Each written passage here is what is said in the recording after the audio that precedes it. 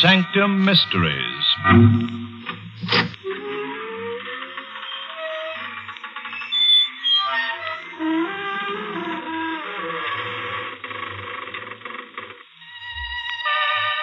Good evening, friends of the creaking door.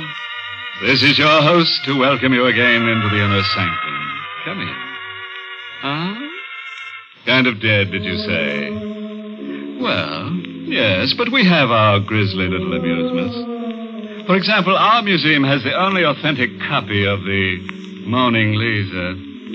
In music, we're very fond of Mendel Groen's Overture to a Midsummer Night's Scream. As for the movies, what really rattled our bones was The Razor's Edge.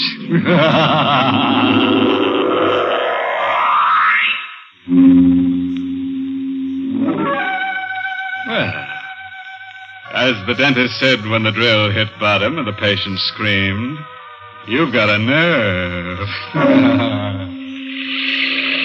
It begins at night, outside a railroad station. It's raining.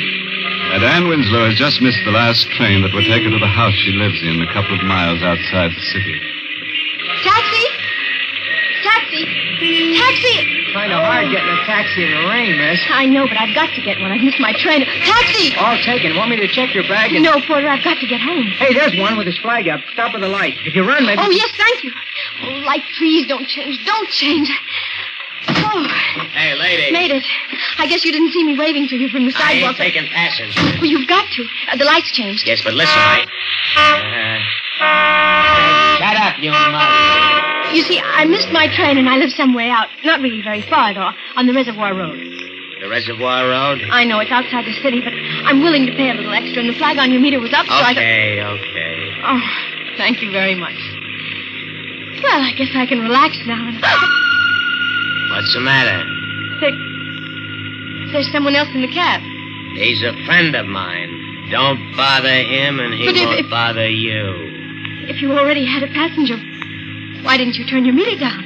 Because he ain't paying for the ride. I was frightened. The man on the back seat of the cab with me didn't say anything or do anything, but I was frightened. His overcoat collar was turned up around his neck, and his hat was pulled forward over his eyes. And I was frightened. Driver? Yeah? I think you passed the Reservoir Road. I did. It was the road that turned off to the right just a little way back. I didn't notice it until after you'd passed it. Okay, sit tight. Hey, what's eating you back there? I have to turn around, don't I? The man, when you stopped short, he slid over. He's leaning on me now. So what? He won't bite you. He's just tired. But I don't know him. Believe me, lady, if you did, you wouldn't be any happier. He leaned against my shoulder without speaking, without moving. His hat was still over his eyes and the upturned collar of his coat still around his neck. My shoulder began to hurt and the weight grew heavier. And somehow from the silent body beside me there came a feeling of cold. Of deadly, paralyzing cold.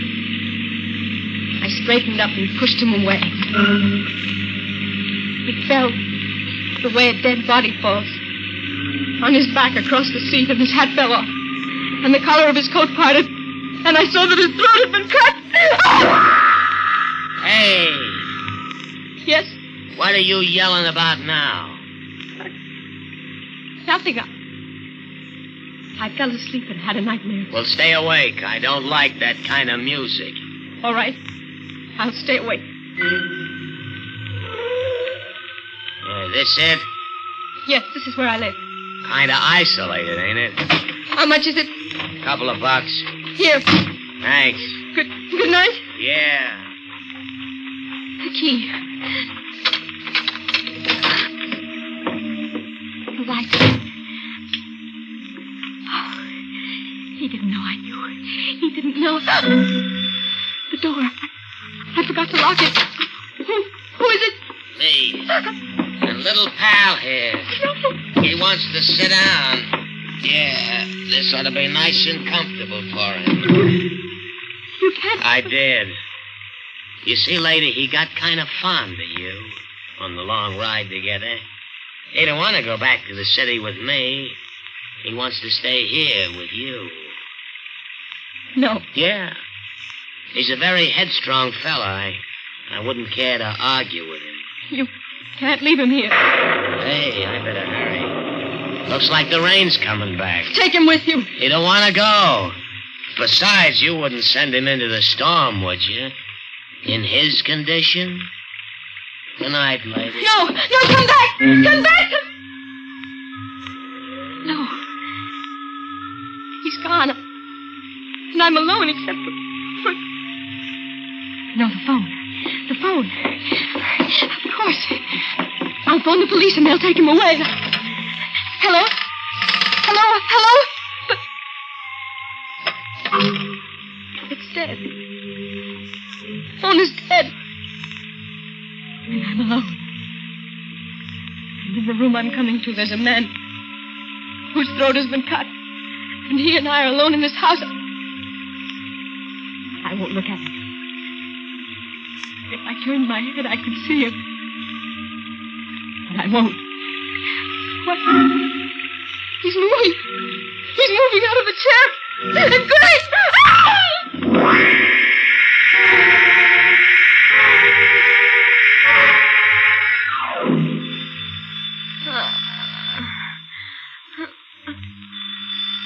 What?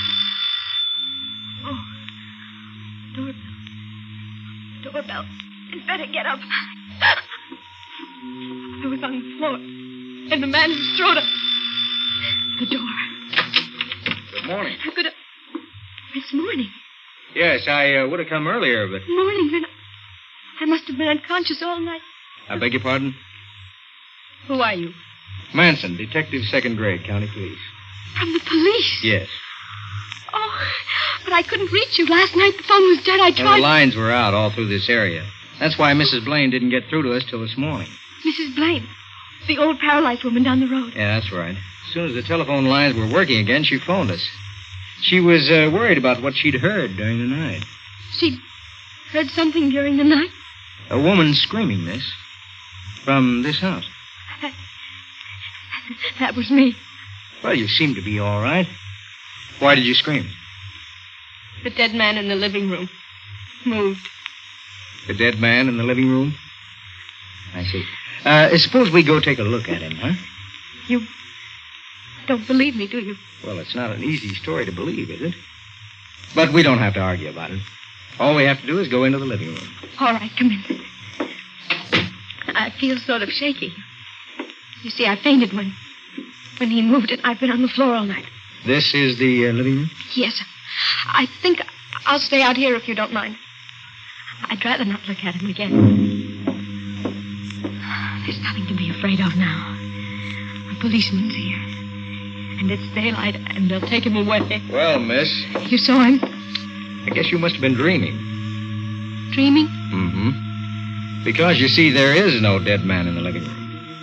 There's nobody there at all. Try looking under the sofa next. Right.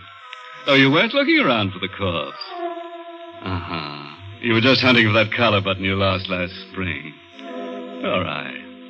Have it your own way. But if you happen to reach in under a hunk of furniture and your hand touches something cold and wet, that won't be a collar button, friend. Well, let's get back to Ann Winslow, who was a nice girl, but who had corpses walk out on her. No dead man in the living room.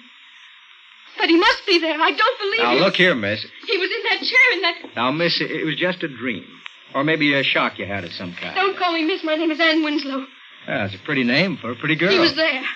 I took a taxi in the city last night when I missed my train, and he was on the back seat, and when I pushed him, he fell over, and I saw that his throat had been cut. And when we got here, the taxi driver brought him into the living room and went away and left him here with me. Well, sometimes it's hard to tell the difference between what you dream and what really happened. Stop trying to be kind to me. He was here. If he was, he'd still be here. Corpses have a habit of staying with it, poor. Oh, wait. There was blood on him. There'll be some on the chair. On the back, maybe, or the seat cushion. Well? Nothing. How'd you happen to miss the train last night? I was at a party. Did you get the taxi's license number? No. The driver's name or number? No. I was too frightened to think. Would you recognize the driver if you saw him again? I'm not sure. It was dark, and I might, but You're not giving me anything at all. There are thousands of cabs, thousands of drivers, and I've got nothing to go on. I'm sorry, Mr. Manson. Well, forget it. The drive out here wasn't bad, and I met someone nice. Thank you. I just wish I could be of more help. Well, if anything comes up, don't be shy about yelling for me. It's my job. You don't think I'm crazy? Of course not. This whole business, well, it was just one of those things, huh? Well, I better get back to headquarters. Yes. You've been very patient. That's all right. So long. Goodbye. Just one of those things. One of what things? He was in that chair. Oh, it's all right now. There's nothing. Nobody in it. But I can't sit in it. Seat cushion's getting shabby. Maybe if I turn it over. On the other side. Someone already had turned it over because it wasn't a dream. It wasn't a dream because there's blood.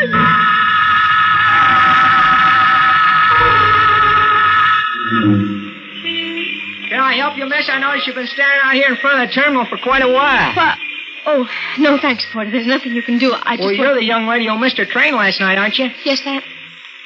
Of course, you're the porter who helped me. Plenty of taxis around now. I know, but I'm trying to find the one I had last night. You are? Yes, you see, I left something in the cab. I thought if I could find the taxi again... Well, that's not easy. Well, but taxis usually work in the same neighborhood all the time, don't they? I mean, they have their special stand and Well, that's true, miss, but you didn't get your cab last night at a stand. It was cruising. Oh. You didn't happen to notice the license number, did you? No, miss, I didn't. Or recognize the driver? I didn't even see him. I'm beginning to wonder if I saw him. I beg your pardon? Nothing. I guess I'd better go. I don't want to miss my train again tonight. Goodbye.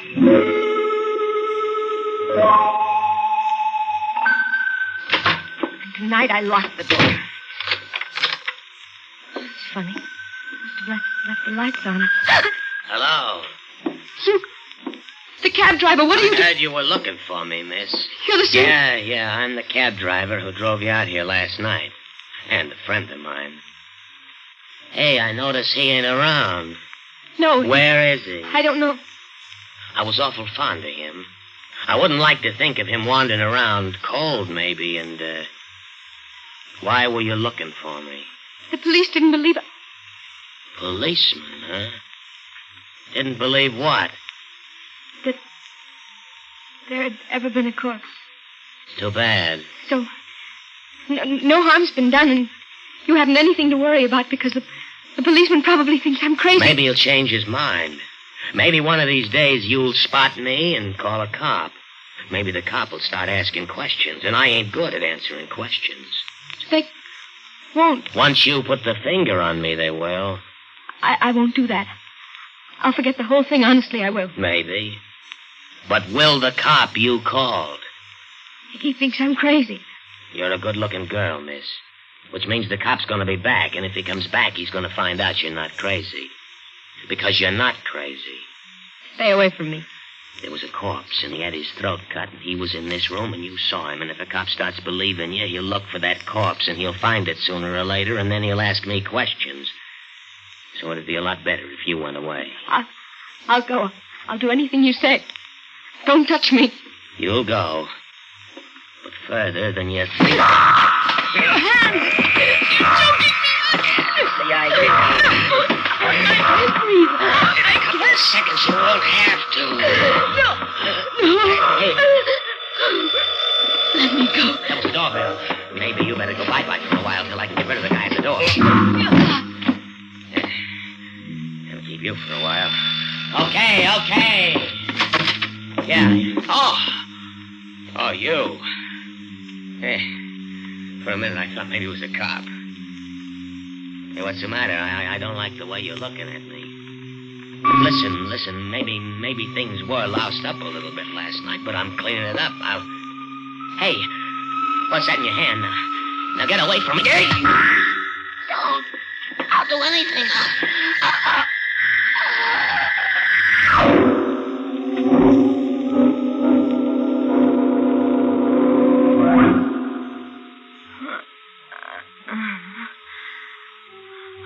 The doorbell. The doorbell. Yes, the door.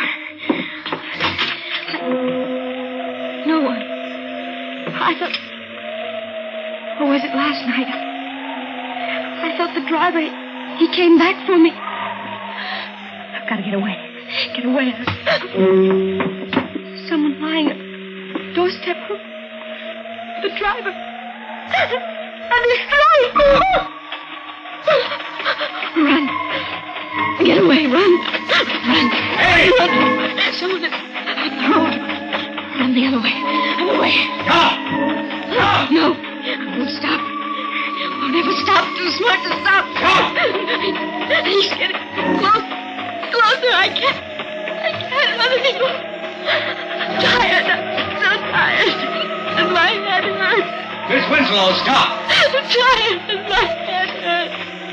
My head. Miss Winslow. Don't. Don't. Miss Winslow, what's the matter? Mr. Manson. Yes. I thought you were... Who? I don't know. Let me help you out. I was so tired. You better get back to your house. No. It's cold. You have no coat. Come on. All right. But he's there. He? The driver. I see. I'll take care of him. He doesn't need care. He's dead. Did you? Somebody... His throat. Got it. Don't talk anymore. He started to strangle me. Shh. Here's the house. How did you get here? My car. It's out in the road. I meant in time to... I was worried about you. Now, watch your steps. I can't go through that door. He's lying across it. You've been very brave. Just step past him. There. Now, we'll shut the door. Now, sit down. The chair here. Not the chair. It's the one... All right. The couch. Thank you.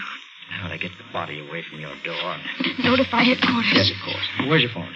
In the hallway, right outside the living room door. Good.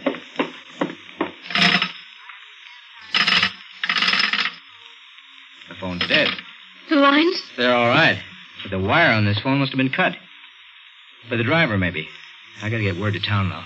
Yes. Can you drive? No. That's too bad. Otherwise, you could hop into my car and...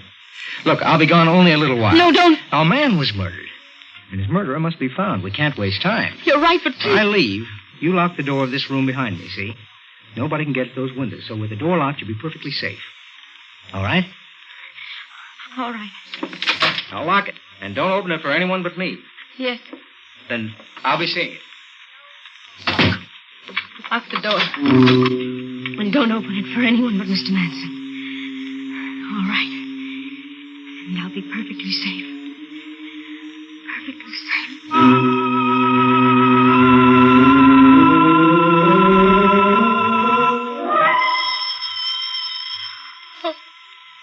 Oh.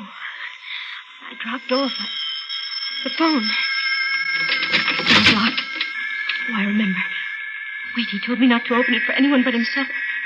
Still, this isn't anyone. This is the phone. No, I'll let it ring.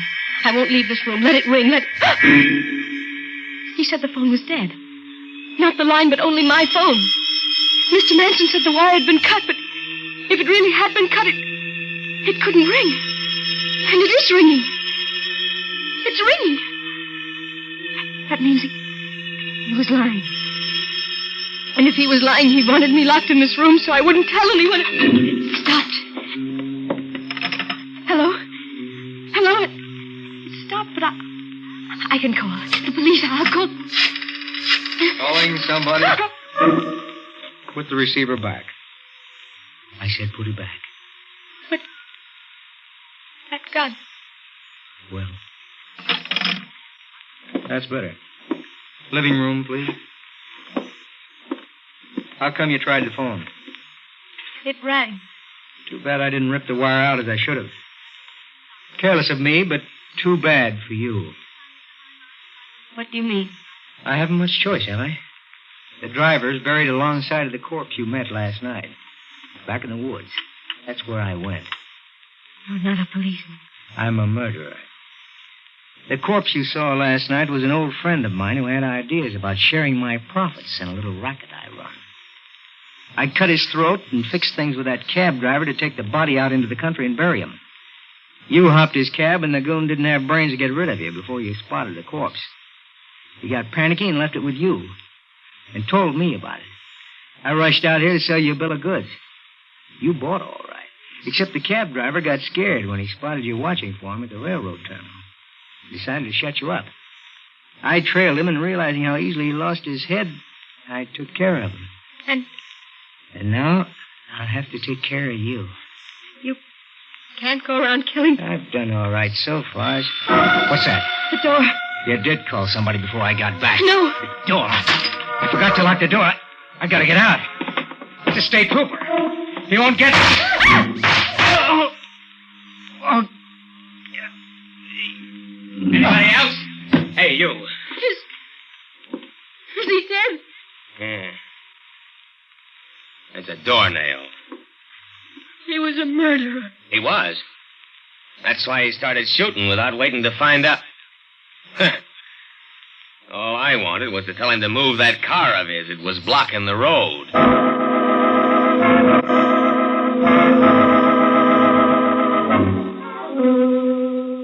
Quite a cut-up, Mr. Manson, wasn't he? And ambitious, too. Wanted to leave his mark on somebody's throat. He probably believed wholeheartedly in that proverb. You know the one. All work and no slay makes Jack a dull boy. Oh, that reminds me. I'd better hurry out and turn the motor off on that taxi. Oh, yes, it'll be still going. You can rely on that because nothing's sure but death and taxis.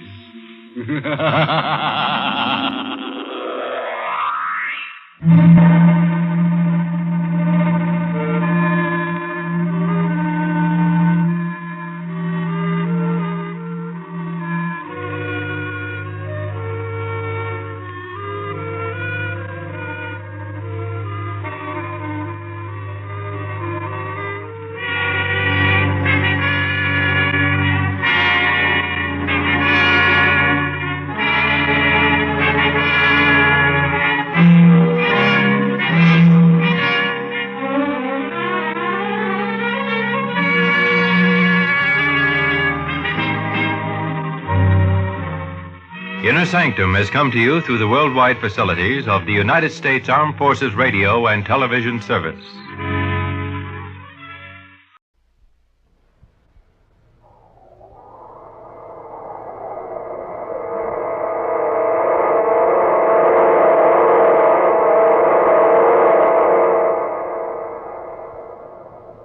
Dark fantasy.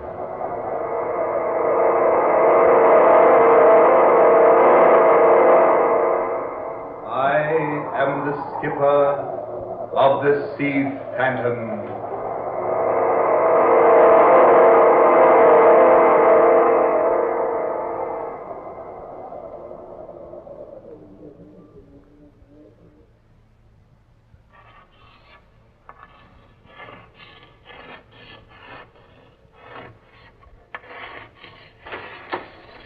I say, sir, and what be you doing in the captain's cabin? Do you hear me, sir? What be you doing sitting there writing on the captain's slate? Oh, ignoring me, eh? Now, look here, you. This is Captain Strong's own cabin, and no one's got any business of sitting here a-writing. I say, you're not a member of this crew. Going down. Your face. Look at you. Why, you're not human. Captain! Captain Strong! Captain!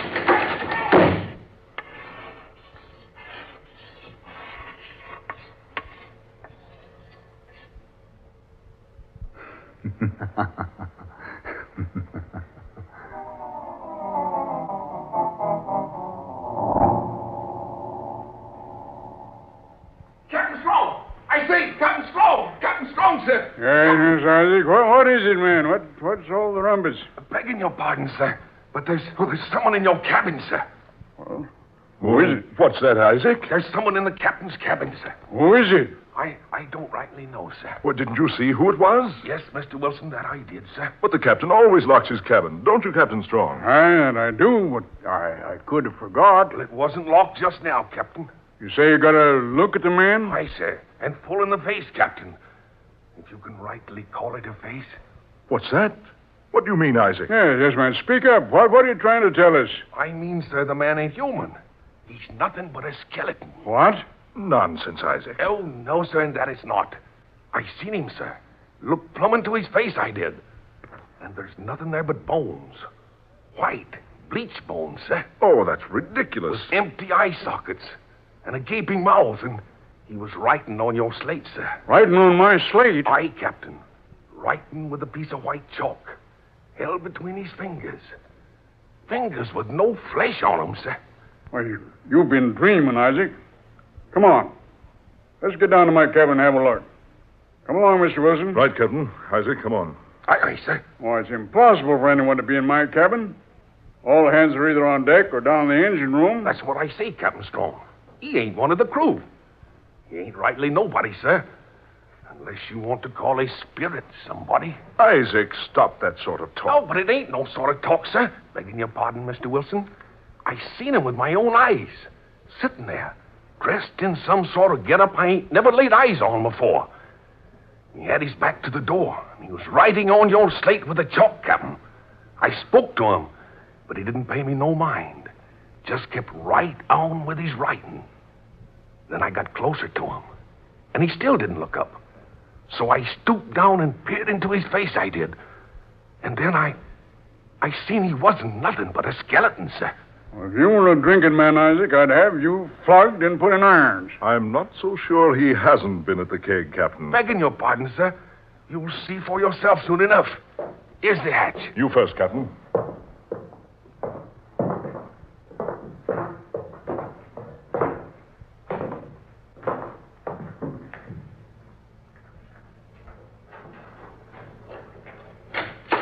Just as I thought.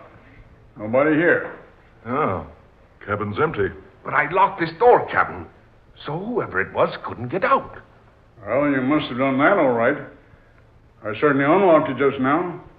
You can see for yourself, Isaac, there's no one in here. No, nobody. And no way out except through that door. I say, Captain, have a look. Yes, Mr. Wilson, what is it? Your slate. There is writing on it. Eh? What's that? Well, here, let me see. Here. There, Captain Strong. You see, sir? That's not your writing, is it? No. No, it isn't my writing. Then one of the men must have been in here and wrote that. No, I don't think so. Because this writing is a style and a type that was used more than 200 years ago. What? Well, let's see. I say. That is strange writing. It's English, all right. Such a peculiar spelling and phrasing. Blimey, I can't read it at all. Isaac. Aye, Captain. Now, seeing this, I can't help but believe that you saw somebody sitting here in my cabin writing on my slate. But I won't be convinced that it was a skeleton. But I tell you, sir, It was your imagination, Isaac. Oh, no, sir, it wasn't no imagination. I said it was your imagination. You understand? Aye, sir. Now, I don't want you to open your mouth about this to the crew. You hear me? There's some explanation. I'm not going to have you stirring up the crew with this. They're all superstitious enough without that. Aye, sir. Those are orders, Isaac. I'll have you in irons if you breathe a word of this to the men. Aye, sir. That's all, Isaac. Aye, sir. Well, Captain Strong? What do you make of it, Wilson? Most extraordinary. I'm positive Isaac did see someone in this cabin. But surely not a fleshless creature. I don't know. Isaac is a sober, steady sort of person. But confound it, man. He hasn't much imagination. Well, who ever heard of a skeleton aboard a ship, much less one that could write on a slate? Stranger things than that have happened at sea. You know that. Yeah, that I do. But I can't convince myself that what Isaac saw was really some fleshless creature without a brain or heart or eyes. Can you make out the writing on the slate? Yeah, I think so. Says, it is not correct, the information you have about the sea phantom. Change your course 6 degrees north, northeast, to location 26 degrees, 7 minutes longitude, 18 degrees, 9 minutes latitude. Jonathan Strange. Jonathan Strange? No, it can't be. He was the famous captain of the Spanish galleon, the Sea Phantom. The one we're hoping to locate. Yeah, he was. Jonathan Strange. Dead for 224 years. Lost in a gale in 1718. Yes. But not in the position this message on the slate directs us to. No, indeed. The Sea Phantom was supposed to have foundered at 20 degrees longitude. The message says 26 degrees and 7 minutes. Yes. Could this be a trick? A trick, Captain? Someone else who's heard of the immense treasure that went down with the Sea Phantom. Someone who's trying to steer us off our course. Get to the treasure themselves. I doubt that. Why do you say you doubt it, Mr. Wilson? Well, sir, we've kept the entire expedition completely secret. Not even the crew know what we're up to. We've tried to keep the entire expedition a secret. I'm positive I haven't mentioned to anyone. Nor have I, Captain Strong. When I stumbled upon the information about the Sea Phantom, I knew there was an excellent opportunity to recover almost $1 million worth of gold. And naturally, I needed a boat. You were the first one I thought of. Neither of us would have had a reason for disclosing our knowledge about the treasure. That's just it. That's why I'm so inclined to believe Isaac was telling us the truth. About the thing without flesh, writing this message? Precisely. That's unbelievable. Even so, Captain, you must admit that a man who's been dead more than 200 years certainly wouldn't be much more than a skeleton. Isn't that right? You mean... good heavens. You mean this message was actually written by Jonathan Strange himself? I mean exactly that. I wonder. What about it, Captain? Do we change the course? I don't know. What's your advice? Normally, I'm not superstitious. But, well, what can we do? I've never believed in ghosts or spirits up to now. But that message on that slate certainly is convincing. Then you're in favor of following the instructions. Well, Mr. Wilson? Yes. Let's change the course and go to the spot the message mentions. If you're willing to take a chance, I certainly am.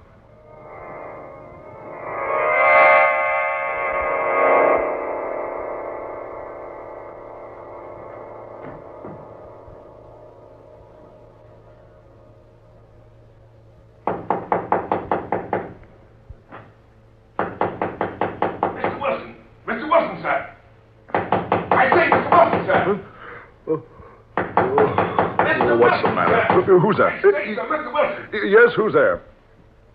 Me, sir. Isaac Newton, sir. Well, come in and stop that noise. Now, what in thunder's gotten into you, waking me up in the middle of the night? What time is it anyway? 8 bells, sir. Midnight. Midnight. A big day ahead tomorrow. Oh, confounded man, what do you want? Well, I'm standing watch alone tonight, sir. Maybe I should have told this to the captain, but I come to you first. Well? Well, I've just sighted a boat to the port side, sir. Well, have you identified her? Oh, no, sir. You see, well, she ain't carrying no lights, sir.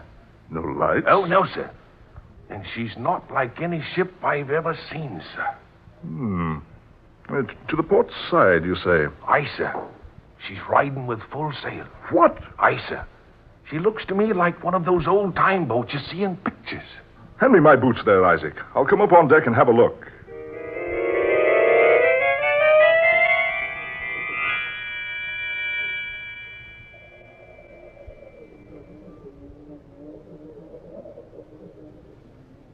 There she blows, sir. You see? Not a sign of life aboard her, sir. And the moon's full tonight. Look, man. Look. What, Mr. Wilson? That name on the bow. I can't see that far, sir. My eyes are... That name. The Sea Phantom. Sea Phantom, sir? Yes. No wonder she's carrying no lights. No wonder there's no one aboard. What do you mean, sir? Isaac, if you've never seen a ghost ship, take a look at that boat out there. Ghost ship? Yes. The Sea Phantom went down in these waters more than 200 years ago. Blow me down, sir. Are you having a joke with me, Mr. Wilson? No. No, this is no joke. That's a ghost ship, right enough. You watch. She'll be gone in a minute or two. Begging your pardon, sir. But that boat's real. Ghost ships always look real, Isaac. But look you, sir. She's close enough to see. She's within throwing distance, I do believe. Here. This belaying pin here, Mr. Wilson. I'll try to throw it aboard the Sea Phantom. Good. You watch. That pin will just go through thin air. We'll see, sir. Well, here goes. Ah. There, sir. You hear that? She is real. But that boat's so old, she should have fallen apart years ago. And besides that, she's supposed to be at the bottom of the Atlantic. She looks old enough, all right, sir. But I don't understand what you mean about her supposed to be... Isaac. Aye, sir. Lower a boat. A boat, sir? Yes, confounded a boat. Lower one at once. Are we going aboard the Sea Phantom, Mr. Wilson? I am, yes. Now lower a boat to the port side and double quick about it.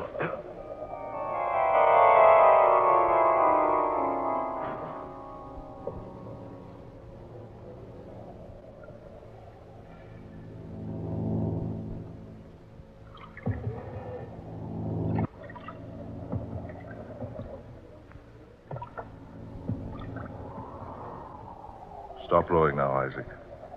Ease up alongside. Aye, sir. Tie up to that rope hanging there. Right, sir. There. All set, sir. Right. Well, you stay here and watch, Isaac, while I go aboard. If I'm not back in a half hour, come aboard looking for me. Aye, aye, sir. Half an hour, sir. If you're not back by then, sir, I'll come aboard after you. Keep a sharp lookout, Isaac. Let me know if you see anybody aboard. Aye, aye, sir.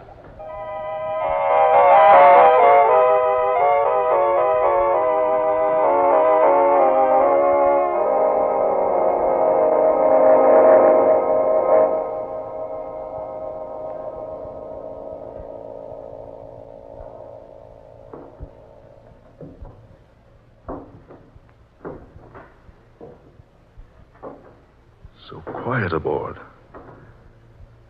Can't even hear the wind. No sign of life. No sign of life having been here for score upon score of years. Rotting timbers. Sea-soaked deck. Twisted, tangled ropes. Empty kegs with rusted hoops and warped staves. Strips of time-worn sails. And canvas swaying on the masts. Everything's so quiet. Quiet as though in reverence for the dead. Here. The hatch. Captain's quarters must be down here.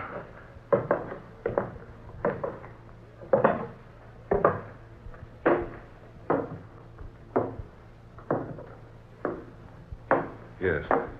Yes. This must have been his hangout. Let's have a look. A light burning in here. Hey, say, what's that? Oh. Bones. An entire human skeleton slumped here in the corner of the cabin, as though a man had propped himself up there and died. Exactly, my friend. Who's that? Did someone speak? Certainly me. But where are you? Over here. But I don't see you. There's no one in this room but myself. Yourself and that gentleman slumped there in the corner. Who are you? My name is Jonathan Strange. Jonathan Strange?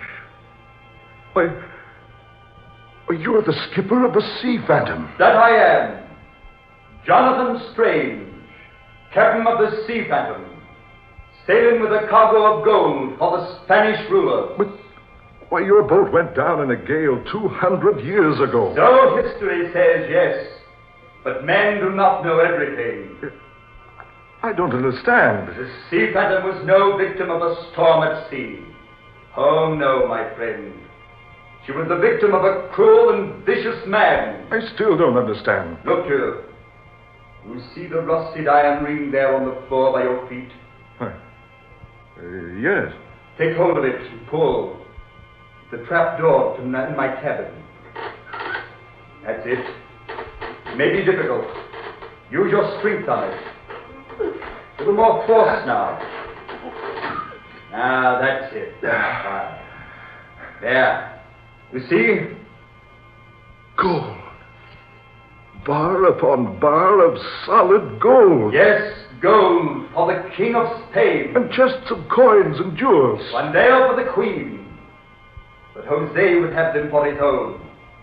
He intends to mutiny the crew and steal the treasures that have been entrusted to us. Who's this Jose? Jose Menel, a wicked and cold-hearted fiend.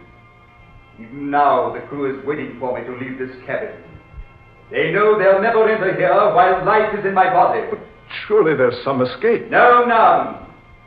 They think I remain here to starve to death. They're fools. They do not know that they're about to perish, like the rats they are. What do you mean? Don't you smell the smoke? Listen. You can hear the flames. Yes. Yes, I do. And they cannot escape in the boats, because I foresaw this mutiny and put the lifeboats out of commission. But can't you escape? No, of course not.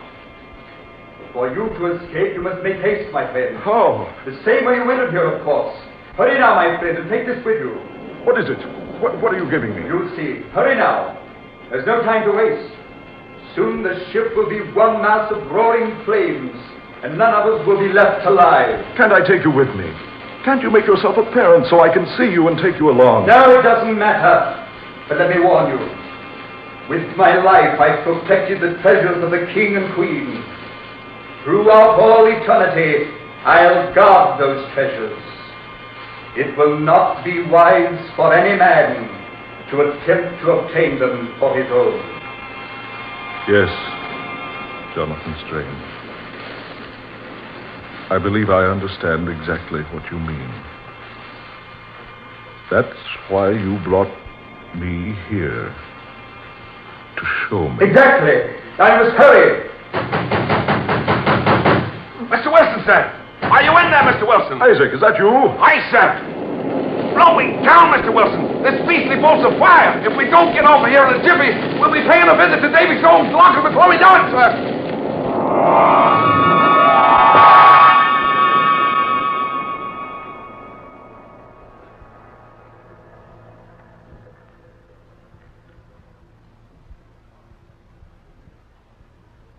And so, Captain Strong, that's exactly what happened.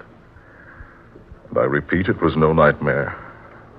Isaac here can vouch for that. It's the very truth, Captain Strong. Word for word. So help me heaven. And that was fair warning. And whoever attempts to get the treasures of the Sea Phantom is doomed. Aye, sir. Just as those mutineers were doomed 200 years ago, sir. It's odd. Very odd. I'm amazed you or the others of the crew weren't awakened by the sound of the fire. No? None of us heard a sound.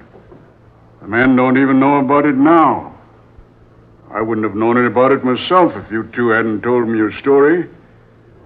If I hadn't seen those bits of charred wood floating on the surface this morning. It was a huge treasure, Captain. I saw it in its hiding place, beneath the skipper's cabin. And you got none of it? Not a single bit. Oh, wait. I almost forgot.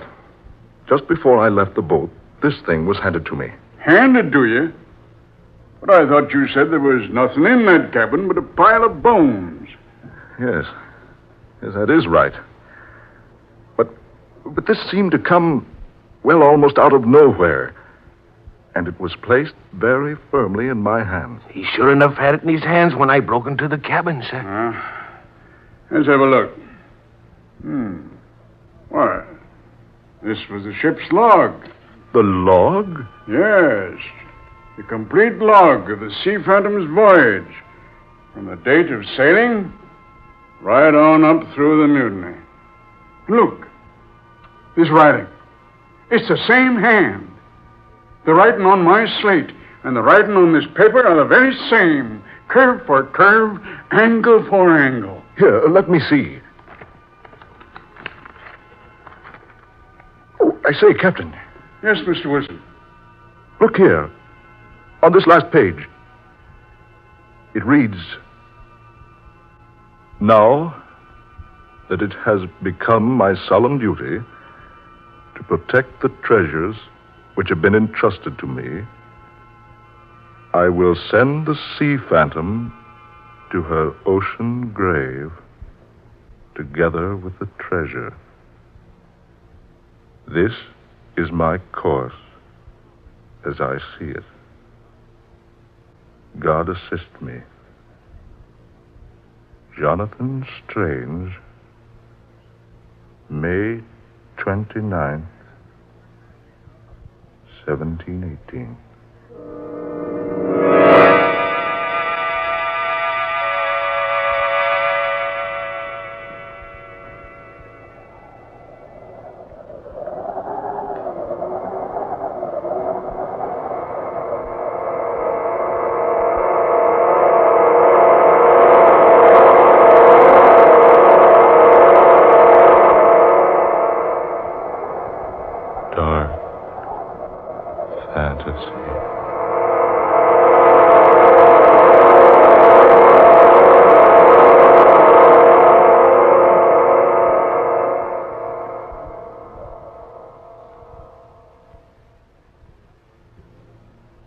You have heard The Sea Phantom.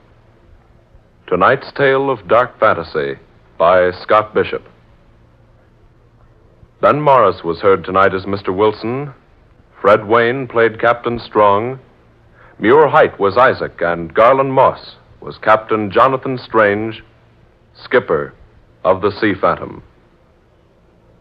Next Friday at this time, we'll bring you another dark fantasy drama. Being the 13th story in this series, and next Friday being Friday the 13th, Scott Bishop defies superstition utterly and completely to bring you one of his most exciting and unusual tales. Listen for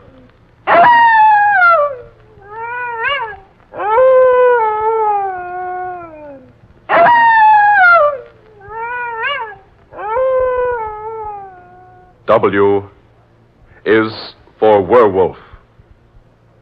A weird adventure laid upon a sunny tropical island where all seems peaceful and serene, but where a grim and vicious destiny festers slowly into breathtaking, unbelievable reality. Dark Fantasy originates each Friday night in the WKY studios, Oklahoma City. Tom Paxton speaking. This is the National Broadcasting Company. The Carter Coal Company and the dealers of Olga Coal present The Mummers in the Little Theater of the Air.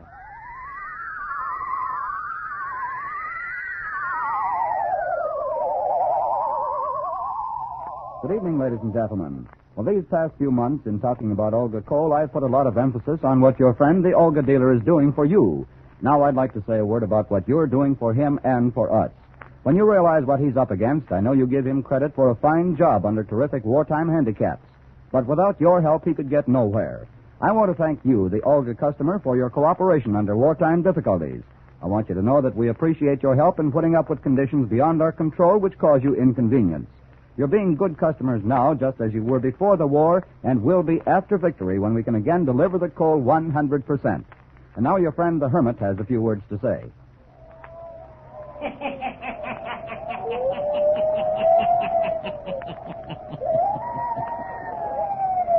Oh, stories. Weird stories. And murders, too. The Hermit knows of them all. Turn out your lights. Turn them out.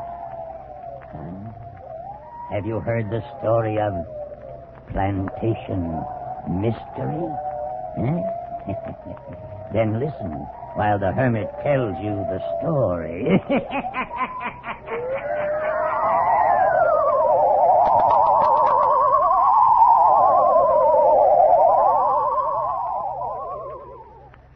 It doesn't matter what I told you previously. I've changed my mind. That's what I can't understand, Mr. Grenfell. What can't you understand? You promised that if I would bring my family and come to this plantation with you, I should share in half the profits. And why should you share in half of them? Haven't I worked hard, Mr. Grenfell?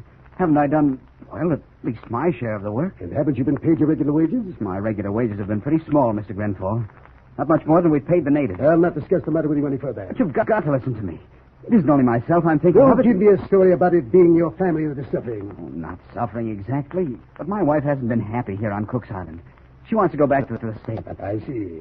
So if I gave you a share in the banana crop, the coconut crop, and the copra, you'd leave the island. No, sir. I wouldn't leave.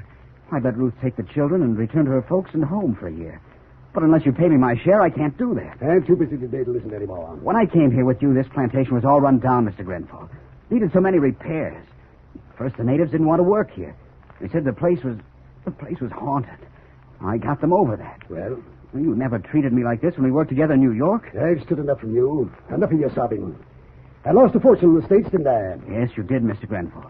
And when you lost everything, I did too. My great-grandfather Grenfell owned this land here on Cook's Island.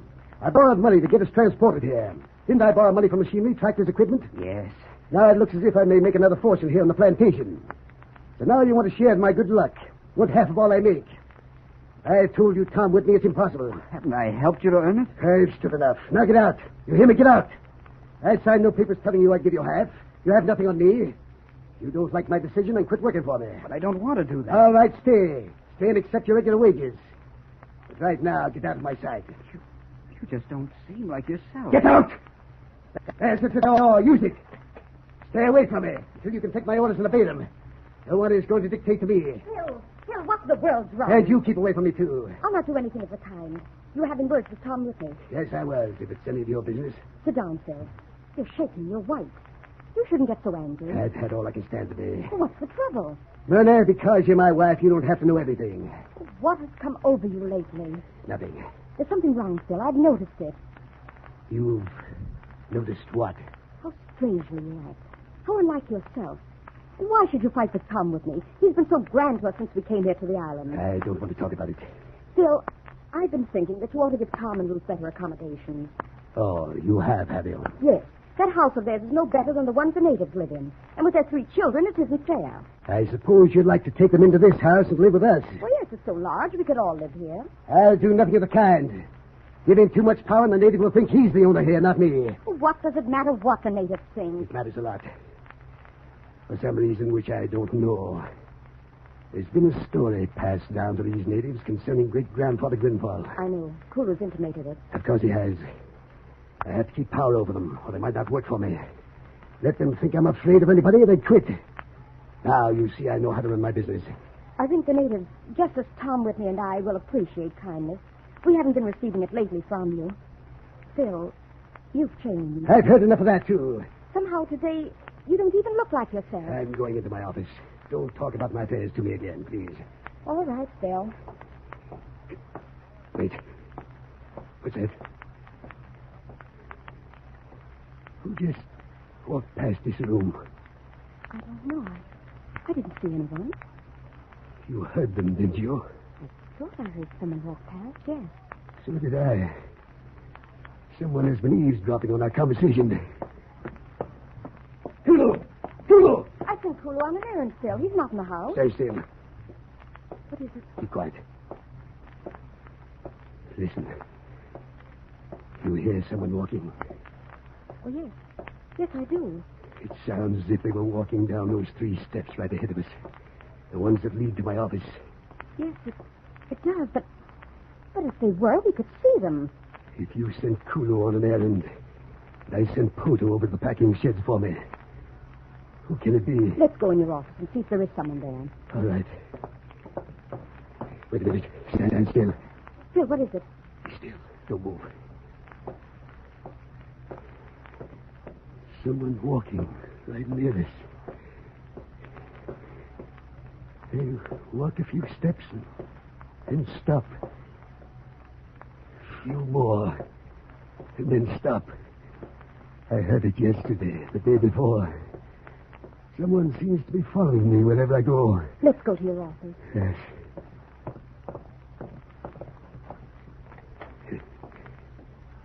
Well, there isn't anyone in here.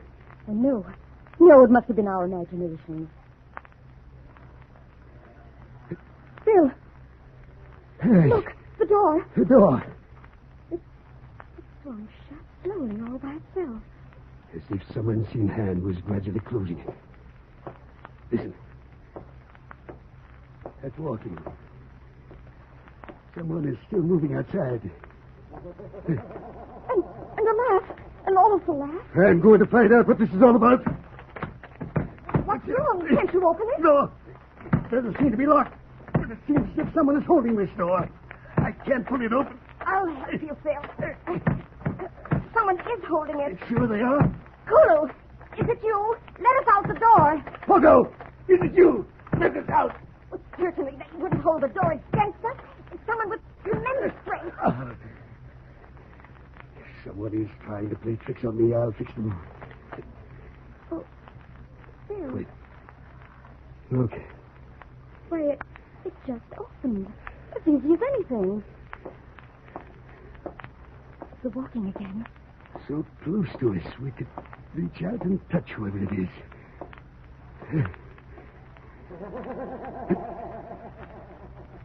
They'll laugh again. Those natives are playing tricks on me. 3 days, 3 nights, I've heard this sound of walking and weird laugh. Now you hear it. I tell you, if I don't find out what it is, it will drive me mad. Come back in and sit down. We'll question Toto and Kulu. They may be able to give us an explanation. I'm going to have this house guarded day and night. I'll find out what it is. Sit down, Phil. You're going to make yourself ill. Who could have been holding that door? And who could be walking near me all the time? And yet be so invisible that I can't see them. There's only one answer. Someone is trying to play a trick on me. Attempting to frighten me. Get me out of this house. Look. Was the door to your strongbox open when we came in here before? No. Well, it is now. Simply. What did you have in it? Money. Money. Every cent of money I made on a banana transaction. It's gone. But how did anyone get in here? We just stepped out for a minute. Gone. Every bit of money gone. I can't understand. Someone came in here, took it. But how did they get in without us seeing them? I see it all now. Through this window, this open window. That's how they got in. While we were trying the door? Yes. And I know who it was. I know who it is trying to devil me. Who is it, Phil? Getting the natives lined up against me, I know now. But who? I'll have him jailed for this, the thief. Stealing my money, trying to drive me mad so he can own this plantation. I know who it is. It's Tom Whitney. He is going to jail for this.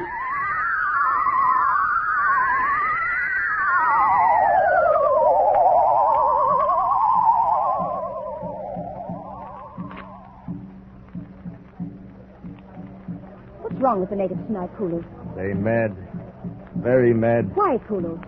They no like Master Grenfell. But tell me why, Kulu? Or put Master Whitney in plantation jail. They no like. Can't you explain to them that he stole Mr. Grenfell's money? They say he no take it. Then, do they know who took it? They say plantation haunted. Strange man. Dead man. He take money. Oh, nonsense. You know better than that. How could some dead person take money? Kulu no say. Plantation haunted. Kulu father, he tells story to him. That's silly. Can't you get the natives to stop beating drums and that horrible chanting? Oh, Kulu no stop him. Where's Toto? He with others. He say he no work this house. Kulu go too. Strange sound. Strange walk in house. Kulu hear it. But you can't leave me, Kulu. Please ask the natives to stop. They stop, maybe you take boss man out jail. But Mr. Grenfell won't do that, Kulu. He thinks Mr. Whitney is guilty. He thinks he's hidden the money away. Kulu say no. Native workers say no. They all go. Let them leave, then. Somebody come in darkness. Yes, I see coming this way. Oh, it's Ruth. Good evening. Good evening, Ruth. Come up on the porch. Kulu, you tell the natives to disperse. Get away from this house. Kulu go tell what Lady House say. Sit down, Ruth. Where's Mr. Grenfell, Myrna? He's sitting in his office. Do you suppose it will do any good to talk to him? I don't know, Ruth. You know Tom is innocent. You know he wouldn't take money. I don't know what to say. Tom and Phil had an argument the day it was stolen. I know. Tom came right over to our quarters and told me about it. He was right there at the time the money was stolen. Myrna, you know I don't lie. I've tried to talk to Phil, but it isn't any use. Tom wouldn't take anything that didn't belong to him. But he thought Phil had mistreated him. Oh, Ruth, why don't those natives stop that horrible beating of the drums? They won't. Not as long as Mr. Grenfell keeps Tom in prison. They're in sympathy with him. And it only causes more trouble. The Phil says that he won't let them dictate to him. He thinks they want to drive him off the plantation. Myrna, I'm going in and plead with your husband. He can't mistreat Tom this way. They've been friends for years. You can go talk with him, Ruth, but I can't promise that it'll do any good. Tom says he can keep him there forever, as long as he's innocent. But I can't have this happen. I hope you can get him to change his mind. Oh, wait. Who was that, Myrna? Where's Phil? It's coming from his office. Hurry. We're coming, Phil. We're coming. Mr. Grenfell, what is it? What happened? Water. Get me water. You stay with him, Ruth. I'll go get the water. What happened? What is it? He almost got me. Almost killed me. Who did? What happened? Water. Tell her to hurry. I'm choking. She'll be here in just a moment. What? Mr. Grenfell, there are huge red marks on your neck. He almost killed me. Here, drink this. Oh. Look at his neck, Myrna. He says someone tried to kill him. Oh, Phil! I'll find out what this is. I'll find out. Can you tell us what happened? I don't know exactly. I was sitting here at my desk, adding up my accounts, and all of a sudden I heard that walking we heard the other day. Yes? It was right outside this room. But I didn't move. I thought perhaps I could catch whoever it was. So I sat perfectly still. Blew out my light. Yes, Phil? While I was sitting here, perfectly still, I heard the walking.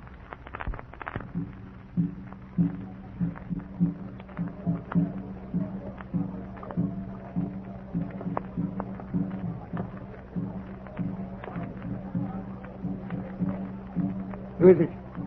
Who's there? Is it you, Kulu? Toto. What do you want? Get away from me! Get away! Help! I tried to get you to hear me. But the ladies were making so much noise outside you didn't come. We heard you call for help. Yes, we came immediately. It seemed as if you would never come. But whoever it was left as suddenly as they came in. We didn't see anyone, Phil. You see, Mr. Grenfell, it must be the same person who took your money. You see, it wasn't Tom. He's in jail. Oh, we've got to get away from this plantation. We've got to. It may not have been your husband, Mrs. Whitney. But he's hired someone to kill me. You know he wouldn't do such a thing. I don't know anything of the kind. But this I do know. No one will drive me away from this plantation, never. And when I find out who it is that's trying to make away with me, when I find out who is working for Tom with me, I'll have them both killed. Both of them. I'd like again. You hear that? Someone walking outside this room. Again. Here again. I'll get them this time. There's something white standing there in the doorway. I'll stop this. Phil! I'll stop whoever it is. Don't you Stop cry it, like man. that. Stop! Trying to kill me.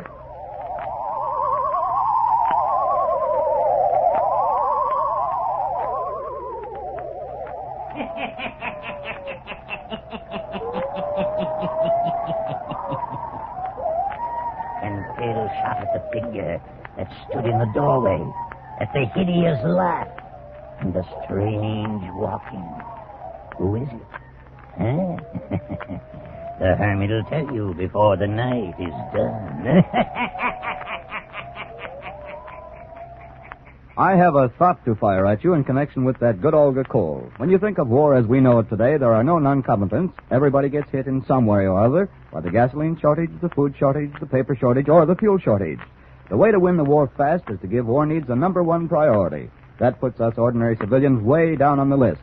It pinches us on a lot of things, and when we're pinched, we howl. Well, that's as it should be. We're lucky enough to live in a country where we're free to howl to our heart's content. But we're also free to know that the things we do without are helping us to keep our freedom.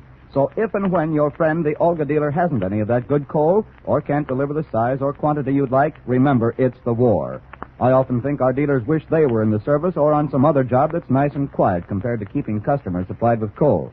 And I'll even go so far as to guess that when they can't sleep nights, instead of counting sheep, they spell O-L-G-A-C-O-A-L over and over again to themselves until they drop off out of this troubled world and get a bit of rest until the next morning when the alarm clock reminds them that they'll have to face the telephone again. But I'll not be able to face the Hermit if I take any more of his time, so come on in, Hermit.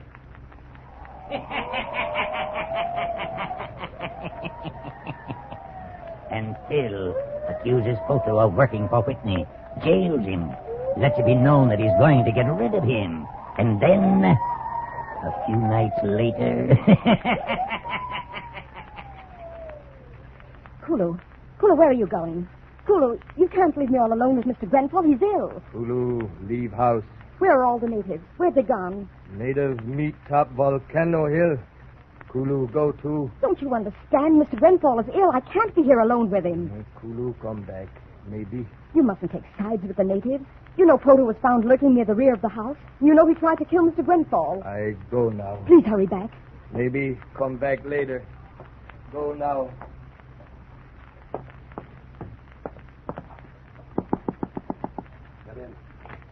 Phil, Kulu just left to join the others. Let it go.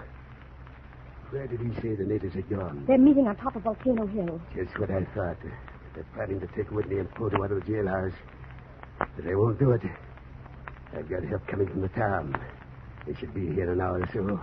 I think we should get away from here. It's been terrible these last few days. I'll never leave. What's more, I think you should give Whitney his freedom. Don't talk to me. Give him his freedom and let him get the whole native force to work for him. Let him make my plantation go to ruin unless I give him part share in the crops. Well, don't you think you ought to give him his share and stop all this? I never will. They'll have Poto strung up for trying to take my life. Poto claims he didn't. You're ill, and you seem to be turning anywhere for revenge. That's it, is it? You want someone to kill me, do you? Oh, no. Maybe you're at the bottom of all this, along with Whitney and the natives. Phil. They're going to make a fortune here, just as my great-grandfather before me. You can all leave me if you want to. But your great-grandfather died of fever on this island, didn't he? What good did all the money do him? He left a fortune for my father's father, didn't he? Yes, and your grandfather was smart enough to get out of this country. I'll leave, too. As soon as I made money. As soon as I get rid of Whitney and subdue these natives, I'll make it. Don't get so excited. It's not good for you. Now, you see, you're shaking again. You better let me take you to your room. All right, I'll go. As soon as the authorities come from town, tell them to guard this house night and day. I will. Now come to your room and go to bed. You're so weak. Here, lean on me. Yes. I'll be all right.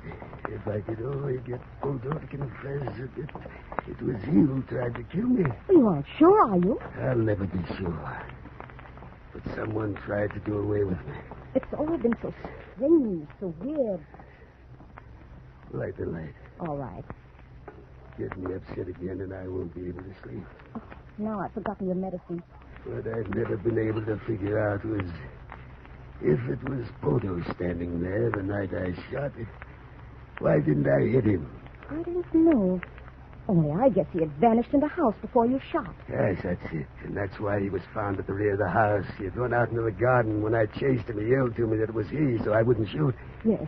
Now, don't think about it tonight. I'll go downstairs and get your sleeping powder, and you get ready for bed. No one will drive me away from this plantation. I'll be right back, Phil.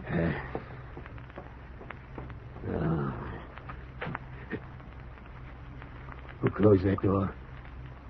Who closed it? There's someone in this room. I can't see them. What is it? Oh, no, help! Get away from me! No.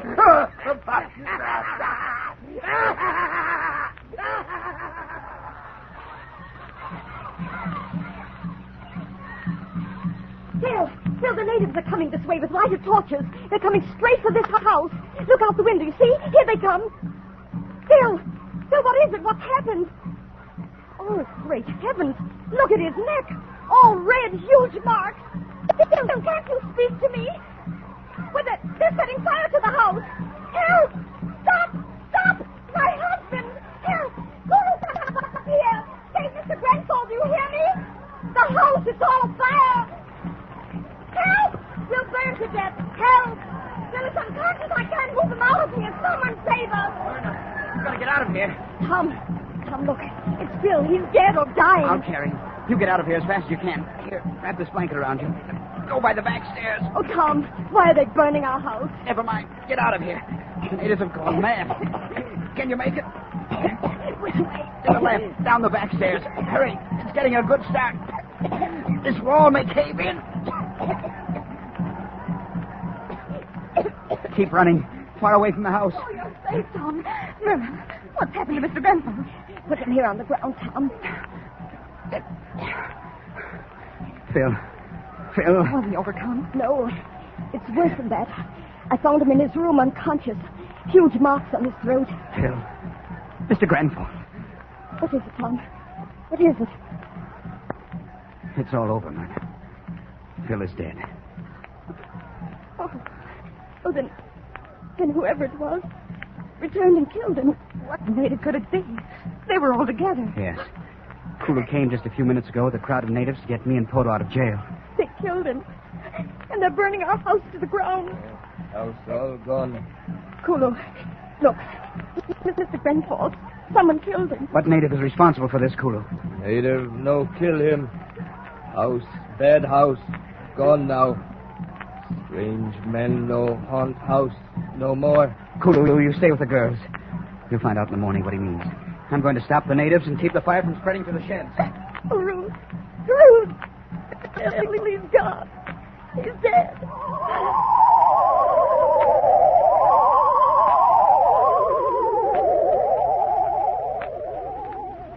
They found this old box hidden under the floor of the room Mr. Grenfell used for an office. Did you read all the letters, Tom? And everything it says? Yes, I took the liberty of reading them before I brought them to you to read. I finished reading them.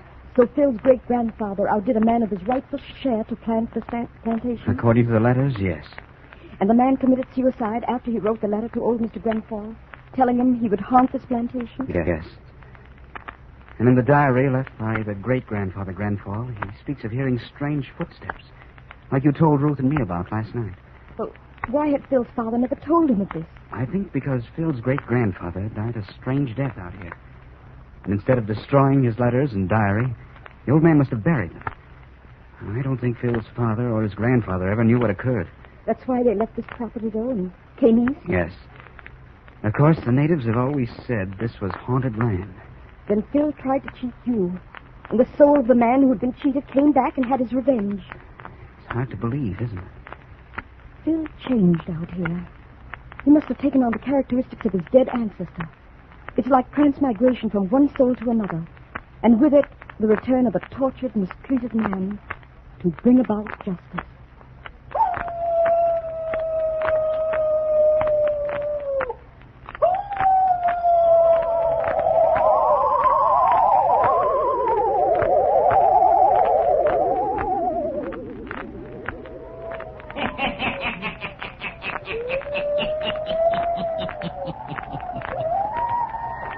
Plantation Mystery is solved. A haunted soul did return for revenge. Yes. Turn on your lights. Turn them on. You've just listened to the 410th story by the Hermit, made possible through the courtesy of the Carter Coal Company, producer of Olga Coal and your friend, the Olga Coal dealer. That word friend is full of meaning for you these days. The dictionary defines it as one who entertains for another such sentiments of esteem, respect, and affection that he seeks his society and welfare. Now, isn't that just about a perfect definition of the man who looks after your coal needs? I don't really have to tell you that you can trust your Olga dealer to look out for your interests. You know he appreciates your patronage and wants to keep you on his side. Sure, I know nowadays he can't always give you as much coal as you'd like as promptly as you'd like it, and he can't always even give you the kind of coal you'd like or the size you'd prefer. But you can count on him to do his best. In these war days, that's all anyone can do. So don't shop around for coal. And above all, don't get panicky about deliveries. After all, these shortages are never as bad as you think they'll be. You're still eating and wearing shoes and clothing, aren't you, in spite of what you've heard? Well, the chances are you'll not freeze either. And remember the reason for all the shortages. What you don't get is going to help those boys of yours and ours at the fighting fronts. By saving every bit of coal you can, you're doing your part on the home front. And remember, when you do order coal, ask for Olga coal, spelled O-L-G-A by name. Olga coal is a good buy because of its smokeless, dustless, economical qualities, so keep on asking for it. And keep on buying war stamps and bonds till it hurts the enemy so badly, he'll throw up his hands and surrender. Buying war stamps and bonds is one way that everyone can help win the war, regardless of age, health, means, or occupation. Every penny you citizens of the United States and Canada put into war stamps and bonds weighs the balance that much further in our favor against the Japs and Nazis. Buy war stamps and bonds, and don't stop until the enemy gives up. And the Hermit has more stories for you. Listen in again next week for my hounds howling. I'll tell you the story of the Haunted Theater. I'll be back. Pleasant dreams. Jack Lellman speaking.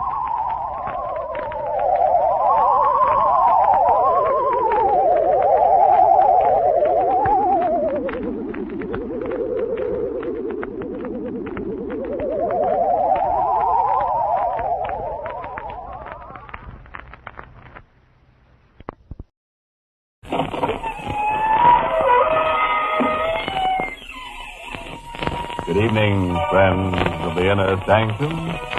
This is your host inviting you through the squeaking door to give you a peek at the latest style in murder and mayhem. Yes, friends. The styles in crime change like anything else. You know, there's a new look to the corpses these days. Blood is running longer for the ladies. Stranglers report that the new long hairdo is ideal for garroting girls with their own treasures. Only one girl ghost I know of complained about the long dresses. She says that she's been wearing long sheets for years, and now no one can tell her from a human that she can't haunt people anymore. Isn't that terrible?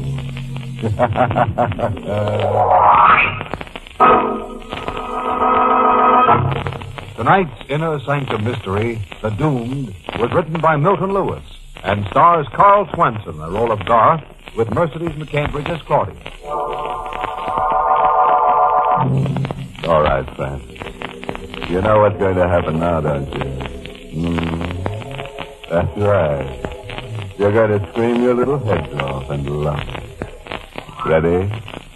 Then gather close to the fire and listen to Garth Walden tell us his strange story.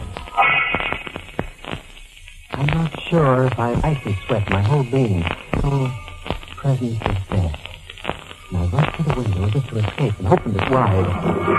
And with the breath of the cool night air on my face, my eyes cleared and I looked at Nina's bed. And I knew that she wasn't sleeping. I called. Nina! Nina, wake up! She didn't stir. Nina! I was terrified. I knew that the slightest sound usually woke her. And I shook her. Nina! Nina, talk to me. It's me, God. Nina! And then I saw it. The bruises on her neck. I knew I'd murdered her. Frantically, dialed her number. I glanced at her. Her eyes were closed. She was still, so deathly still. Hello. Hello there. Lyman. Yes, this is Lyman Simmons. Who's calling? I'm sorry to wake you at an hour like this. Who is this? Garth Walden. Oh, what do you want, Garth? I'm in a terrible jam. Well, what's the matter? I murdered my wife. What? When? No? Just you. I don't know what to do. I need help desperately. She's lying there on the bed. Now, get a grip on yourself. Do exactly as I tell you. Yes. Get a suitcase. Pack some clothes. Yes. Pack your jewels. Take anything that's small and valuable. You hear me? Yes. When you leave, lock the door. Make sure of that. Yes, I will. Then come directly to my place. Don't take a cab. Walk. It's only a short distance. Yes, I understand. Don't let anyone see your face if you pass them on the street. Make sure no one sees you come into my house. Yes, I'll be careful. Remember everything I told you. I appreciate what you're doing, Lyman. Goodbye. Goodbye, Guy.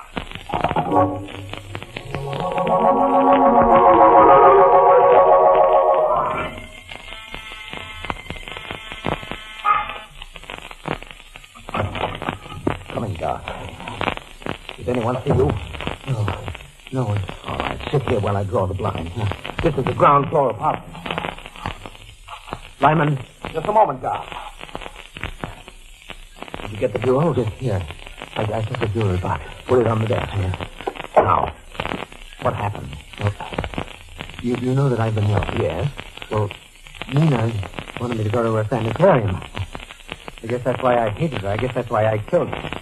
She wanted me locked away so that she could get at my money. She never loved me, and I'm not sorry that I killed her. Shut up! Someone may hear you. I don't care. I'm glad I killed her. I'm sorry, Doc. You're losing your head. All right. I'll behave. But look, now, you've got to help me. I can't take care of this myself. Somebody's got to help me. You're not making it easy for anyone to help you. Go on. What happened? Well, Nina had me examined by a group of specialists to find out if I was insane. Well? And they said that I wasn't. Just a case of my nerves being shot. How did you murder her? I don't know. No? No. See, that's one of the things that's wrong with me. I can't remember certain things. You don't remember killing her? No. But I must have murdered her. What makes you so sure? Well, because I was locked in the room with her. And I must have done it while I slept. Well, you slept. Well, they told me that I once tried to choke her while I was sleepwalking. I don't remember. I see. And when I woke tonight, I was having a kind of a nightmare. She was on the bed, dead, and there were bruises on her throat. I know that I murdered her. Go on, Doc. Well, then I phoned you. You were my oldest and closest friend. You're the only one I could think of to turn to. You're a lawyer, and you know what to do. See, you do know what to do, don't you, Lyman? You are going to help me. You're not going to let them put me to death for this, are you? Doc, 2 weeks ago, you approached me about getting a divorce. Yes, that's right. You mentioned something about another woman. Yes, Claudia Weston. I want to marry her. Why? Can the police find out about that? I suppose so. There are letters and things. Is that important? Very. It gives you a motive for murder. When did the group of doctors examine you? 2 days ago. Why? Why? A plea of insanity is about the only thing that can save you. And now with their findings that you're sane, that's out. Well, what am I going to do? Doc, aiding and abetting a criminal is a serious offense. I can go to prison for helping you. Are you backing out? I don't know. No, you can't. You're my friend. You realize you're asking me to commit a crime. For heaven's sake, Lyman, what are you trying to do? Drive me out of my mind? I've gone through enough. Seeing her there on the bed like that, and now you're going to let them take me? No, Doc. Here, I've got them for you. Here, take this. Here's the gun. It's loaded. The serial number has been filed off. I took this away from a rather stupid client of mine. Well, what's the idea? You're a fugitive now. You might need it. Did you lock up the apartment as I told you to? Yes. The banks will be open in 4 hours. I want you to go to your bank and draw out all your ready cash and bring it here. Why? I'll need it to help you get out of the country. Is that what I've got to do? That's exactly what you've got to do. Now, when you leave here, check in at some hotel. Turn the collar up. Don't let anyone get a good look at your face. I understand. You won't be in any danger until after they've discovered Nina's body. Will anyone call at the apartment this morning? No, there won't be anyone there all day. I don't think. Nina discharged from aid yesterday. That's all to your advantage. As soon as you've got the money out of the bank, come here. Try not to be seen. It won't be so easy at that hour, but we'll have to risk it. I appreciate it. Don't imagine I'm unaware of the risk that you're taking. You saved my life, boy. But I would have done it even if I didn't owe you that favor. All right. You better leave now. There wasn't a soul in the hall or the street outside. So far, I was feeling lucky. Then I heard it. A siren. I glanced over my shoulder with the police prowl car speeding down the block, and it was coming from the street where I lived. They discovered the body. They were already looking for me. I ran as fast as I could, and the prowl car was streaking up the street. Right in back of me now, but a few more steps to a subway entrance, and I ran down the steps, and I had a nickel ready, and I dashed through the turnstile. My luck still held because there was a waiting train, and the doors closed just as the car and the train pulled out of the platform.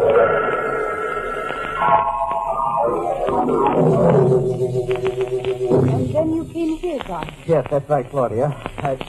I was afraid to go to a hotel. The police might be looking there already. They could get me when I tried to register. This is a hotel. I know, Claudia. But I knew I could come right up to your room without going to the registration desk. Oh, God. I know. I shouldn't have done it. You know what it's like. They might be behind you any minute. I was so miserable I had to see you, Claudia. I can't stand much more of it. There, sweet. Calm down. You'll be all right. Oh, Claudia. No one will find you, please. Oh, I'm so tired. Terribly tired. I'm very tired. Doc, have you told me everything? Just as it happened? Mm-hmm. Doc, there's no reason to suppose the police will ask me. But I saw the car. But in the state you're in, you could imagine anything. Hello, operator. Would you get me village 69970, please? And call me back when you complete the call. That's my home. What are you doing, Claudia? If the police are there, they'll answer. But if nobody has discovered the body, it'll just ring. Another thing, Doc. I think you made a mistake about Lyman. Mistake? Yes. Well, you don't know Lyman. He'd do anything for me. He's taking a big risk trying to help me. Maybe he's trying to get your money. How can you say that? Stop, darling, don't you see? He wants you to bring him everything you have. Well, what's to prevent him from keeping it? You'd never be able to do anything to him without risking capture. Claudia, if I can't believe in Lyman... Listen to me. I know a way you can test him. But... Just a minute. Yes. Oh, thank you. There was no answer at your place, Doc. Then the police don't know. No, but Lyman does. Doc, you've got to find out about him. How can I test him? Listen.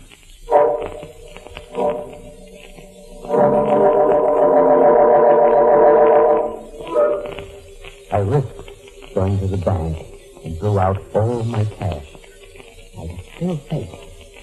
And I went to Lyman's place and quickly let me in. Did you get the money? Yes. It's in the suitcase. Give it to me. Hurry. How much is it? $10,000.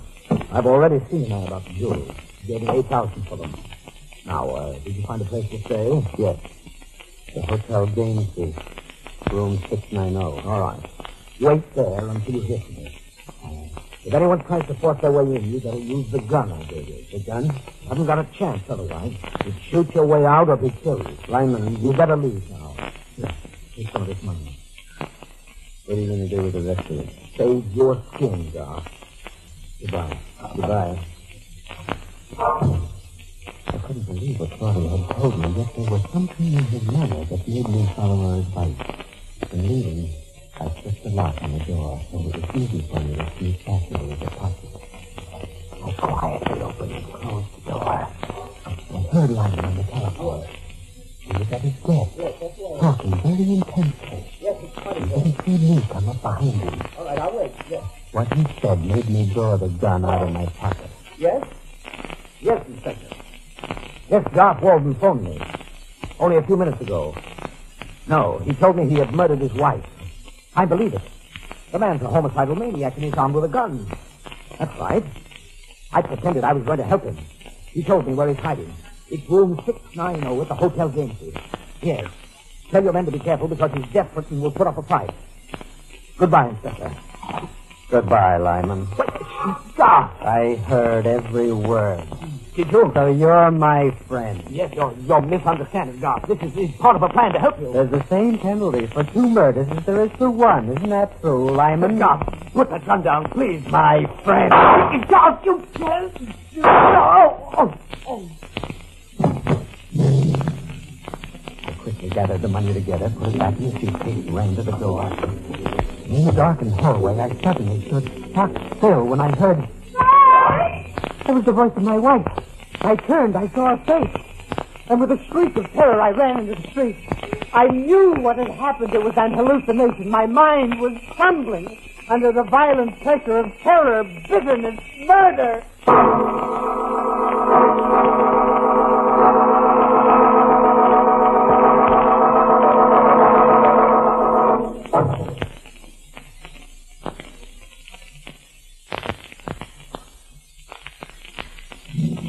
Garth Walden has just told us about 2 murders and his insanity. You know, that's the trouble with committing murder. It leads to lunacy, and lunacy leads to psychiatrists, and psychiatrists are so expensive. Well, let's hear Garth finish the story in his own words.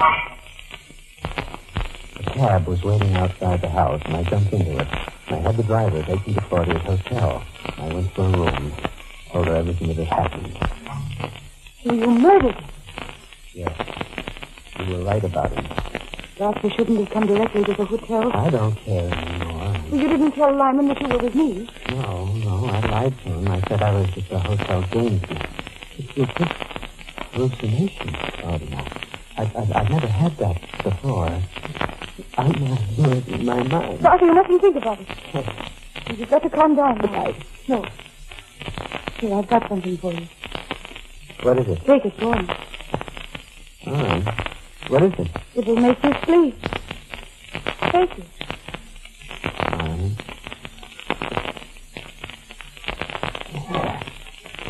Now lie down. Take it there. Now, good God. Claudia, you can't imagine what I've been through. Don't think about it. What's going to happen to me? Nothing, God. Nothing. But the murder. No, I'll help you. You'll get out of the country. Be able to start all over again. I really believe that. It can be done. I'll help you. You better not. I told you what Lyman said about me. I think that makes any difference to me. You go to jail. I wouldn't mind. It would help you. After after me, we both may be killed. Yes. Yes, you may. Doesn't that mean anything to you? No. If you die, do you think I'd care if I was killed? Claudia. Close your eyes. You do love me, Claudia. I'll never forget you. Never. You've done more than any man would do right there. Close your eyes. I closed my eyes. I could still feel my jangled nerves torturing my body. Sleep? I don't know if I slept. But I saw this. Was it in a dream, nightmare? I saw Claudia open my suitcase, take out the money, wrap it in a neat package, address it. A little later, there was a knock on the door. The bad boy was in the middle of this corner. They can cover the postage. You keep the change. How'd you do that? It was a dream. Had to be a dream. You should have took a telephone. Hello, operator? I want you to call the police at once. Yes, there's a man coming up to my room, and he's armed with a gun. He's a homicidal maniac. I like that. But listen, I believe it was Claudia. They were coming towards me. She had a gun in her hand. Her lovely face was a speculative expression. It was a mask. Maybe it had to be. So I raised the gun, put it close to my head, and I looked through my half-closed eyes. I saw her throw the safety catch, get her trigger finger caught, to shoot. And then I realized... Oh, let go of my hand! Let go! Give me that gun! Oh, no! Give it to me! My arm! There, Claudia. I got the gun now. Oh, you hurt my arm. How did I? What are you going to do? You sent for the police, didn't you? You heard that? Yes. It wasn't a dream. What do you say? Nothing that'll make any difference to you now, Now, Claudia. look, listen, Garth, you mustn't do anything foolish. Such as murdering you, Claudia? No, Garth. And why not? Don't. What difference can another murder possibly make now? Garth. What did you do with that money? I mailed it to the downtown post office, general delivery, under the name of Carol Crane. So that's why you're so helpless. To get my money. No. It was just a plan to help you. The gun next to my head. That was a plan to help me, too, I Garth? You'd go to jail for me, wouldn't you? You'd die for me, wouldn't you? You're worse than Lyman. Put down that gun. It was for you that I was going to divorce Nina. Garth! You.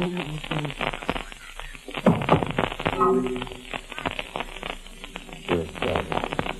The lovely mask lay there on the floor with a queer, twisted smile. Underneath the door. Wait. I ran to the window. I flung it open. There was a terrace on the floor below, and I jumped. The door of the room was open. I raced through there to the corridor, down endless stairs to the lobby. Just about to go into the street when I heard a voice call. I spun around. Nina, my wife, I saw her face again, and I raced into the street.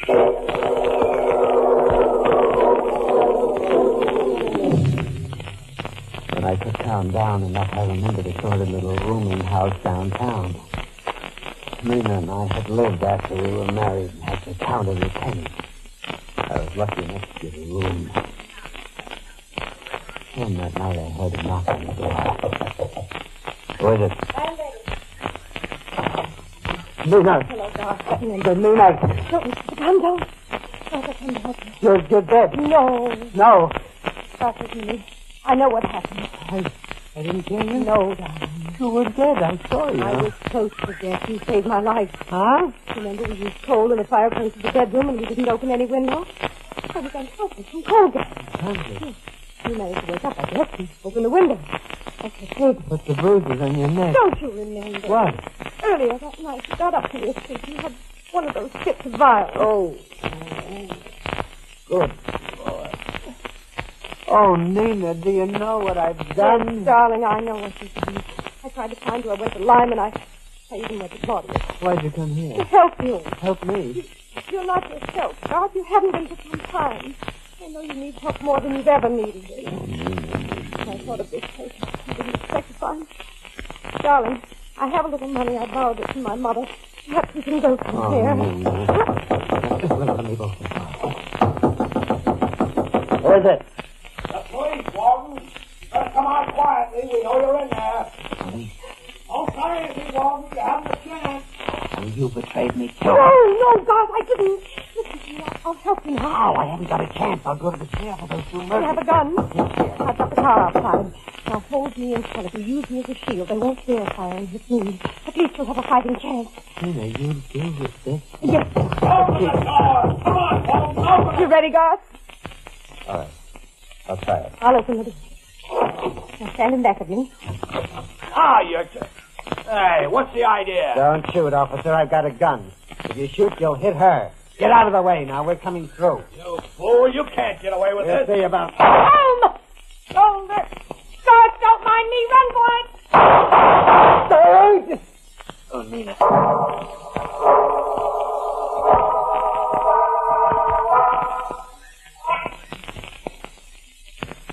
Neither of the wounds were serious. Mine's healing now. Nina's well enough to visit me here in the hospital. In 2 days, I'll have to appear in court to answer a charge of murder. The 2 people I killed were 2 people I loved and trusted. And they both betrayed me when they thought I was a murderer. The only person who loved me enough to risk her life for me was my wife, Nina.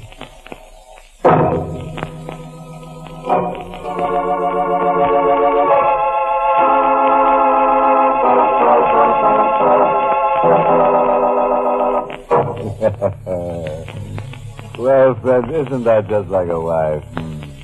To come out of the grave and be sweet to you just before you go to the electric chair. Poor God.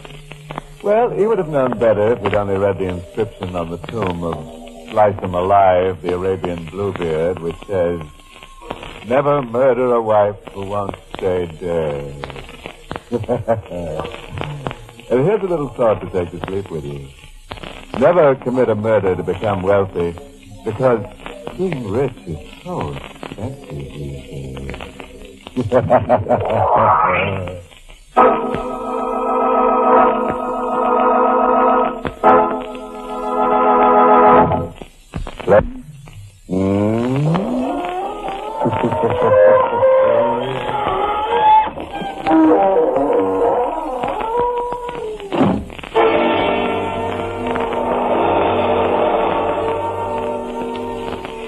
This is the United States Armed Forces Radio Service, the voice of information and education.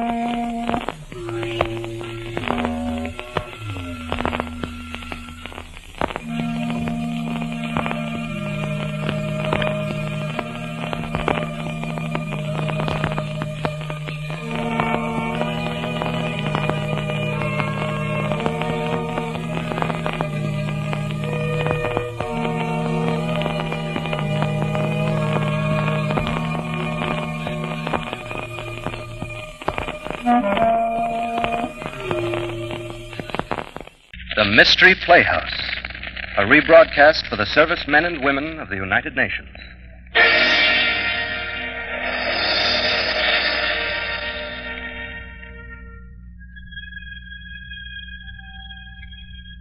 Good evening. This is Peter Loring.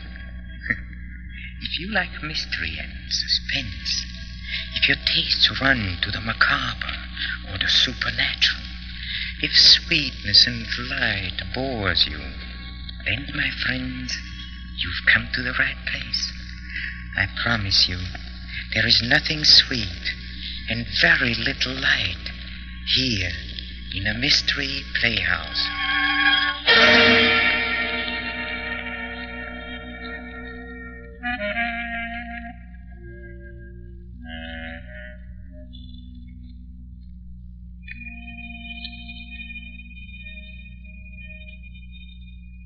High on some lonely promontory, there lives a strange old fellow, known only as the Hermit. His home a cave, hollowed from a rocky hillside. His only companions a pack of evil-looking, evil-smelling dogs. It has been said that no tale of mystery or horror, of this world or the next, has escaped the Hermit's knowing gaze. He knows more, the Hermit does, and he's going to tell you his latest as we take you to the Hermit's cave.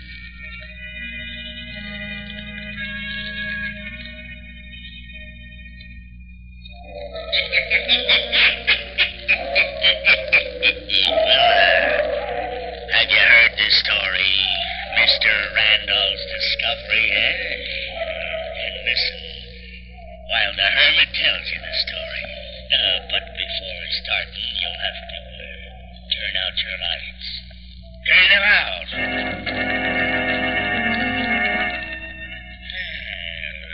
Mr. Randall wasn't a scientist, not in the usual sense. He was just an ordinary man, vice president of a small-town bank. He experimented in his basement just as a hobby, and quite by accident he stumbled upon a secret so amazing, so terrifying that, listen.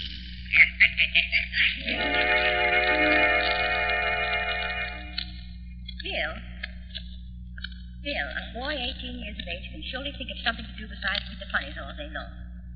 Where's your father? Dinner's ready. Oh, he's down in the basement. Good heavens. Didn't you tell him to come up? Yeah, half an hour ago. He said... Sure, he'll be right up. Well, you tell him if he doesn't come up, he won't get any dinner. Yeah, serve him right. That man. The only time he can be here when his family's all here, he hides downstairs in that awful old basement. Hey, Pop! Dinner! Bill, the neighbors. Pop! Last one of the table's Gargantua's uncle. Oh, where's man? Edgar! Edgar, dinner is ready. Coming. Coming. And the dinner getting all cold.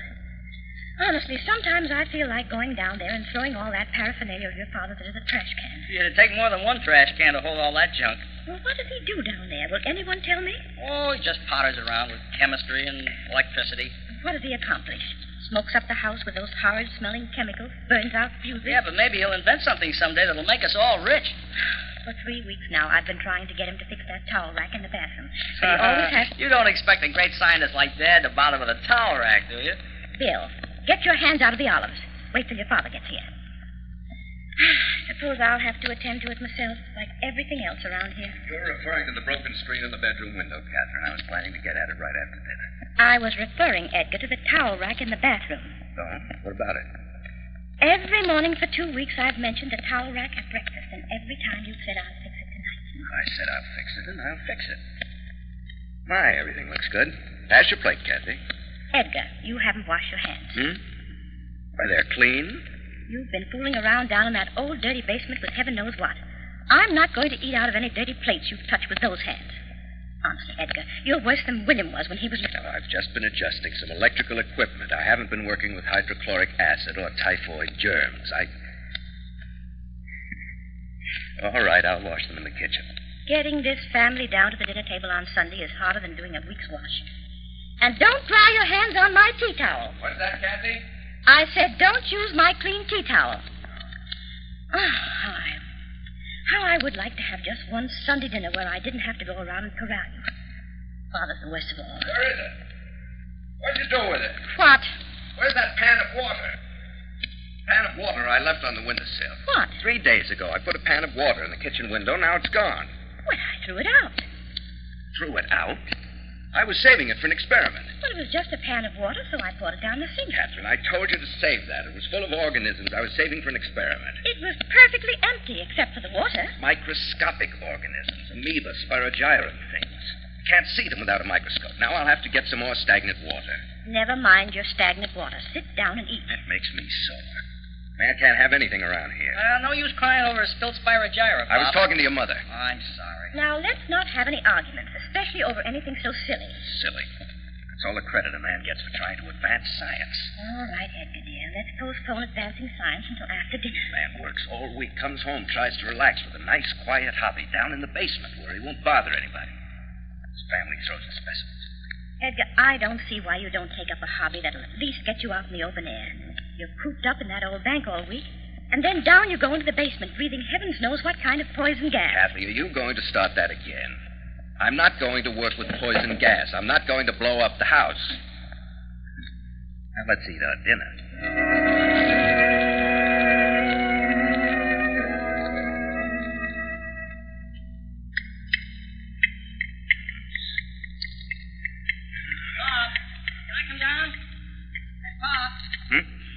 Oh, what, Bill? What are you working on now? Oh, I'm to tell you the truth, son. I don't really know. Say, you've got a lot of new stuff down here in the basement, Pop. Hey, what's this? No, don't touch it. Shortwave diathermy. Yeah? How much did it cost? Hey, does Mom know about it? Does she, Pop? Huh? The bank took over this equipment from a doctor that went broke. I got it very cheaply.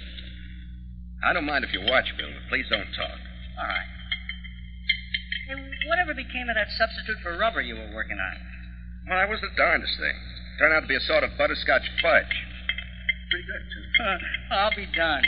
Have you still got the formula? Well, I didn't write any of it down. I just mixed things together. Well, the funny thing, Dot was trying to make fudge the other night for Sydney, and she got a substitute for rubber. 8 milligrams. Hey, what's in this big barrel, Pop? ACCH. Toothpaste. Toothpaste? A whole barrel full of toothpaste? Oh, it's not quite full. I thought I could save us some money by making our own toothpaste. So you made 20 years' supply. Oh, it tastes pretty awful. But it worked, though. Remember how stained this elk's tooth on my watch chain was? Now look.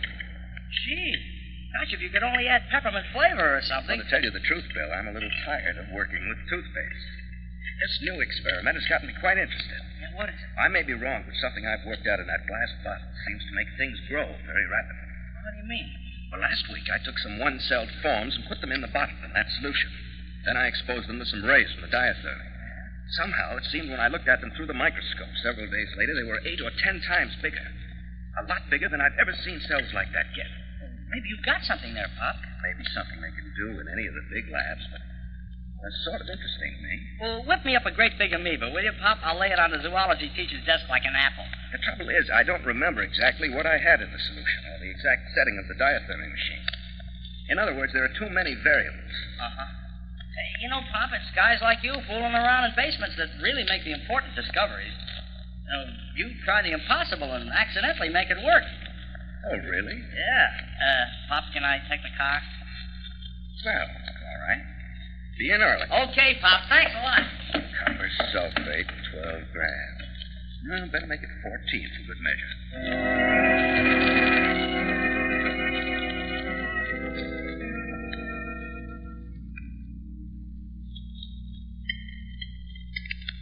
Oh, hiya, Pop.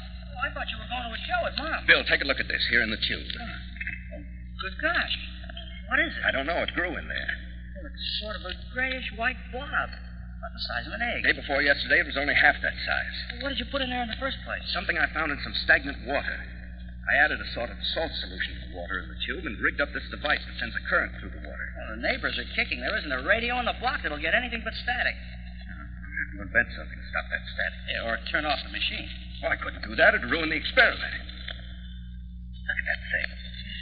Doesn't it look as though eyes were forming on it, one on each side? Yeah, but they aren't the same size. I've looked through a couple of dozen books on zoology, and there's nothing like it in any of them. Well, maybe it's a polywog that went wrong. Well, you're not going to a movie then, huh? Huh, Pop?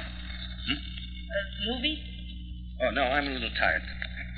Here, you take your money. Oh, well, I got a date. Well, I'll see you and your pal in the test tube later.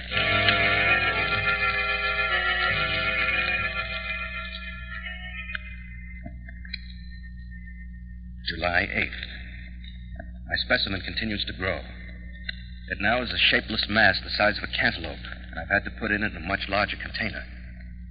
Those definitely are eyes on the side of it. They follow me as I move around the basement. I've taken to locking the door. The thing might alarm Kathy if she should come down here.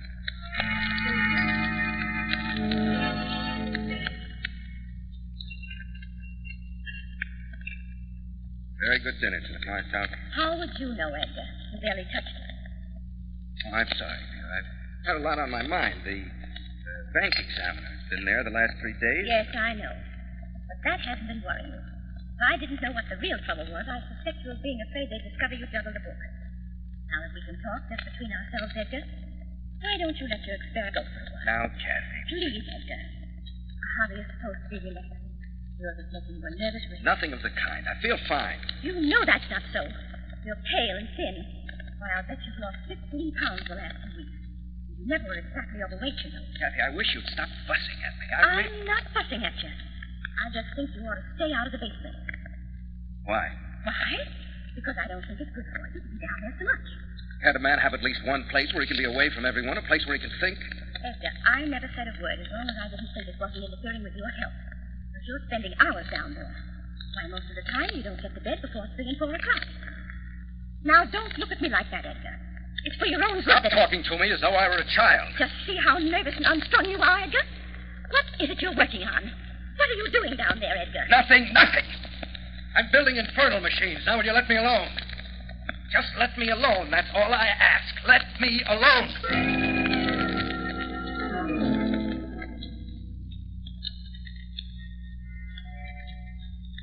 It's growing every day.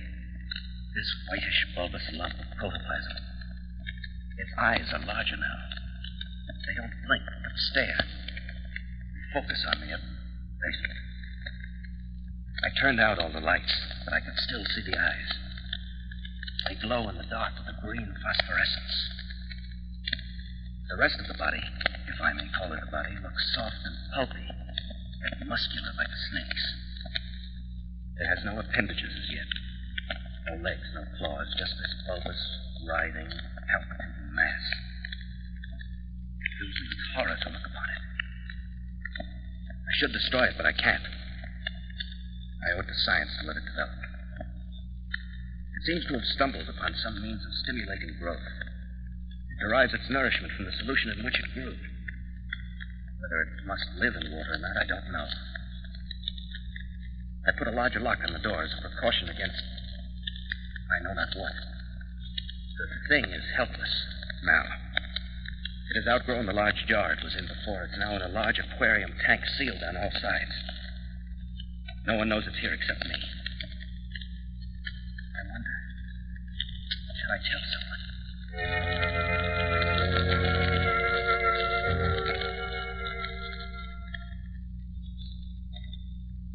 Bill, I'm worried about your father. About Pop? How come? He didn't go to the bank this morning. No, where is he, Beth? I wish he was. Down in the basement. Maybe he's not going to work today. Except on that turn. Bill, do you have any idea what he's doing now? No, he won't tell me a thing about it.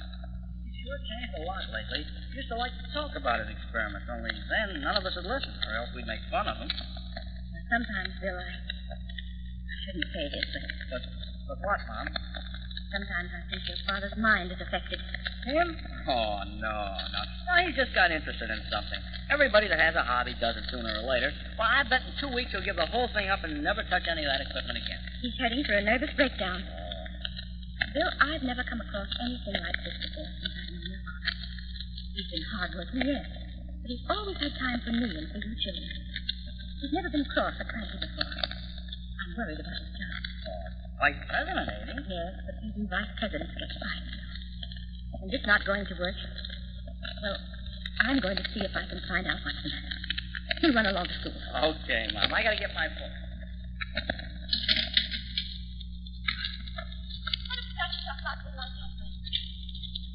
What do you want? It's nearly 9 o'clock. What of it? And you afford to spend so much time away from the bank? I've given that place enough of my time for 16 years. I know. Don't get all worked up, please. I hate to see so many years of hard work just thrown away. Catherine, I'm busy. Now go away. Edgar, you never talked like that to me before. Well, I am now. What are you doing that makes you so strange? What have you got down there, Edgar?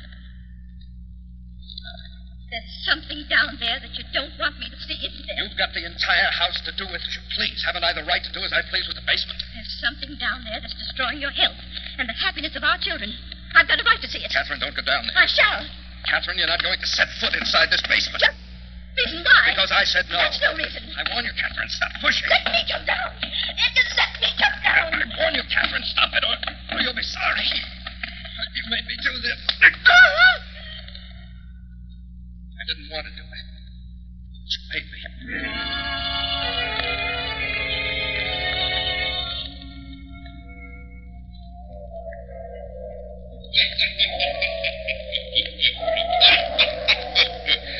Well, each day, Edgar Randall went down into the basement at home, and in fear and apprehension gazed at the thing that was growing in the tank.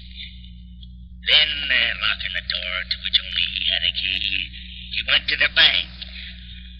Then for days and days, since the morning he struck her, he and his wife have not spoken. A dark shadow hangs over the once happy Randall home. Yes, Edgar Randall is still obsessed with the evil thing locked in his basement laboratory.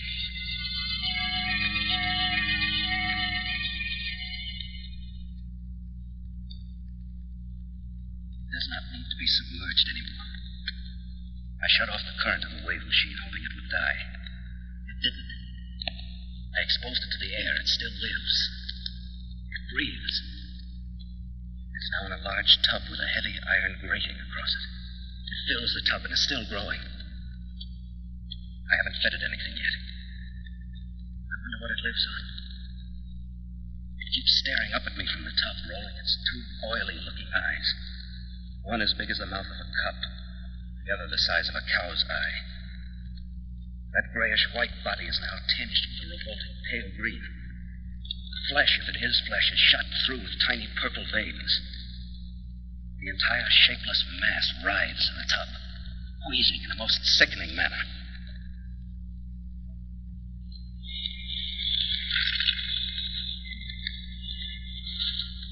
What are you staring at? Are you trying to get out? Is there a mind in that sickening mass of throbbing flesh? Do you feel? We'll see. I'll prod that revolting hulk of yours with a stick. You feel that?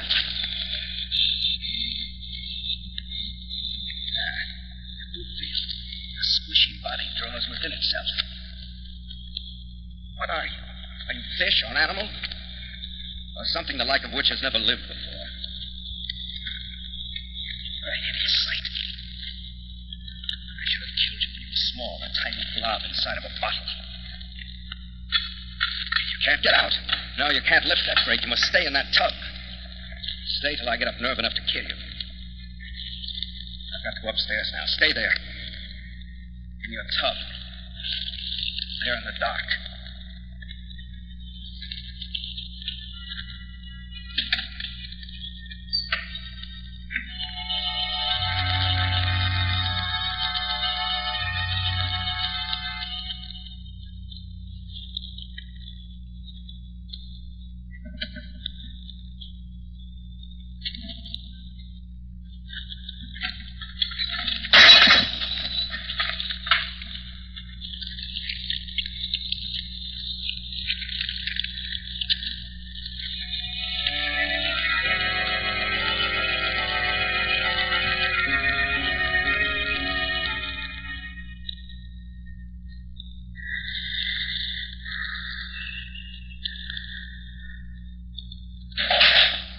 Edgar.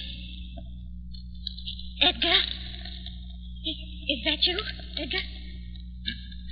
Oh, you're in bed, thank goodness. I thought maybe you'd gotten up and gone down to the basement again. Well, they have done that, you know. Gone to bed till I was asleep and then gotten up.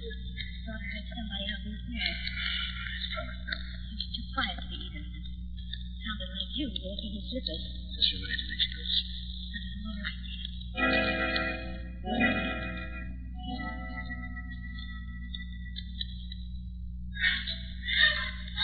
Edgar! Edgar, wake up. Huh? It's Bill. I heard him scream. Oh, you were dreaming. Something is the matter. I'm going Kathy, come back to bed. Edgar, let me go. Something's happened to Bill. He's just had a nightmare, that's all. He's all right. If you don't let go of me, I've got to fix the child all right. He's all right. You don't hear him now, do you? Well, I never heard him scream like that before. I wish you... Always getting excited. Always jumping to conclusions. Kathy, come back. Come back.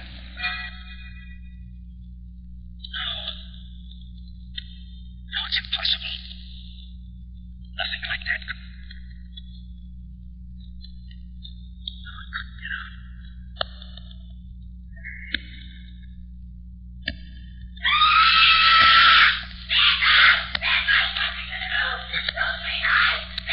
Good Lord. I'm coming, Kathy. I'm coming, Kathy.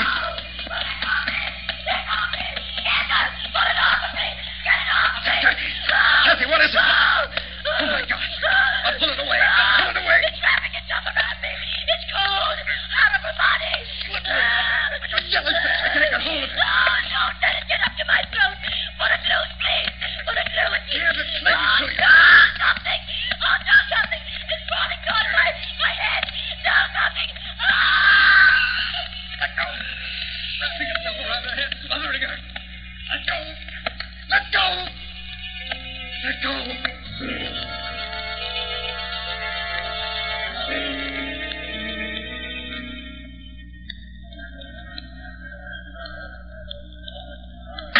Water in the north.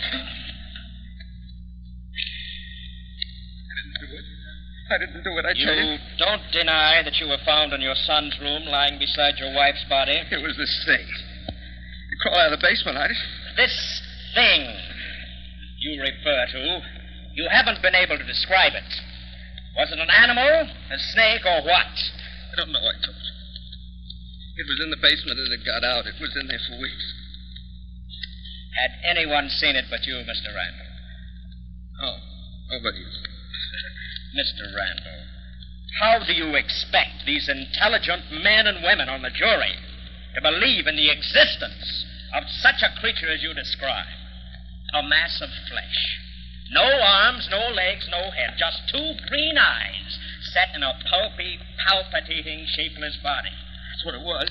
And you would have us believe that this jellyfish had the power to smother your son, an active, athletic high school boy, and then wrap its shapeless mass around the head of your wife, an able-bodied woman, and smother her also.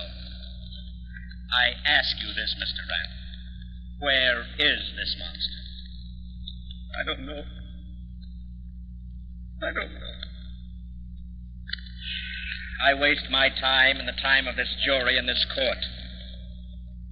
The defendant leaves you no choice, ladies and gentlemen. You must believe him. You must believe his story, this fantastic yarn about this test tube Frankenstein. Or you must condemn him. Condemn him to the death as a conscienceless killer who smothered the breath of life from his son and from the woman who was his loyal and devoted wife. Which, I ask you, are you going to do?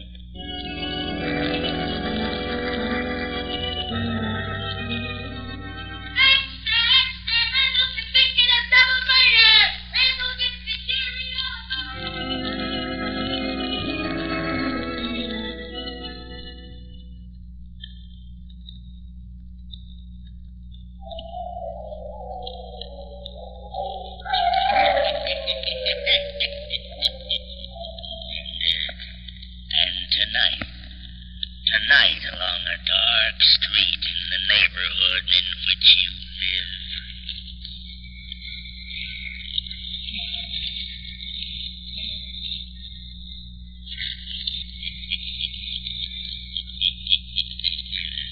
Turn on your lights. Turn them on. Pleasant fellow, isn't he? I don't think we've heard the last of him either. I have an idea that our friend the Hermit will pay us another visit soon. But wait, don't go. Not yet.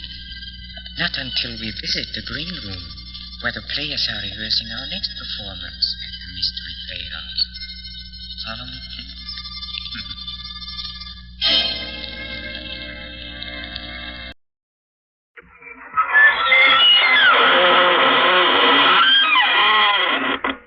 Good evening, friends of the inner sanctum.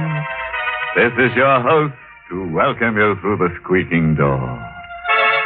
Say, do you ever find that you can't get a certain face out of your mind? Until you do, go out of your mind? Like me and a guy named Joe, for instance. I ran into Joe accidentally the other day over at the city morgue. And Joe's been haunting me ever since. I can't get over the smug way he deadpanned me and then gave me the old cold shoulder routine. I don't want to cry, baby, but I dug down plenty time and again to keep Joe from going under. But no gratitude at all from Joe. Mister, I'm finished with Joe for keeps.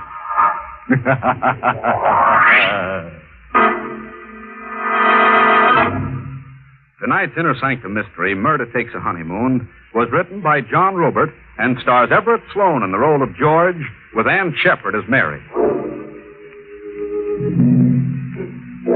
And now for tonight's free lesson in how to improve your scream.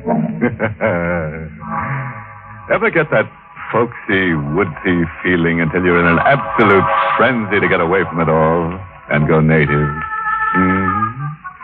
Well, our honeymooning couple tonight got the urge until they found that living in the country was simply murder.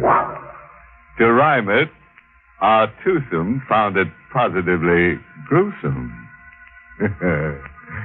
Stand by and we'll demonstrate. We're on a milk train somewhere in the east, puffing through the rock and rubble of desolated whistle-stop country. The yellow train lights blink eerily. The hour is sometime between night and morning.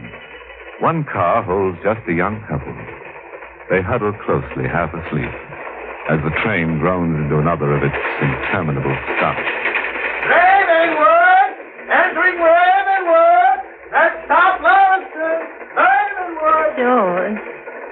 I heard him say Lewiston. No, Ravenwood. Lewiston's next.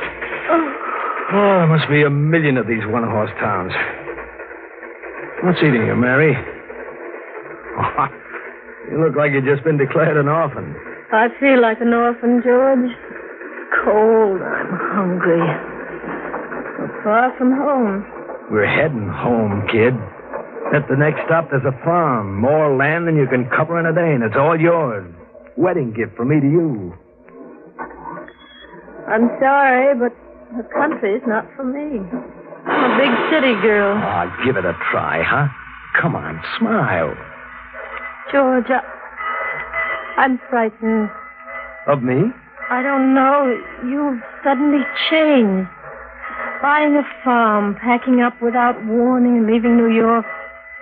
And all in such a hurry. I'm impulsive, kid.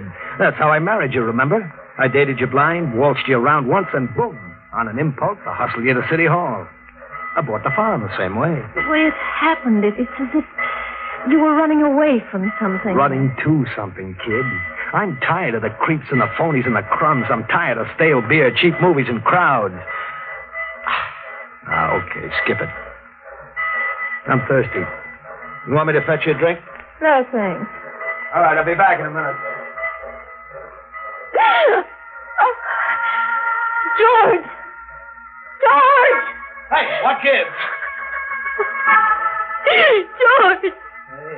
You got the jitters. There was a hand out there in the darkness, reaching toward me through the window. Oh, kid, your imagination's gone crazy. You're overtired. George, look. What's that? An envelope. Someone dropped it on my lap. Fell to the floor. Give it to me. What does it say? A crank note. Some country idiot's playing black hand. Let me read it. We don't like strangers in Lewiston, especially New Yorkers. Better be smart and read the train schedule back. There's a return train schedule attached to it. Oh, you look as if you're already on that train back. You scare easy, huh? How did anyone know we were coming? Well, that's easy. The real estate man who sold me Rain Tree Farms no doubt stuck the item in the local papers. Ah, come on. Shrug it off as a crackpot practical joke. A joke? You really want me to believe that someone drove 10 miles in the middle of the night to warn us off? Just to be funny?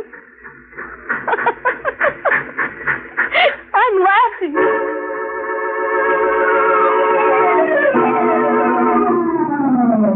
Lewiston! Lewiston! Come on, Mary. Grab that other suitcase. Come on, step on it, kid. Right, your step. All right, easy does it. There we are. It's so deserted, George. Yeah, everybody's asleep. What do we do? Come on, we'll camp under that station shed. It's 9 miles out to Rain Tree Farms, and we'll need somebody to drive us there. I may do that. Oh. Drive you out. Been waiting half the night for you. Who are you? Ben Myers. Lizzie's parked to the side of that shed. You said you've been waiting for me? I did. I'm your neighbor. My shack's just around the bend from Rain Tree Farms. Thought you and the lady'd be glad not to spend the night in the weather. Ah, we're glad, all right, but how did you know we were coming? I read in the papers you bought the old place. But why tonight? Why not last night or tomorrow? How did you know I was coming tonight? I've been waiting last night. If you didn't come tonight, I'd watch for you tomorrow. The time ain't worth the leaking bucket. You coming? Yeah, sure. Come on, Mary. Here's the Lizzie, son. Ready to light my pipe and we'll be going.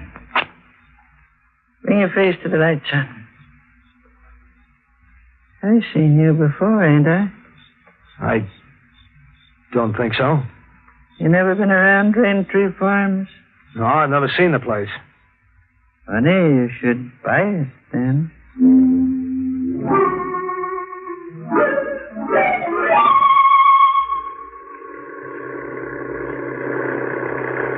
Nobody's tried living in Raintree Farm now in 2 years. Why? Some say that it's haunted. Some say there's a black curse on the house. You keep asking questions, kid. He'll have you seeing ghosts coming out of the chimney. Not ghosts, son, but corpses. Corpses? The last couple that tried living in Raintree Corners, they're dead in the parlor floor. I seen them with my own eyes. Dead. Nobody ever found out what killed them.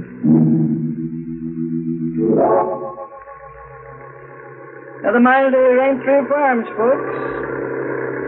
Go on, kid. Grab yourself 40 winks.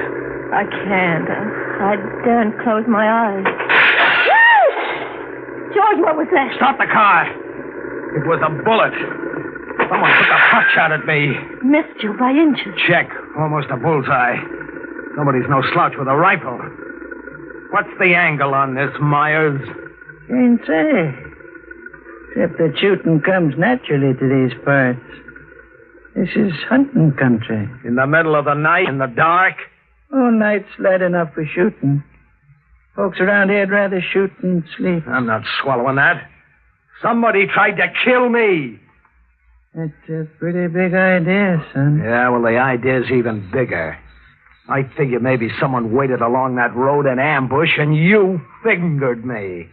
Maybe that's why you waited around all hours at the depot. You were to drive me to my murder.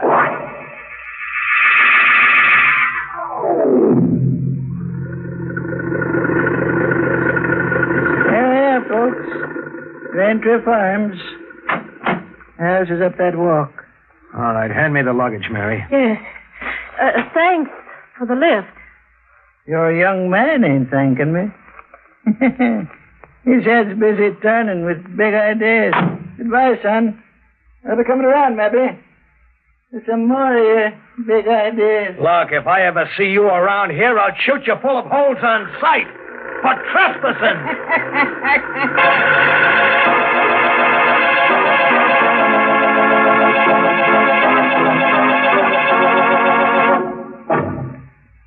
George. Yeah? About that shot on the road coming here, why would anyone want to murder you? You're a stranger. To keep me away from Raintree Farms, I guess. So why, if you own it? Why is a big letter, kid. George, you're concealing something. Who are you? George Stretch, your husband. A stranger to me until 10 days ago. Who are you, really? Oh, look, kid, you're letting some local crackpot give you the willies. Mary, a guy said something about for better or for worse just before I slipped a ring on your finger. Was it all a lot of idle talk? No, George. I meant it deep down. I'm sorry. That's more like it. What do you say we forget the spook stuff and hit the sack, huh? Coming? Mm-hmm. Boy, this joint sure needs a loving touch. And a coat of paint. Well, now to find the key. Wrong key. The real estate office mailed me 5 different keys. George. Now what? Somebody's inside. I see a moving light. Yeah. And footsteps coming to the door. What are you after, mister? Well, I was trying to get in. What's the shotgun for? Protection? You need it, yeah. I've seen you somewhere before, haven't I? No, you haven't. I've never been somewhere. Who are you? I'm George Stretch. This is my wife. We're the new owners. Who are you? Parker. Willis Parker. I mean, what are you doing here? Squatting? You broke in? No. I moved in. Just like that? Uh-huh. Abandoned place. Loaded down with county tax warrants. I bought a tax warrant and I'm in. I don't get it. Squatter's right. Go see a lawyer. What? You mean you won't get out? That's right. On what ground? Look, fella. Right now I've got possession of the premises. That's a big chunk of the law around here. I'm not going to stand out here in the dark arguing it out with you. Now, beat it, fella. And take your valises and the dame. You're trespassing. This is a trick to turn me back. Through arguing with you. Start moving. The next one goes right in your breadbasket, fella. And keep going. Mary, Yes, George. head for the deep shadows and then drop to your knees and flatten out quick. I'm sick and tired of being shot at. George, put that gun away. Down, I said. I'm not heading back with my tail between my legs. Bullseye for me. Who was it that said this was a shooting country?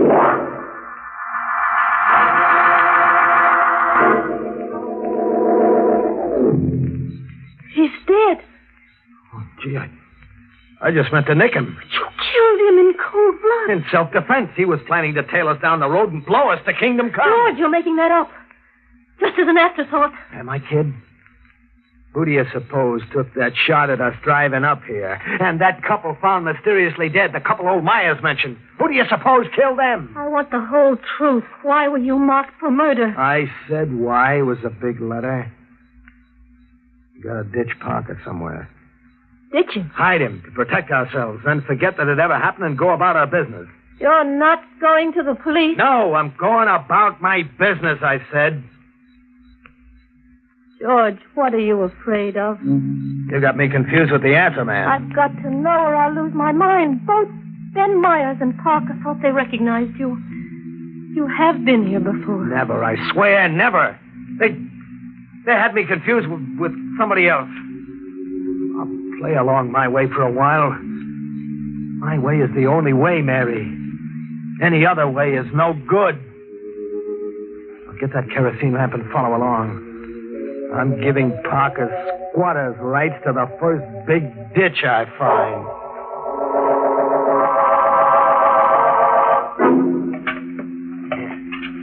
He'll stay put now. Oh, come on, kid. Dry your eyes. You gotta take the breaks as they come and play along, for better or for worse. For better or worse. Murder and burial.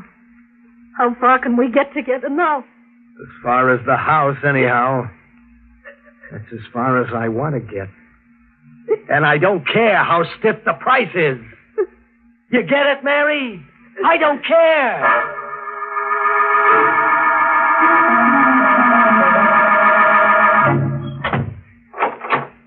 All right, now set the lamp on that table, Mary. And stop staring at me as if I were some kind of a man-eating monster. You're getting on my nerves. I'm sorry, George. All right, that's better. Look around you. What do you see? The room is a wreck. Check and double check. The paneling's ripped out. The floorboards are up.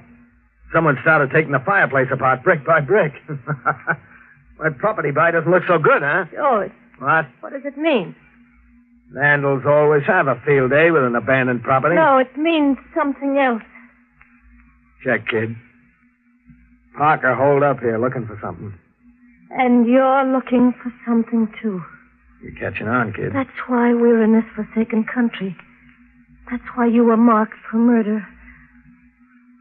What are you looking for, George? A couple of things. One of them's a stiff.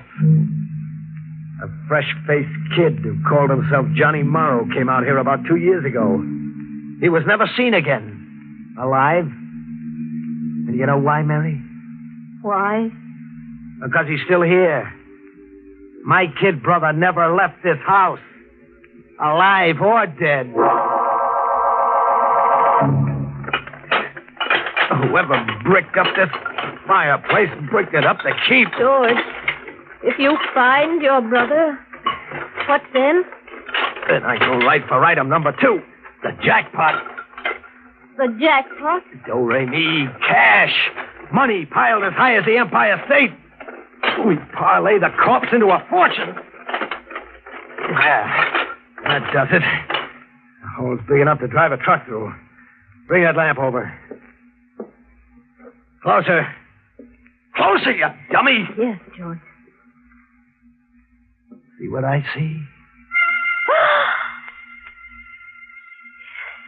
Walled in as if he was part of the building layout. Meet your brother-in-law, Mary. All right. Help me drag him out. Yes, George. Set him down over here. When he was a kid, he always came running to me when he got into a jam. There was a year's difference, but we were lookalikes. That's why the old man and Parker thought they'd seen you before. Check. They'd seen Johnny. Who killed your brother? His partner, a hoodlum named Wiley. Johnny and Wiley had pulled a payroll stick-up, a $50,000 job. Wiley tried to double-cross Johnny. Johnny holed up here with the payroll money. Wiley trailed Johnny out here, tortured him for weeks, and then killed him. Why? Why did Wiley torture Johnny? To find out where Johnny had stashed the money. But Johnny never told him. Johnny knew his goose was cooked anyway. How did you find out these things? Johnny smuggled a letter out addressed to me through old Ben Myers. The letter said nothing, but said a lot. Small talk, everyday brother stuff, wrapped around 2 key words. The words were, search me. As kids, we used to play treasure hunt with maps we made up and sewed in the lining of our clothes. $1 gets you 1,000 that Johnny has a map sewn in his clothes. Now you don't have to ask why anymore, kid. But what? Who was Parker, the man we found here? A crook who hung around with Wiley. And all the time that's elapsed, why didn't you come here sooner? I was busy looking for Wiley for 2 years, across the country and back again, in South America, Mexico. Wiley was always one jump ahead of me. I caught up with him a month ago in Tampico. You caught up with him? Well, what did you do? I gave him a dose of what he gave Johnny. And then I killed him.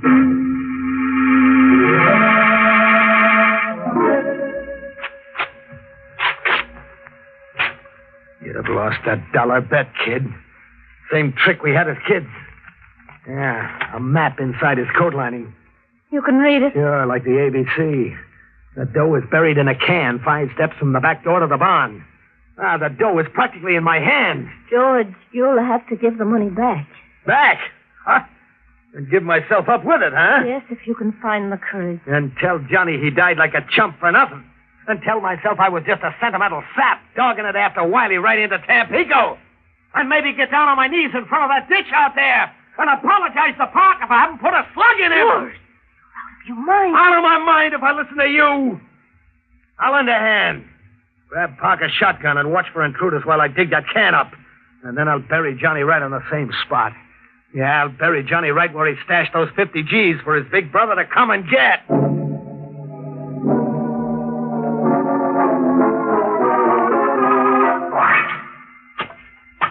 That clink is the jackpot. Like music, eh, Mary?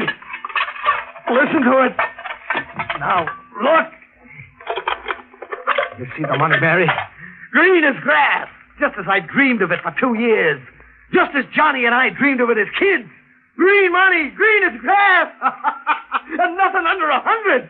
You ever see a bankroll with nothing under 100 before, Mary? Did you? No. Just as I can recollect, I neither, son. What? I seen small change. $5 bill once. I never seen 100 before. What are you doing here, Ben? Rejoicing with you, son. I've been waiting and watching a long time for one of you to find that money. But I knew it was hid somewhere around here. And I'm an old man. There ain't much time for me to enjoy my share. How much is your share? I was calculating on a quarter, maybe. And I saw you put Parker away.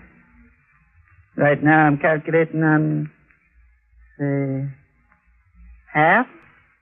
What are you calculating on doing with half? I don't know, for sure. Treat myself to something good. Maybe buy myself some more land. What do you say, son? You made yourself a deal, Pop. I'm going to give you all the land you need. You're aiming to kill me. George, no! I got to, Mary. I'm not killing you, old man. When you came visiting just now, you committed suicide. Get up against that tree and turn around. Maybe if I go back to calculating the quarter? I said you committed suicide. I'll bury you with $100 bill in your hand so you can treat yourself to something good where you're going. Ready? I said you was a winner, son. Guess I'm a loser. So long, sucker. Oh. Mary, you fool. You shot me. I had to do it, George. I had to save you from yourself. You silly fool. I was gonna make you a queen.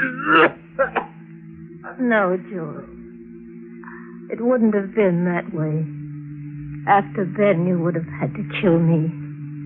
You see, no power on earth would make me go your way. And no power on earth would make you go mine. You saved my life, Mom. How can an old idiot ever thank you? By going to the police. My husband has a confession to make.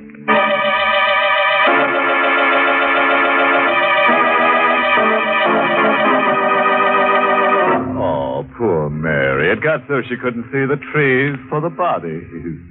You know, until tonight I thought only Santa Claus came through the fireplace. Well, I guess everybody's doubling up everywhere nowadays. Like George. Mary's bullet left him doubled up. Still, that was a good choice of location. The fireplace for a corpse. Sort of, how to keep from growing cold.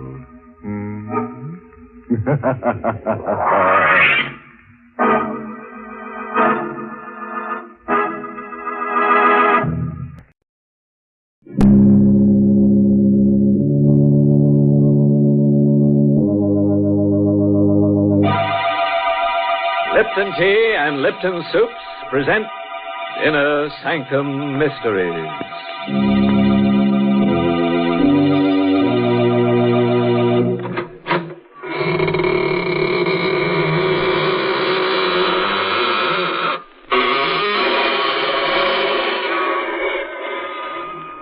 Good evening, friends of the Inner Sanctum.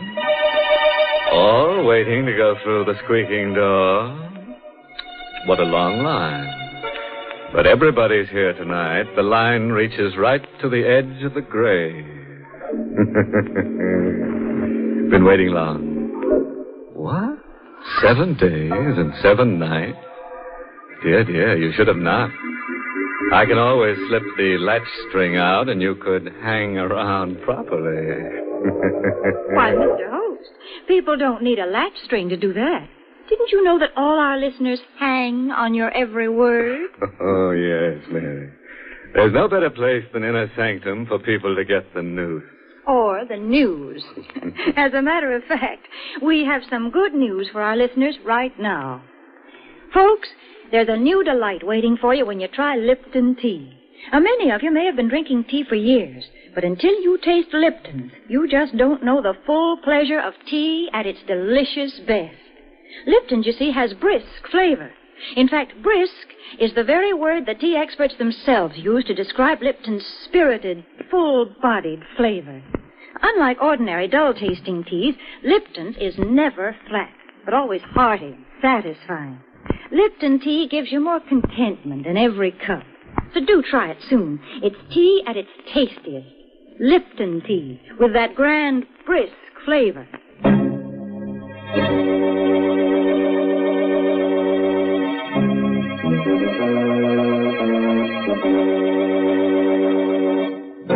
And now for tonight's story.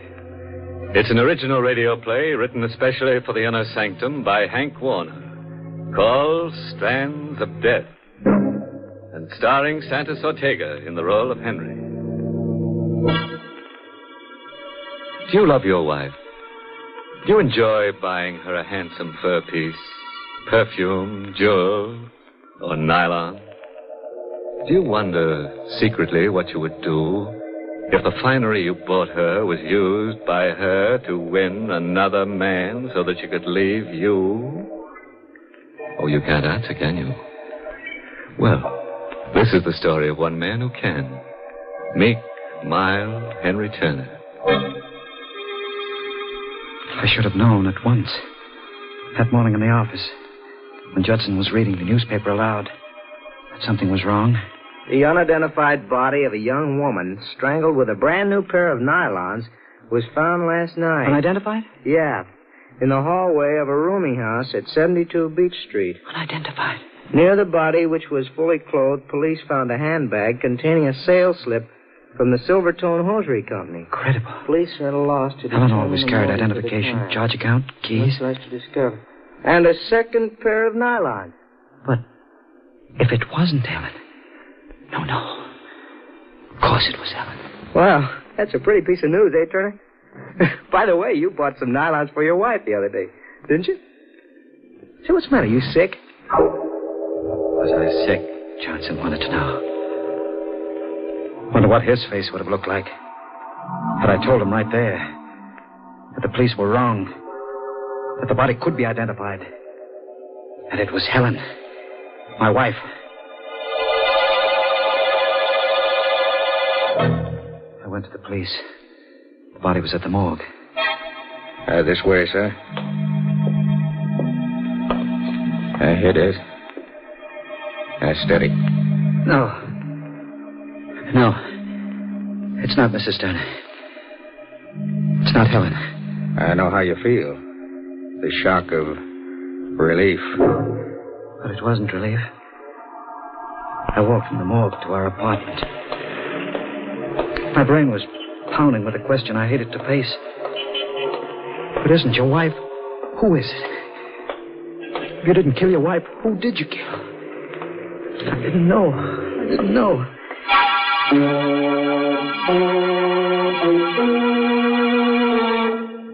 I got to the apartment. Weary, exhausted. Questions unanswered. My foot kicked a telegram that had been slipped under the door. I tore it open. It was from my wife. From Helen. The telegram was like a hand tearing the black curtain from my mind's eye. Could at last recall what had happened. What I had done. Why I had killed a strange woman. Thinking it was Helen. It swirled across my brain like a crazy picture. The night I came home after a hard day. Hello, baby. Hello. Gosh, I'm tired. Anything special for dinner? I could stand a good meal right now. What do you expect me to do? Slave over a hot stove for you? Helen, please. I'm sorry. I'll enjoy whatever you've got. Maybe you will. But I'm sick of potato salad and cold cuts. Oh, well. That's all you ever say, oh, well. Look, darling, I'm tired. Let's not argue. Please. After all, things could be worse. You get your permanents, new dresses all the time, shoes, hats. Why, you're the best dressed woman in the crowd. I suppose you'd like me to wear rags. That's where you're wrong, baby. You're a good looker and you need pretty clothes. And you can have all my money can buy. Happy? Let's have a kiss, huh?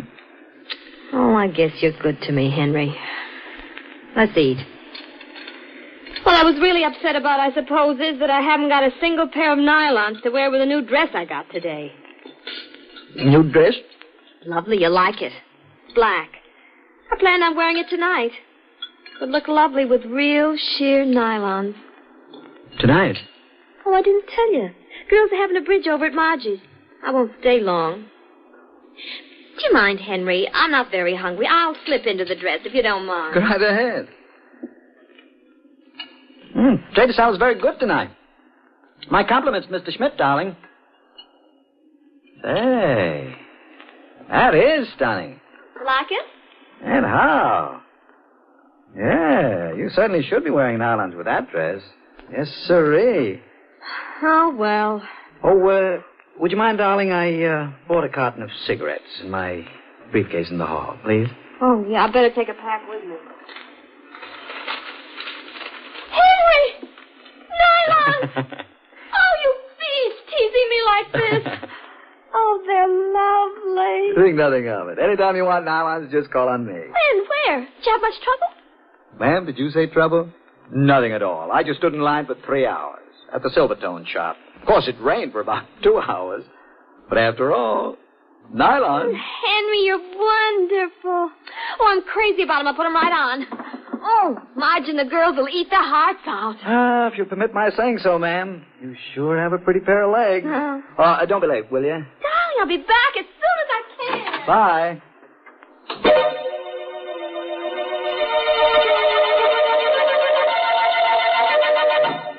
I sat around listening to the radio and reading the paper, waiting for Helen to come back.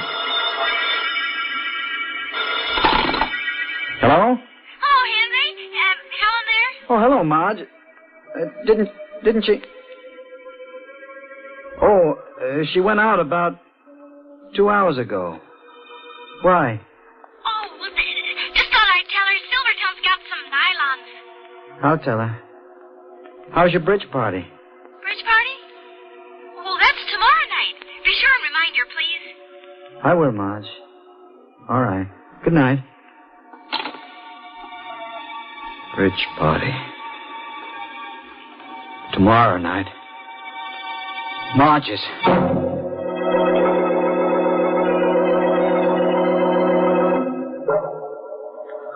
tried to sleep. I couldn't. I rolled around from side to side, thinking, wondering.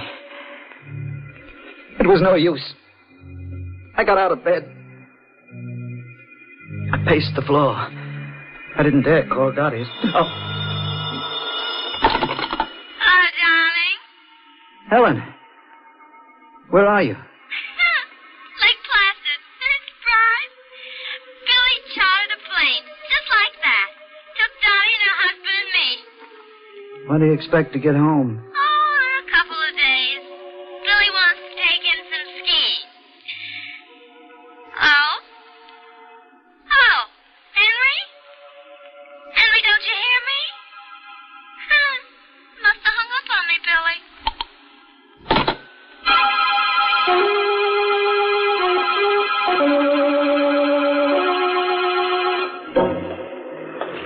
How I managed to get dressed and shaved, I don't recall.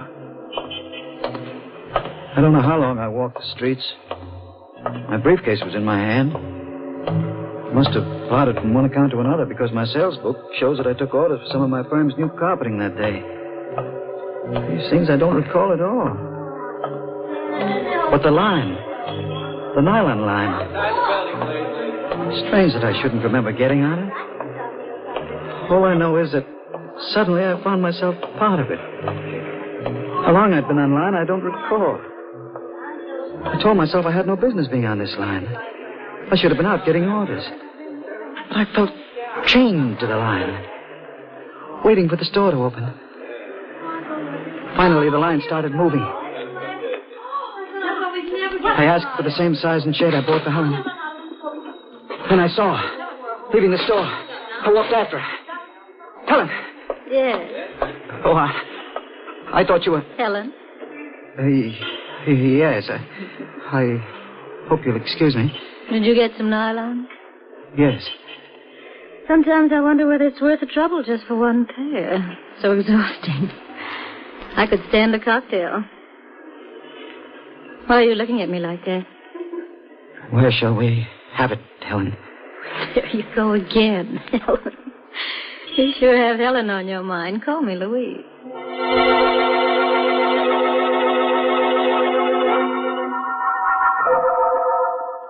We had the cocktails. And then dinner. And I walked her home. In the hallway. This hall light seems to be out all the time. Well, it's been a lovely evening. You really need those nylons? I reached over to kiss her. She turned her head, swung her back to me. I put my arms around her waist, kissed her neck. What's Helen got that I haven't got? I got them for you, Helen. What shade? Rosy dawn. How smooth and soft they are. They look lovely against your pretty white skin. Tickling my neck. What are you... Look lovely around your pretty white throat. for you, Helen. Just for you. Goodbye, Helen.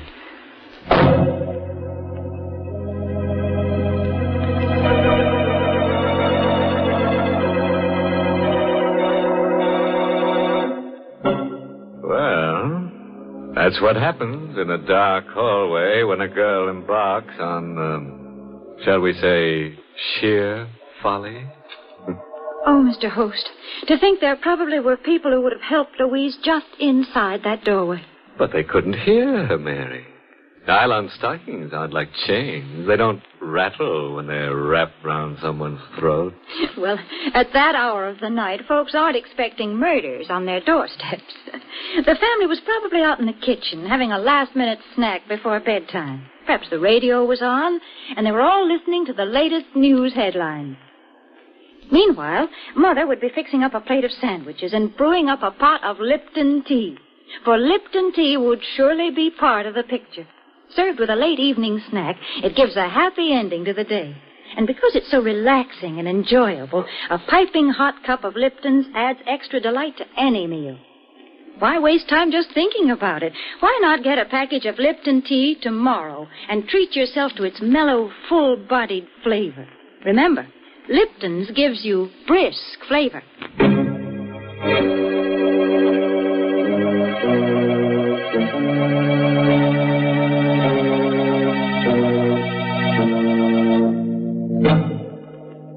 Wonder whether Henry's realized his sheer recklessness. Pretty thin, isn't it? Poor fellow has just strangled Louise. A nylon collie baby, if ever there was one. Under the impression he was killing his wife, Helen. Let's see what else he has to say about the telegram he just got from his dear, dear wife. The telegram I held in my shaking hands convinced me of the horrible truth. It wasn't Helen I had murdered. The telegram was dated the very night on which I had strangled the unidentified woman. Please don't be too angry with me. It is for the best. I've decided to marry Billy as soon as we can get divorced. I'll be home in a couple of days to pick up my clothes. Please don't be too unhappy. Please don't be too unhappy. I wasn't. I was beyond that. I would never be unhappy again. Or happy. I felt only one desire. Kill Helen.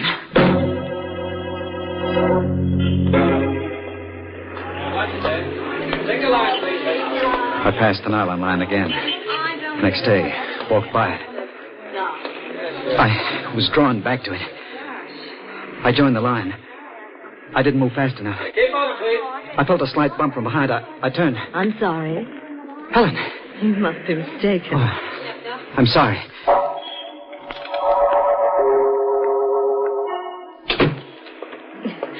We got in just in time. They're closing. Sold out.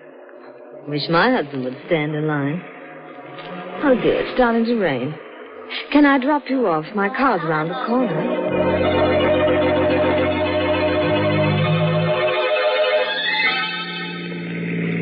We drove a bit into the country. She was nice. Just bored. We pulled into a side road. Is out of town so much? My arm was around her shoulder. She snuggled against me. The same heady perfume. Helen's perfume. My free hand reached for the bag with the nylons. Thanks, dear. They hung around her like a necklace. I pulled both ends and twisted.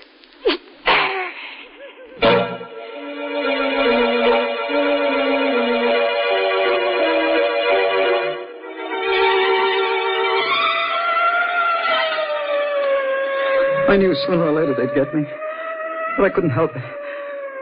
All I knew was that I had to kill Helen. I knew I would have to kill anyone who reminded me of Helen. Until Helen herself was home.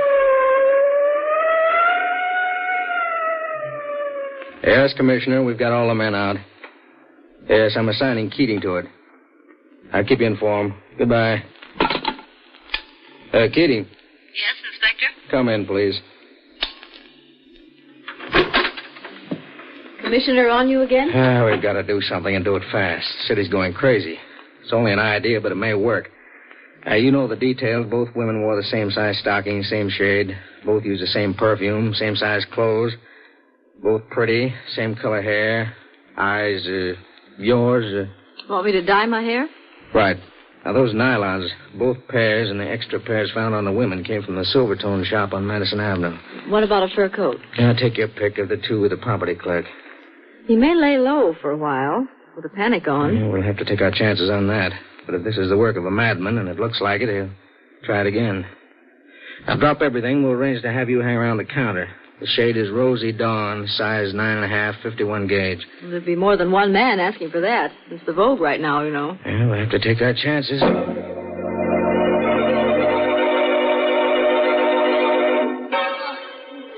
Yes, mister, what's yours? Make up your mind, mister. There's lots of people waiting. Oh, I beg your pardon. I was just looking over there. I thought I recognized someone. Size and shade, please. Rosy Dawn, 9.5, 51 gauge. They're down there. I'll get 'em. Rosy Dawn, 9.5. Rosy Dawn, 9.5, 51 gauge, Lieutenant Keating. Thank you. Would you mind stepping up this way, ma'am? This is the last box. That gentleman wants a pair, too. No, not at all. Oh, I beg your pardon. Helen. Oh, you must be mistaken. Oh, I'm sorry. You look so much like... How much, please? $1.65. I'm sorry to keep staring at you. You still think I'm Helen? Could be. Well? Care for a lift? I'm taking a cab to 51st and 3rd Avenue. I don't mind. I live down near 2nd.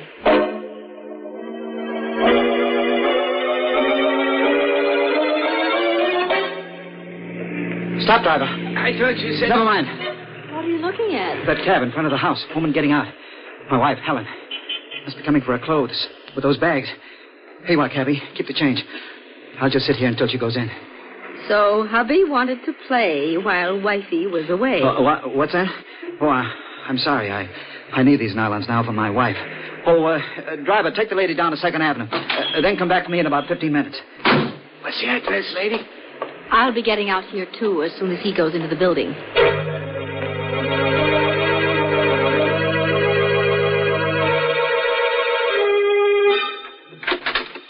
Who's there?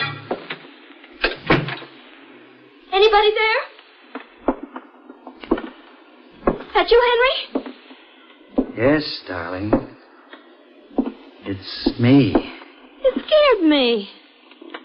I scared you? Mild, meek, adoring Henry? Your husband?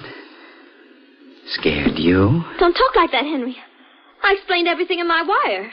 You got it, didn't you? Your wire? Yes, my darling. Made everything clear. Very clear. The cold and the wind and the rain. Standing in line for hours and hours. For nylons. My darling. Don't come near me. Stay away from me. Don't be alarmed, darling. I brought you some nylons. Look. Pretty? I really don't need them. I got plenty. But you won't need any more after these. Stop it! You won't need any more nylons.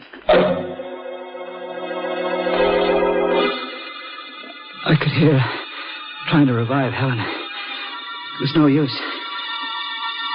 She'd come in too late. And she bent over me. Summoning what strength I had, I grabbed her leg, tripped her. Wait. As her head hit the wall, the gun dropped. I grabbed her. Better not. Sit up. Sit in that chair. You're the nylon murderer, aren't you? Yes. You're a detective. Pretty smart. What are you going to do? Strange. I wanted to kill you. When I saw you in the store, Miss, Lieutenant Keating. No. Now that Helen is gone, I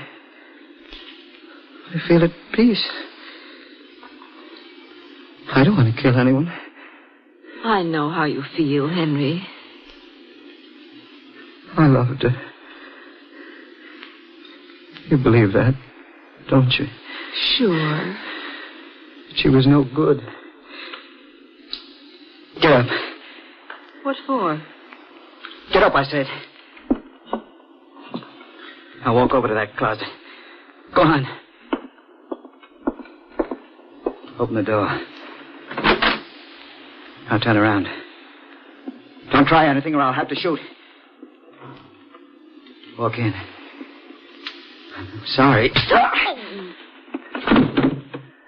So sorry, Miss Keating. Now, they can come and get you. Both of you.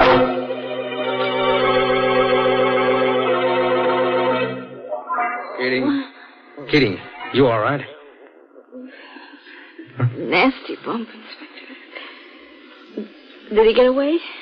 He was bleeding pretty badly. Now, the blood leads into the bedroom. What? That crazy fool. He's hanged himself. With nylons. Crazy? I wonder. Cut him down, Brady. Well, too late, Inspector. There's a note on the floor. Let's see it. Miss Keating will understand. Do you, Lieutenant? Yes, Inspector. I do.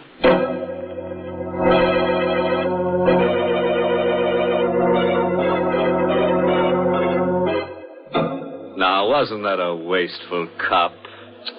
Imagine cutting poor Henry down. Ruined a perfectly good pair of nylon. He should have untied the knot. Well, one way or another, it goes to prove that when you've got a case of nylons, you've got your hands full. As for poor Henry, one way or another, he faces a long stretch. Well, there's one good thing about it, Mr. Host. With Henry dead, ladies can stand in nylon lines once again without being afraid. Yes, Mary, tomorrow is another and a happier day for the ladies. Oh, but it needn't be just for the ladies, Mr. Host. Tomorrow can be a red-letter day for their families, too. That is, if they remember to put Lipton tea on tomorrow's grocery order tonight. How about that, friends? Jot it down right now so you'll surely remember. It'll be doing yourself and your family a good turn, because you'll all love grand Lipton tea. Everybody does. Because Lipton's has such delightful, brisk flavor. Because it's so satisfying and zestful. Don't let another day go by without trying it, will you? Tomorrow, be sure it's Lipton tea you ask for and Lipton's you get. Because Lipton tea has that wonderful, brisk flavor.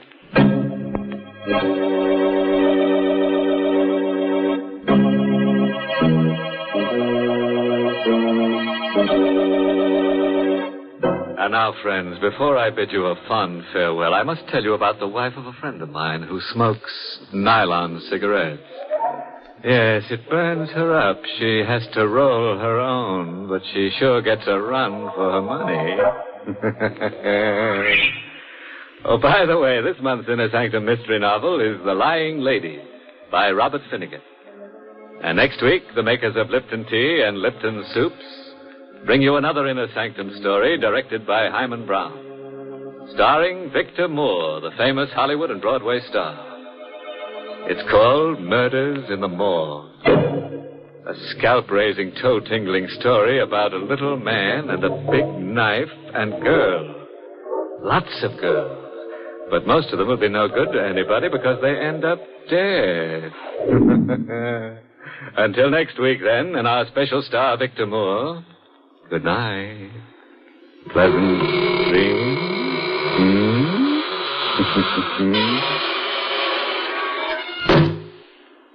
For tomorrow's lunch, let's see now. Why not serve creamed salmon with peas? And lead off with a soup that's super. Wonderful Lipton's noodle soup.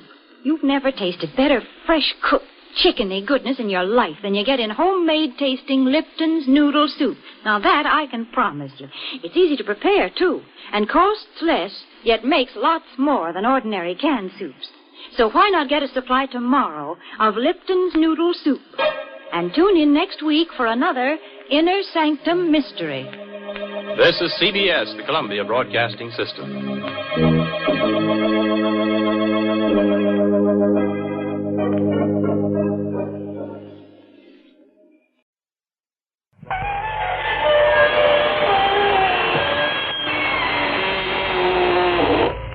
Good evening, friends. This is your host to welcome you through the creaking door into the inner sanctum. Come in. Come on in and join my wispy white friend. Oh, you're shivering. Cold? Well, don't let it throw you. Just remember that many are cold, but few are frozen. Oh, yes, your sheet is reserved for you. But please don't tear it. Remember the high ghost of living.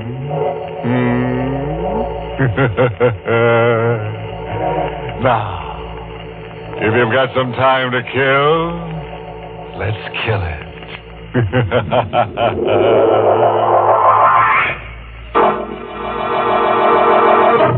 Tonight's Inner Sanctum Mystery, The Judas Clock, was written by Frederick Maytho and stars Barry Kroger in the role of Sebastian with Lawson Zerbe as Andrew.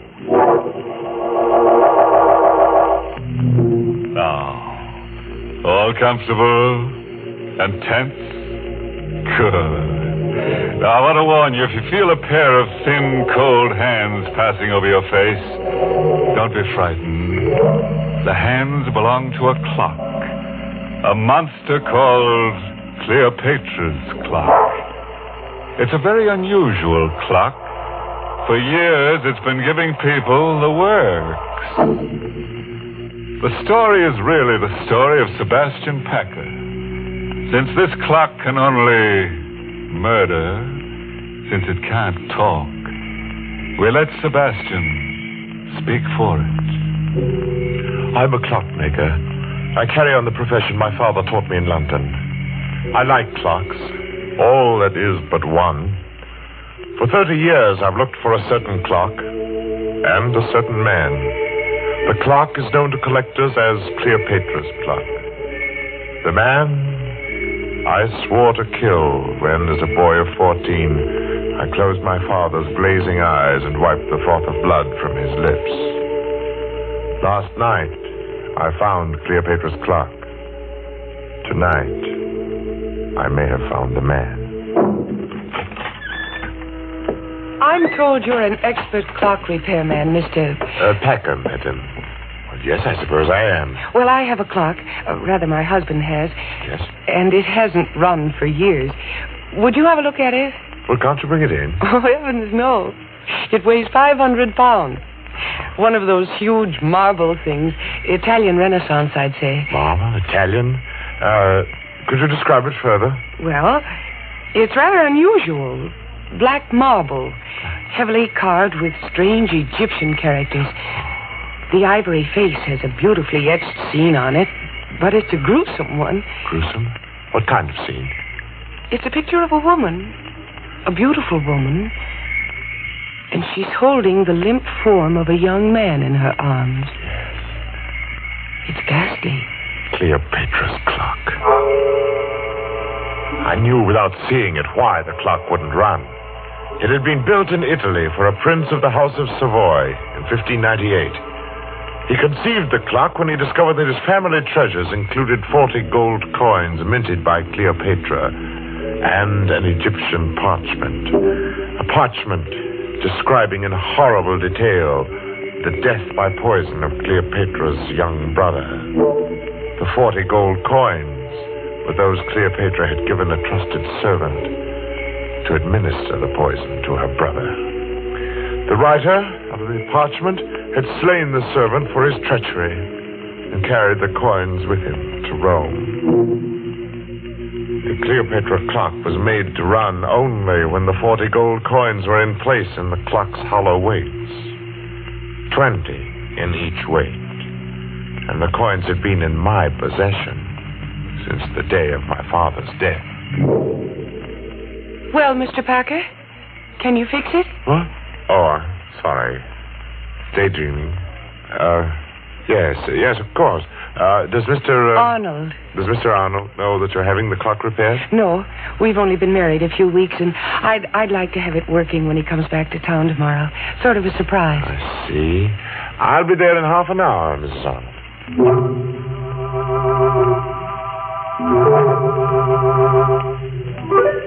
So last night I went to the Arnold house, and I found Cleopatra's clock again. Its 6 feet of black marble glistening, its pendulum motionless, its hollow weights empty and waiting. I started to work.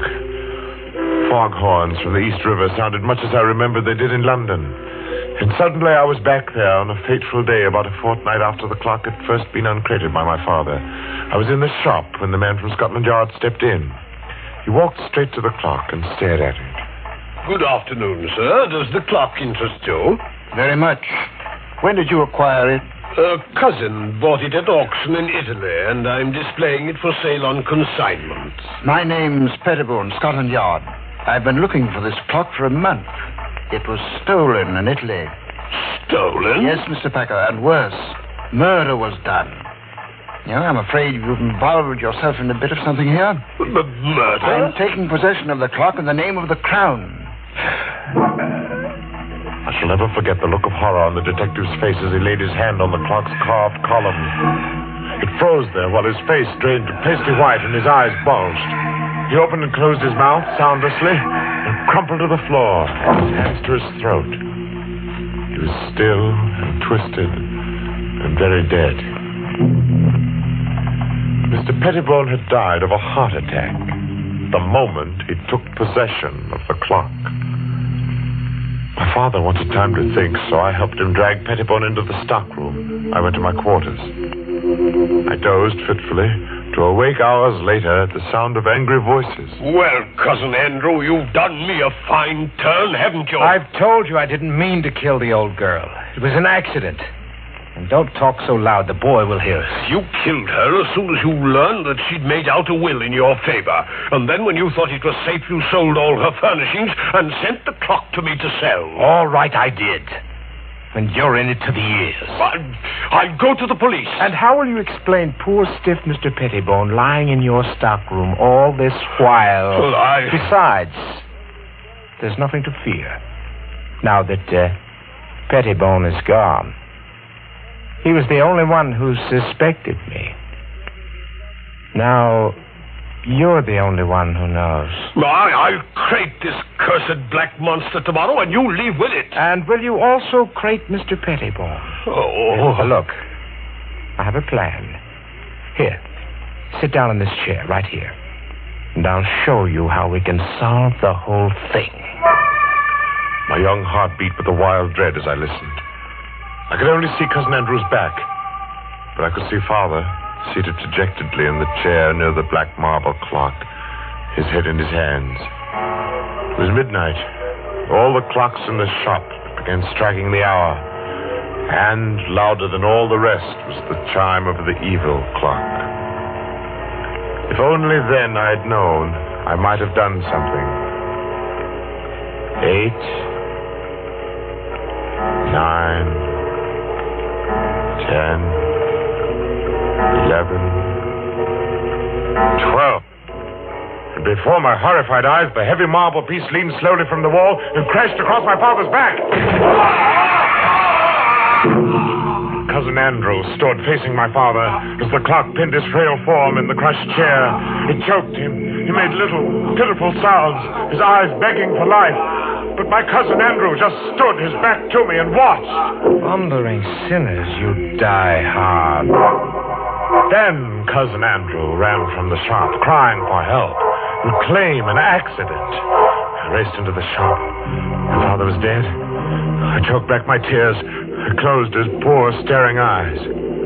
Then, for some reason, I thought of the coins in the clock's weights. I took them and I ran from the shop, the blood-stained gold pieces jangling merrily in my pocket.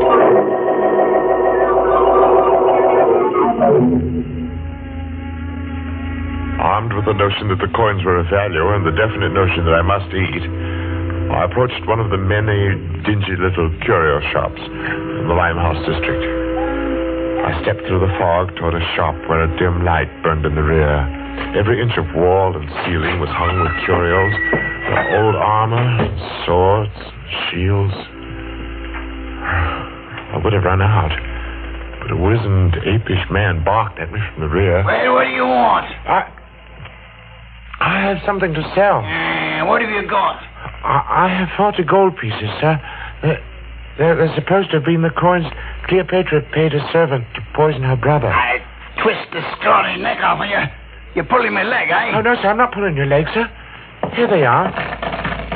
Blimey. Gold, right enough.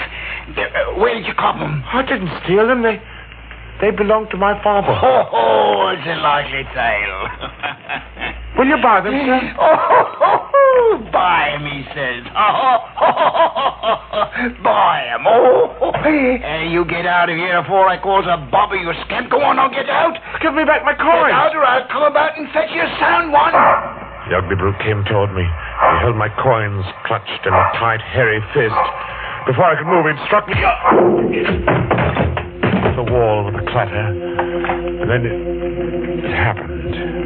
As I hit the wall, my eye caught a metallic gleam above me. I leaped back instinctively. As the hairy arm thrust at me again, a heavy metallic object dropped from the ceiling. It struck across the forearm of the clenched fist. I stared first at the man's gaping mouth, then at the great bleeding gash in the arm he clutched with his other hand, at the blood that dripped on the object that had struck him. It was an ancient headsman's axe. The gaping mouth opened and closed, making no sound. And then, with a moan of horror, the pawnbroker crumpled to the floor. I clamped my mouth upon a cry of panic. I stooped to gather all the coins that had fallen from the man's hand. Blood made them slippery. Thrusting them into my pocket, I stumbled, whimpering in fright, through the shop and into the night. And the fog of London never swallowed a more frightened and a more lonely boy.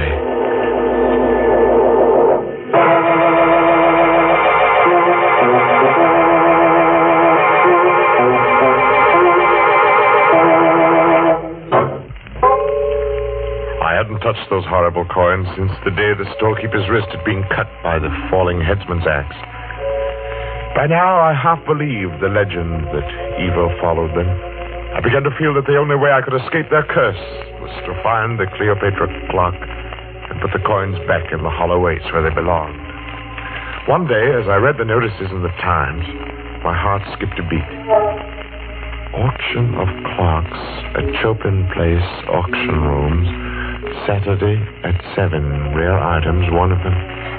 Fine Italian Renaissance piece of black marble. Rare treat for collectors. Come early. I went early. I was the auction room's first visitor.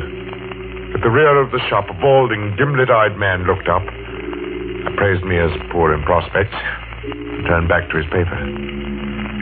I felt the 40 gold coins in my pocket as I sauntered casually towards the black, gleaming clock. Other clocks about were ticking. Only the pendulum of the Egyptian clock remained motionless. As I cautiously opened the glass door of the clock to reach for the hollow weights, I seemed to hear my father's words again. It's an evil clock, son. Evil as Satan himself. I reached for one of the weights, my intention being to unscrew the cap of the weight quickly and to replace the coin. But I saw something I'd never noticed before. Directly beneath the right-hand weight was a small, round, flat bit of metal set into the floor of the pendulum box. It startled me. I looked over my shoulder towards the man in the rear. He was watching me. I had the unhooked weight in my hand within the clock. I'd have to work fast now to replace the coins. My fingers were sweaty with excitement. The weight slipped. It fell directly on the metal piece beneath it. I say, what are you doing there? Leave that I paid no attention to the man now coming toward me because something was happening within the clock. A whirring sound of wheels turning perhaps. And then in open-mouthed wonder, I watched the supporting panel in the front of the clock suddenly start to rise on hinges. The clock was off balance. The clock moved forward ponderously, and I stood there transfixed in the path of a black marble monster. Falling! Look out, you idiot! I jumped to one side. Idiot! Bandit! Waited for no more. I ran for the street. Help! Thief! Police! Coins jangled merrily in my pocket as before. I was where I had started, only as I ran, I knew. My father had been murdered, and I knew how. And I knew who had done it.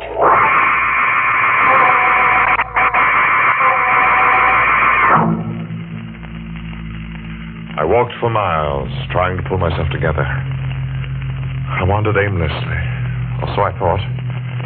But fate had traced my path before me, because I was startled to find myself staring into the shop window of a rare coin dealer named Megaroyd. I walked into the shop. Mr. Megaroyd seemed a nice little man.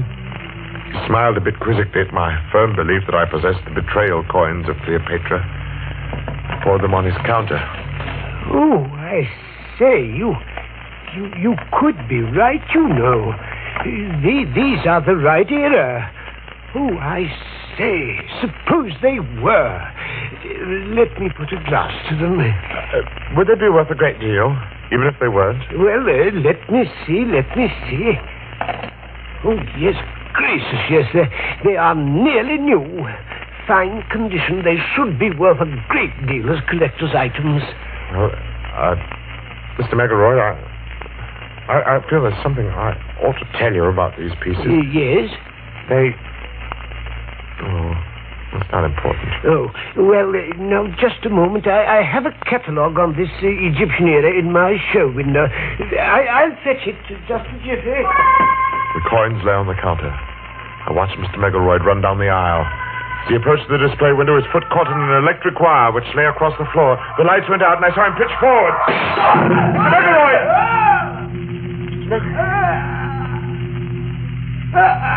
The street light peered through the broken plate glass. It made across a grotesquely sprawled form in the shop window. I needed no more light than there was to see what had happened. The upper half of the heavy plate glass had broken and dropped flat against the solid lower half. Mr. Megaroyd lay as the pawn shopkeeper had, holding with one hand the bleeding forearm he had pushed through his plate glass window as he tripped. The gold coins were on the floor, covered with blood once again.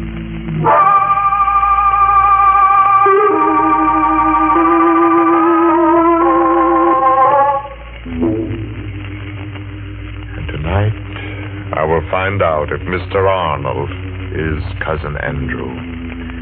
If he is, I shall feel no remorse in killing him. While working to repair the clock last night, I discovered that my father's accidental death had been a well-conceived, diabolical murder. If the right-hand weight was heavier than normal, thus reached the floor of the clock on the 12th stroke of midnight, it tripped a trigger which collapsed the base of the clock and caused it to fall forward. My father had died on the 12th stroke of midnight. Have you finished, Mr. Parker? No, Mrs. Arnold. I'll have to come back tomorrow night. What time do you expect Mr. Arnold tomorrow? Oh, about 11, I'd say. Will you be finished by then? Well, I think so. I'll have to take these weights to the shop with me, though. Something, has to be added.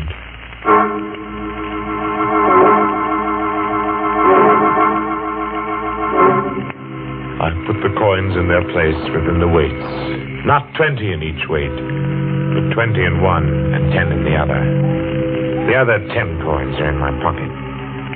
In another pocket, I have a small 38, although I don't plan to use it. I have a 30-year-old date to keep.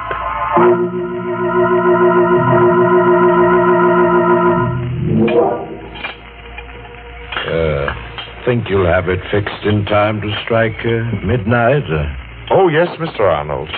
It will strike at midnight. There we are. Weights are in place now. And let's see, it's exactly 5 minutes before midnight. I set the hands, and then just a little shove on the pendulum. So, and Cleopatra's clock ticks again. It wakes from a 30-year sleep, eh? Cousin Sebastian? Cousin? Well, that's what I wanted to tell you. My wife told me your father owned this clock in London. Yes. Then I was your father's cousin. So you are Sebastian Packer, the little boy who ran away that night. You are Cousin Andrew. Yes. But seriously, I don't know how much you know of that horrible night when your father was killed. I know the clock fell on Father. I heard the sound from my room. I was frightened. I came down the stairs later, in time to see them carry Father away. He was all covered up. So that was why I didn't find you in your room afterward. It happened so fast. Yes. We were sitting, talking. The clocks in the store were striking 12. Suddenly, the base of Cleopatra's clock seemed to cave in, and... I know. I bought the clock at an auction a few years later. Sentimental, I guess. Had it all fixed. It's good and solid now. I saw to that. Yes. Well, I think I'd better run along now, Cousin Andrew. Oh, nonsense. Let's make up for lost time and get acquainted. Well... Come now. I have some fine old port from England here. Sit down a while. No, not that chair. This one's a lot more comfortable. Oh, very well. It's a funny thing when you work with clocks as long as I have. You get to be quite philosophical about time. Oh, is that so? How? Well, here I sit by the big clock, just as my father said 30 years ago. Do you know how many seconds ago that was, Cousin Andrew?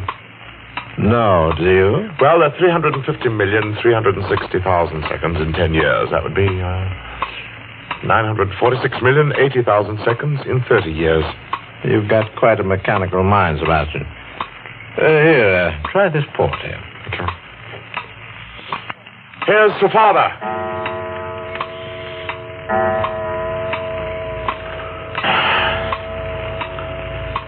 What's the matter, Cousin Andrew? Are you ill? No. Your face is drawn and gray. Shut up.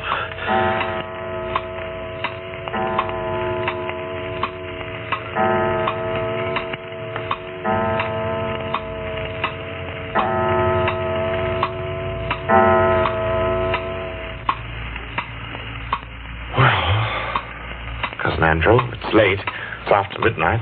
Better go. I say, you do look awfully ill. Not that I don't care. Thundering sinners. Where are you going? Don't go. I must go, Cousin Andrew. I told the patrolman near my shop that I would like him to meet me at 20 after midnight. The patrolman? Yes. But here, sit down and relax. Take my chair. It's well comfortable. You're shaking like a leaf. You just sit quietly. I'll see myself out. Thundering sinners. Good night, Cousin Andrew.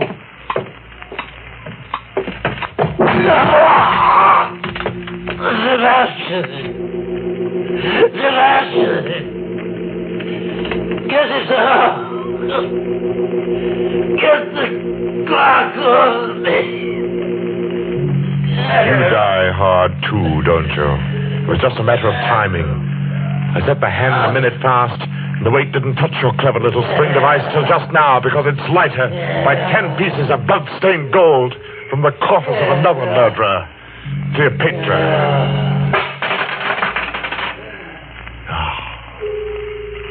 Rest easy, Father.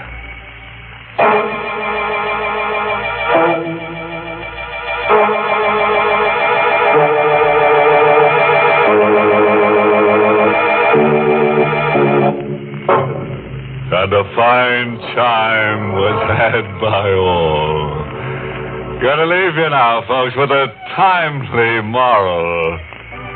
You can figure out how long you've lived, sure. That's your pastime. But figuring out how long you're going to live, that's just any old time. Oh, yes, by the way, this story should teach you another lesson. Never complain when you have to work late.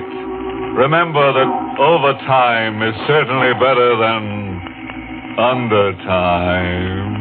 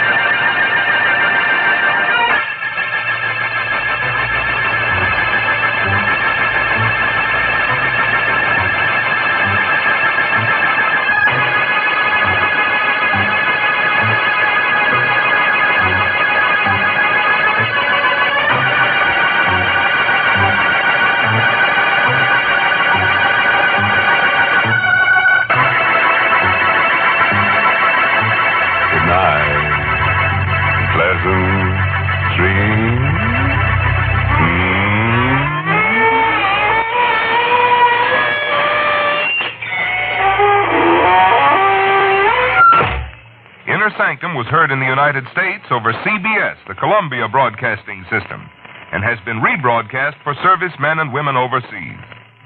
This is the United States Armed Forces Radio Service, the voice of information and education.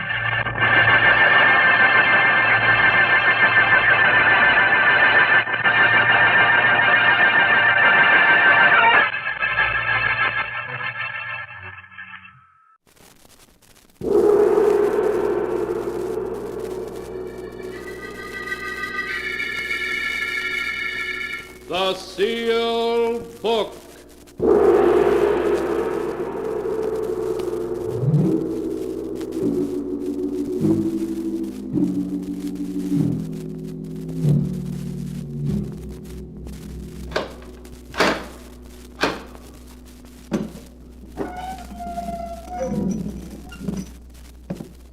Once again, the keeper of the book has opened the ponderous door to the secret vault, wherein is kept the great sealed book, in which is recorded all the secrets and mysteries of mankind through the ages.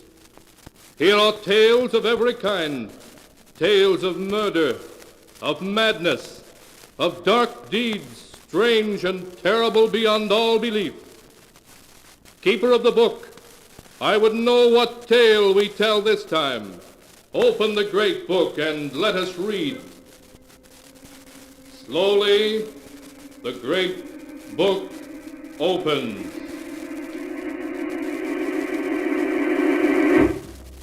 One by one, the keeper of the book turns the pages and stops. Ah, the strange story of three people who ventured into a long-lost cavern, a cavern cursed by the ancient Aztecs. A tale called I'll Die Laughing.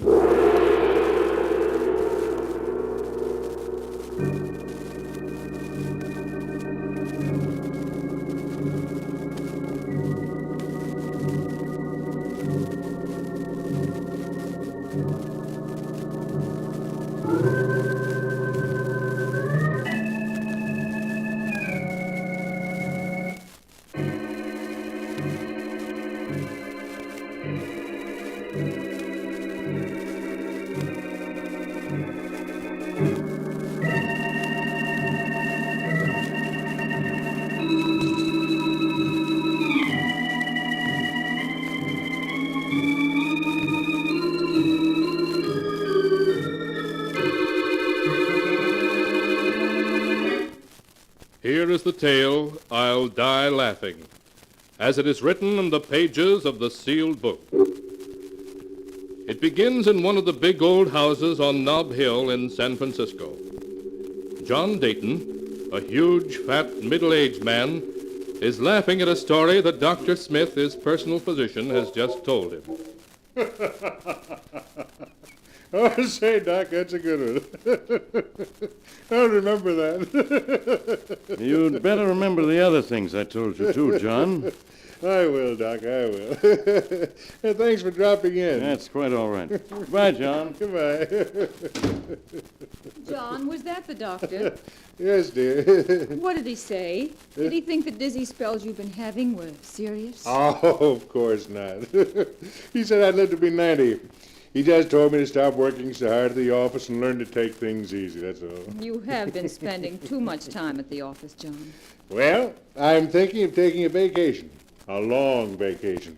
Now, please excuse me, dear. There's someone upstairs in the study waiting to see me. John, who is that horrible-looking old man waiting up there for you? Well, I'll explain that later, dear. Oh, say, when Harvey gets here, send him right up the study, will you?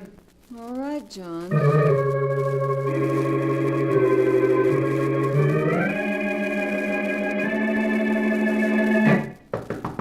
Yes? Oh, Harvey, come in. Hello, Laura. John phoned. Said he wanted to see me. Is he in? Yes, he's upstairs now. Laura, listen. Is it about us? Oh, no. He doesn't suspect anything. This is about something else. He has a perfectly weird old man up there with him now who... Yes, I know. An old prospector named Gippy Gordon. I sent him to John. You sent him? What do you mean? Well, this Gordon came to the office last week. John was out, so I talked to him. He told me a ridiculous story about a lost Aztec treasure in a secret cave in New Mexico. I knew it was just the kind of thing that John would love, so I told Gordon to come and see John here at the house. And I warned him to be sure not to mention having spoken to me. But why, Harvey? I want John to decide to go looking for that treasure and to take us along. I don't understand. Darling, John is like a boy in many ways, but he isn't a complete fool. If he finds out about us, we'll both be out in the cold.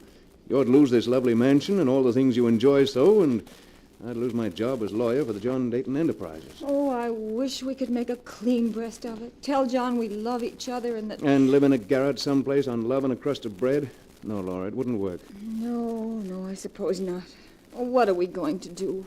Suppose something should happen to John. An accident, say. Harvey, you don't mean that... Harvey, is that you? Yes, John, I'm on my way up now. Well, hurry up, old man. I've got something mighty interesting for you. Right away, John.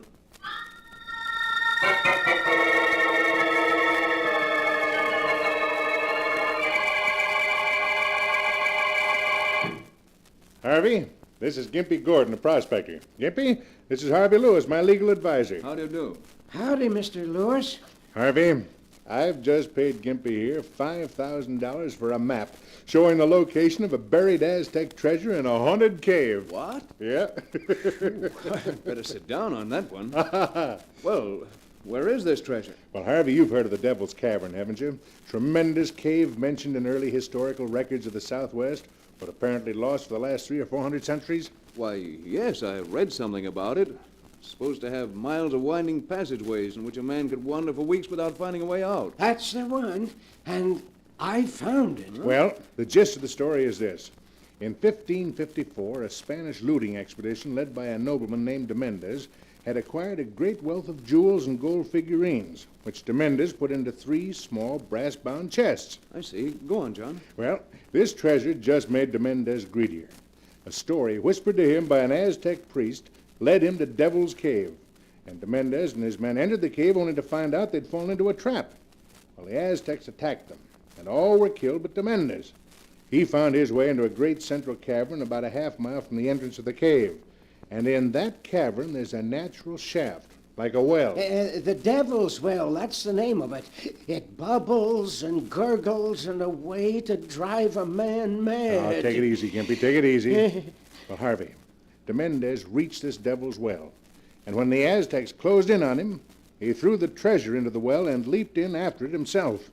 So the priest sealed up the cave and put a curse on it. A curse? Oh, come now, John. You don't believe in that. Oh, it's true. It's true, Mr. Lewis. The curse was that nobody who went into the cave to get the treasure could ever get out again alive. They was doomed to die there. I see. But you say you went into the cave and came out again alive, so it can't be much of a curse. Oh, but it is, Mr. Lewis. It killed Pedro, my Indian, and it's still after me. I wouldn't go back there again if it was worth $1 million. But assuming your story's true, how could anyone find their way into the cave and out again? There's a string marking the route, Mr. Lewis. 2 months ago, me and Pedro found the entrance. We tied the string to a rock and went in, letting it unroll behind us. Took us a week, it did, to find our way to the big room where the Devil's Well is. But we made it. Huh? And then what happened? Well, I had 100-foot rope and some big hooks.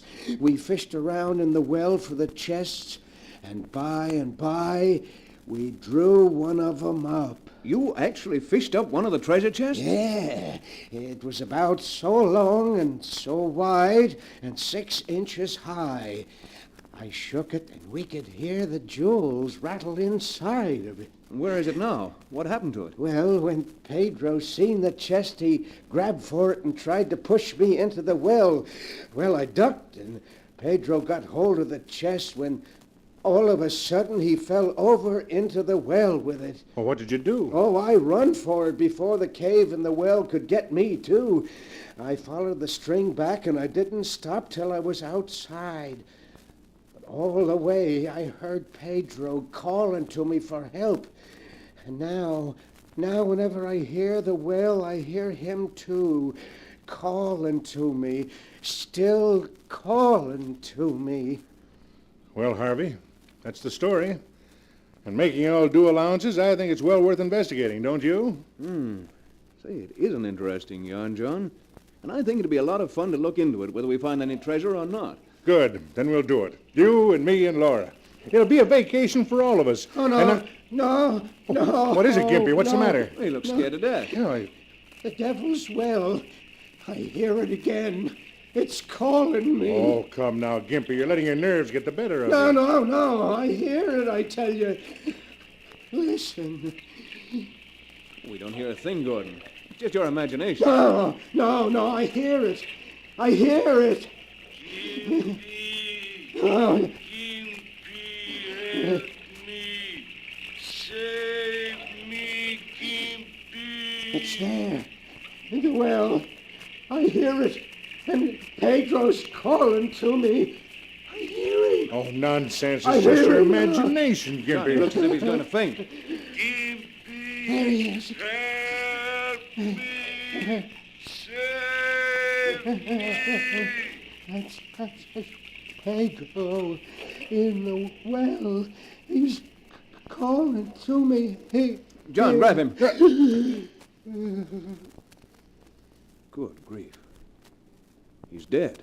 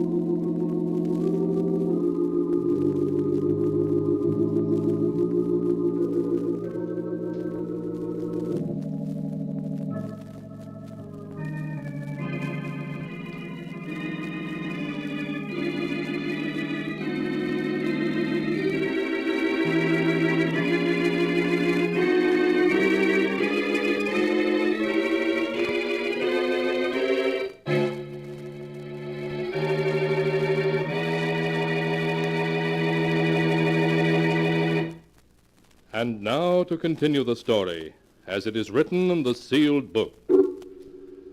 The doctor's examination showed heart failure to be the cause of Gimpy Gordon's death, not an ancient Aztec's curse. In spite of the tragedy, John Dayton went ahead with his plans with undiminished enthusiasm. Laura, his wife, protested, but Harvey added his persuasion to John's, and at last she agreed to go on the treasure hunt with them. A week later, they were ready. John's car loaded with all the necessary equipment. Harvey, I've hardly had a chance to speak to you all week.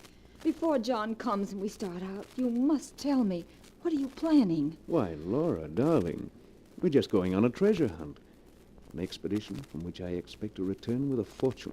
A fortune? From a lost cave? You're not serious. Oh, but I am. It'll be a fortune that I can claim for my own after we return. A very beautiful fortune. You, my dear. Harvey, you don't know what you're saying. But I do. It's the only way out. It's what I had in mind when I sent Gimpy to John in the first place. I've been thinking for a long time that John would have to have an accident. Harvey, I'm afraid. You mustn't be. Just leave everything to me. I'll know what to do when the time comes. And when we get back, we'll be able to be together always. Yes, I know. But suppose someone suspects. No one will. After all, on an expedition of this kind, accidents are bound to happen. No one will be able to prove a thing against us.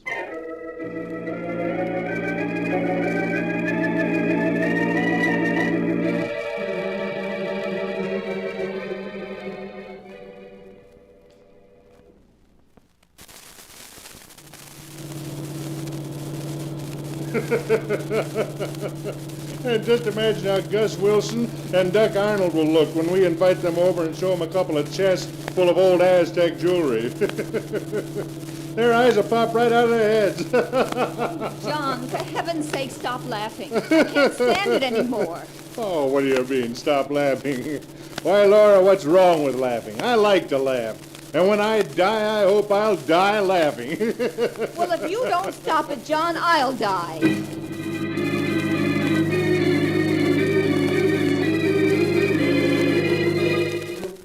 After that, all three were silent as they drove.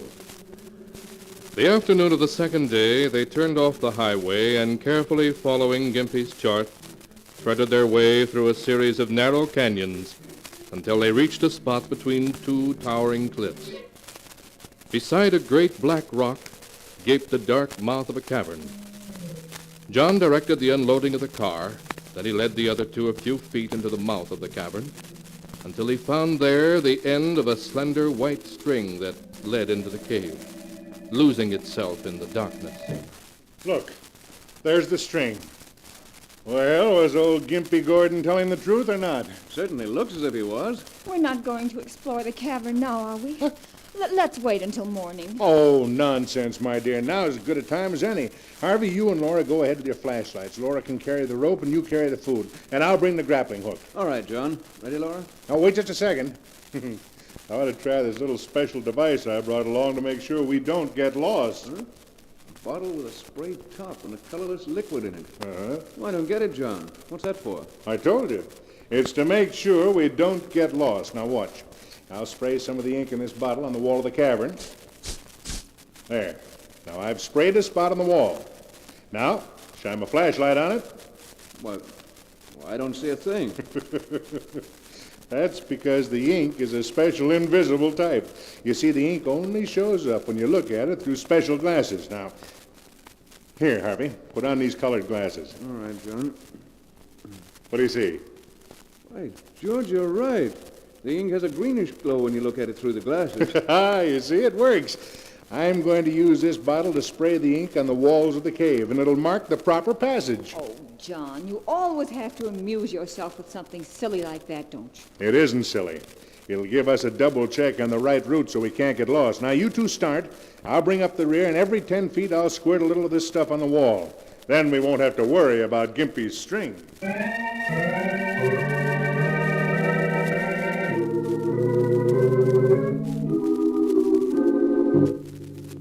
Uncertainly, the little party groped its way forward, through winding passageways that opened constantly into dozens of other passages.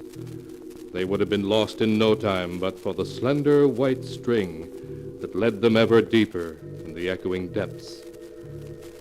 Half an hour later, they came out into a great chamber far below the surface.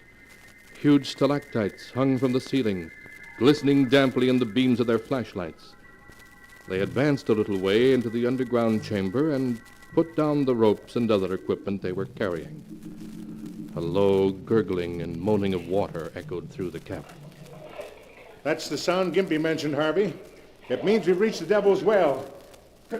Look, over here. A round opening in the floor of the cabin. Yes, this is it, all right. John, be careful. Don't worry about me, Laura. You stay there with our equipment if you like. Say, water isn't gurgling anymore. No.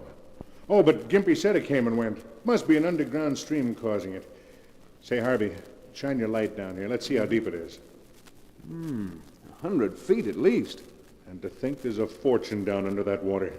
By George, before we go back, what do you say we drop the grappling hook down and see what we can find, huh? Now? Yeah, sure. All right, John. I'll admit I'm kind of curious myself. Harvey, get me the rope and the grappling hook, will you? We may bring up one of those chests the first try. Of course, John. It won't take a second to try our luck. Laura, have you got the rope there? Yes, right here. Harvey, you're not going to do it now? Yes, I am. There's no sense in waiting. We'll be out of here in 30 minutes, free to live our own lives just as we wish. Have you got that rope yet, Harvey? It was tangled, John. I'm bringing it now. Just keep your nerve, Laura. It'll be all over in a minute. Right. Here's the rope, John, and the grappling hook, too. Oh, fine. Just give me a hand with it. Harvey, what are you doing? Just giving you the rope, John, but not quite as you expected. Yeah. Now try to move your arms. Well, you've bound my arms to my sides, Harvey. What's the meaning of this? I'll tell you what it means, John. It means that you're about to die. Die? Have you gone crazy? You fool. Why do you think I arranged this silly treasure trip anyway? You arranged it? Why, I arranged it. That's what you think, but you're wrong. Old Gimpy Gordon came to me first with his ridiculous story, and I passed him on to you. I knew to give Laura and me the opportunity we needed to get rid of you. Laura, is this true? Are you in this with Harvey, this murder plot? Harvey, hurry. Please hurry. Oh, so it is true. You two brought me here to kill me. And I thought... What a joke on me. You won't think it's a joke for long. Because in just a minute you're going down in that well, John. The story we'll tell is that you got tangled in the rope, tripped and fell in. And if anyone comes to fish out your body, John, it was an accident. If anyone comes to fish up my body. Oh, that's a joke, Harvey. You don't know how good a joke it is. But you will. You will. Harvey, make him stop laughing. Make him stop laughing. Now make him stop. Goodbye, John.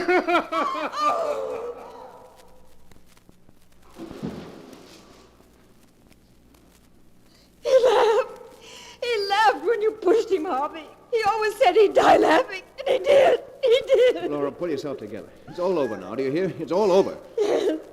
Yes, Harvey, I'm all right. Only let's get away from here. Let's get out of here. No!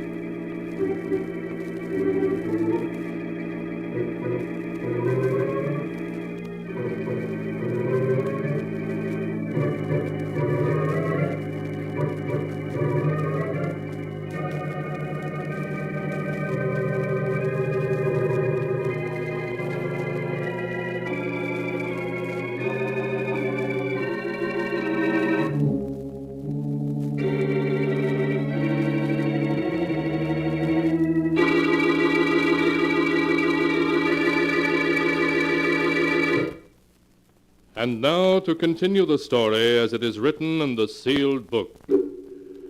Laura and Harvey, with a guilty feeling in their very souls, started back to the entrance of the cave, following always the trail of the slender white string. But their progress seemed so slow, all too slow in their hurry to get away from what they were leaving behind in the Devil's Well. Harvey, hurry. Can't you go any faster? No, Laura, I don't dare to. If I tried to go any faster, the string might break and that... What is it? Why have you stopped? I've come to the end of the string. What do you mean you can't have? We're not anywhere near the entrance yet. The string ends here. It's tied to a piece of rock. No, it can't end here. It must be broken. Look for the other end of it. Oh, here's the rest of it, neatly coiled up on this ledge. Oh. And here's an envelope underneath it. A fresh white envelope. It was John. It's one of John's jokes, that's it. Quick, what does it say? Dear Laura and Harvey, for some time I've known what was going on between you two. It's time you were both taught a lesson. When old Gimpy Gordon came to me with his story, I saw my way clear to do so. And I have worked out a plan that will be in operation when you read this letter. This is my plan. As we enter the cave, I shall send you two on ahead. I shall follow and remove the string from the entrance of the cave to the point where you find this letter. After we have reached Devil's Well, I shall contrive somehow to slip away from you two, leaving you alone together. Oh, no. You will, of course, follow the string back toward the mouth of the cave. But when you come to the end where this letter is, you will be forced to stop. So John planned this. He wants to kill us. No, wait. I shall be able to find my way in and out of the cave by means of the special luminous ink, which I shall spray on the walls as I go in. My colored glasses will enable me to see the ink, where your eyes will see nothing. I shall leave you alone in the cave for 12 hours. And if, at the end of that time, you can still stand the sight of each other, I shall cheerfully step out of the picture. Oh, no. For during those 12 hours, you should get well acquainted with each other's true character. What a beast he is. You ask why I do this. Because Dr. Smith has told me that at best, I can hope to live not more than 6 months. No. And under the circumstances, I don't much care what happens. My little joke on you is all the punishment I care to inflict. At least you'll always remember that a man is not a fool just because he likes to laugh a lot. Signed, John Dayton. That's all of it, Laura. Harvey, listen. He's laughing, Harvey. He's laughing at us. Oh, stop it, Laura. It's just your nerves. You've got to get hold of yourself, or we'll never get out of here. We never will, Harvey. That's why John laughed when you killed him. That's why he's laughing now. Laura, pull yourself together. He played a joke on us, and now he's laughing. You fool. We're going to get out of here. I tell you we are. We're not. Never in a million years. We are, I tell you, the same way John planned to get out. He marked the walls of the cabin with special luminous ink, didn't he? Well, those marks will lead us out, too, do you hear? They'll lead us out. No, they won't. You have to have special glasses to see it. Yes, but we'll go back to the well where we left the equipment and get the glasses, and then we'll be all right. Oh, no, we won't. That's why he's laughing. Because he had the glasses in his pocket when you pushed him into Devil's Well, Harvey. He has them in his pocket now.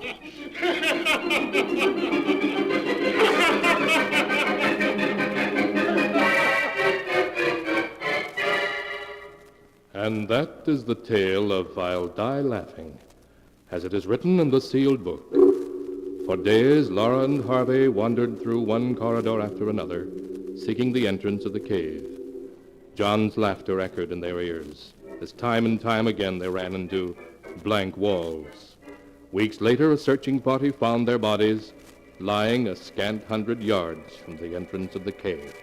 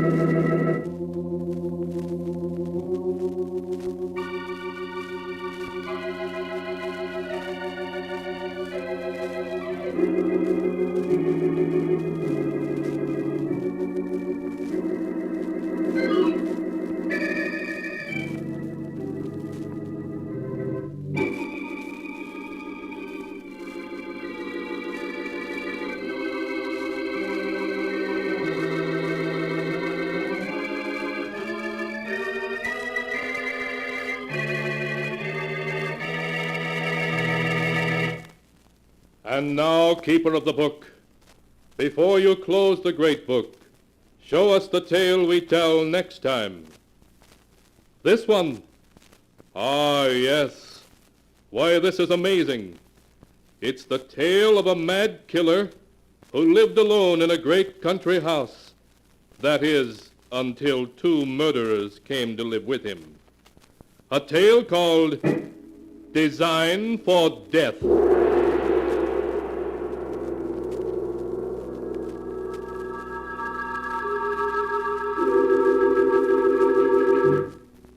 Be sure to be with us again next time, when the sound of the great gong heralds another strange and exciting tale from The Sealed Book.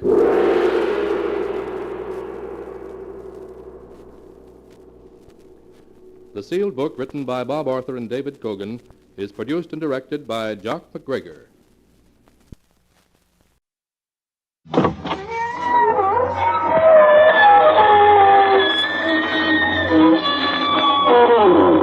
Good evening, friends. This is your host to welcome you through the creaking door into the inner sanctum. Now remember, friends, there's one rule that you must follow when listening to this program. You're not allowed to talk or whisper, but if you scream, that's fine. Oh, I've just come back from the most deadly vacation I ever had. Went horseback riding with a headless horseman, swimming with a sea serpent, and golfing with a ghost. In the evening, I visited old friends who just moved into new graves. But here I am, home again, pale, unhealthy, and bloodthirsty.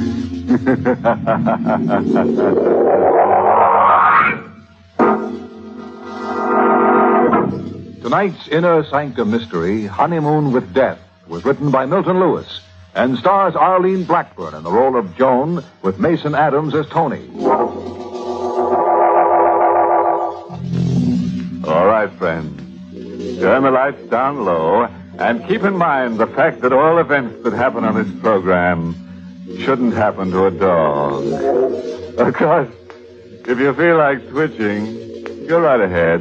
We always say a twitch in time saves 9. Ready? Then listen as lovely young Joan Darby tells us her story in her own words. It was at the end of one of the happiest days of my life. Perhaps the last day of happiness I'll ever know. When this car drove up and parked outside our cottage.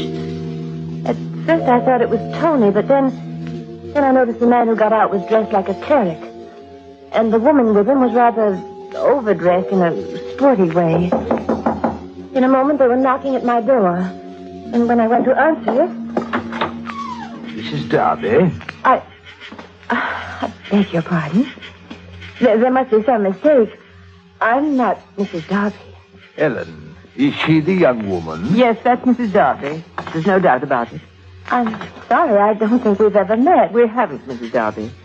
But please don't try to deny your identity again. I really do know who you are, despite the name you're using here. You're the former Joan Kent, the present Mrs. Anthony Darby, am I right? Yes, I am. May we come in? We must see you. Why? It's about a matter of the utmost seriousness. One might say it's a matter of life and death. I'm speaking of your life or death, Mrs. Darby. Oh, really? Please don't argue. Let us in. Just a moment. You'd better come back later when my husband's here, in an hour or so. My dear, we knew your husband was away. That's why we purposely came at this time.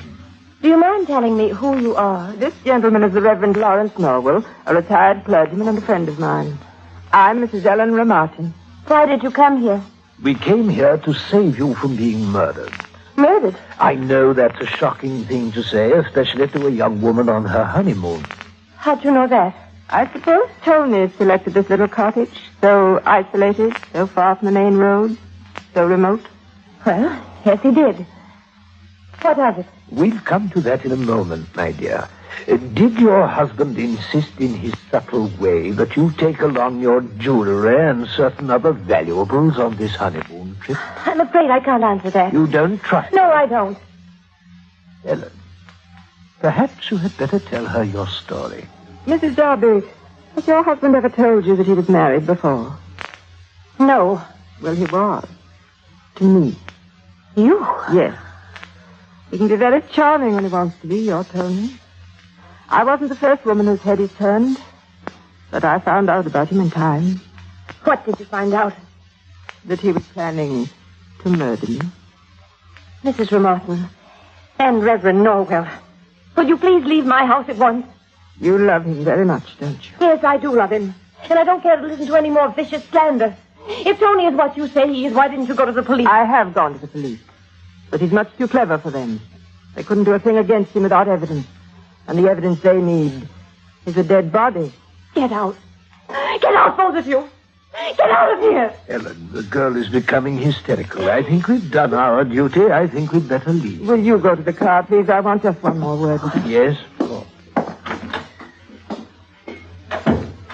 Mrs. Darby. Why must you prolong this? I remain behind because I'm going to do something I know Reverend Noel will never approve of. I'm going to give you these two things. On this piece of paper is my telephone number. I've rented a small house near here. In case you need help, please send for me. The second thing is this. A gun. I'm leaving it with you. It's fully loaded. You may need it. I don't want it. Don't be a fool. You may thank me for it someday soon. Oh, please don't leave it here. I know how you feel, my dear. I loved him, too. He's so very charming. Always so thoughtful. Always bringing little gifts. Has he given you antique jewels yet? Or has he brought you roses and recited the famous poem by Randall? Why don't you leave? Why haven't you the decency to leave me alone? Of course, my dear. I'm so sorry. Goodbye.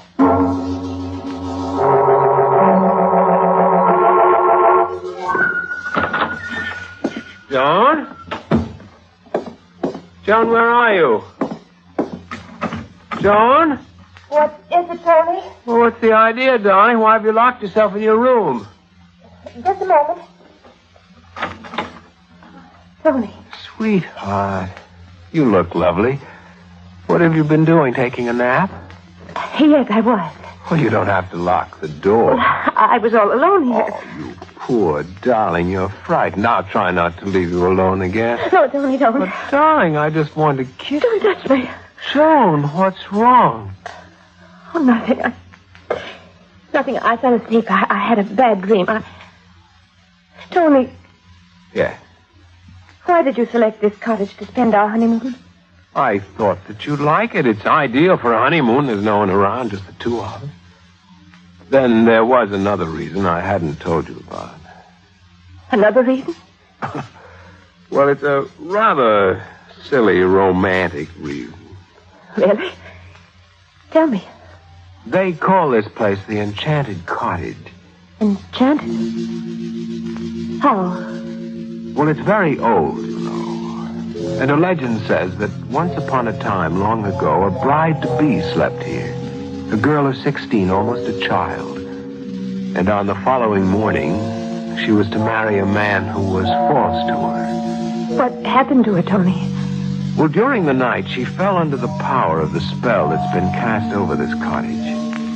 And this gentle child awoke, a child no longer. Overnight, she was changed into a hideous old demon, insane and vengeful, who murdered her lover and cast herself into the sea. And so now they say that only true lovers dare stay here. But we have nothing to worry about, do we, dear? Tony. Joan, are you crying? I thought that story would amuse you. I found it very amusing. An enchanted cottage. You're right, it is romantic, but, Tony, will you tell me this? Why'd you suggest I bring my jewelry to a place like this? Well, I didn't plan to stay here more than a week or so. I thought we'd travel, perhaps go to Canada, perhaps even take a boat there for Europe. We'll go out. You'll want your jewels. Why'd you use an assumed name for us? Well, I told you I didn't want people to know that we're here. I didn't want any old friends or relatives dropping in on it. Darling, why all these questions? I love you. You surely must know that. Oh, you must forgive me. I've been a foolish, silly girl who's had a bad dream, but now I'm awake. And I love you, too. Oh, Tony, I love you. Joan, dear. Come with me, darling. I brought some gifts for you in town. Gifts? Yes, I know you have a feeling for old things, so when I saw this in an antique shop in town... Oh, what a lovely old locket. Oh, it's perfect. I'm glad you like it. After all, what do I know about antique jewelry? Oh. What's the matter? Nothing. Nothing, just a chill. It gets so cold in here at night. What's the other gift you brought me? Roses? How did you know? Where are they? Here. Oh, they're beautiful. My love is like a red, red rose that's newly sprung in June. My love is like a melody that's sweetly played. Stop it! What? Stop it! Joan, what's the matter? Don't come near me, don't! Stop it!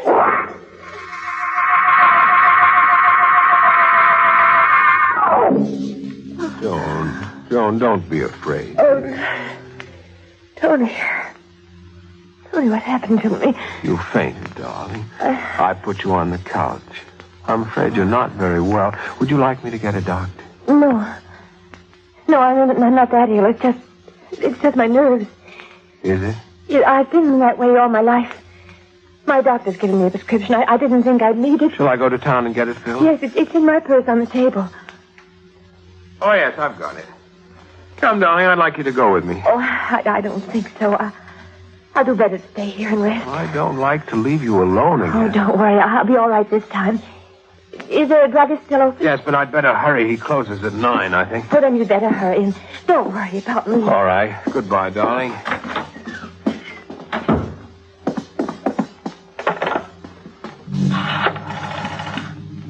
Hello, operator. I want you to get a number for me quickly, please. Oh, wait, I had it here on a piece of paper. Where'd I put it? Yes, it's here.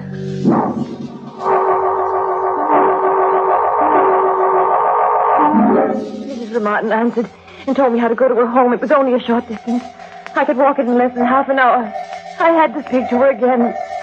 Oh, I loved Tony, and I had to find out how much was hysterical suspicion, how much was truth.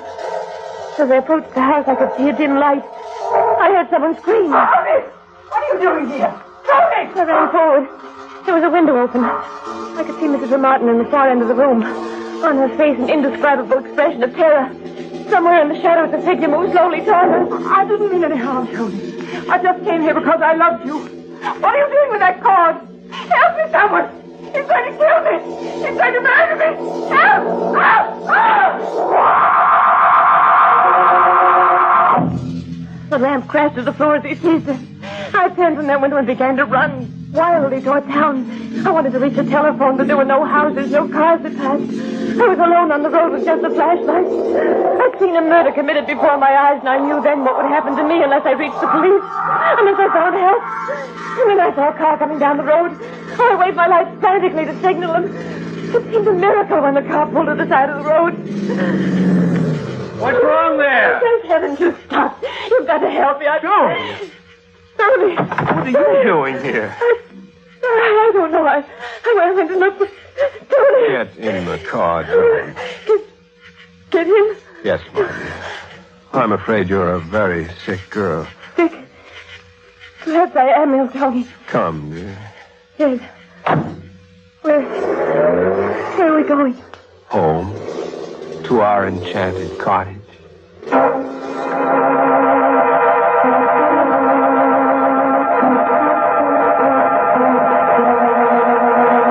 We said nothing. Not a word to each other until we arrived at the cottage.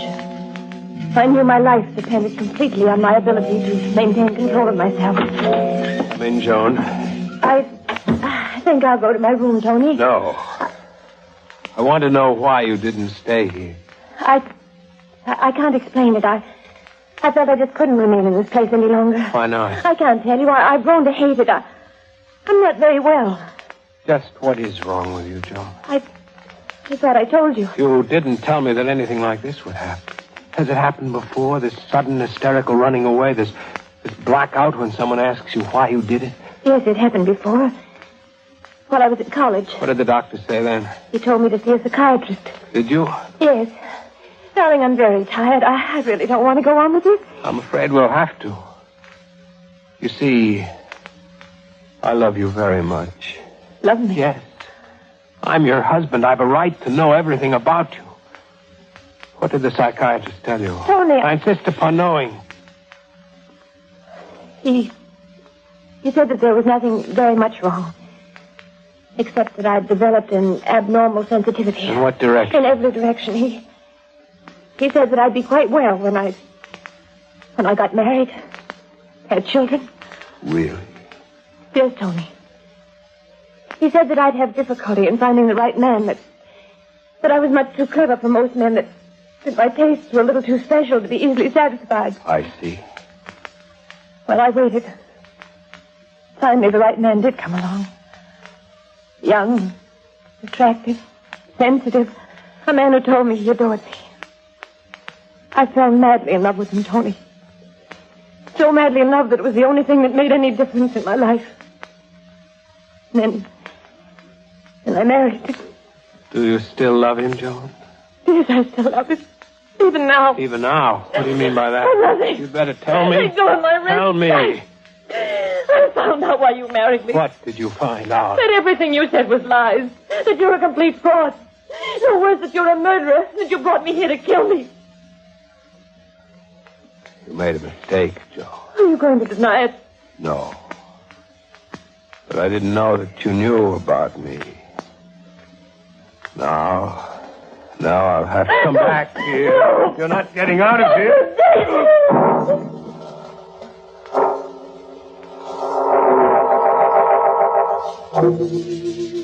When I opened my eyes, Tony was looking down at me. Strangely enough, for a moment I forgot who he was. Why he was staring at me. All I knew was that he looked so handsome. You'd better sit up now. What happened? I knocked you out.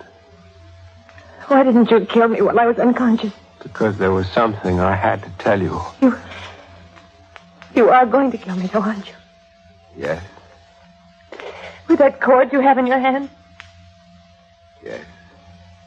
When? In a moment.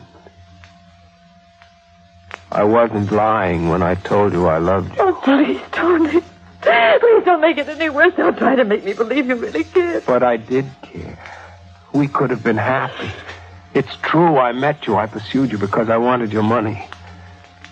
But then I fell in love for the first time in my life.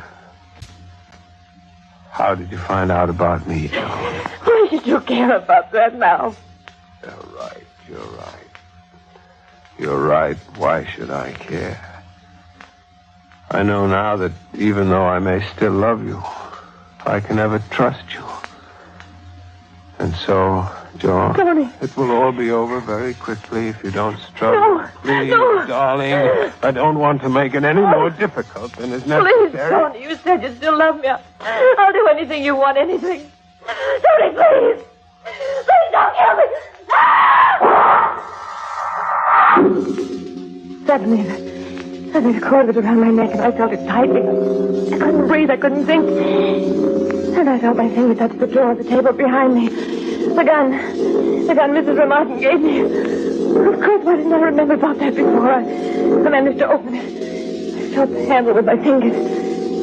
Tony was staring at my eyes as though hypnotized, but his arms, his fingers kept twisting the cord. And he did a very strange thing. He leaned towards me. He put his lips on mine. He kissed me. Joan. Joan? Oh, Joan, I just wanted to tell you what... For a moment, I was dizzy. I loosened the cord and looked down. Tony was dead.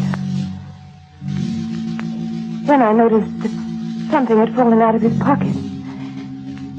It was a little bottle of medicine. The medicine I had sent him for.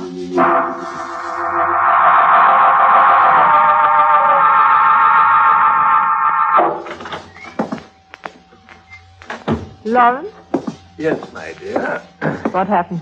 Oh, it was very simple. She waited until the last moment, and then the dear girl killed him with the gun you gave her. I didn't think she'd have the courage, really. A little slip of a girl like her. Did you watch from the window? Yes. Immediately after she killed him, she picked up a little bottle that had fallen out of his pocket, and then she rushed out of the house. I suspect she ran off to give herself up to the police or kill herself or something. When the house was empty, I simply went in, found her jewels, and here I am. Let me see the jewels. Here you are, my dear. It turned out much better than I thought it would. So it seems. Without being too vain, I did think I made an admirable clergyman. Yes. You were quite handsome. Thank you. And while we're trading compliments, let me congratulate you on your death. Your demise was superb, Ellen. Thank you. Oh, what's wrong? Well, if you must know it, tell me. Now, darling, I know you were fond of the boy. I loved him. He was charming. He's dead now, and he deserves it. He would have led the three of us to the chair eventually. He was really mad about this girl, and he couldn't be trusted at all. I suppose you're right. He had to go. He had enough on the two of us to make us quite uncomfortable. I think we'd better leave now. All right. I'll go close the back door. Put that gun down. You little fool. Ellen! Ellen, what happened? Don't move. Stay just where you are. Mrs. Darby. Yes. Mrs. Darby. You killed her. Yes, I killed her. Did you hear what... Yes, I heard everything. Do you mind telling me why you came here? To kill you. Oh, now, really? I never thought I'd have the courage to murder another human being. Frankly, I shared that opinion of you myself. But strange things can happen in a cottage that has a magic spell cast over it. What are you talking about? I'm talking about a 16-year-old girl who changed overnight into a hideous old demon who murdered her lover and cast herself into the sea. Oh, you're mad. You both deliberately murdered Tony because he loved me. Well, after all, a man in love can't be trusted. He's not quite sane. And neither is a woman who's in love. Now, don't lose your head. Oh. What did you say before? A hideous old demon? That's what you are.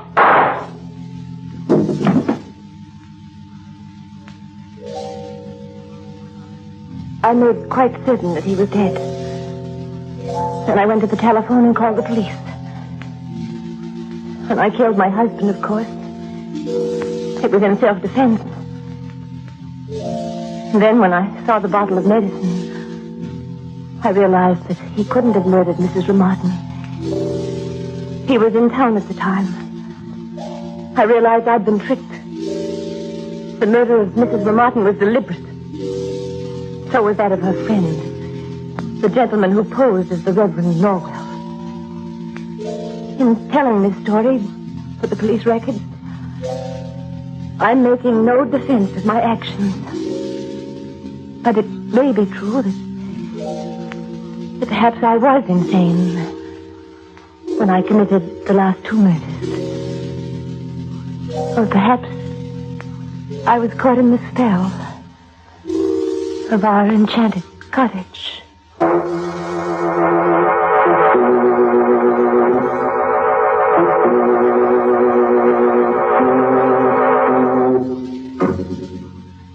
Well, I guess that ought to teach Joan to be more careful about arranging her accommodations for her next honeymoon. Oh, yes, the moral for our story is taken from one of the screams of the famous Irish banshee named Jill O'Teen, who said, "Don't be frightened by nightmares. After all, they're not nearly as frightening as the things that can really happen to you."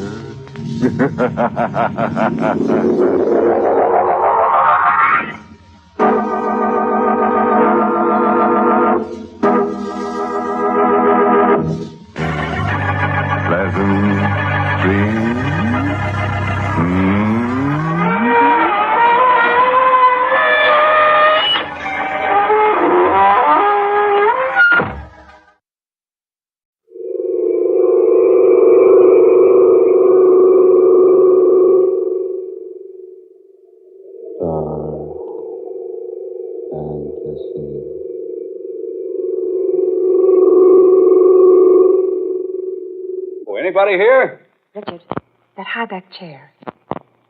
There's someone sitting in it. All you can see is his hand and wrist resting on the arm of the chair, with a burning cigarette between the fingers. He must be asleep. Why don't you wake Wait him a up? minute. Richard. The cigarette. It's burned down to the man's fingers. Oh. Whoever that is over there, he's dead. Did you ring, sir? Oh, I say. Oh. Are you the innkeeper? I'm sorry I was so long, sir. We're short-handed these days. I was outside and couldn't come any sooner. There's a dead man over there. What was that? A dead man, sitting right over there in that chair. Well, he's gone. But Richard. Did you say a dead man, sir? Yes. He was sitting there in that He chair. was there. My wife and I both saw him. Must have been the shadows from the fire, sir. I say, come here, will you? Are you looking for lodging? What is it, dear? Come over here. All right. There was someone here. Certainly there was. We both saw him. Look, there on the floor by the arm of that chair. A burning cigarette. Yes, the one we saw burning in the dead man's hand. Yes. I say, innkeeper, come over here. Oh, I didn't see you follow us. Look, we saw the man from over at the desk. All we could see was his arm and hand, with a cigarette between his fingers. That's the cigarette down there, still burning. And it was burning the man's fingers. I'm sure you're both mistaken, sir. There's been no one here in the lobby. It was merely the shadows from the fireplace. Then how do you account for that burning cigarette there on the floor? One of the guests probably dropped it, sir, by accident before retiring. But I tell you, there was someone sitting in this chair. Then, since he's not here now, it may have been the aunt. The haunt? Yes, miss. Folks call him the ghost of the pig and hammer. No, come now. Don't start any nonsense about ghosts. His name was Trafalgar. First or last, I don't know which. No one remembers. He built this old wayside inn more than 200 years ago. Married his girl he did just after it was finished. The night he moved in, he was murdered in cold blood by one of the girl's rejected swines. Killed Trafalgar for revenge, he did. Right here in this room. While His Honor was smoking his last smoke before retiring. Oh, then it was the ghost. Could have been, miss. Could have been. Folks claim they see him every now and then, though I can't say I has. I say, look. Yes, Governor? There, on the back of that chair. Isn't that a spot of blood? Well, no, I don't rightly know, sir, but... Well, yes. I believe you're right, Governor. Oh. The man was stabbed in the back, he was. Through the heart. Seems that spot there would be just about where he would leave blood behind, was he to sit in this chair here. Oh, Richard, let's go. Oh, so you've seen him, too. Well, that makes 3 times this month. Seems like he's making quite a habit of visiting us lately. Oh, shall we go, dear? Yes, Emily. Right away. Will you two be wanting a room for the night? Oh, sir? no. No, we're looking for a place called Maryvale. Maryvale, yes, I... Yes, we thought we had the right directions from Evansshire, but we ended up here. We seem to have lost the way. Oh, no, Governor. You just haven't gone far enough. Maryvale lies about 20 kilometers to the west. How far is that in miles? About 12, 13. Then let's go on, Richard. We can make it in 20 minutes. The road is not so good, miss. Take probably 45 instead of 20. Besides, Maryvale hasn't been occupied for nigh on to 6 years. You say it hasn't? Oh, no, sir. But we understood it had been occupied by a Miss Priscilla Longacre. Yes. Miss Longacre died about 4 months ago and left Maryvale estate to me. When I managed to clean up my affairs in Madrid, we came up to retire and live on the estate. I was with a British concern in Spain.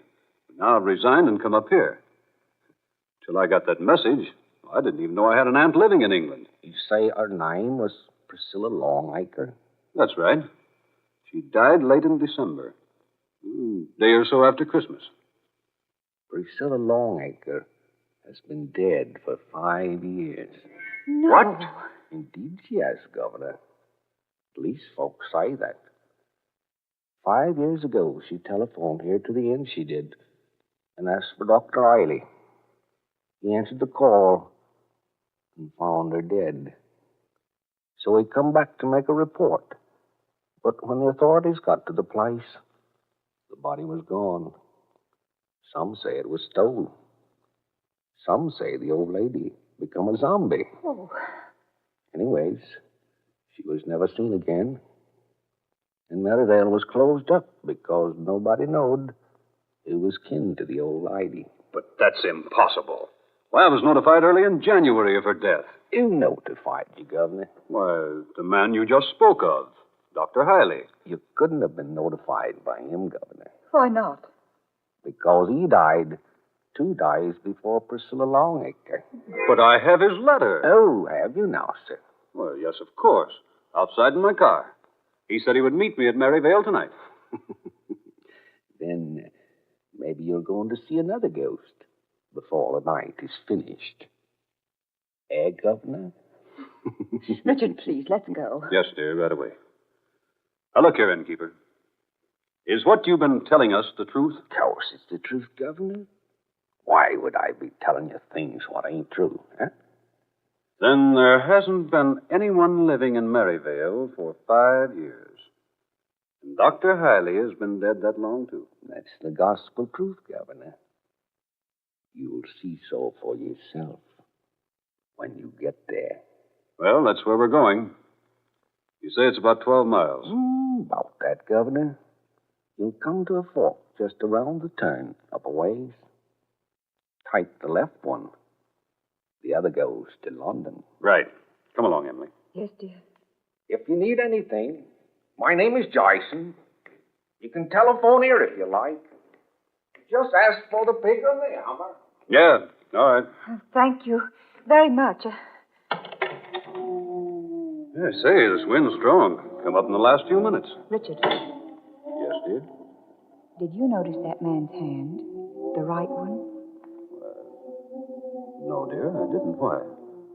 There were deep, angry burns on top of his forefinger and the middle one. Like burns a cigarette would make.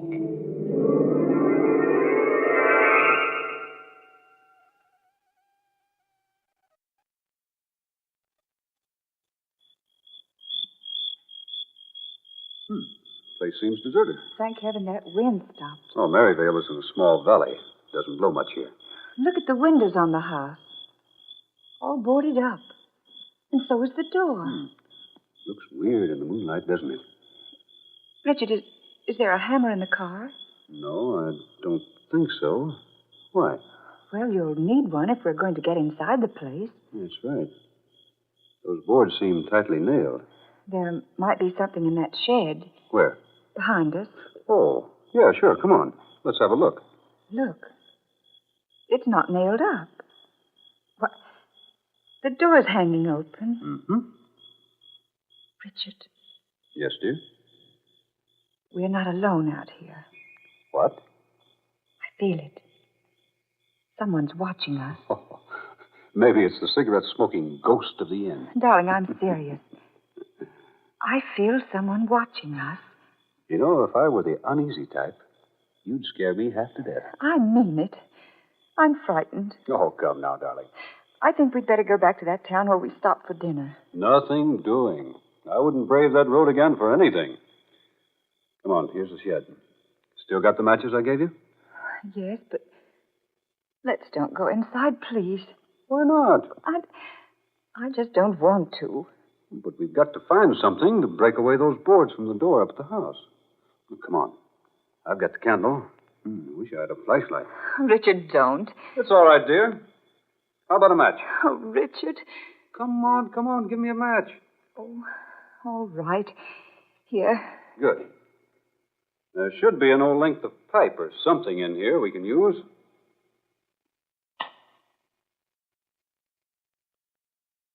There we are. There. Candle's lit. Will you hold it, dear, while I look around? Richard. What's that? Hmm? Over there in the corner. Those black boxes. Boxes? Oh. Richard. They're coffins. Coffins? Oh, nonsense. They are. They're painted solid black. Look. 3 little silver handles. You may be right. 3 handles on this side, too. They are coffins, Richard. Yes. Yes, they are. And new ones. What in the world are they doing out here? Let me have the candle. Look. Aren't those silver inscription plates on the lids? That's what I want to look at. Here now. There. Oh, Richard, I'm frightened. Good Lord. Why, this plate says Richard Longacre. And the other one, Emily Longacre.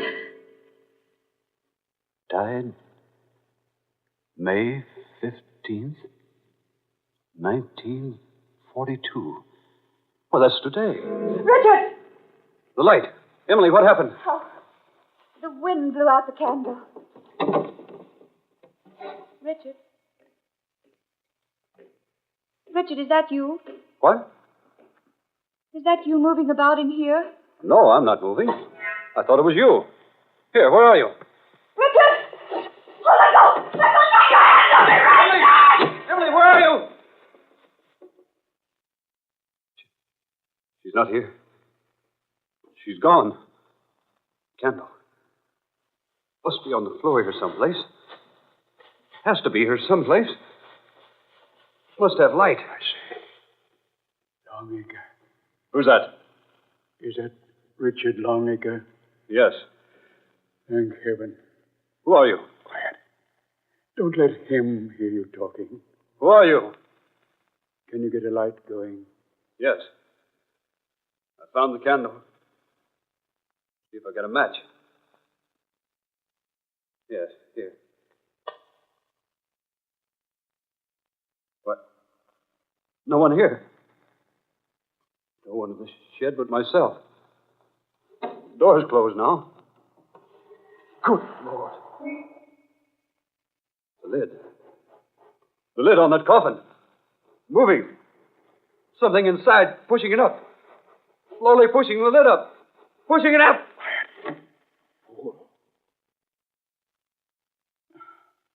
Take this confounded lid, will you? Well, don't stand there looking like a stupid country bumpkin. Take this lid so I can get out of this cursed casket. Who are you? How did you get in there? Will you take this lid, you fool? Sure. All right. There. Now, help me out. Sure. Give me your hand. Here. There. How long were you in that thing? Oh, heaven only knows. Hours before you and your wife came into the shed. My wife? Where is she? I have a pretty good idea. Where is she? I rather imagine he's got her. He? Who? Stuffy in that box. Who? Where's my wife? There, you fool. He comes back and finds me here. Who are you? Tell me what you know. My name is Warren Hiley. Hiley? Yes.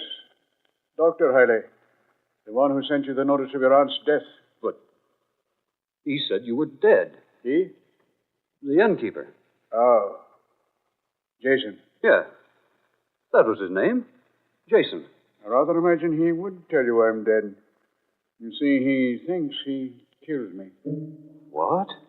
Yes. 5 years ago. He lured me out here to attend to the occupant of Merivale, Priscilla Longacre. My aunt? Yes. I found the woman dying. Someone had attempted to murder her.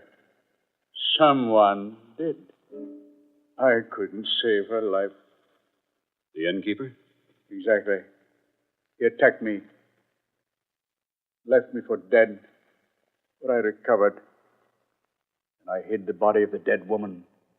Found a place to hide myself. But why? Why what? Why did you hide out? Why didn't you return and accuse the innkeeper of murder? I had no proof. Besides, I was always devoted to Miss Longacre. I wanted to find that motive behind the crime. I did not know it would take 5 years to do so. What was the motive? It's not a novel one.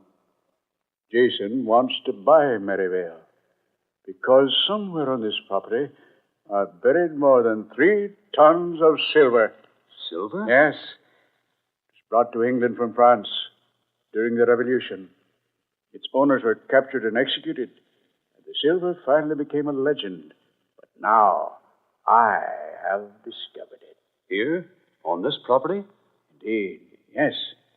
Would you like to see it? Now, look here. I'm not interested in silver until I find my wife. Where is she? I think I can take you to her. Well, then suppose you get about doing it. We must be most careful. Here, hold the light over here. Oh, sure.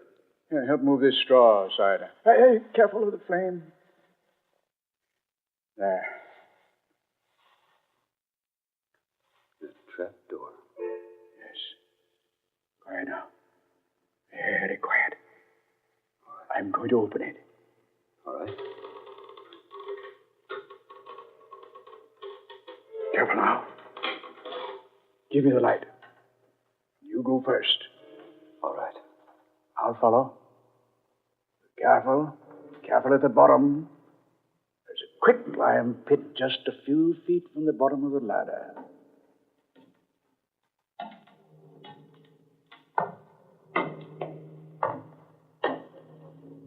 There. Here. This way. Lime pit's over there. What's that? Emily. It's my wife. Emily! Oh, Richard. Oh, darling. Are you all right? Yes, I guess so. What happened? I don't know. The light went out and you disappeared. Who's that? Oh, Dr. Hiley, dear. The one who sent us the notice of Aunt Priscilla's death. Doctor, my wife. Pleasure, Mrs. Longacre. Where are we? This is a chamber beneath the old shed. I discovered it the day Priscilla was murdered 5 years ago. I brought her here. Can you get up, Mrs. Longacre? Yes, I think so. Here, dear, I'll help you. I must have fallen down here. Will you come this way, please? Can you walk, darling? Yes, I'm all right. Over here, if you please. All right. Come, dear. Here.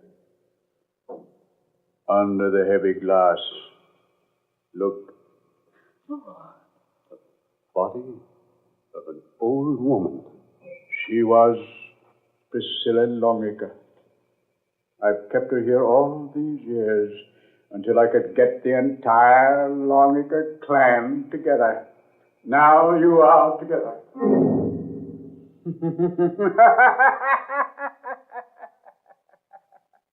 I waited for this day. 5 years I waited. Richard. Look here, Dr. Hiley. Jason! Yes, Doctor? Jason. The innkeeper. Watch them closely, Jason. I'll watch them, Doctor. Richard. You, Dr. Hiley. You told me Jason wants to buy Maryvale. It's you who wants to buy it. You'll never repeat that to anyone, Mr. Longacre. Lies. Everything you told me, nothing but lies. You killed my aunt. It took me 5 years to locate her only living relative, you, Richard Longacre. And now that you are here, Maryvale will soon be mine. Oh, but you can't murder her. And no one will ever find either of you in the lime pit. Oh, no. No. Your coffins are prepared up above there. Tomorrow there will be a funeral, but Your bodies will not be in the casket. Richard. Do I get my pie now, Doctor? Oh, yes, Jason. Of course. Here. Oh! You've killed him. No such luck. Merely rendered him unconscious. But he'll never regain consciousness. What are you going to do with him? The lime pit will take short work of him. Oh, no, no. Stay back. You'll join him soon enough. Oh, don't do that. Oh, wait. Stop. I intended for you to fall into that pit. And I threw you down here through the trap door up there. It was you up there. Crawling into that coffin and pretending to hide was all a lot of sham to lure me down here. Now, look here. I demand that you release us. You're in no position to demand anything. Your aunt is next, and you'll follow her. And I warn you, this gun I have is loaded. What are you going to do? The old lady goes into the pit next. Oh, Richard. Let her alone. No, not in your life. And kept her hidden down here for 5 years. When I heard you were coming here, I finished. Put that body down. Stand back. I'll shoot if you come nearer. Richard, don't. You've done enough, Hailey. Stand back. Put her down. No, she's going into the pit. Put her down, I say. Richard, come back. You devil. Richard, that woman. You killed me, didn't you, Doctor? No. Take your hands off Thought me. you'd killed me after keeping me here all these years. No. Well, you didn't kill me, Doctor. No, stop. You Let me go. didn't Let me go. kill me. Oh, help! The pit! The pit! Help me! Help me! I can't go!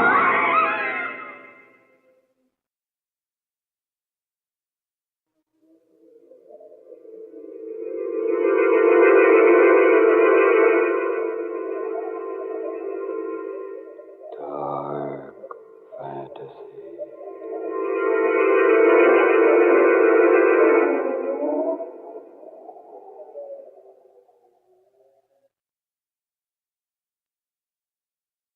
You have heard Funeral Arrangements Completed. Tonight's original tale of Dark Fantasy by Scott Bishop. Alf Daniels was heard as Richard Longacre. Eleanor Naylor Corrin was Emily. Fred Wayne played Dr. Hailey. Georgiana Cook was the old woman. And Muir Height was Jason. Next Friday at this time, one of the most unusual of all dark fantasy adventures. Created for you by Scott Bishop. Reaching. For pictures of the production Dead Hands Reaching and of the dramatic staffs of Dark Fantasy, as well as for vivid and exciting picturizations of next Friday's story, Dead Hands Reaching, we call your attention to the 2-page story appearing in the magazine Movie Radio Guide, dated tomorrow, May 16th. And now this is Tom Paxton reminding you to buy United States war bonds and stamps.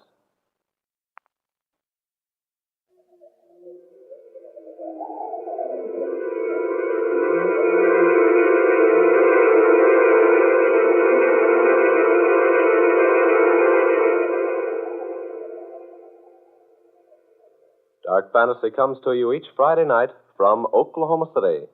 This is the National Broadcasting Company.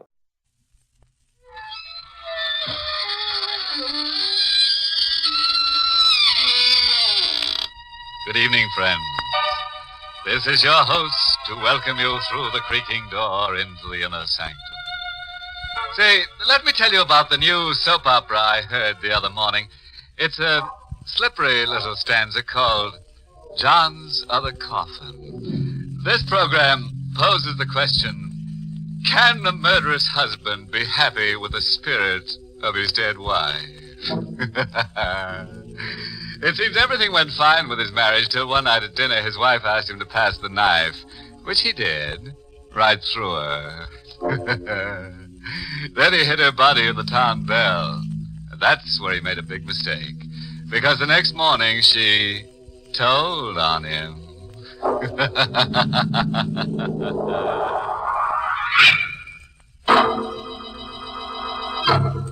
Tonight's Inner Sanctum Mystery, Only the Dead Die Twice, was written by Ed Adamson and Bob Sloan and stars Larry Haynes in the role of Johnny with Alice Reinhardt as Vera. Well, folks, sit right down and make yourselves uncomfortable. If you don't see any murder you want, just ask for it. Ready for tonight's cataleptic continuity? Okay, then. Let's get to Johnny Bryce as he tells his story. It all started only 4 hours ago when I put the wagon away for the night. Ask me how I took a job like that, driving a hearse? Well, ask me and I'll tell you I needed a job. Any kind. But it's a job you never get used to. All the time there's that box riding in back of you. 4 hours ago, I got out of the wagon and started to head for Joe's Grill. But I never got to Joe's. Hello? She was standing at the door. Even in the bad light of the garage, she did things to a dress that knocked your eyes out. So I picked up my eyes and looked again. I've been waiting for you. All your life? An hour of it anyway, Johnny. Hey, you know my name. Mm-hmm. Johnny Bryce. I know a lot about you. That puts you one up on me. I'm Vera Craig. I've got something that might interest you, Johnny. Vera, you've got plenty that interests me. I've got $1,000. See? Hey, that stuff almost looks real. It is real, and it's all yours, Johnny. All you have to do for it is use that hearse. What? There's a body I want you to take away. Whose body? Alex. And who is Alec? My husband. He's in our apartment. It's 23 Grove Street. Well, the parlor handles the orders. Why didn't you call them? I couldn't. Why not? My husband has been murdered. Oh. Then you call the cops. The cops like to know about things like that. I can't call the police. You see, I murdered Alec. You killed him? Yeah. I murdered my husband. You say that like you say, pass me the sugar. It wasn't hard. He was rotten mean. I'm not sorry.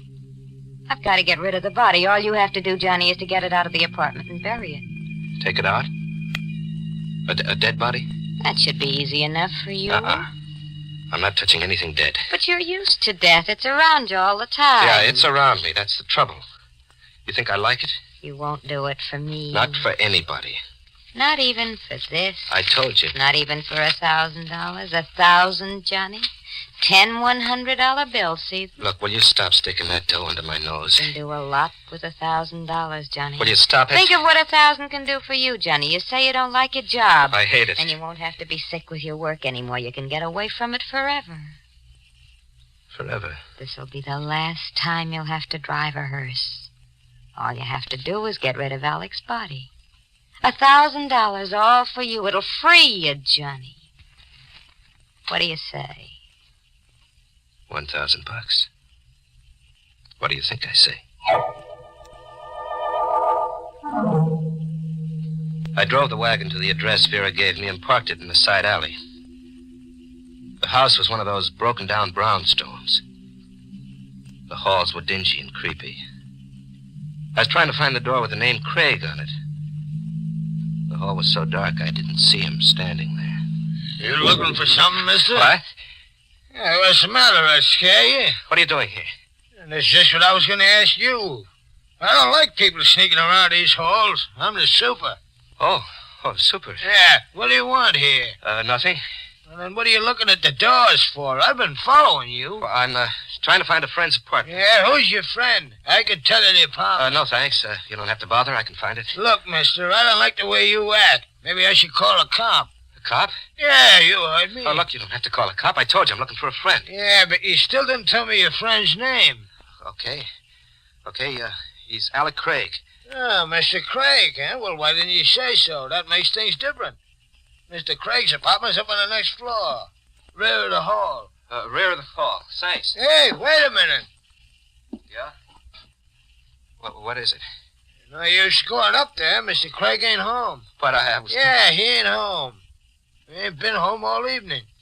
If he was home, I'd have seen him come in, sure. Okay, then I'll talk to Mrs. Craig instead. Missy, you can't do that, mister. He ain't married. There ain't no Mrs. Craig. What kind of a gag was this? The super said there wasn't any Mrs. Craig. Then who was Vera? Well, after the super walked away, I went upstairs. The door to Craig's apartment was part open. I pushed it the rest of the way and walked in. The living room was as cold and gloomy as a morgue. I wanted to turn and go out, but something kept pulling me. Ask me and I'll tell you it was death. You couldn't see it, but you knew it was there, and you couldn't make it let go of you. It pulled me right through to the next room. Alec Craig was there, just as Vera said. On his white shirt, there was a big red circle. And on the floor next to him, a carving knife. Stained with the same red. I walked into the room. $1,000 and no $1,000. I couldn't touch him, not for $1 million. I got to the front door and opened it. Hello. He was standing there in the hall right in front of the door. A big guy in a black hat and coat. I was just going to ring the bell. My name's Steve Maxton, detective, first grade, 16th precinct. You Alec Craig? No, I'm a friend of Craig's. Oh, I want to see Craig. Well, he's not home. Who are you? Johnny Bryce. You're sure Bryce Craig isn't home? Well, I just told you he wasn't. Nobody's in there. Okay, then suppose you come inside with me. We'll wait for Craig. Well, he's not coming back tonight. Go on, do like I tell you. Get inside. What is this? What do you want with me? I just got a call to get over here. The guy who called said there was a murder. Murder? That's right. He said that Alec Craig was here in his apartment. Dead. If I had gotten out of that apartment a minute before, this never would have happened to me. But now I was stuck. I warn you, Bryce, don't try any phony moves. Oh, you got this wrong, Maxton. Somebody's playing a gag on me. Maybe. Craig isn't here. You can see nobody's here. We'll look in the next room. There wasn't a thing I could do. When we went into the room where Craig was, I kept my eyes straight ahead. I didn't want to look down and see him again. I guess you were right, Bryce. Somebody was playing a gag on me. It wasn't possible. I couldn't believe it. There wasn't a body on the floor. There wasn't the murder knife. There wasn't a single trace of death.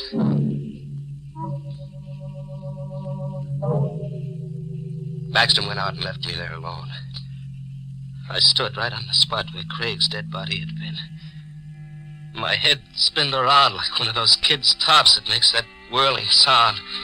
And the sound was my own voice asking myself 100 questions that didn't have any answers, and the whirling sound got worse and worse. All of a sudden it stopped.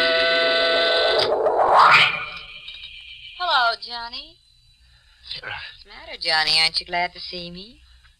how'd you get here, Vera? How'd you get into that closet? There's a back entrance to the apartment. Look, what's going on here? There was a body right here on the floor. I saw it with my own eyes. Yes, Johnny, you saw Alec's body. I put it in the closet to save you. If that Detective Maxton had found it, then you'd be in trouble, wouldn't you? You said Craig was your husband. He was. You're a liar. The super told me Craig wasn't married. He wasn't your husband, was he? Was he? All right, he wasn't. Why'd you lie to me? Because I wanted to make sure you'd help me. What kind of a game are you playing? When I told you I killed Craig, that was the truth. Why'd you kill him? Because he deserved to die. He was blackmailing me. Johnny, you've got to get him out of here quickly. Oh, no. I'll meet you out at Mount Crescent Cemetery. All you have to do is carry him down the back stairs to the hearse. Nothing doing. I'm not going to touch him. I couldn't put my hands on him. $1,000, Johnny. It's still waiting for you. I don't want the 1,000 anymore. Here, Johnny, I'll give you half of it now. No. When you're finished out at the cemetery, you'll get the rest. No, I said. Here, take the 500. I told you no. Now, look what you've done. You'll only have to pick it up. I'm not going to pick it up. I don't want any part of your lousy dough. Keep it. The deal's off. Oh, no, Johnny. The deal isn't off at all. Not a bit. You're going to do exactly as agreed. Money or no money, you've got to. Now. No. What do you mean? You told me you spoke to the super. He saw you here. They'll find Craig's body if you don't take it out. So they'll find it, so what? That Detective Maxton, he knows you now, Johnny. A detective remembers a face. They're good at that. If Craig's body is found, you'll be blamed for the murder. Why, you dirty little... So that's it. Yeah, that's it. And there's nothing you can do about it, Johnny. Absolutely nothing.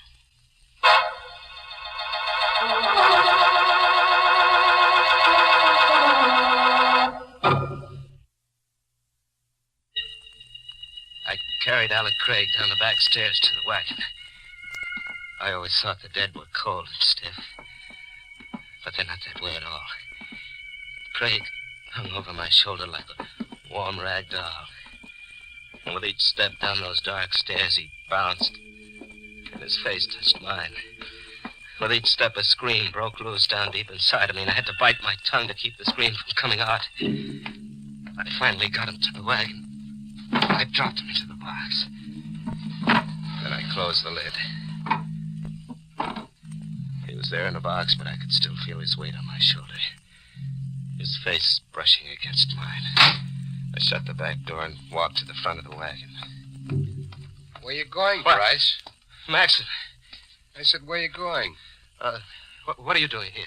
You still didn't answer my question. To the garage. I'm putting the wagon away for the night. You didn't tell me you drove a hearse. You didn't ask me. Didn't I? No. Well, then I guess I didn't ask. I was waiting out front. You didn't come out that way. Oh, there. Backstairs, I had my wagon parked here in the alley. And why didn't you go in through the back? Huh? You went in the front way. How did you know? Oh, maybe I was outside when you got here. Maxton, who are you? You saw my badge. I'm a cop. What do you got in that hearse? Just a box. What's in the box? Nothing. Sure? It's empty. And you wouldn't mind if I had a look. What? Let go of my arm. I tell you, the Bryce. box is empty. What are you so nervous about? Your hand shaking like a leaf. It's a box, I swear. There's nothing in it. That's what you said. What are you going to do? Nothing, Bryce. Like you said, the box is empty. I'll see you around sometime. Soon. Maxton walked out of the alley, got into a car, and drove off. What was the game they were playing, Vera, Maxton? Why did Maxton let me off so easy? I drove the wagon out of the alley and headed for Mount Crescent Cemetery, where Vera was supposed to be waiting. When I got to the River Drive, I started to breathe again. Well, I was lucky after all. I steered Maxton off. And I noticed there was a car behind me. I knew who it was. Maxton. That's why he let me off, so he could tail me. I slammed the gas down all the way. He stayed right behind, the same distance. There was a curve ahead. I rounded the turn and then cut off to the side of the road. I killed the lights and waited.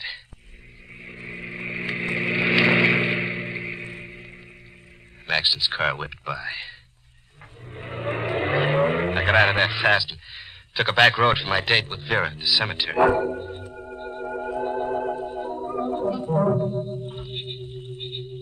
What took you so long, Johnny? Well, Maxton tailed me, Vera, but I shook him off. What is it, Johnny? For the way you look here in the moonlight. What's the matter with the way I look? There's something about you that reminds me. Reminds you of what, Johnny? Death. You're not something alive or real. Here's the shovel. You'll dig the grave over there near that tree. No, I can't do it. I can't do any more. This way, Johnny.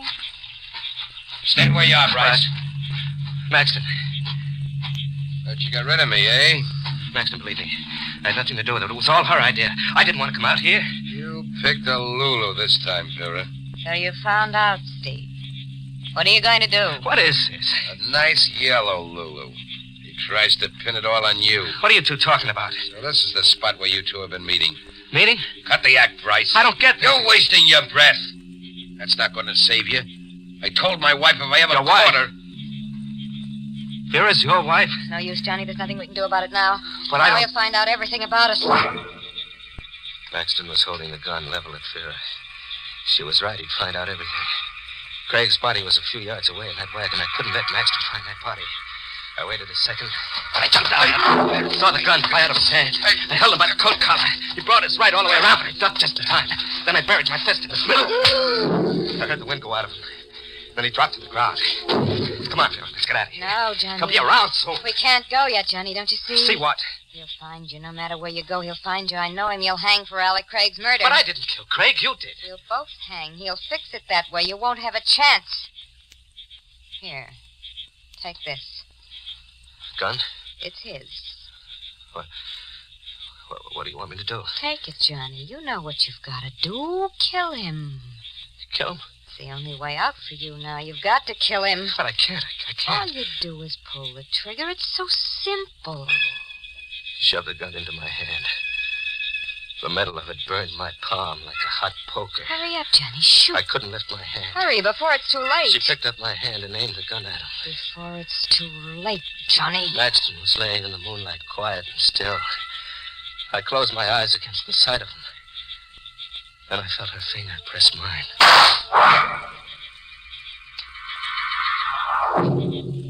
I buried Maxton. All the time I shoveled, Vera stood there watching. That same devil's smile on her face. After I dug another grave, I went back to the wagon to get Craig's body. I opened the little box and reached it. Vera! I sat there in the dark of the wagon, my brain not believing what my hands touched. The insides of the empty box. Vera! She didn't come. I got out of the wagon and started for the grave. Vera! Vera, he's not here. The box... Vera's gone, Bryce. What? It was Craig. Alec Craig. Standing right there in the path in front of me. She's gone, Bryce. Hey, you're dead. I put you in a box. You're dead. Here, Bryce, touch my hand. No, stay away from me. Touch me, Bryce. Feel how dead I am. Don't you come in. You don't have to be afraid, Bryce. I'm not dead. Not really. You are. She killed you. That blood on your shirt, that's where the There's knife... blood? Yes, I admit it is realistic. But it's only a combination of red ink and grease. But it did get the effect Vera and I wanted. You really thought I was dead. You're such a chump, Bryce. Why did you do this to me? Why me? We had to get her husband out of the way. We wanted him dead, but only a chump commits murder. A chump you can buy with $1,000 or with fear.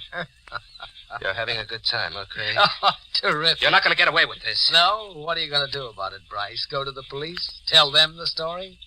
Sure. You do that. Tell them how you held the murder gun, how your fingers squeezed the trigger. She made me do Tell it. that to the police, Bryce. Tell them.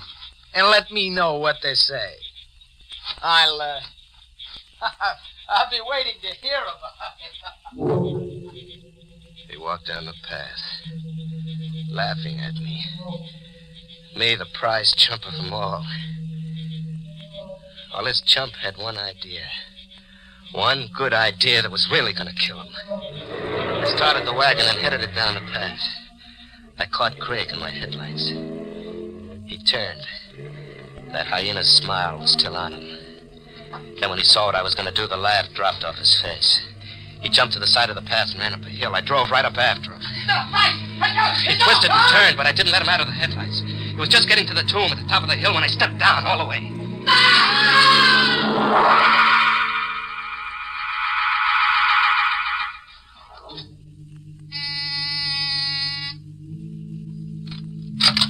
Alec, what took you so long? Hello, Vera. Johnny. What's the matter? Aren't you glad to see me? What are you doing here? We'll talk about it inside. There's nothing to talk about. I said I'm coming in. Get out of here. It's no way to treat an old friend. Craig told me all about it. How you framed me into the murder. Of course he told you. It was all my idea. Cute idea. Told you before, there's nothing we have to talk about it, so you might as well leave. You're expecting Craig, that right, Vera? None of your business now. Either you get out Craig won't be here. What? He couldn't make it, Vera. On account of he's dead. That's right, good and dead. You should have heard him scream when the wagon hit him. You should have heard him, Vera. You're lying. You wouldn't do a thing like that. You're not a murderer. Sure I am, Vera. You made me a murderer. You remember this gun, don't you, Vera? Johnny, listen. All you do is pull the trigger. It's so simple, remember? Johnny, that's $1,000. Oh, yeah. Oh, yeah, the 1,000. This is where I came in. You can have it now. You can do a lot with $1,000. Right, Johnny, that's right. You can get away from everything you hate. You won't have to be near death anymore. You can be free of it forever. The phone. What are you... 1,000. Is it still all there, Vera? Yes, Johnny, yes, all of it, and it's yours now. You've earned it. Operator. The police. Police? Johnny, what are you doing? Why are you calling... Hello? My name's Johnny Bryce. I want to report a murder. Oh, you crazy fool. They'll hang you. The one who was killed? Her name is Vera Maxton. No. The address is 23 Grove Street. The killer? Sure. His name is Johnny Bryce. No. Yeah, that's right, me. Oh, I'll be waiting right here for you. Johnny, don't do it, please. You can have 1,000. Even more, 3,000, Johnny. 5. Listen, Johnny, even more than 5. I'll get you as much as you want. Anything.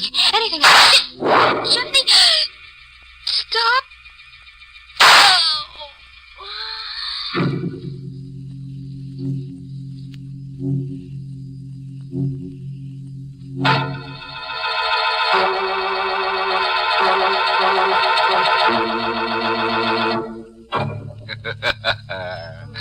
Now, that's the way I like to see our stories finish. Plenty of corpses and no remorses. Well, Johnny finally got the drop on Vera. But you should see the drop the hangman got on Johnny. Say, there's a moral in tonight's tangy little tidbit. It comes from the grave works of the funeral philosopher, Wormley Digger, author of One Hearst Town. Now, how's it go? Oh, yes. When you plant a corpse, be prepared for anything. You can never tell what might come up.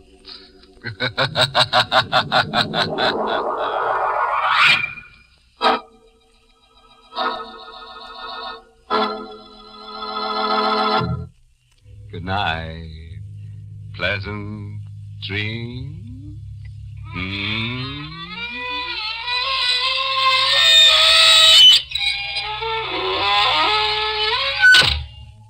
Inner Sanctum was heard in the United States over CBS, the Columbia Broadcasting System, and has been rebroadcast for servicemen and women overseas through the facilities of the United States Armed Forces Radio Service, the voice of information and education.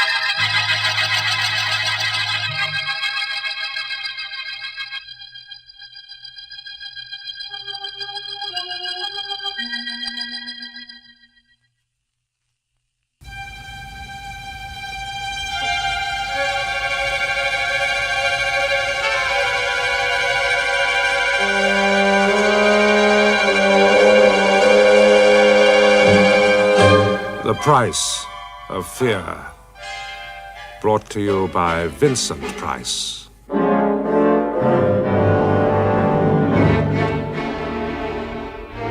Hello there.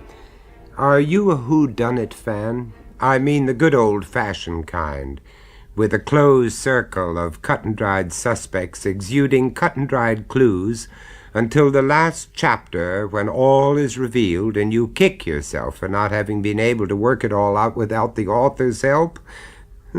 Whodunits are out of fashion now, I'm told, perhaps because truth is never as cozy or as well-ordered as fiction. I was once in a position where I found I had been in possession of certain facts the significance of which had for years eluded me.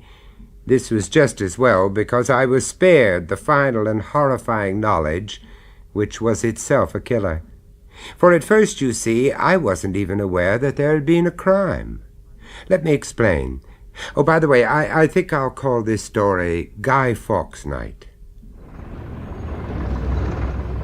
It was all brought back to me last November when I was in London by one of those impossible coincidences that sometimes happen.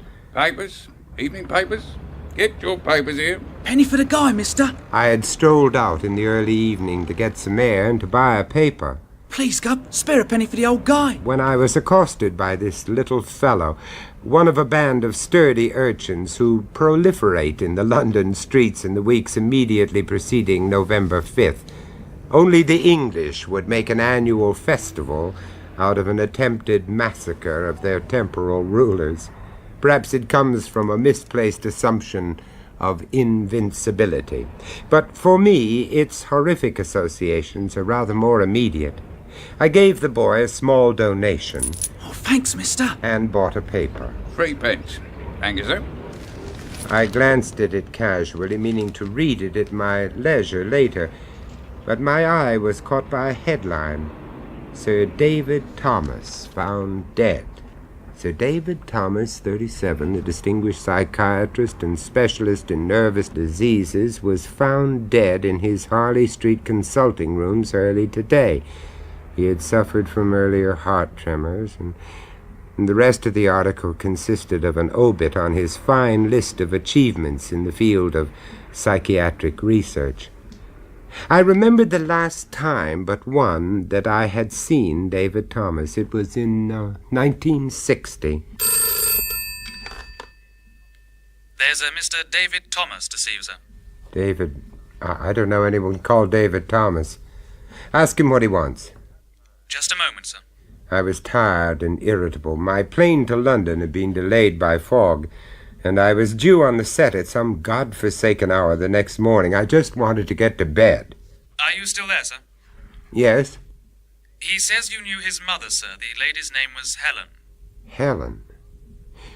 Helen Thomas. Oh, yes. Well, you'd better send him up. Right away, sir. Surprisingly, I recognized my visitor the moment he walked in. I say surprisingly because the last time I had seen David, it was at his home, Ricot. He'd been all of 14. It was good of you to see me, sir. I'm sorry to barge in like this. Damn cheek without writing and all that. But I don't know who else to turn to. Well, sit down, David. It has been a long time. Another world, sir. Ricot Manor? Ricot Manor, yes. How's your mother? It's because of her that I'm here. She's not well, sir. Oh, I am sorry, David. Very sorry. You see, she once told me that you and she had been, well, close. Well, that was a long time ago, David. As you say, another world. What's wrong? She hasn't been really well since the night of that Guy Fawkes party at Ricot. Do you remember it? Yes, of course. She had some shock. We never discovered what it was. She wouldn't or couldn't talk about it. Most of the time she's quite rational, but she has violent periods. She has to be protected.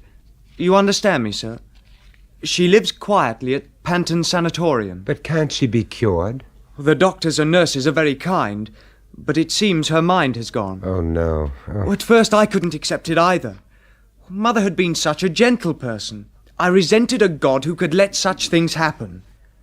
Even her doctors didn't seem able to help her. So I made up my mind to become a doctor and try to beat them at their own game. I take my finals next year.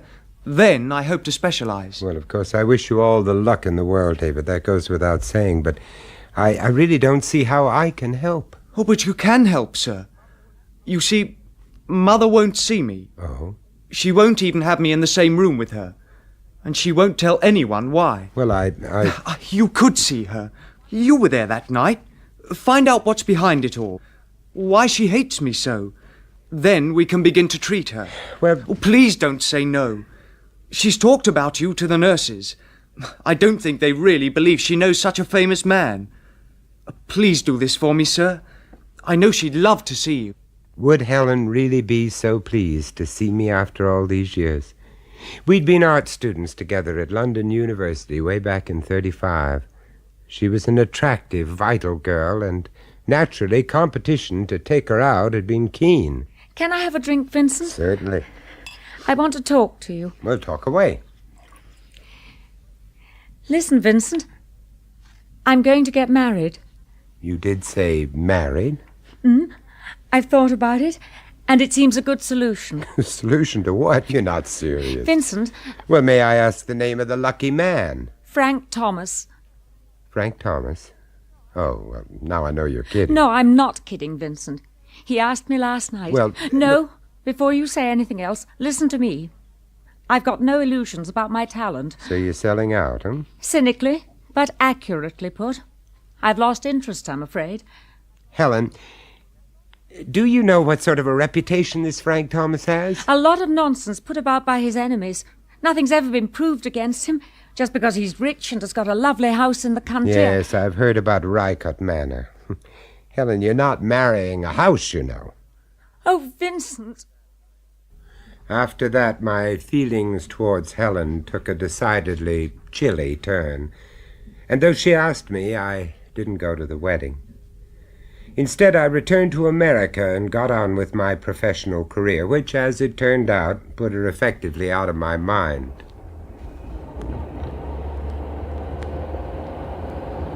I do appreciate you coming to see Mother, Mr. Price. That's all right, David. It's a pleasure. I think we've not far to go now. Over the crest of the next hill. It's pretty country, isn't it? Yes, but then I always find the English countryside captivating. The house lies in its own grounds, just like Rycott. Do you remember the old home? My only visit to the Thomases' home was some 15 years or so after that last night out with Helen. I was back in England to discuss a new movie when one day, totally out of the blue, I received a letter asking me to attend a Guy Fawkes firework party at Rycott Manor. At first I couldn't think who I could possibly know at such an exalted address. Then I realized that it must be Helen. Although we had not parted on the best of terms, my curiosity got the better of me. I badly wanted to know how things had worked out for her, so I decided to accept the invitation. I couldn't get away from town until late, which meant I arrived at the house after the other guests had finished supper.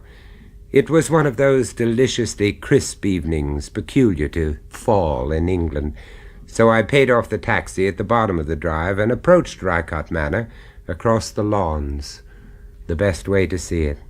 Fairy lamps had been strung along the trees in front of the terrace, and I could see the great bonfire waiting to be lit. Above it, as if surveying the scene, was the Guy.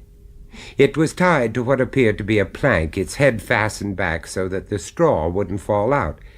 Silhouetted against the lamps, twinkling in the trees and the lights from the house, it looked uncannily lifelike. I even fancied that its eyes caught the light, reflecting it like those of a cat. It was obviously constructed with the loving care of an artist. Helen met me at the door. Vincent! Vincent, how good to see you. Here, let me take your coat. I want to talk to you alone before we join the others. Frank is resting in his study, so I'll take you into the morning room. How like Helen I thought to have a morning room. Well, the world-famous film actor. Oh, Helen. I'm so pleased for you, Vincent. Helen, let me look at you. Now, how have you been? I read in the papers that you were here, so I thought, for old time's sake... Helen. Yes? How have you been? Do you want a truthful answer, or merely a polite one? Is it so bad? If you say I told you so, I'll send you packing at once. But I told you nothing you didn't already know. That makes it worse. Well, go on, tell me. I have everything material that I want. I go short of nothing. But there is no love in this house, Vincent, and it frightens me. Frank is too busy. If he's not running his offices in the city, he's running the estate down here. And he does that just as efficiently and just as ruthlessly. Well, why have you stuck it out all these years? Because I have a son, Vincent. You'll be meeting him presently. His name is David, and he's 14. He's all I live for now, Vincent. David, And how does David get on with his father? Truly, I don't know. David is hard to know, like his father. Sometimes I think he hates him. Oh, my poor Helen. Please don't pity me, Vincent. I've been holding on to my self-control for years, and it wouldn't take much to let go. David is a sensitive, intelligent boy, but their interests are totally different. David takes after you. I fancy he has artistic leanings. Yes, possibly. But why do you say that? Well, my dear, I'm deducing that he built that guy I saw as I came here. It's a remarkable piece of work, you know. There's some haunting quality about it. Thank you. He'll be pleased. He worked hard making it. If your son becomes an artist, you won't have wasted your own talent, you know. Thank you, Vincent. That was a very nice thing to say. I want to send David away to boarding school. I think it's important to get him away from his father's environment. Oh? You see, lately their relationship has deteriorated. Oh, what caused that? Anything specific? Well, there was a rather unfortunate incident about 2 weeks ago. 2 poachers were caught on the estate, a crime Frank won't tolerate. They were trapped in a copse, and Frank gave orders to smoke them out. David was there when they were brought out. You see, the men had stuck it out to the last possible moment, and they were so blackened and scorched that their features were unrecognizable. Most of their clothes had gone, and they just lay on the ground and writhed in agony. 2 died in hospital. It's touch and go whether the third will recover. Helen, my dear, that's inhuman. Didn't anyone make a complaint? It was hushed up. After all, it wasn't Frank who was breaking the law. He was just protecting his property. Helen. And then there was the incident of the puppy. What puppy? Well, stupid, really. But, Father... My God, sir, don't be so namby-pamby.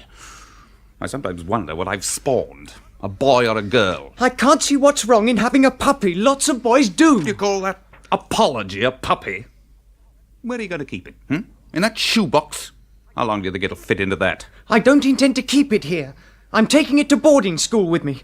That's what the box is for. Oh, bloody well not, you know. What do you think the headmaster's going to say, Get rid of it before term time. Meanwhile, keep the damn thing out of my sight. You see, Vincent, it was a sad little creature that David had found somewhere. Frank took an instant dislike to it, probably because it was a mongrel and a stray, probably the runt of the litter. He never could stand anything that wasn't perfect. Mother, are you in there? Oh, come in, darling. Hello, Mother. David, this is... Oh, yes, I recognise him. Your picture was in last night's paper, sir. How do you do? I've seen all your films. Hello, David. David enjoys the macabre. He was a good-looking boy, sturdy and well-built for his age. A good advertisement for a country upbringing. In fact, he was everything his father should have been proud of. I noticed that he was carrying the shoebox. What's your next film going to be about? I don't know, David. As a matter of fact, I don't know what my last one was about. How's your puppy? Is it in the box? The box? It's empty.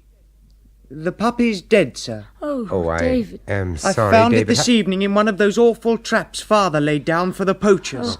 It had been struggling for hours because both its hind legs were broken. So I had to put it out of its misery. Oh, David. You mean you did it yourself? I had to. There was no one else about. Luckily, there was this big flat stone. Oh, David. It didn't take long. Luckily, Vincent, I've seen those traps. Frank had them put down after catching those poor devils. They're hideous and lethal. I've told him how dangerous they are, but he says it's the only way to stop them. The poachers, I mean. I'm not at all familiar with English law, Helen, but surely, well, he could be had up for assault or manslaughter if the worst happened. Darling, I'm so sorry about the puppy. It's all right, Mother. Father wouldn't have let me keep it anyhow. I've got over it now.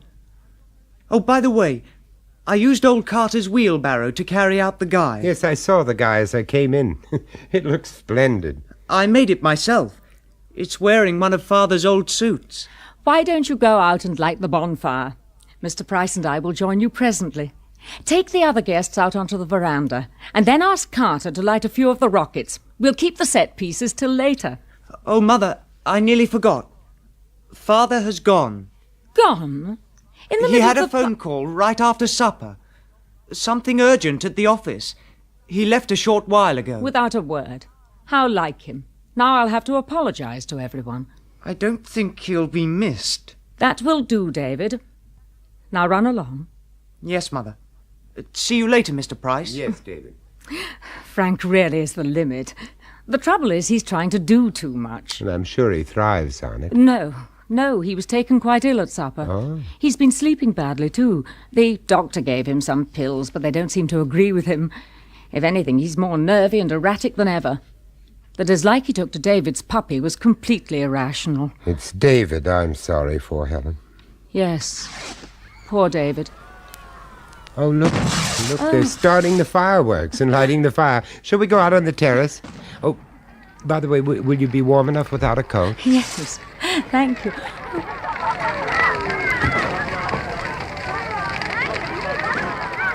Oh, look. They've lit the bonfire. Yes. I've always loved this festival. There it is. It's all on fire now. Oh.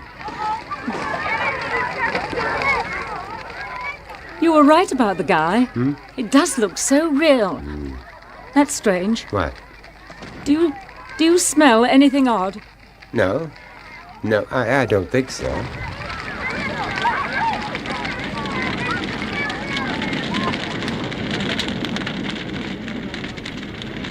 I never had a chance to talk to Helen alone again that night. Suddenly I realized that it was much later than I thought, and I would have to dash if I were to catch the last train. For some reason, I had no wish to stay in that house, and Helen was nowhere to be seen. I did see David, though, and felt that if I sent my goodbyes through him, I could drop Helen a line the next day. Well, I never did write. An unpardonable lapse of good manners, which to this day I've never been able to explain. David stood watching the bonfire, utterly absorbed in the destruction of his handiwork. The flames licked round the straw-covered hands and the feet of the guy. He appeared to gain great satisfaction when the plank cracked and splintered, and the weird figure it had been supporting slid slowly into the Holocaust below. There goes the guy, sir. See how well it burns? I soaked it in paraffin to make sure. Lucky the rain held off tonight, isn't it, sir? You're really enjoying it, aren't you, David? You'll have to make a bigger one next year. Oh, next year. Won't be at all the same, sir. As I waited for the station taxi to arrive, I stood watching the spectacle. Helen had been right. There was an acrid tang in the air, which I put down to the wood smoke, possibly mixed with the approach of a November fog. There's always something splendid and grand about the slow burning of a great fire. I couldn't help comparing it with the fires used for the burning of witches and heretics at the stake, for after all, symbolically, that is what it was. The laughing guests standing round watching seemed to lose their identity and assume other roles. They became judges, officers of the Inquisition, gleefully satisfied as their tortured victims turned and twisted and shriveled in the purging flames. I guess that's what being an actor does for you.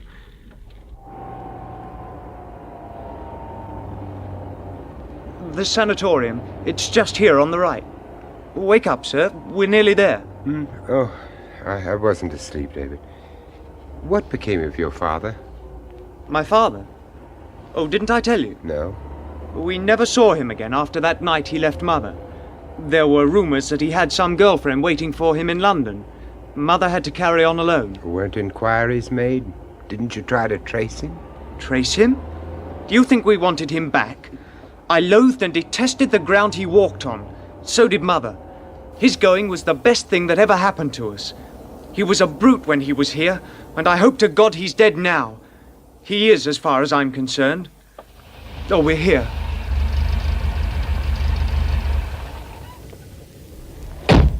I followed him into the large house. I felt unhappy and apprehensive. I still couldn't decide if I were right to come. My qualms grew as we approached Helen's room. She was sitting on the bed, huddled and emaciated, her hair gray and lank. For a moment I thought there must have been some mistake. This couldn't be Helen. Not the Helen I'd known as a student, nor indeed the hostess of Rycott Manor. Why had it come to this? Vincent? Hello, Helen. Is it really you? It's been so long. 10 years, Helen. You were right, Vincent, weren't you? You told me not to marry Frank. You must forget it and try to get well. I will never get well. Now, Helen, the doctor says you're much better. David is outside. Won't you see your son? I have no son. Tell me what's wrong. Won't you let me help you? You can't help me. No one can. Well, then just see David. I'll fetch him for you. No, I won't see anyone. No. It's all right, Mrs. Thomas. Now, calm down. Nobody's forcing you to do anything. Should I leave, Doctor? No, please don't go. Don't leave me. Just a few moments then, sir. Do you remember that night, Vincent? And that smell, that dreadful smell? Helen, I can't smell anything. It's all right, sir. It's one of her fantasies. And the pills.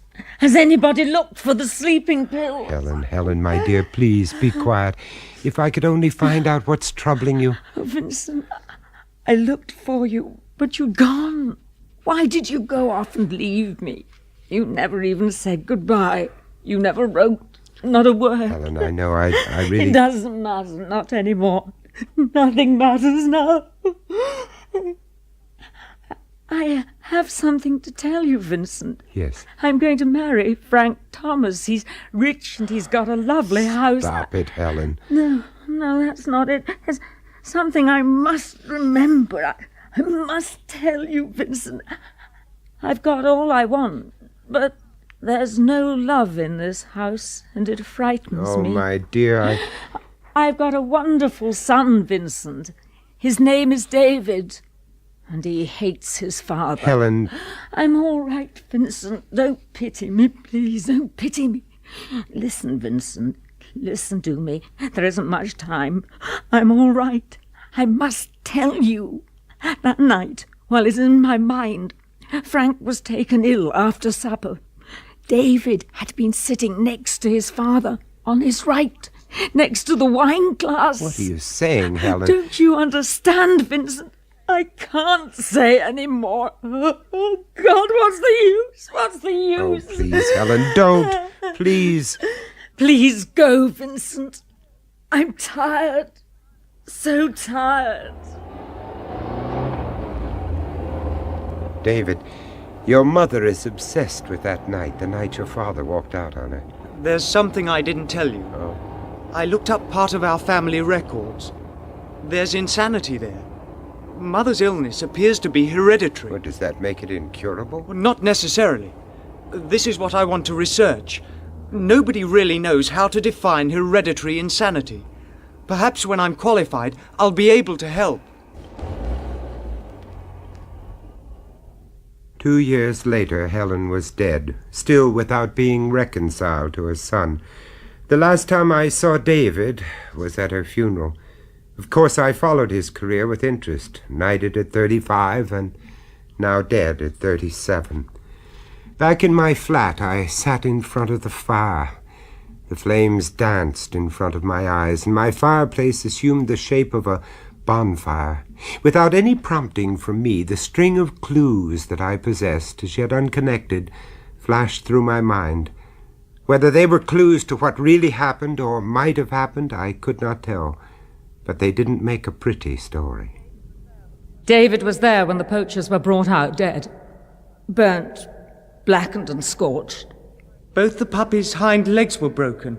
It had been struggling for hours. I've seen those traps. They're hideous and lethal. The shoebox, it's empty. Empty. It can't be. I can't believe it. Frank was taken ill at supper. David was sitting next to him. Next to the wine glass, nobody looked for the sleeping pills. By the way, I used old Carter's wheelbarrow. I made the guy myself. Myself. That boy? No, it's just not possible. I've got a wonderful son. He hates his father. See how well it burns?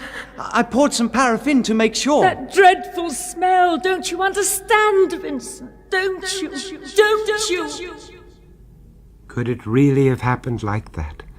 A boy brooding on his father's cruelty, his hand poised over a wine glass, substituting the original Guy stuffing straw into the sleeves and trouser ends, a sturdy and well-built boy who could drag the body of a man into a wheelbarrow, tied to a plank, easy enough. I remembered how uncannily lifelike the Guy had seemed, and the roasting of human flesh would have left an acrid, sour smell, wouldn't it? I remembered what David had said in the car. Hadn't he told me himself that his mother's illness was hereditary? And if it was hereditary, why should it stop there? As I picked up the newspaper that had fallen to the floor, the last line of the article caught my eye.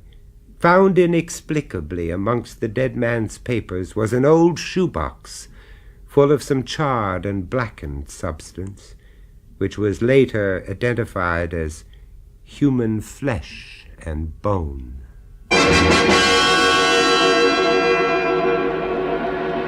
Well, that's the story. Call me fanciful, and you may be right. After all, I have no proof. But one thing's for sure. It'll be a long time before I accept another invitation to a bonfire party for Guy Fawkes Night.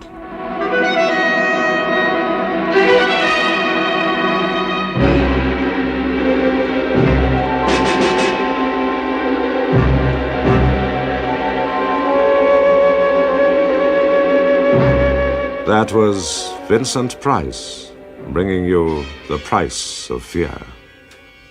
Co-starring in Guy Fawkes Night was Adrian Corrie, with Alexander John, Derek Lambden, and Peter Craze. Guy Fawkes Night was first recounted and dramatized by Richard Davies, and produced by John Dias.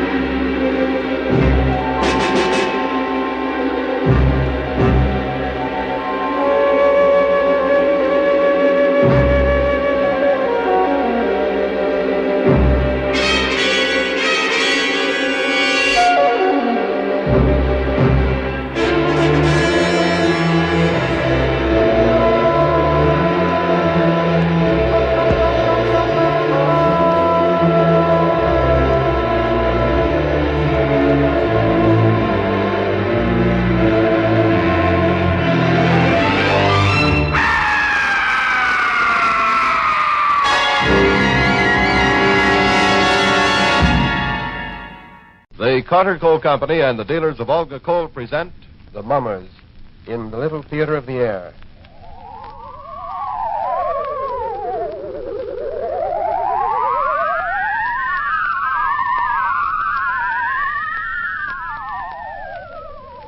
Good evening, ladies and gentlemen.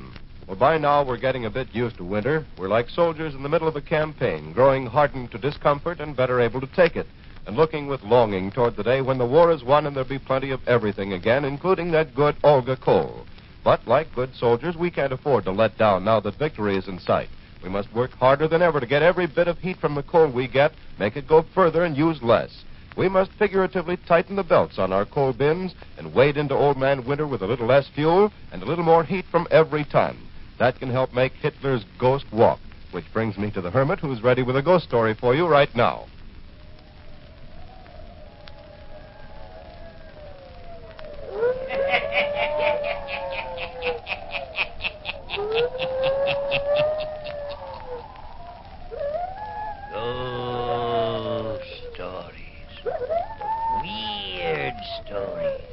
and murders, too.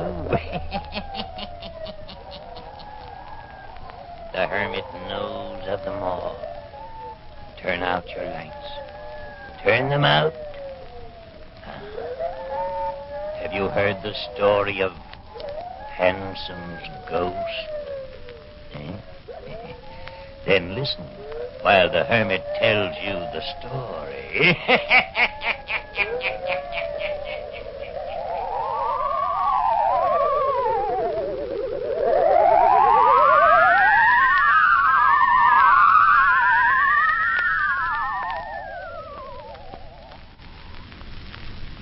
I'm glad that you two people came to me to talk this matter over.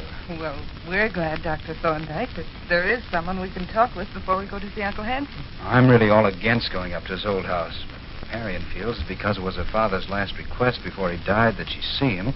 Well, we decided to make the trip. I understand. We might as well tell Dr. Thorndyke the truth, Douglas. My father also said that Uncle Hanson has a great deal of money. He felt that it should be left to Douglas and me. You were the only rightful heir. Dad said that if Uncle Hanson knew us, got acquainted with us, he might come to his senses and leave some of it to us. You make us sound awfully mercenary, Mary. Well, it should belong to me. Uncle Hanson cheated my father out of part of the estate. Yes, I remember. You see, Mr. Randall, your wife's uncle and I went to medical school together. So Marion told me. Then, when we planned to leave New York and come to see him, I thought it best that we write to you first and find out about Uncle Hanson. I'm glad you did. Marion wrote to her uncle and never heard from him. I'm not surprised. So, here we are in Warhawk. And, Dr. Thorndyke, you said in your letter that Uncle Hanson was very queer, that you wouldn't advise us to stay at his house. True. So, before we go there, Douglas thought you should explain to us. Just what is wrong with him, Dr. Thorndyke? Well, first of all, no one in Warhawk ever goes to see him. Second, he lives in an old, bleak house that in itself has a grim past. Now, you may think I'm the one who is queer when I tell you this, but there is scarcely a person here who doesn't believe that the house is haunted. Some old superstition, Yes. But as far as I can see, it must have some truth to it. And Uncle Hanson lives there all alone? No.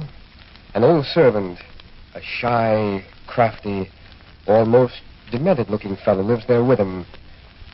I don't want to frighten you unnecessarily, but 2 years ago, I made a visit at the old house. You saw Uncle Hanson? Yes, at his request. You see, while your uncle and I were studying in medical school together, he had begun to show signs of strangeness. Yes? He was experimenting with a strange theory. He believed that he could recall from the dead the soul of some individual, and that the soul he recalled could return to the body of some person living in the present. Merciful heavens. Terrible, isn't it? The man must have been crazy then. Oh, he was very serious about it. But why work on such an inhuman theory? Because he felt that to return a soul from the dead was the only way of perpetuating life. If he could recall from the dead a soul that had passed beyond before its time, and could get it to live in another body, then the person could go on living. Preposterous. He claimed that someday he would prove it. He claimed that he himself would never die, or he would get some dead soul to occupy his body. And this way he might retain perpetual life. It's all pretty awful and muddled. To think that such a crazy man was my father's brother. As I started to tell you, 2 years ago, his old servant brought me a letter asking me to come that particular evening and see Dr. Hanson. I drove over to his house that night, walked to the door, rang the bell.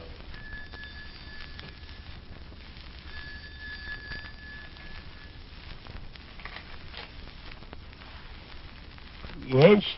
It's Dr. Thorndyke. I see. Come in.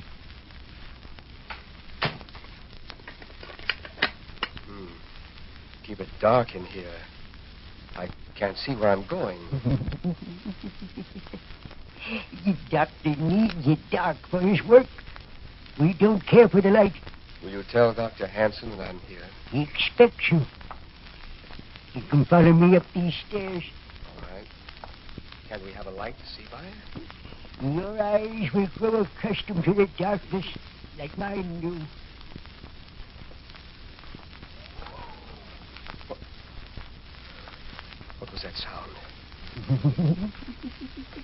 Did you hear it? I only heard it, but I felt as if some icy hand had reached out and touched my face, almost clawed at me.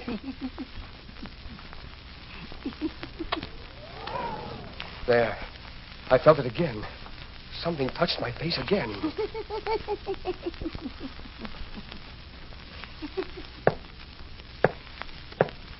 Come in. Hello, Philip. So you came, Thorndyke? Yes. I sent for you to prove my theory to you, Dr. Thorndyke. Yes, Philip? And don't look at me as if you thought I was demented. I'm not crazy. I never thought you were demented. Only obsessed. Dr. Thorndyke was visited by one of the wandering spirits on the way upstairs. Really? Something cold brushed against my face, if that's what you mean. The spirits that roam this house were trying to be kind to you. Trying to get into your body. Trying to give you new life. You're lucky. So, you're still working on that old theory, are you? Working? I have it practically complete. Now listen, Philip, if this is what you called me over tonight for, I can't stay and listen.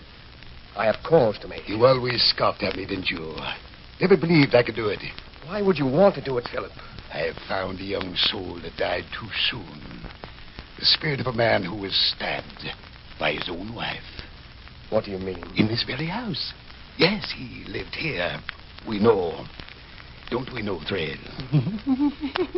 Yes, we know. A young man who was stabbed by his wife. She went to prison for it. I remember the story. But about the spirit of that man, I'm able to recall. You did not know. Philip, this is nonsense. I'm about ready to call that spirit forth and get it to take abode in my body. Philip Hanson, I won't stay here and listen to such balderdash. You know what it will mean to me? I shall never die. Never. For once I've recalled one spirit to come and live in my body, I can recall others. I'm leaving. Wait, not yet. I shall never die. I shall have years and years to use my money. No one will be able to take it from me. It shall be mine for years to come, long after you are dead. I have no desire to live beyond my time, Philip. But I have. I'm going. Now, wait. I shall show you my experiment. Then you can go if you wish. What do you have cooking in that kettle? And in these test tubes? The essence of spirits. Turn down all the lights, Thrill. Yes, sir. Now I shall pass my body through the fumes coming from the steaming kettle. I shall put the fumes all about myself.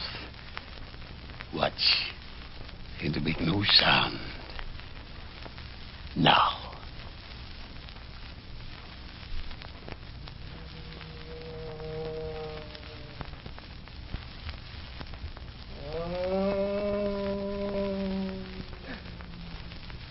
There is something moving there in the darkness. I see it. Quiet.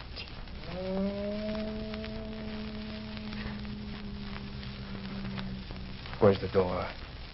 Let me out of here. I shan't stay another minute. Let me out of here.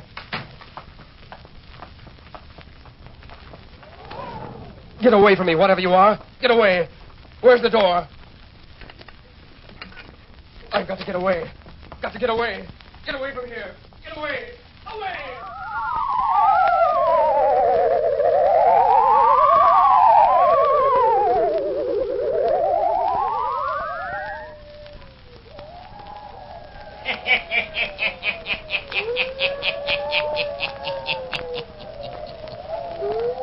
Thorndyke flees from the house, frightened by the strange, weird things he has seen. Is it true that Dr. Hanson is able to make a dead spirit return? Or is it something he and his demented servant has conjured up to frighten people away? The Hermit will tell you before the night is done. Well, when it comes to frightening people, I'm not very good, but I'm a whiz at encouraging them, and that's what I hope I've done for you.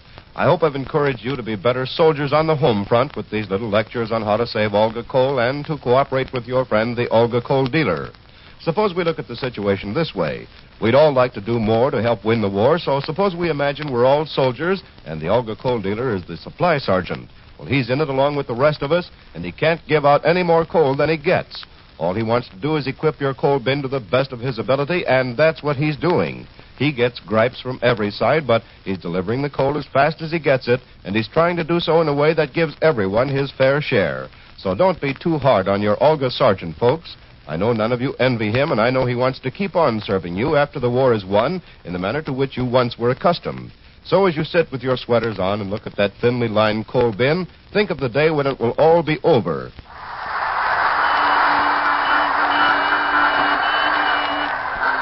And you can once more take phone in hand and say, I want a whole bin full of that good Olga coal. That's right, the kind spelled O-L-G-A. Well, come on in, Hermit. You haven't even been here, and we've been telling ourselves stories.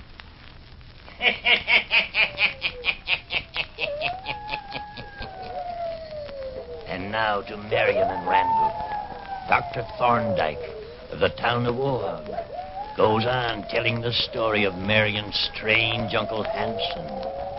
Yeah, listen.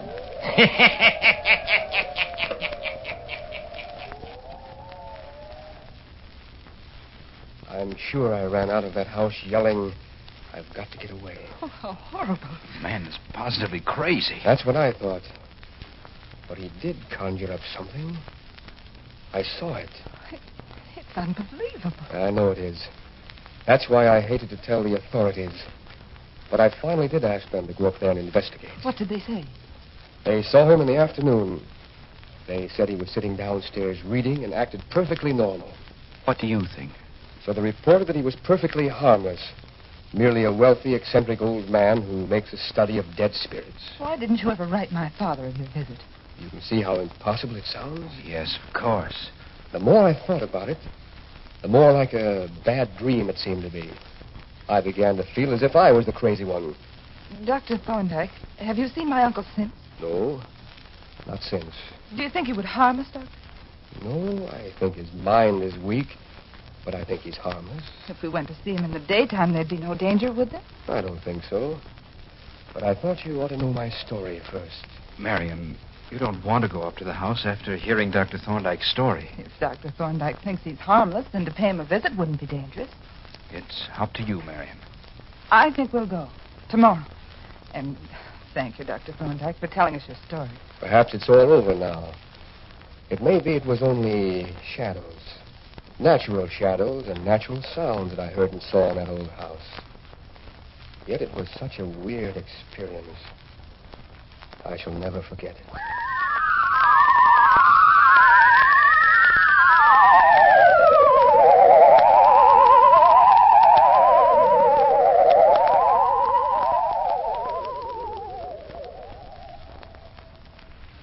Are you nearly ready to go down to dinner, Douglas? Yes, dear. Just fixing my tie. You know, the more I think about it, the more it seems as if it's Dr. Thorndyke who's demented. I know it. We've been visiting here 3 days at Uncle Hanson's, and I haven't seen him do one strange thing. Only this creaky old house gives me the jitters in the night. Oh, it's like all old houses. I could have sworn someone opened our door in the night and crept in. It's the story Thorndyke told. We're too much on our guard. Everything has a double meaning to us now. Maybe you're right. Sure I am. And Uncle Hanson has been awfully kind to us, and so pleased to see us. Uh-huh.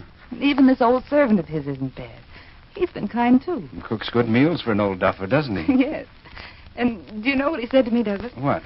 Well, he told me yesterday that Uncle Hanson was so glad we came to see him. So glad that you and I were sensible. Uh-huh. And that now he could die peacefully, knowing that we wouldn't waste his money for him. Well, it's all turning out better than I anticipated. Huh? You ready to go down to dinner? Already. He still works in his laboratory long hours, doesn't he? Yes. I asked him last night to let me see it, and he said perhaps he might tonight. Why do you want to go up there? Oh, just to see what he does. You can see that he's completely forgotten trying to restore dead spirits. I'm not afraid of him, honey. I guess you're right. So I just want to see what he does do up there in that room. Maybe we can tonight.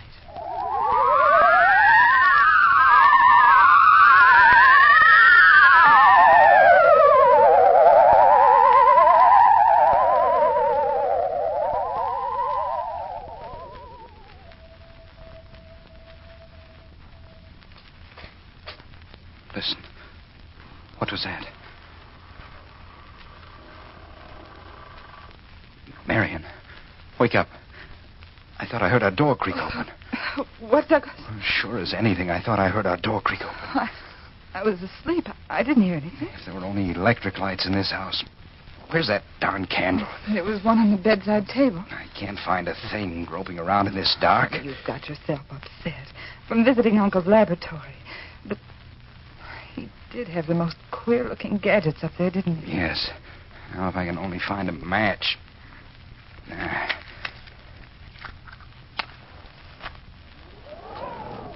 Darn it. Where did that wind come from? It blew the light right out. Oh, why don't you forget it? You just heard some board creak. There isn't anything in here. Darn funny creaks. It's strange how you're more upset than I am. I'd just as soon move out any time, I can tell you. I'm not frightened anymore. Good night, dear. Good night.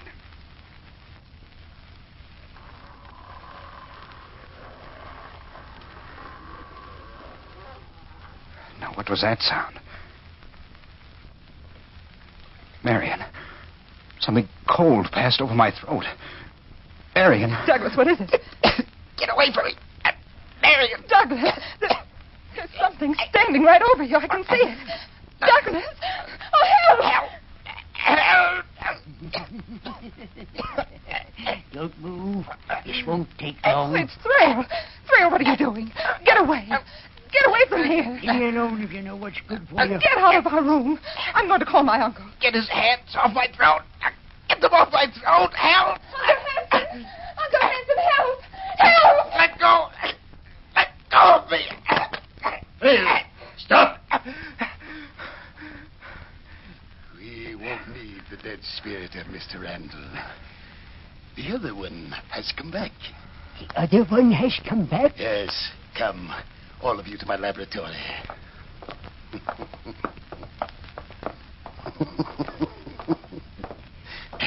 I captured the spirit trail as it wandered about the house tonight. It's hidden in my laboratory. That is good. If my experiment works, Trail, then it may be we can get a young spirit for you. Then you can live on, too. Oh, Douglas. Now, all is dark in here. Very dark. Only the fumes from my kettle. That is all. If anyone speaks and frightens the spirit away, we'll make away with him. Oh, Douglas, they're both crazy. Quiet, both of you. So you thought you could get my money, did you? You thought I was going to die. No, I shall live many, many years. Here's the kettle, Doctor. Yes. And now the dagger that we found in this house. The dagger that was used to kill the dead spirit lurking in this room. Bring it to me. I'll stir the kettle with it.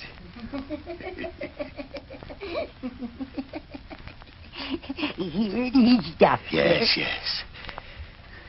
Now all very quiet, very dark, very still. And the fumes are rising. See? They cover me. Now, spirit, dead soul, wherever you are, come out. Come out.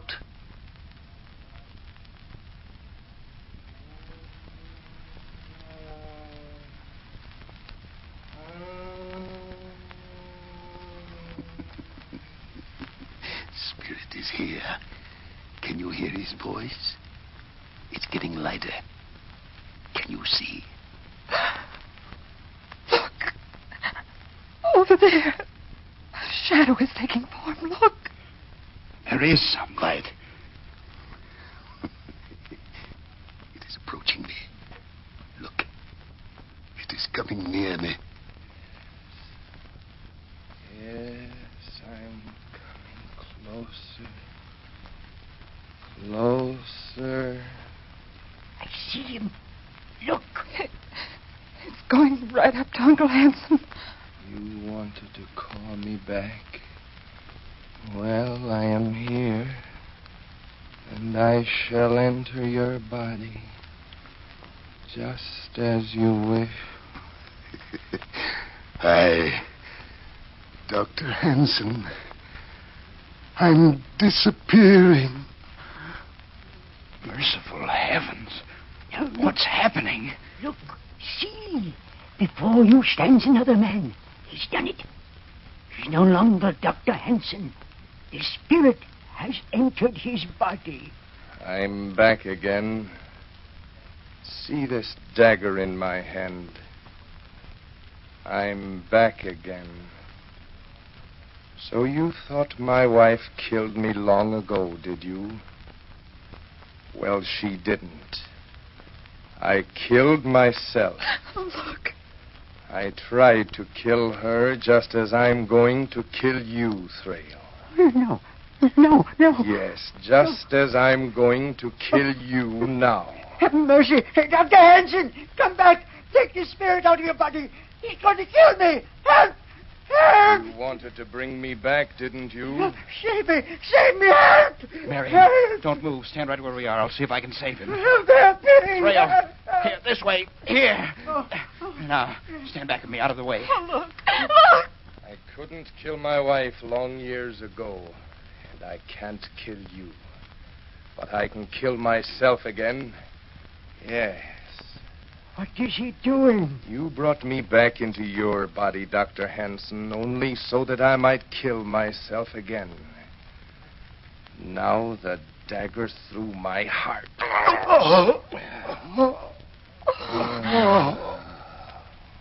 He's killed himself. Here, let me light a candle so that I can see. Where's the candle? Here, Douglas. There. Oh, it's Uncle Hanson. Look, he's on the floor, dead. The dagger through his heart. Yes. The spirit returned and did the same act that it did when it was living. We didn't count on that. But, Douglas, it's only Uncle Hanson here. He's killed himself and he tried to kill his servant. But we did hear another voice, didn't we? Of course you did. It was the spirit that wanders this house.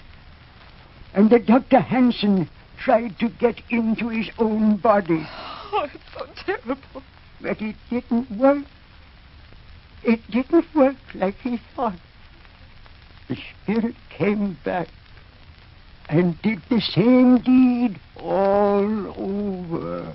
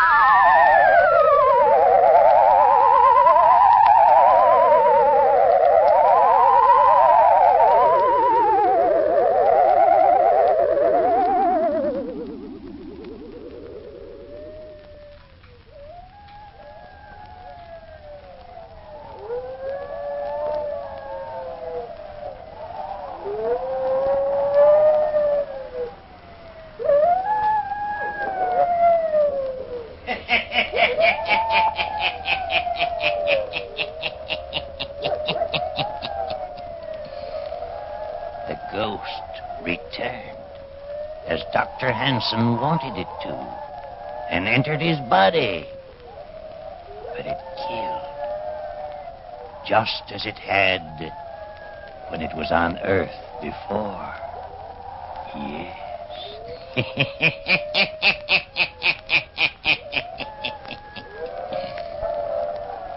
Turn on your lights. Turn them on.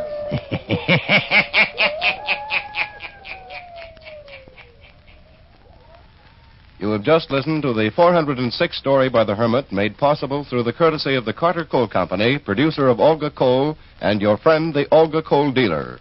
That word friend is full of meaning for you these days. The dictionary defines it as one who entertains for another such sentiments of esteem, respect, and affection that he seeks his society and welfare. Now, isn't that just about a perfect definition of the man who looks after your coal needs? I don't really have to tell you that you can trust your Olga dealer to look out for your interests. You know he appreciates your patronage and wants to keep you on his side. Sure, I know, nowadays he can't always give you as much coal as you'd like, as promptly as you'd like it. He can't always even give you the kind of coal you'd like or the size you'd prefer. But you can count on him to do his best.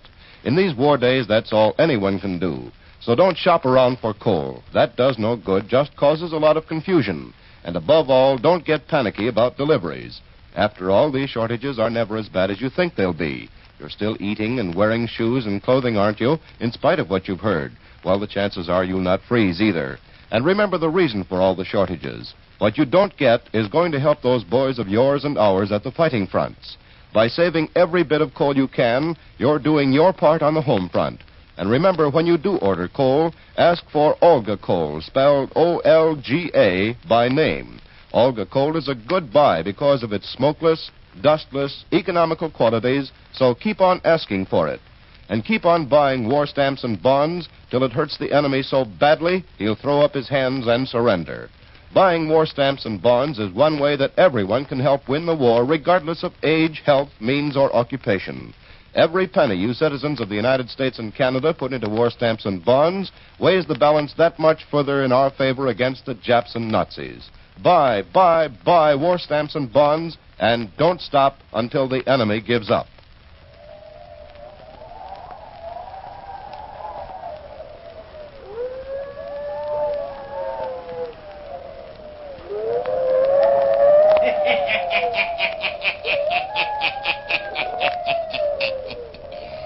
And the Hermit has more stories for you. Listen in again next week for my hounds howling. I'll tell you the story of the devil dog. I'll be back. Pleasant dreams.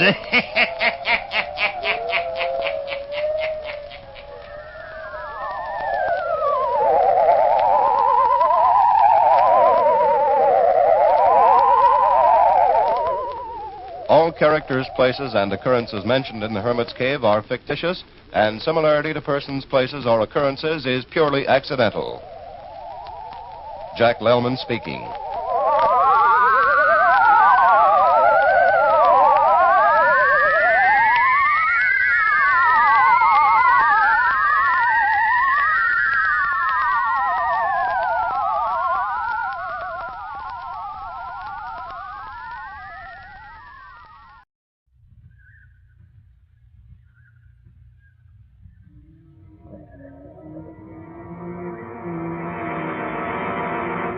Dark fantasy.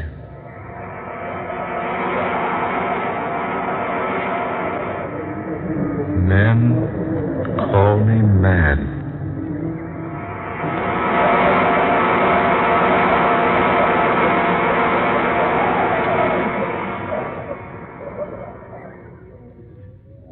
Dr. West, will you please close the door? Certainly, Dr. Terhune.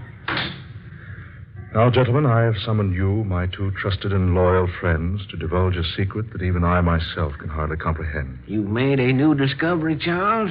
A discovery? Yes. I have found another world. Oh, what? Another world, you say? Exactly. Would you please snap off the lights, Doctor? That switch there. Yes, certainly. Now, by means of this special projection machine, I'm going to show you something which will astound you beyond words. I must ask you to remain perfectly still throughout this demonstration. As the picture I'm about to show you progresses, I will explain in detail just what I have done. Now, first of all, to start the machine. Now, observe this picture I've taken on color film. A picture of the new moon. Now, you will notice that the camera has picked up a single ray of the moon. It's focused up on a wall, whereon dances a single tiny moonbeam. The camera approaches the moonbeam. Closer. Closer. Still closer. And then the special film in my camera reaches the lens. The scene changes. Dr. Smith. Gentlemen, please. Now, you see here my other world. My world within a moonbeam, taken upon special color film of my own invention. film that is constructed to pick up objects within the very atoms. Objects smaller, that is, than atoms themselves. Notice, please, the coloring of this other world within a moonbeam. See the hills, the plains with their red grass, their red-leaf trees. Notice that tiny stream at the left, a vivid orange. Notice the yellow of the tree trunks, the orange-colored sky, and the deep blue sun. Amazing. The film ends quickly now, but first a rare sight is in store for you. Now watch closely. There. A man. But what sort of creature is that he's riding? I don't know. You will notice the animal approaches the small stream, wades quickly through it, and vanishes from the camera's sight. And as he vanishes into the distance, the film ends. Amazing. Astounding. Unbelievable. The lights, if you please, Doctor. Oh, yes, of course. Look here, Terhune. Is this a camera trick? Absolutely not. I have shown you what actually exists within certain, or possibly all, moonbeams. Well, what's your theory, Doctor? That all creation consists of worlds within worlds. Who can say that our world is not contained within some still larger one? And that within another, and that still within another, and so on. The thought suddenly becomes overwhelming. Yes, doesn't it? To think that all around us, within even such tiny substances as the atoms themselves, under our feet, overhead, on all sides, are worlds of which we are unaware. Yes, if only there were some way to visit those other worlds. Ah, Dr. West, that is the point. We can. Good heavens, man. You mean... Yes, just what do you mean? Gentlemen, I plan to enter that world in the moonbeam. Impossible. I don't like to say so, Charles, but aren't you overlooking the laws of dimension, the general medium, laws of nature that are so obvious? Not only that, Terhune, but aren't you appearing a little ridiculous on the face of things? I do not expect you to be convinced until you have seen. Now, we in our profession are not inclined to take such things as we are speaking of for granted. Then let's not waste words, my friends. I propose to convince you beyond all possible doubt. Well, I have no objection to being convinced. Nor I. Though I really believe Terhune has let his imagination win the upper hand. Now, we shall see. Now, here, gentlemen, on this table, you see what looks like an Eskimo igloo, made of crystal clear glass with an opening at one side at the base, much like an entrance to an igloo or tent. Yes, it's about 10 inches high and about 8 inches in diameter. Now, when we extinguish the lights here in this room, and when that curtain is drawn from the window over there, the moonbeam in question will be centered directly through that little glass case. You want us to assist you? Exactly. But what do you intend to do? Well, I have here a number of small capsules filled with a potion whose base consists mostly of radium. What is this preparation? A substance which will cause animal matter to decrease itself many millions of times. In other words, you think it'll make you become smaller. Precisely. But small enough to enter the realm of a single atom? I hope so. Well, have you tried this concoction? Only on animals. First on rabbits and rats. And just yesterday, I sent a dog into the world of atoms. But granting such a feat is possible, don't you think your clothes would also shrink with you? Well, I have found that any object in contact with the animal matter, at the time the capsule is consumed, will be caused to shrink in proportion with the animal matter itself. I found that out yesterday when I failed to remove the dog's collar. But suppose you consume too great a quantity of the potion. I have an equalizer, another mixture which will counteract the first capsule. By taking particular amounts of it, I can stop the reaction of the capsule, and then, having stopped it by taking another dose of the stabilizer, or equalizer, I can increase my size again. This is all very extraordinary. I plan to be gone quite some time. I'm asking you two to watch over this little glass case for a 4-day period. You can count on me, Terry. And on me. Good. Now I shall take a capsule. I will begin to grow almost immediately. I've reached about 2 feet in height. I want you, Dr. Smith, to bend down to the floor and pick me up and place me on this table here, beside this little glass case, putting me directly in front of the opening or door of the case. Is that clear? Quite, yeah. Good. Gentlemen, my hand. Good luck, Charles. Smith? We'll follow your instructions carefully, Doctor. Good. I knew I could count on you two. Now the capsule.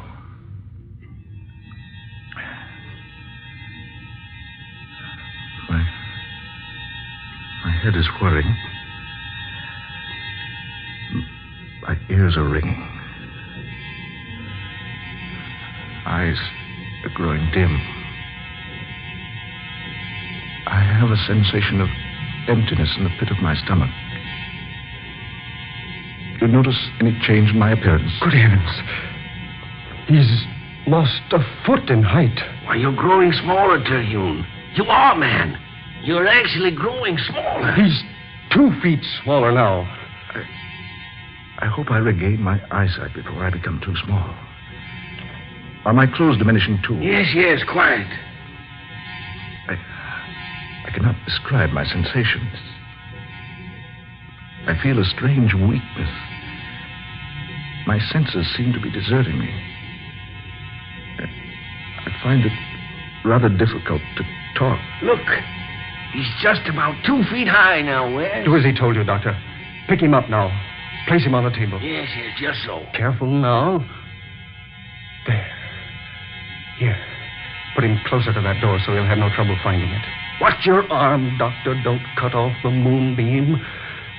There. That's good. Say, he's only about 6 inches high now. There he goes. Into the glass case. See? The moonbeam is completely covering him.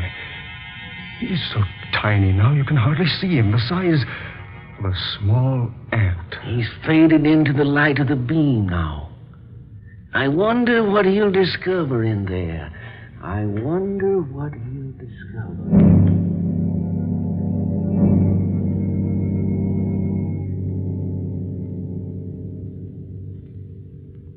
At last, I'm here in another world. Such a strange place. Similar to the place I came from, yet different. Trees, yet with leaves of brilliant scarlet and yellow bark. The grass, also scarlet. An orange-colored sky overhead. A sun of dazzling blue. And the water in the little stream over there. Not blue, but orange. Yes, the colors, all different.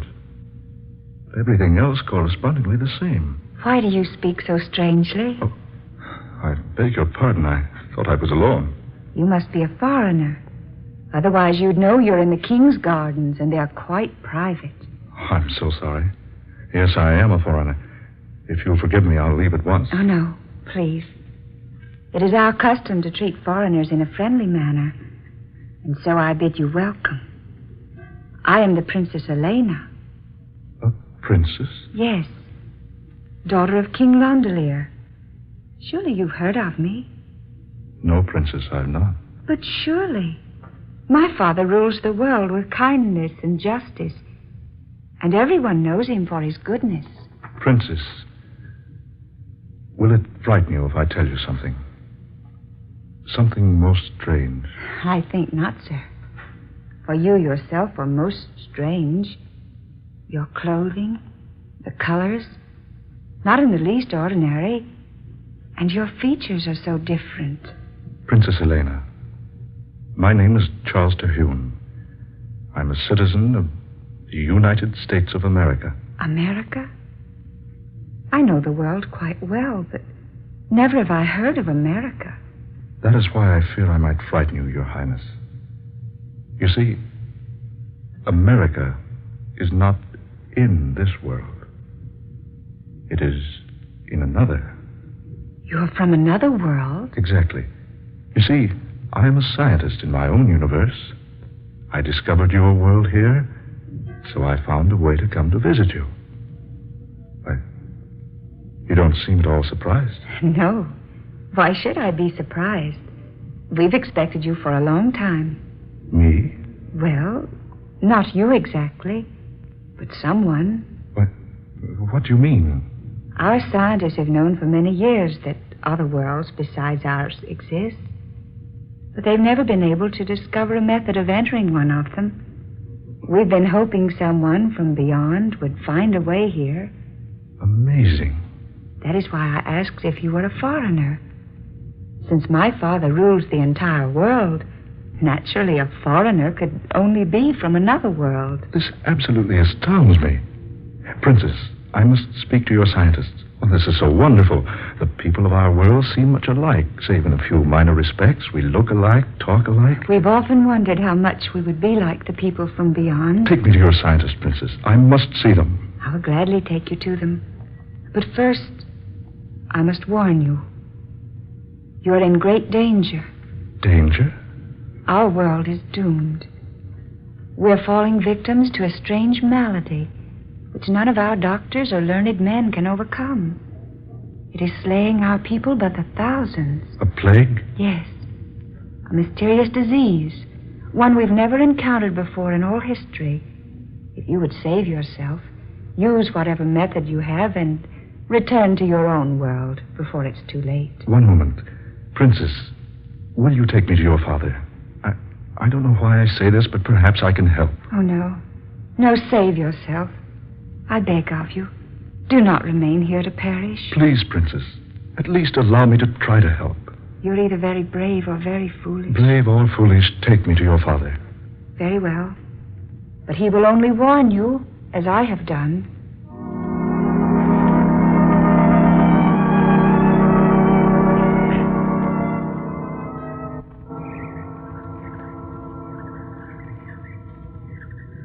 That, Your Majesty, is how I found your world and the way to enter it. It's interesting. At one time I would have said amazing. But with our discoveries of other worlds around us, it's now only interesting. I've warned Dr. Terhune to return to his own universe before he falls victim to the plague. Yes, my son, you must. But I would like to help. I'm a doctor where I came from. Perhaps I could do something. I fear it is useless.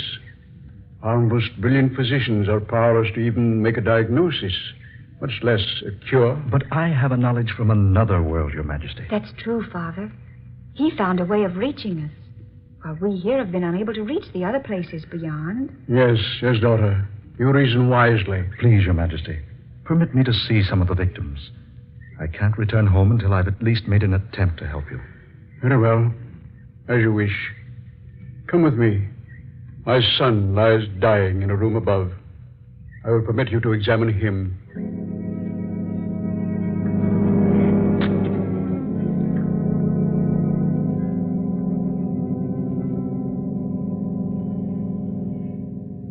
Well, Dr. Terhune? Your Majesty. Dr. Terhune. Heavens, man, this is typhoid. Typhoid? But what is typhoid? We have it on our Earth.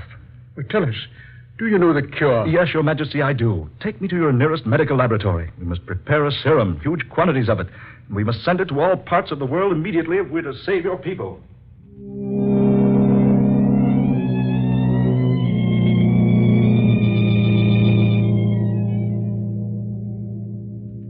Daughter, these reports from all parts of the universe, the deaths grow fewer and fewer each day. It's a miracle, Father. And Charles Terhune has saved us all.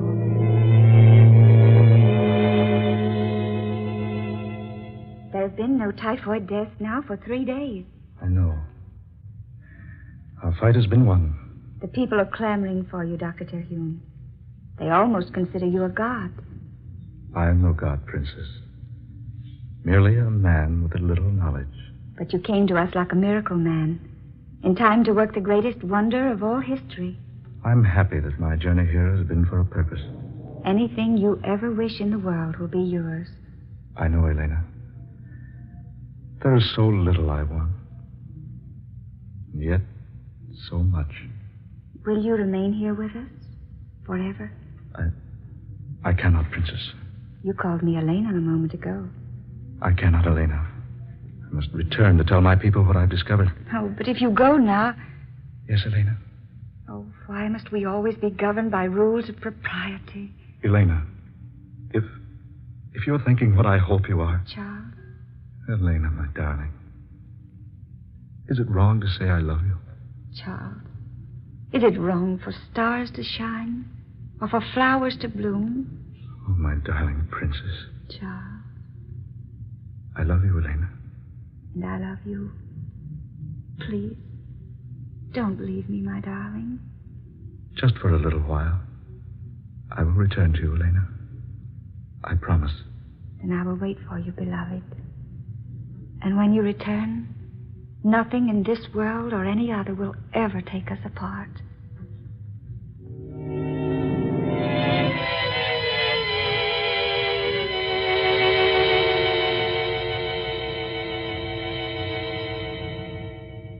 It's past his time, almost 4 days. Look, a moment there in the moonbeam, see? No, Yes, look. He is coming back. See, there he is out of the glass case on the tabletop. He's growing rapidly, West. You better place him down on the floor. Then. Look, larger and larger. This is perfectly astounding, man. I wonder what his adventures have been. Dr. Terhune. Can you hear me, Dr. Terhune? He's almost 4 feet tall now. Can you hear me, Doctor? Water. Some water, please. Water, West. West, quickly. Over there in that goblet. Yes, just one moment. Here we are. He's all right now. Full size again. Here, Terhune. Drink this. Yes. Thanks. Ah, that's better. Are you all right, Terhune? Yes, quite all right, thank you. Gentlemen, I have had the strangest experience imaginable. I have visited a world that's amazing and wonderful. Tell us about it. Yes, I will. When I became small enough to enter the moonbeam, I found myself in the exact spot you two saw in the picture I displayed for you. I did not know which way to go, naturally, but after a moment I heard someone speak to me.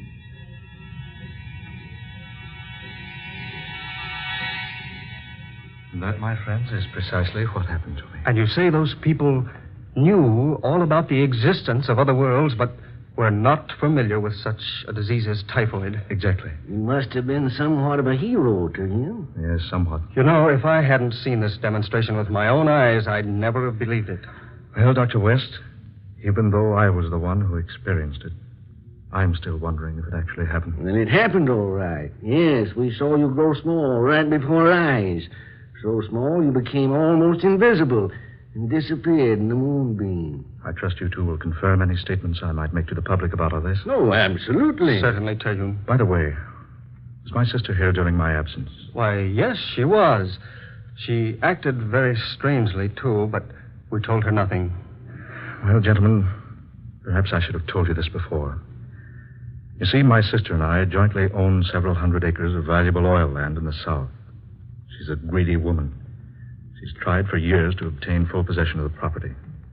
She's tried many ways, but her latest method is by charging that I'm insane. No, that's ridiculous. Yes, exactly. But she's preferred the charges. Tomorrow at 9, I must appear before a group of alienists who will decide whether or not I'm mentally unbalanced. That is why I had to make my experiment before tomorrow.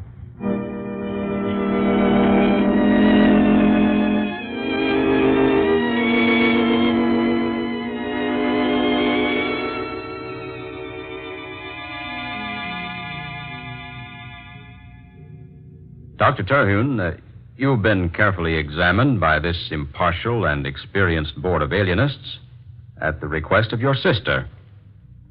It's our decision that you must submit yourself to a series of treatments at whatever sanitarium your sister might choose. No, stop. This has all been so irregular, so unfair. You think I'm mad. Well, the story I've told you is true. I can prove everything I've said. Please, Dr. Terhune. My two friends, Dr. West and Dr. Smith. Ask them. Why haven't you let them testify for me? They saw it. They'll tell you everything I've said is true. One moment. Yes? Oh. Yes, he's here with me now. I see. Yes, all right. I'll tell him. I'm sorry, Dr. Terhune. I'm afraid I have bad news for you. Doctors West and Smith were to have testified in your behalf. But I've just received word that they were both killed a few moments ago in an automobile accident.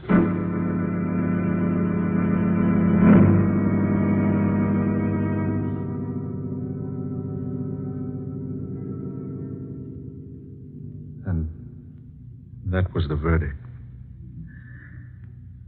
Now men call me mad. So they've locked me here in the cell till the time they can remove me to a sanitarium. Any moment now they'll come for me, whisk me off through the night. My discovery will never be proved. People will laugh for a while, speak of the mad Dr. Terhune. And then they will forget. And for me, no escape. Charles, my darling. Elena. No escape. No escape. Oh, what a stupid fool I am. The moonbeam, of course. The moonbeam.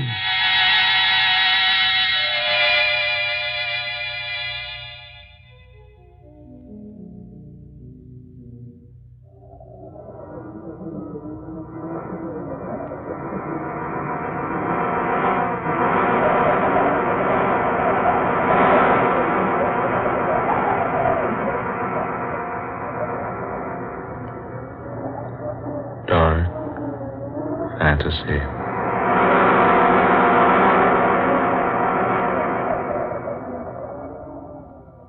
Men Call Me Mad, an original tale of dark fantasy by Scott Bishop. Ben Morris was heard as Dr. Charles Terhune. Eleanor Naylor Corrin was Princess Elena. Fred Wayne was King Londelier. Murillo Schofield was Dr. West. Muir Height was Dr. Smith. And Darrell McAllister was the specialist. Next Friday night at the same time, the National Broadcasting Company will present another tale of dark fantasy, The House of Bread, a strange and compelling drama of Christmas 1941 and that first Christmas nearly 2,000 years ago, told to you by Scott Bishop. Dark fantasy originates in the studios of station WKY in Oklahoma City. This is the National Broadcasting Company.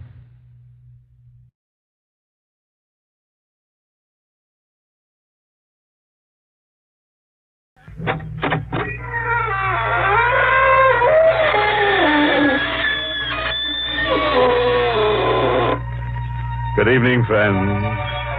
This is your host to welcome you through the creaking door into the inner sanctum. Come in. I just came in from a bang-up fashion show. Styles guaranteed to kill you. See them and you'll never forget them. You'll talk about them day and night, man. Oh, they're wonderful. For instance, one bold fellow wore his head at a slant. Another parked his face on the piano before modeling. Said his face always stole the show. A third wild man, displaying the newest in zombie zoot suits, got into his trousers by pulling them over his head. Poor chap strangled to death. But nobody minded. No, they couldn't if they wanted to. In order to mind, you've got to have one.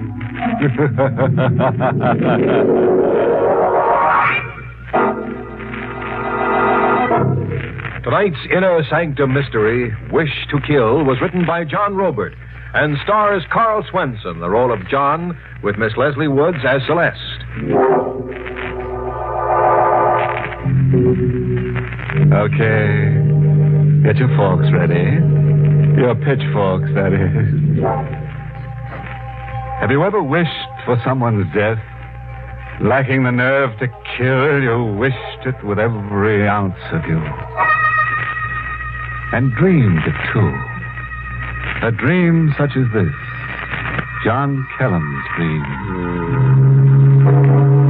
She sleeps. With a yellow pallor in her cheeks. Yellow greed on her face. Within reach of my hands. I get up and stand over her. Celeste. The person I hate. I touch her. To waken her. I want her to wake up. To feel her. to witness her own death. Celeste. Wake up, Celeste. John? John? You look at me as if I'm a stranger. Well, your face, it's... John, what are you up to? This. A knife.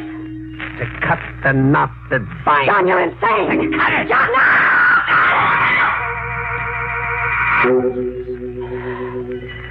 But it was just a coward's improbable dream, the tortured wish of a helpless man. The wish for her death floods my mind. I wish it with every ounce of me. I can think of nothing else. Nothing else. We motored to the country, and the hum of the car is a single word throbbing in my brain. Murder, murder, murder, murder, murder, murder, murder. John, I had a dream last night. Frightening dream. Woke me up. After that, I couldn't sleep all night. What was your dream about? Well, someone was hovering over me. I was about to die at the point of a knife. Who was hovering over you? I don't know. I tried to identify him, but his features were blurred and kind of unclear, and Now, who would want to murder me? Could someone wish my death? You could. I could want my own death? Yes. Well, now you're either teasing or you're being absurd. Neither. But why should I want my own death? Self-dislike. Your own rottenness sickens you. Your own crimes shock and appall you. My own rottenness? And crimes? What crimes? Your crime against me. I'm a middle-aged man and you're young. Marriage was to be an equal partnership into which you brought youth and beauty and I wisdom and money. That was our understanding. But you cheated me. You brought nothing to me. You made a joke of my wisdom. You want only my money. The wish to kill was pushing me relentlessly now. Pushing me. Just where are we driving, John? Do you know that we lost the highway at least 3 miles back? The throb in my brain was a fever. Murder, murder, murder, murder, murder, murder. My hand found a car tool. It was there conveniently behind me as if I'd planned it to be there like that. Why are we stopping? To settle something forever. Now get out. A tire wrench. Oh, John, you wouldn't dare. Get out. But... Walk into the pine grove in front of me. It's useless to run or scream. There's no place to run to and nobody to hear you scream. I didn't choose this spot accidentally. Obviously not. And I didn't just come along with you idly either, John. You didn't just come along. Well, look. See for yourself. You're armed. And I'm an expert shot. Out my hand! You're not hurt. I shot at your tire wrench just to disarm you. You're not much of a killer this time either, are you, John? This time? That dream that awakened me last night. I woke up to find a knife on the bed covering. A knife, John. As if a killer had lost his nerve at the last moment. You're going to expose me? And how I am. The minute we get back to town, I'm going to tell the world that you're criminally insane. And I will see to it that you're put where you belong. In an asylum. I'd sprung my own trap. And then suddenly it happened. My wish that she'd die then, right before me, produced its agent. A man appeared, an armed bandit, came out of the pine grove, as if I had willed him. John! Okay, lady, get those rocks off your fingers and climb out of that fur coat. You, mister, pass me your wallet. He hadn't seen Celeste's gun, hidden in the folds of her coat as she removed it slowly. Not expecting it, the robber hadn't seen it. I watched Celeste, tense, gathering courage. My coat? Here. Why, you... Oh, John! Celeste! Her shot had gone wild, but not the bandit. Celeste was on the ground, a shadowed figure, still as death, in the first gloom of twilight. That crazy dame pulling a gun on me like that? Was she so quiet, so dead? Yeah, bullseye for me. Now pull those rings off her fingers and give them to me. Come on, don't stand around staring at me. I wished you, and you came agent to my wish. I murdered Celeste through you. Okay, so you wished. Now grab a hold and help me dump our victim. We carried her into the pine grove. The bandit led the way, surely as if following a prearranged blueprint in his mind. And we stopped at a pond. We almost walked into it when he ordered a halt. Far enough. We'll give your missus a whole lily pond all to herself. He held her so solemnly for an instant. In that instant, I could feel the world tremble under my feet. Okay. Heave. Celeste!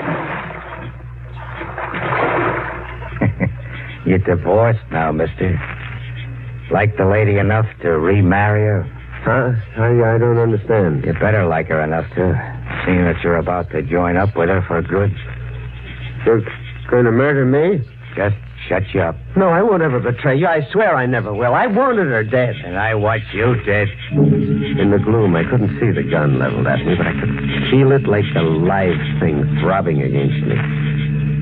Again, I could feel the world tremble under my feet like a rumbling earthquake erupting and hurling me through space. I ran. Run and you'll make dying a lot tougher for yourself. 2 shots had misfired in the gloom. I was untouched, whirling into deeper space. I outran a third shot. The knife was my shield, my armor against death. I lay face downward in the pine bed while time stopped, listening to the bandit firing random shots into the woods as he slowly gave up the pursuit.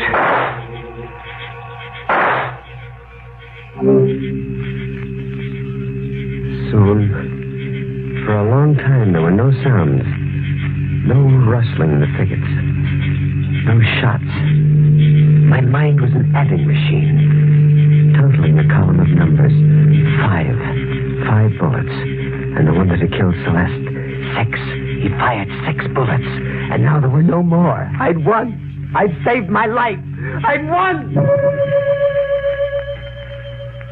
But then, when the darkness emptied silently into the ghostly gray of dawn, I saw her, Celeste, specter of death in a wet dress that dripped like great beads of tears falling.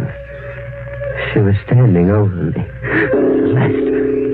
You're safe, John. He's gone away. You don't have to hide anymore. We can go home now. We? You say we? We can go home now. No. No, not together. Never together anymore. Come, John. Never together. Never anymore. Come, John. Come home, John. Alone. I'll go alone. You're dead. You're at the bottom of the pond. Dead. You hear? Dead.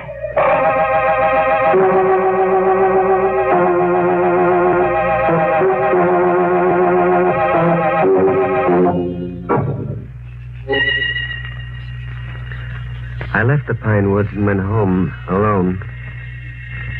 The imagination plays tricks. Celeste was dead forever in a watery grave, but the imagination plays tricks.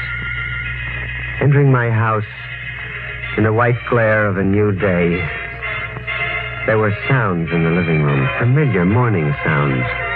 Radio music from Celeste's favorite station, the station she tuned in while she had her breakfast. I'd been gone all night. Who? Who had tuned in that program? And then another thing. Swimming in my vision, catching at my throat. A coat flung carelessly over a chair. Celeste's coat. The mink she'd worn to her murder. And then in the kitchen, one more thing. A coffee pot on a lighted stove, hissing. The doorbell. The back door to the yard. Mrs. Oglesby. An old lady with no life of her own, only everybody else's. Our neighbor next door. Good morning, Mr. Callum.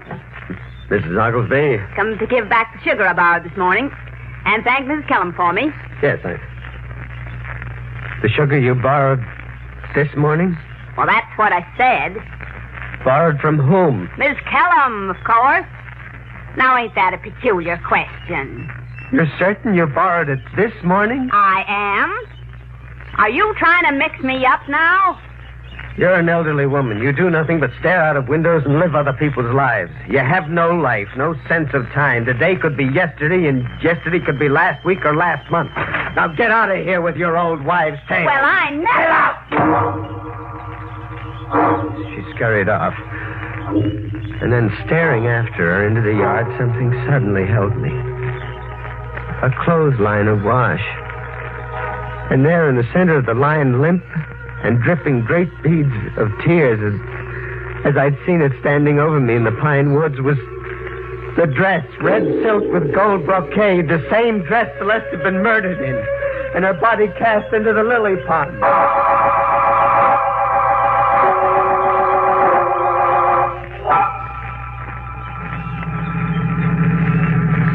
I went back to the scene of murder. At the scene, there was a sign that I hadn't noticed yesterday. A large construction sign fringing the neck of the pine grove, a sign that read Harristown, now building, the Seymour Harris Construction Company. There was a fleet of trucks and cranes and men, and scores of men. An iron bulldozer shearing through the pine trees, leveling them. And I called to a man holding an engineer's construction plan. You, over there, engineer. Yeah? What's going on? Read the sign. Yeah, I know. But those bulldozers, you intend leveling the whole pine grove? Yeah, me too. Goes back less than a quarter mile. Just a day or so's work for those bulldozers. It's a funny, out-of-the-way place for a housing development. Well, land's cheaper, for one thing. Well, it's spotted with stagnant pools, mosquito-infested. Spotted? You don't know the pine grove, mister. There's just one pond, shallow lily pond in there. We'll get that drained and leveled off with fill in a jiffy. Hey, you sound like you hate to see those pine woods go. What, are you sentimental about them or something? Yes, I'm sentimental. Drained in a jiffy. Machines were going to dry up the lily pond and expose a corpse. At nightfall, when the bulldozers sat quietly like great iron ghosts and the men were gone, I stole into the pine grove to grapple for Celeste. Shallow, the engineer had said. Well, it was.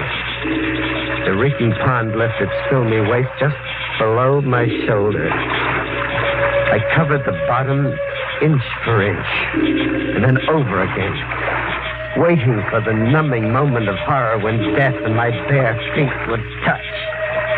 Inch for inch, slowly, lengthwise, and across, hour on hour. The numbing moment of horror never came. My feet didn't touch death. Celeste wasn't there. Celeste wasn't underfoot. But standing over me on the bank with the moon lighting one half of her face. Specter of death in a wet dress that clung tightly. The dress, red silk and gold brocade. The dress that hung limply from the yard clothesline. You don't need to look anymore, John. Are you dead, Celeste? You don't need to look anymore. We can go home now. Celeste, please, while I have a shred of sanity. We can go home now. Are you dead? Are you dead? Come, John. We can go home now. Come, Celeste! Celeste!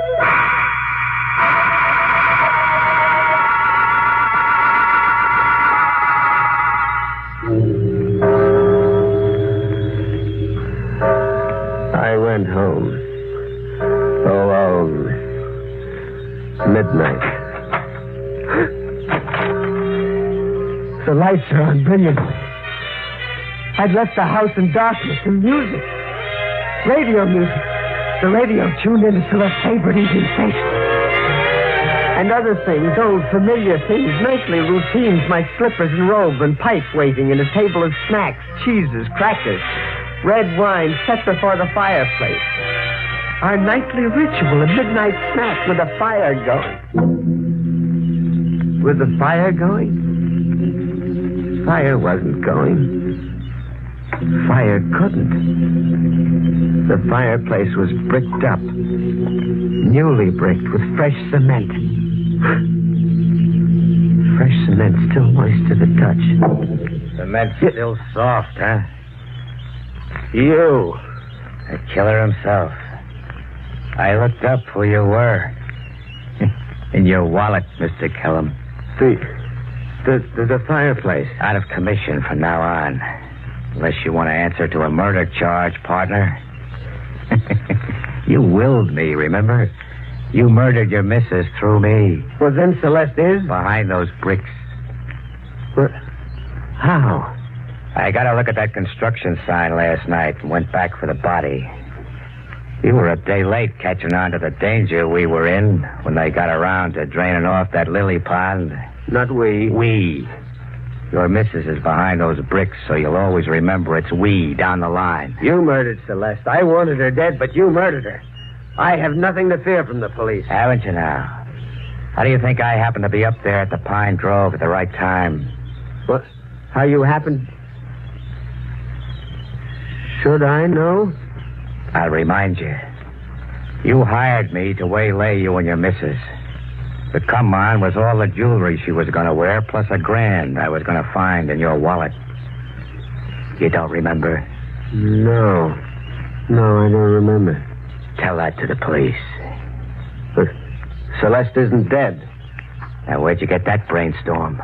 I saw her in the Pine Grove twice. She spoke to me. You're crazy in the head. She's been here in this house preparing breakfast, setting out my slippers, robe, this table of snacks. I did all that, Kellum. I was having fun with you. Softening you up in the head so you'd go to the bank for me regularly and often. You did all that? That's right. No. Celeste lives. I hired you, yes, that much I believe, but you told Celeste. You joined with her. You joined her scheme to drive me insane, to steal my money. That's a nice idea. Too bad the lady is dead. No, she lives. You shot at her, but she didn't die. You missed deliberately. We dropped her in a shallow pond less than 5 feet deep that you could get up and steal out of in the darkness. You're as balmy as a bedbug. But we're going to do business. Cash on the line from now on. I had but one course now. One course only. I could have no safety, no life ever. Sooner or later, he'd kill me. Police department.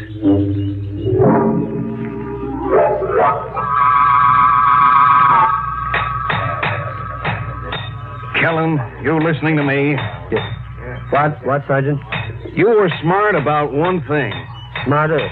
About what? Hurry up there, man. You're not pulling down the Chinese wall. It's only a fireplace. About that hood and your wife working together. You hired the gunman, all right. And then he made a quiet deal with your wife. But, there's always a but. But what?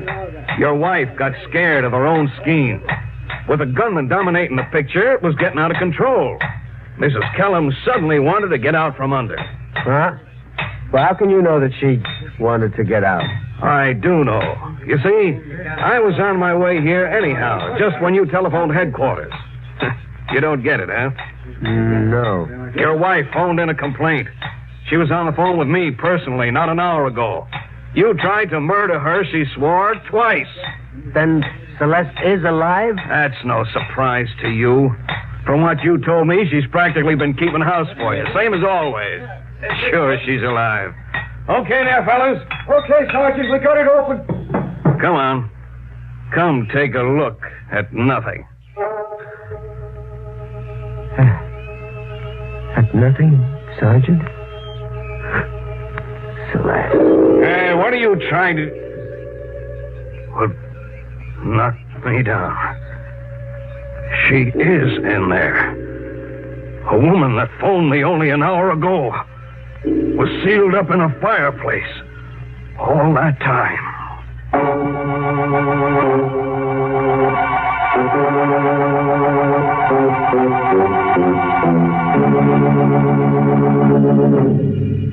Bricked up in the fireplace. You know, that's really doing your all to keep the home fires burning.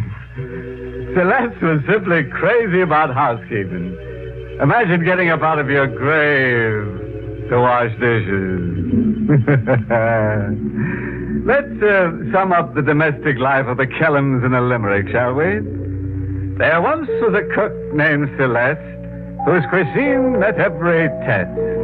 She could toss up a dish that was simply delish. But hubby's goose was the dish she cooked best.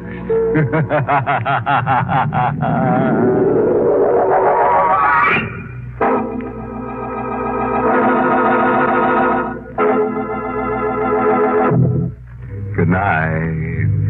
Pleasant dreams.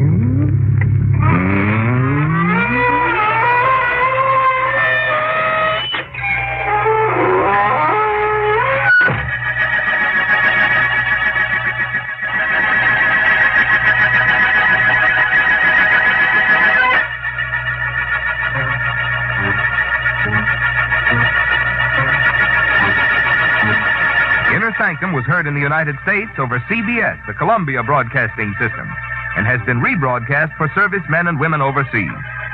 This is the United States Armed Forces Radio Service, the voice of information and education.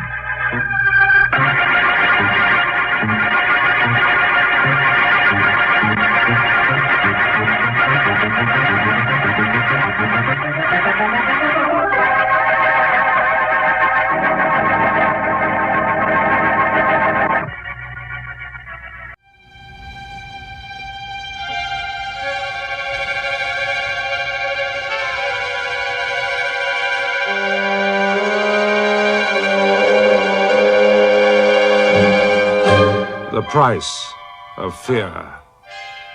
Brought to you by Vincent Price. Hello there. Do you like fish? To eat, I mean, not to look at or catch. Well, I do. I am, in fact, one of the world's most compulsive piscivores. I find there is an almost ritual purity about fish. The Japanese, you know, eat their fish raw, shredding and flaking the flesh and dipping it into piquant sauces, soya, horseradish, that sort of thing. The effect can be delicious, a delicate point and counterpoint, air and descant, plucking at the palate. The taste can be exquisite, and yet if you should think too hard about those raw, gelatinous strips of fish, you may find the feel of them, the sight of them even, is somehow obscene. But then my attitude in these matters is colored by a most unnerving experience I underwent in Australia. I'll call this story simply Fish, because as each stage of the episode unfolded, it was impressed on my memory by some piscatorial piece of gastronomic delight. It started in a Sydney restaurant about 5 years ago, with a dozen of the celebrated rock oysters with lemon and cayenne pepper and all the usual trimmings. I was lunching with a young Australian, Greg Rossmark, an aspiring actor who wanted to come to work in London. We were just debating whether another half dozen would be sheer bliss or pure greed, when suddenly... Vincent? It is Vincent, isn't it? Vincent Price? Well, yes. Jane Willemsey? No, I don't suppose you remember. But we did once actually work on a film together. Well, yes, I believe I do remember. It was a long time ago. At Elstree, wasn't it? That's right. I strangled you, didn't I? Oh, what a charming fellow. But I only strangled the nicest people. Sorry, Jane. Let me introduce you to Greg Rossmark. He's also an actor. An eminently unsuccessful one. Hello. How do you do? Won't you join us? No, thank you very much. I must be going. Are you working over here now, Miss Willemsey? In the theatre, I mean? Oh, no.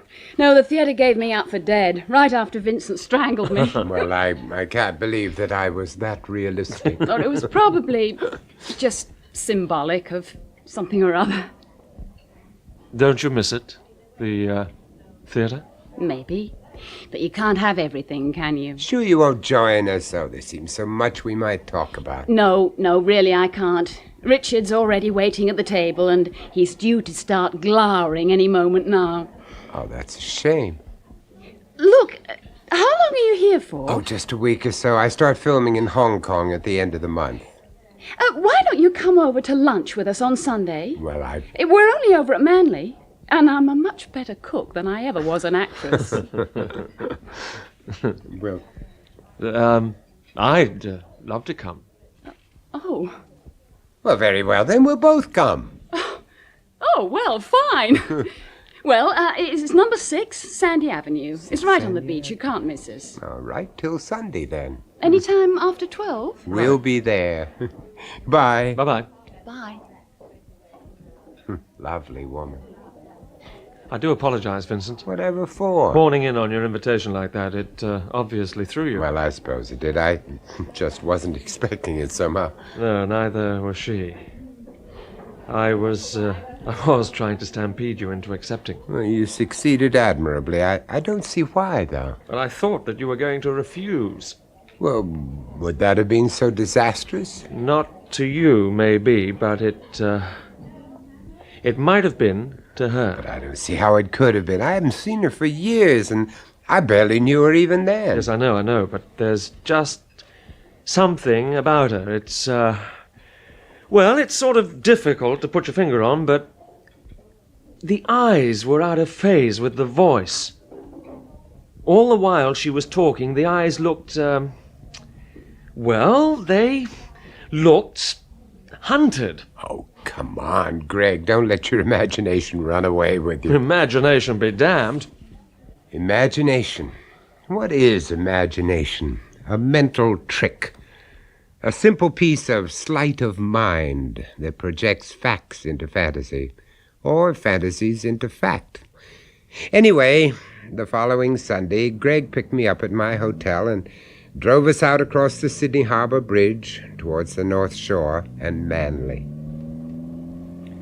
The other day in the restaurant, Vincent, when Jane Willemsey introduced herself, did you really remember her right off, just like that? Yes, she wasn't the sort of woman you'd forget easily, especially after her performance in that film. Was she good? In it, very good. On it, positively scandalous. Are you serious? Oh, yes, quite literally so. She brought the picture to a grinding halt about halfway through the schedule. Lord, how'd she manage that? She ran off with the director. Oh, yes, she took off just like that. Left us, her husband, everybody flat and just took off. Believe me, it was no laughing matter. Oh, it couldn't have been. Well, at least it wasn't at that time. We had to get a new director in and a new lady for me to strangle, and we reshot every scene that Jane had been in. Oh, it was an absolute nightmare. And what happened to her, Jane? Well, she just disappeared. They both did. Off the set, out of the business, off the face of the earth, for all I knew. Her husband hired some inquiry agents to find them, and for a few weeks we were all up to our ears in private eyes. I sometimes wonder why he bothered. It could hardly have come as a surprise to him, not with a woman like that. A woman like, what? Well, she was younger then, of course, a lot more arrogant. She seemed to generate a sort of, sexual electricity. She had an almost animal magnetism that could devastate a man. I'll tell you something, Vincent. What? She still got it. I wonder what her husband's like. Well, more important, I wonder if he's a film director. or even an ex-film director. I guess we'll soon find out. We did, and he wasn't a film director. Jane's husband turned out to be a broker on the Sydney Stock Exchange, but even that turned out to be more of a sideline.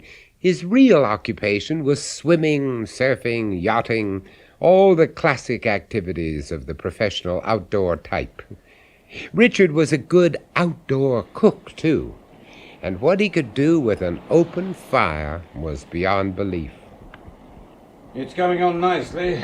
Won't be long, Vincent. You always eat al fresco like this, Richard? We only make a thing of it at the weekends. Well, I can think of worse ways of passing the time. Erase your back. Right, you're on.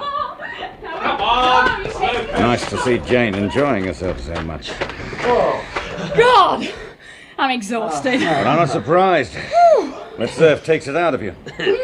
Especially when you're not used to it. Greg was... Oh, he was teaching me to ride the surf. Yes, I saw. Greg, what's that mark on? What? Where? There on your leg. That's a birthmark. Oh, I'm sorry. It's all right. It's almost a family crest. Oh. It occurs at least once in every generation in our family. What, always in the same place? No, but it's usually on an arm or a leg somewhere, and it's always the same shape. What? You see? An open rose. Oh, yes. Now you pointed out, it is like a rose. My uncle, my grandfather, theirs were identical. That's extraordinary. How far does that go back? Well, you see, my family's name is Rosmark, and I suppose originally it was Rosemark, but, well, God knows when that started. Yeah. Well, that really does smell delicious, Richard. It's coming on. What is it inside the tin foil, I mean? It's a whole baked tie. Is that that fish that looked like a snapper? In fact, it is a snapper, but I always call it tie if I'm doing a Japanese style. There's no great difference anyway. I thought the Japanese always ate their fish raw. This is one case where they don't. It really is very good eating. Richard carves it off in great chunks and you dip it in the shoyu sauce. Well, I can hardly wait. Tell me, where on earth did you learn to cook food Japanese style, Richard? I find any style of cooking absolutely fascinating. We were taught this by a party of Japanese stockbrokers that we took fishing. What sort of fishing? Tuna, barracuda, marlin, if you're lucky. Oh, the big game bit, huh? Richard has his own boat down the coast at Bermagui. We charter it out most of the time, but we reserve a few odd weeks for ourselves. You go fishing, Jane? No. He prefers to stay here. I can imagine. It must be a far cry from Elstree to Bermagui. Don't drag all that up, Rosmark. For Pete's sake. Drag all what up? The theatre, the bright lights, and all that crap. She's much better off where she is. Aren't you, Jane? Yes. Did you two know each other before, Before what? Well, before Jane gave up the theatre. Why, yes, of course. I married her when she was still a drama student. And in the end, it was me who made her give it all up. Wasn't it, darling?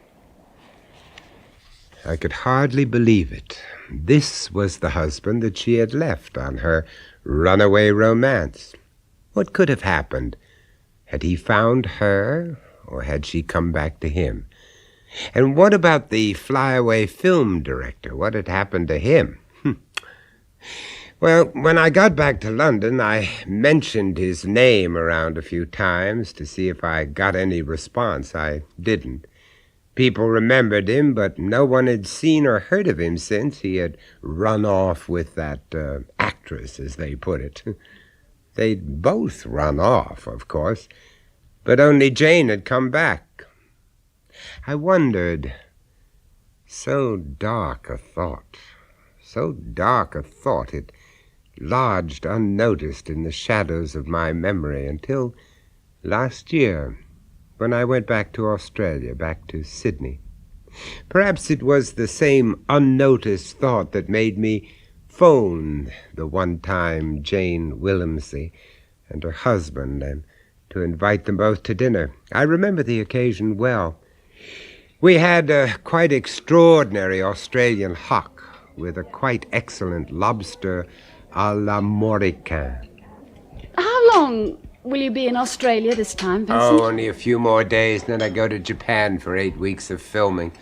Might come back here after that, though, just for a short vacation trip. Oh, well, then you must come up to stay with us in Brisbane. It'd be lovely to see you. Brisbane?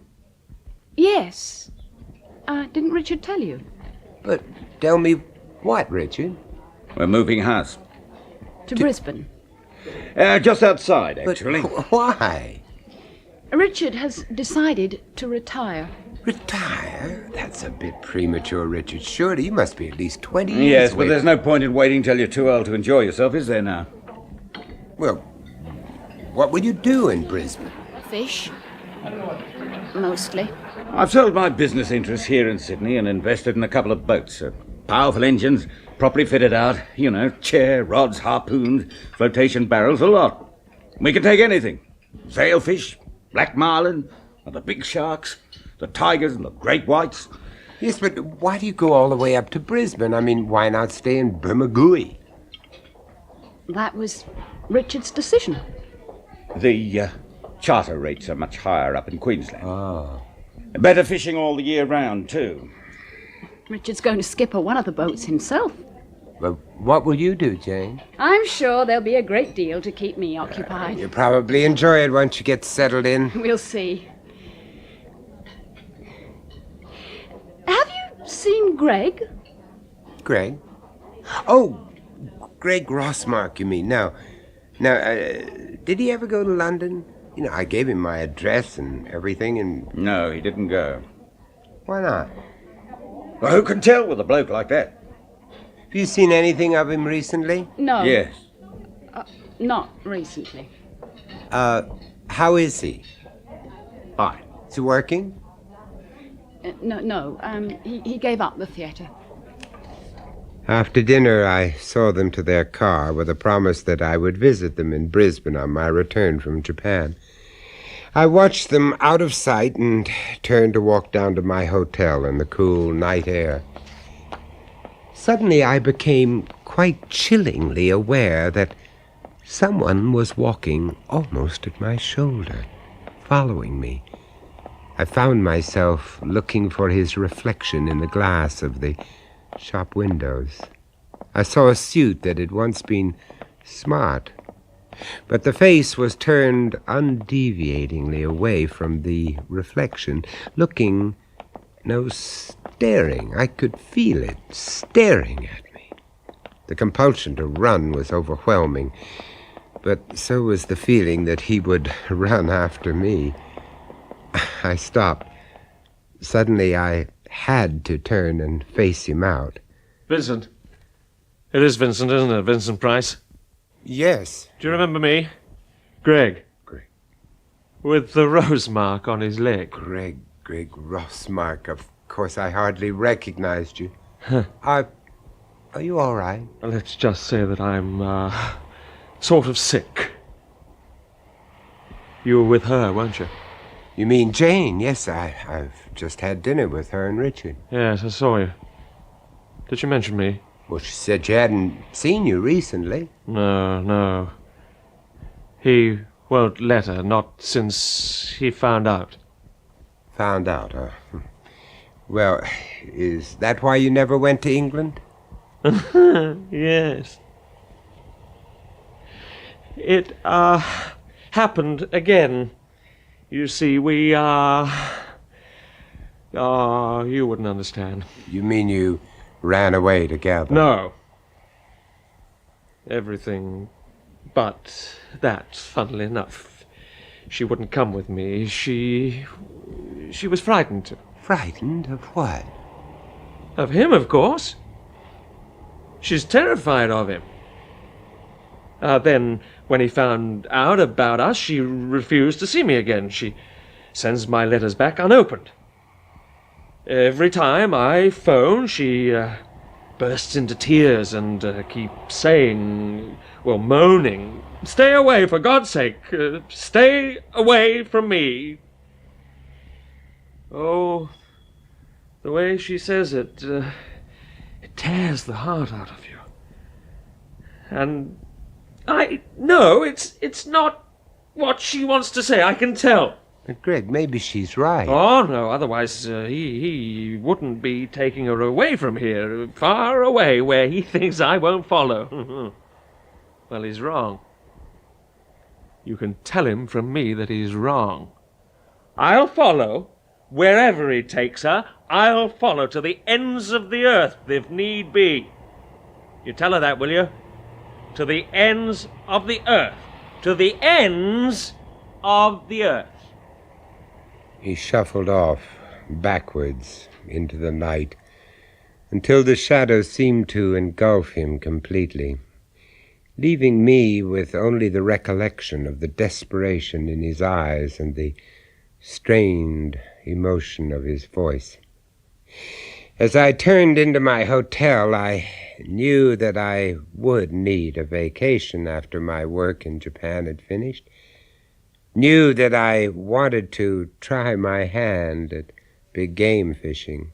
And so, 9 weeks later, I found myself on the open patio of Jane and Richard's new house, eating homemade croissant and drinking fresh ground coffee in the pale sunshine of an early morning in Queensland. Like some more coffee, Vincent? Oh, please. And, by the way, I congratulate you on your croissants. They're delicious. I don't know how you can face the day with just that inside of you. It's a woman's breakfast. Well, I certainly couldn't face a day at sea with a stomach full of bacon, sausage, eggs. And tomato. Ooh. Don't forget the tomato. It keeps the corpuscles coming the right colour. At least that's what my old granny used to say. Well, mine said they gave you appendicitis. Have you ever been fishing before, Vincent? No, I never seem to have had the time. And I've never been convinced that I had the patience either. I know what you mean, but this is nothing like ordinary angling. You see, you don't just sit around and wait for the fish to come. You have to go out and look for them. Well, you have to know where to look, presumably. Well, I seem to know where to look for shark. Richard's landed more sharks in the past fortnight than anyone can remember. He's making quite a name for himself. What kind of sharks do you get in these waters? Oh, all the worst sorts, or best sorts, according to your point of view. Tigers, mako, hammerheads. I've even taken a couple of whites, small ones, of course, but even the small ones are man-eaters. What happens if you meet a big one? Then you've got a fight on your hand. That could be real sport. Yes. Well, I'll just go and load up the car. I'll give you a hand. Richard'll see to it. You finish your coffee in peace. Yeah, you stay put. I know where everything goes.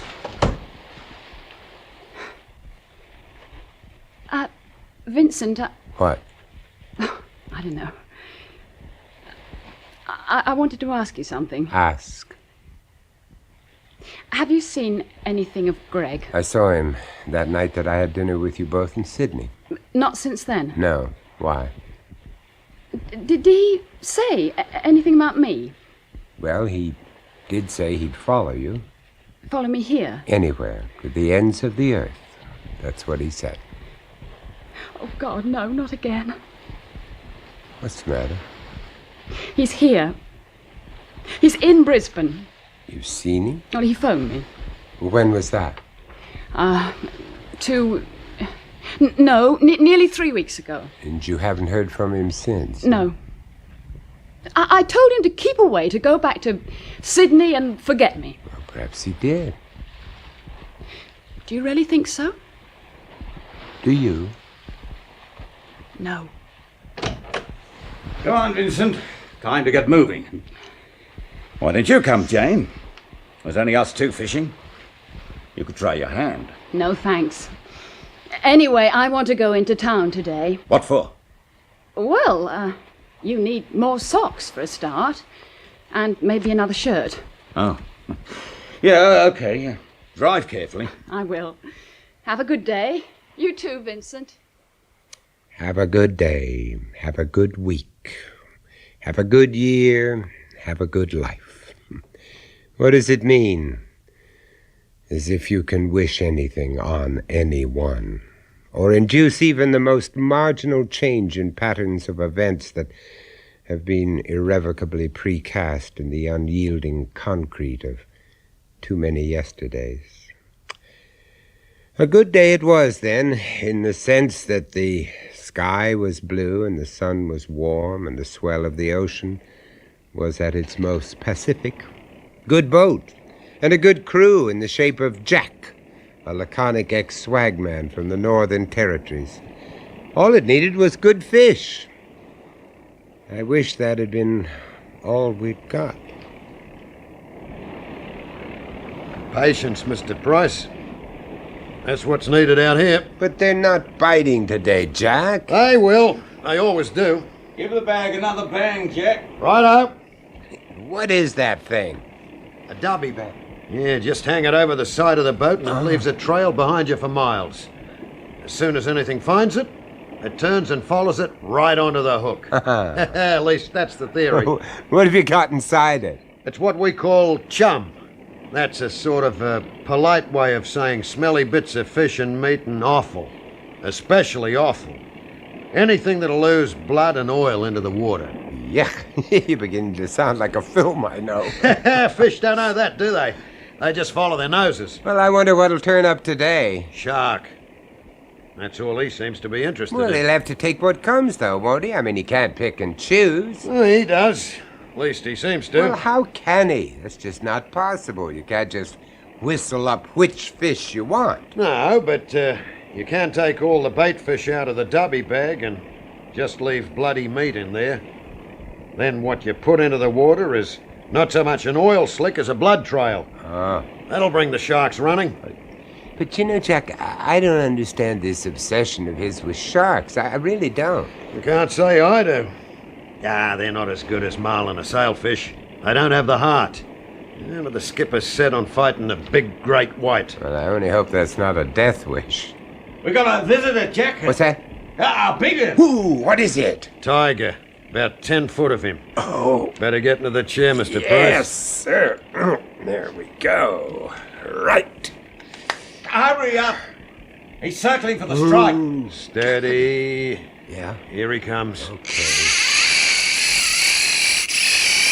Now, let him run. He's only holding on to it yet. Don't strike until he stops and starts to bite on it. Right. And strike hard and don't stop to pick the daisies. I'll tell you when. Okay. He's slowed. Wait for it. He's turning. Now! Hit him! God, must weigh a ton. Oh. Damn it. What happened? The line broke. Oh. What was the breaking strain on that line? Around 1,000 pounds. That was some fish you had there, Vincent. Shall I rig another hook? Yeah, Jack, might as well. Well, do you think he's still around? Depends if he's still got the hook in him. Hey! Hey, there he is. Where? Right under the stern. Oh. What's he doing that for? He's circling. Why? We've got nothing out. Here he comes.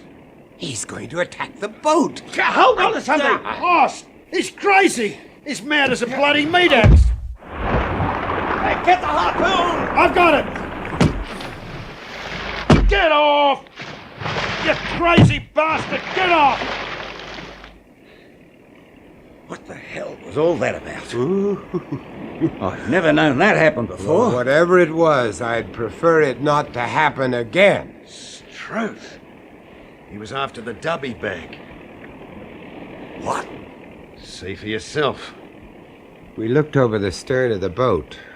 The shark had indeed attacked the dubby bag. He'd torn over half of it away from its rope. The gristly, gory bait, or chum, as Jack called it, was already dispersing through the water. And then I saw the canvas, a shredded piece of the bag that had been torn away from the rest. It was floating precariously just below the surface of the water. On it was a piece of meat, a small piece of meat with a yellowish, bloodied skin. And on the skin was a mark, a distinctive mark in the shape of an open rose. And then the movement of the sea washed it off its canvas raft and committed it forever to the deep. Well, next time you eat fish, you may care to remember this little episode, but I hope it doesn't put you off. I'm still a committed piscivore, With the single exception that I will never eat fish and chips in Australia. Flake and chips, as they call it. It's a great favorite out there. But flake, of course, is shark meat. Goodbye. Bon appetit.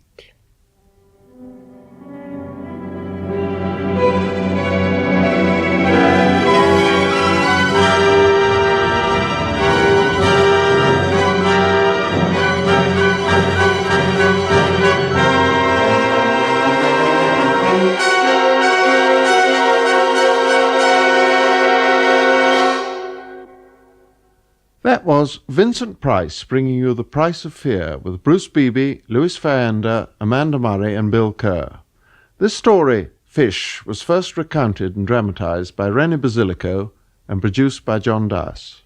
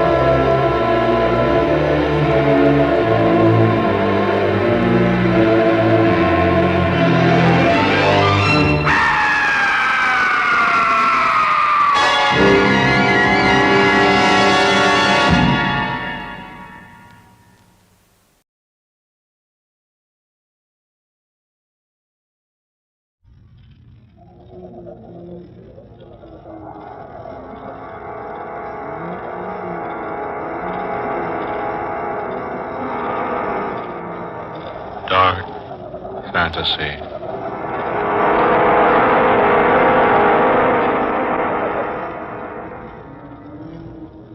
I am the man who came back.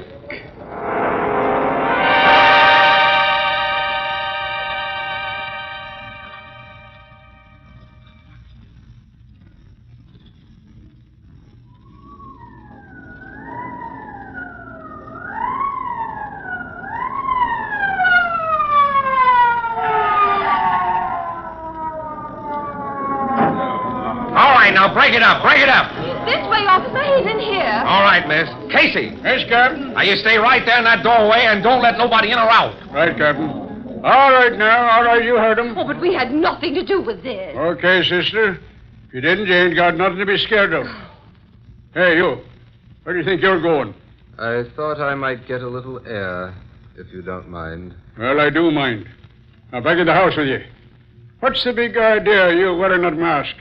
As you might have observed, my friend, this is a masquerade party. Oh, is it now?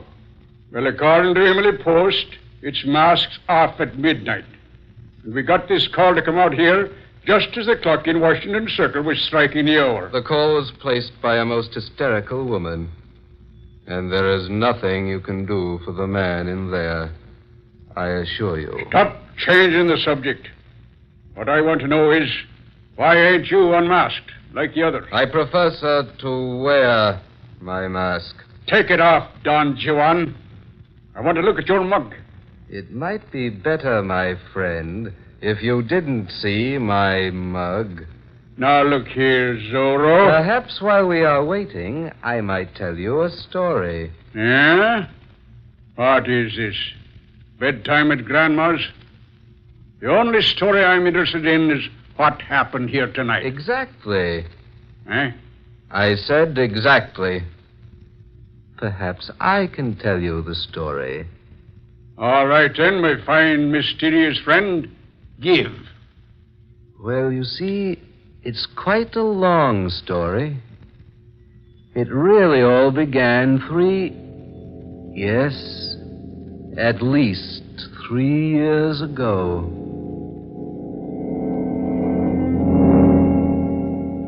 I remember that evening quite well. I let myself into Granger's apartment. It was a golden key I used. A bright golden key. And there was no one there when I arrived. So I closed the door and waited.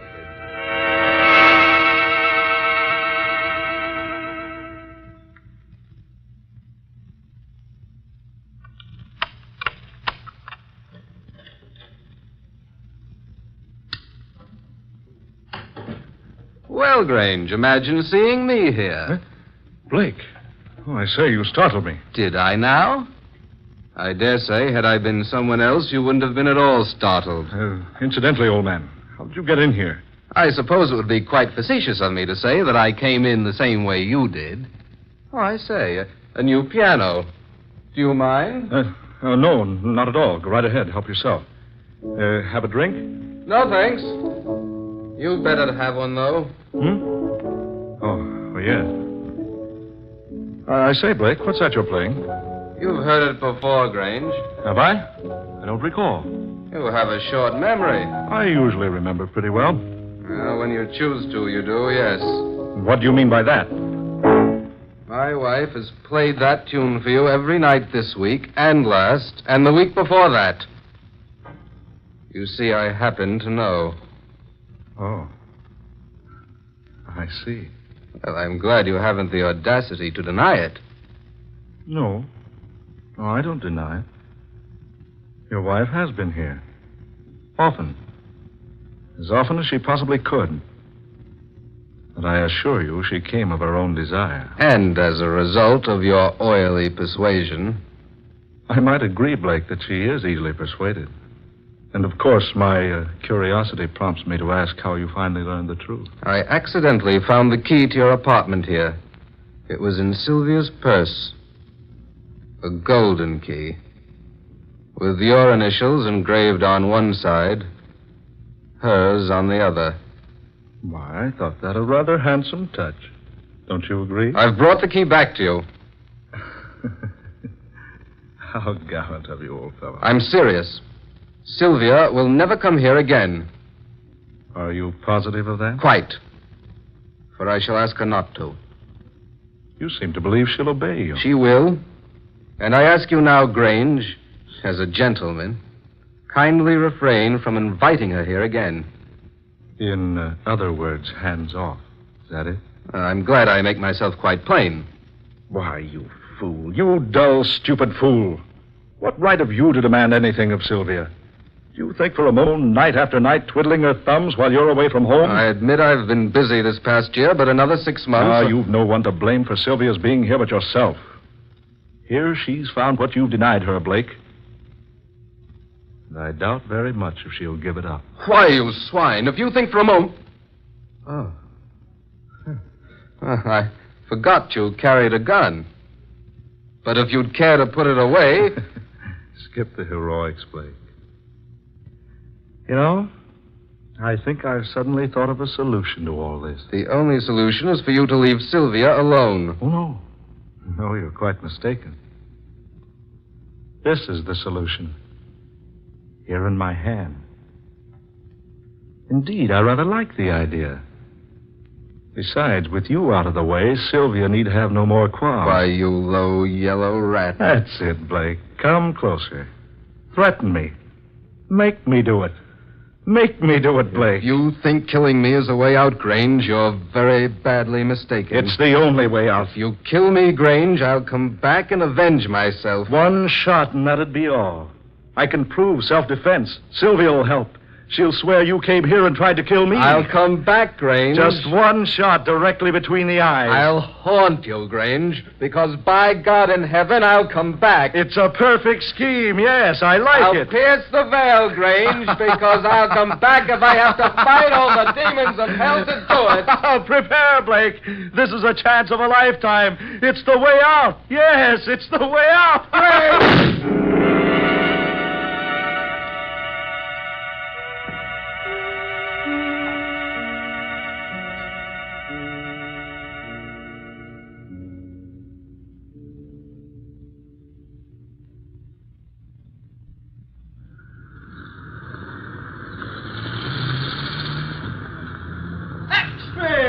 Get your extra paper. Wealthy playwright slain in millionaire's apartment. Read all about it. Here you are, Mr. Keith Grange playing self-defense and slaying a fellow Blake. Here it is, folks. Get your extra paper. Read the headline news about the killing. It's all here in your extra paper.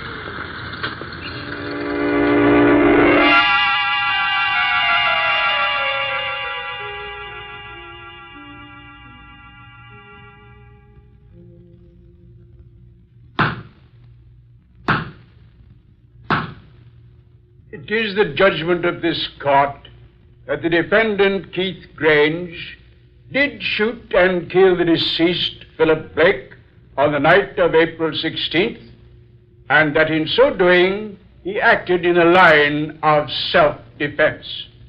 The court therefore decrees that Keith Grange shall not be held to account for this unfortunate incident.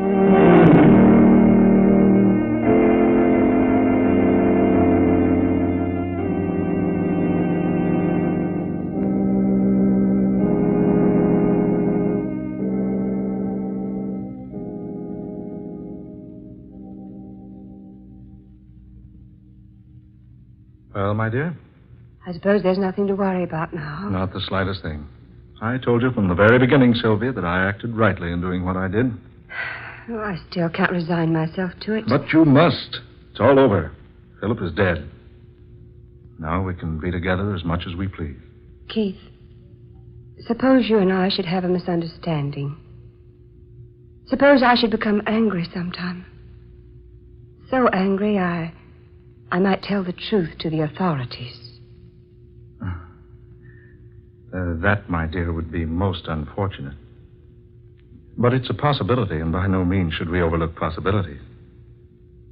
So allow me to remind you, Sylvia, my dear girl, that your hiding the true facts of the matter of the coroner's investigation automatically makes you an accomplice. Oh, I see. But why are we talking like this, darling? We'll both feel better after we've had a little rest. Oh, of course we will, dear. Kiss me goodnight, darling. I'm going home. I'll take you. Oh, no. No, I'd rather go alone tonight if you don't mind. As you wish, my dear. Good night. Good night, darling. Sweet. Will you call me in the morning? Yes, of course I will. Good night, then. Good night, darling. Pleasant dreams.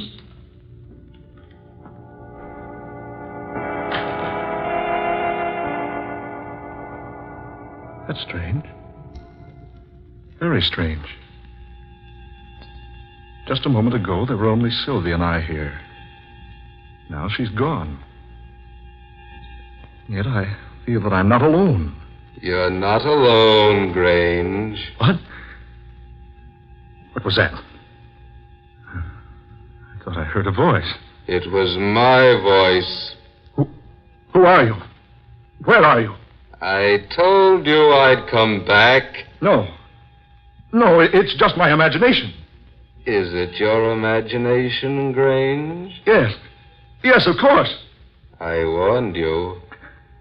I warned you. Remember? Come out. Come out in the open. Come out, I say. Do you hear me? Come out. Your gun is useless against me now, Grange. What do you want? Tell me, what do you want? Oh, not now. The time isn't right now. But I'll be back. Watch for me and wait. Watch and wait. For I'll come back, Grange. I'll come back.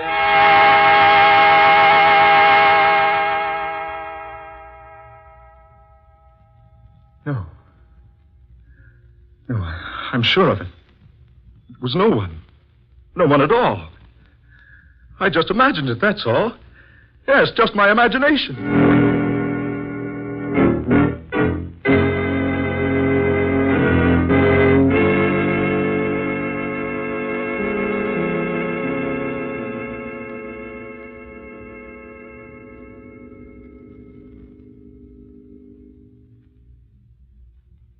Sylvia, dear, you look so tired. Here, perhaps this will wake you up. Present for you. A present? Yes, something I picked up today. I thought you'd like it. How sweet of you, darling. I think I can guess just by looking at the box. It's a ring. Oh, aren't you clever? Go ahead, open it. All right, darling, but don't hurry me. Oh, Miss Sylvia, that isn't the ring I bought for you. Keith, look at this ring. The initials. P.B. Keith, this is his ring. Sylvia, what are you saying? It's his ring. I gave it to him. But, Sylvia... Keith, I swear to you, Philip Blake was buried with that ring on his finger.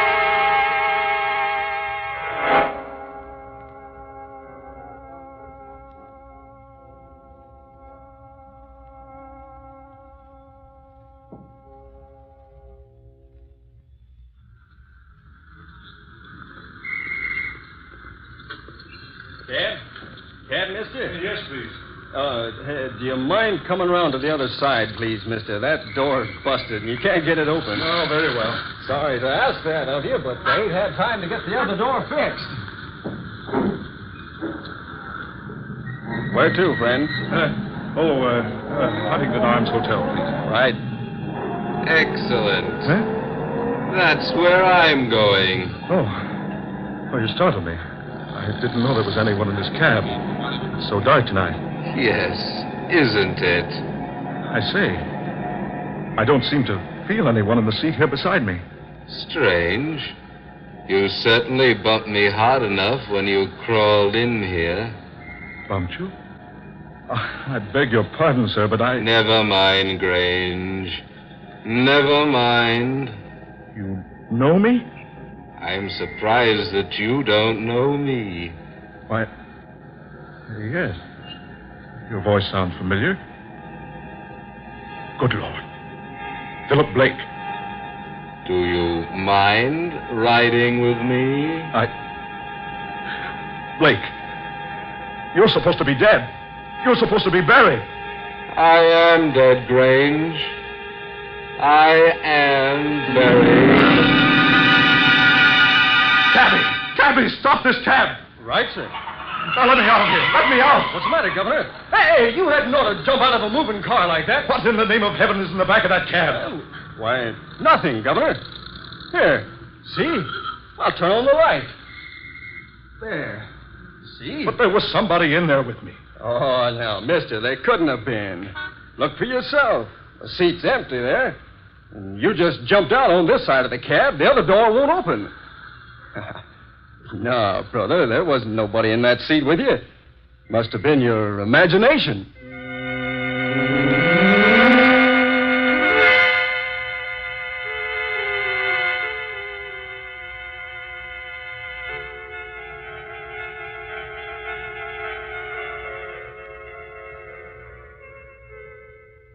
Hello? Hello, Doris? Dear, this is Sylvia. I just wanted to remind you about the masquerade ball at Keith's new home tonight. You'll be there? Fine. Now remember, masks and costumes for everybody. All right, dear. Bye.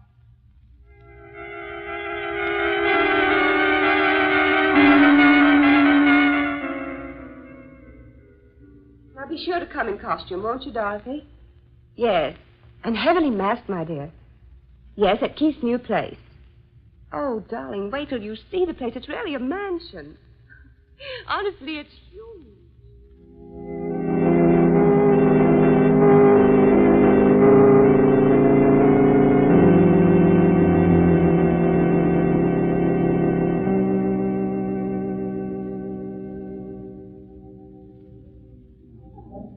Mr. Grange, I believe. Sylvia, darling. So you penetrated my disguise. Silly. I heard you order it from the costumers yesterday. Darling, the music will start soon. Is the first dance ours? Sylvia, my dear, every dance is ours tonight. Are you happy I bought this place? Oh, it's lovely. Absolutely lovely, Keith. Darling, what's the matter? That man in black.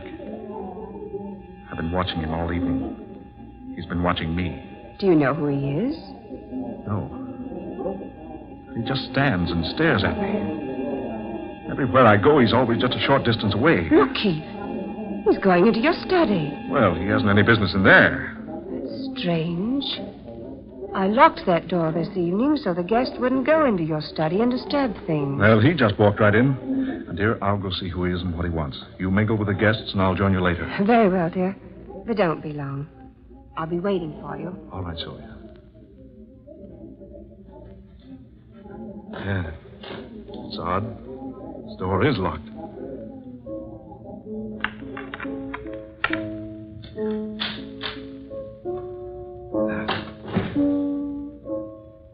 Dark. Piano. Oh, confound it. Where's the light switch? There.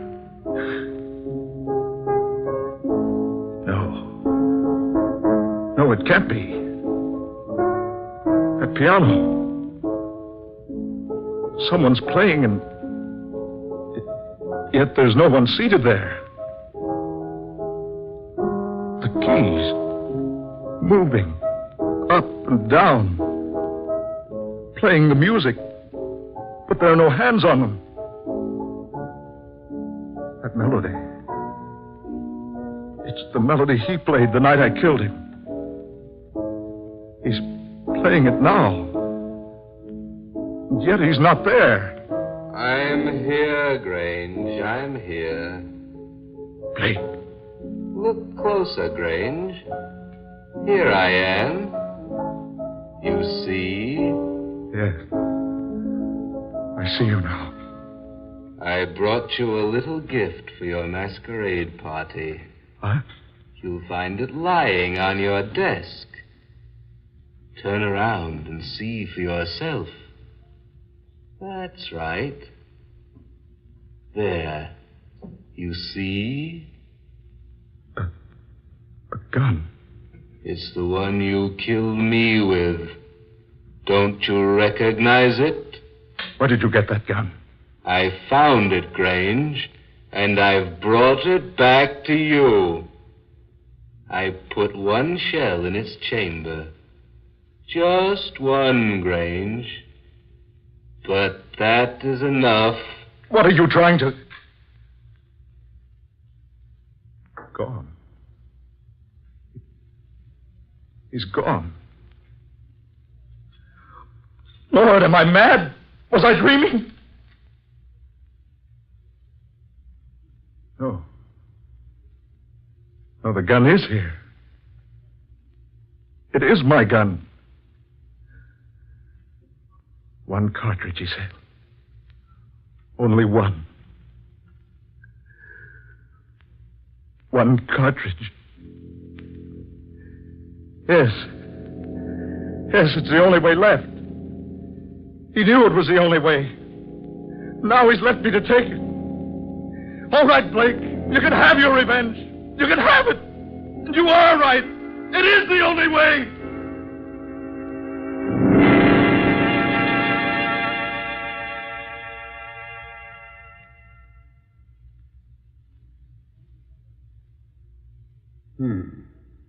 So he shot himself, eh? The evidence in there will indicate that he did, yes. Say, that's quite a yarn you spun, Zorro. It is nothing but the truth. Come on now, come on, my friend. Let's take off your mask and have a look at you. One moment. Keith Grange shot Philip Blake squarely between the eyes. Yeah? So what?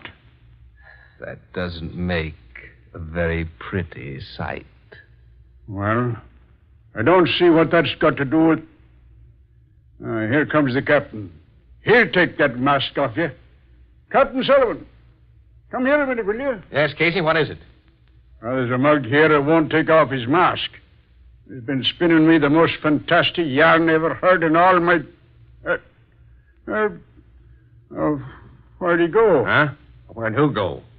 Say, did you let somebody get out of this house, Casey? No, Sir Cap. No, I didn't.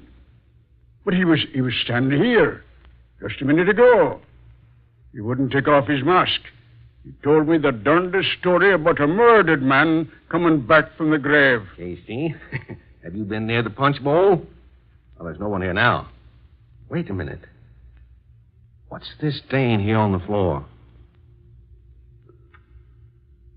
Blood. A little pool of it. There on the floor. Right in the exact spot where the man in black was standing.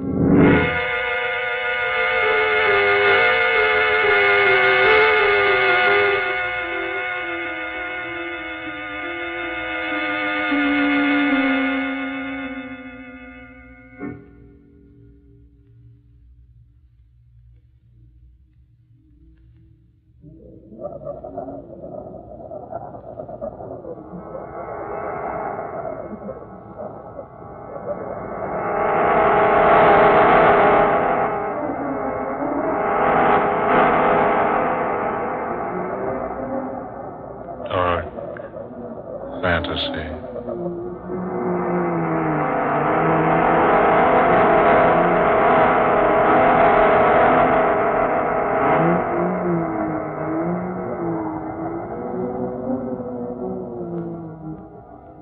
The Man Who Came Back, an original tale of dark fantasy by Scott Bishop.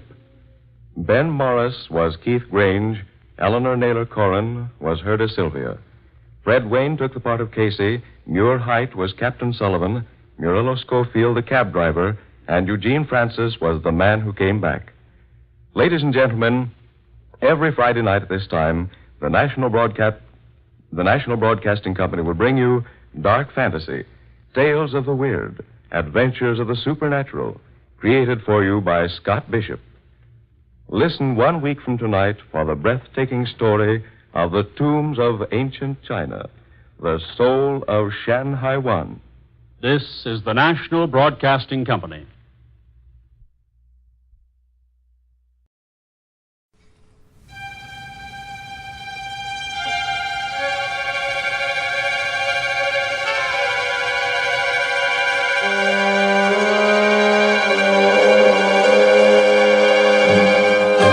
The Price of Fear. Brought to you by Vincent Price.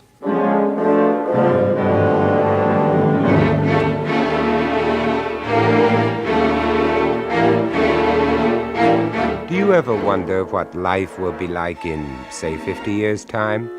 I know I do, especially when I find myself becoming annoyed at some piece of modern tomfoolery.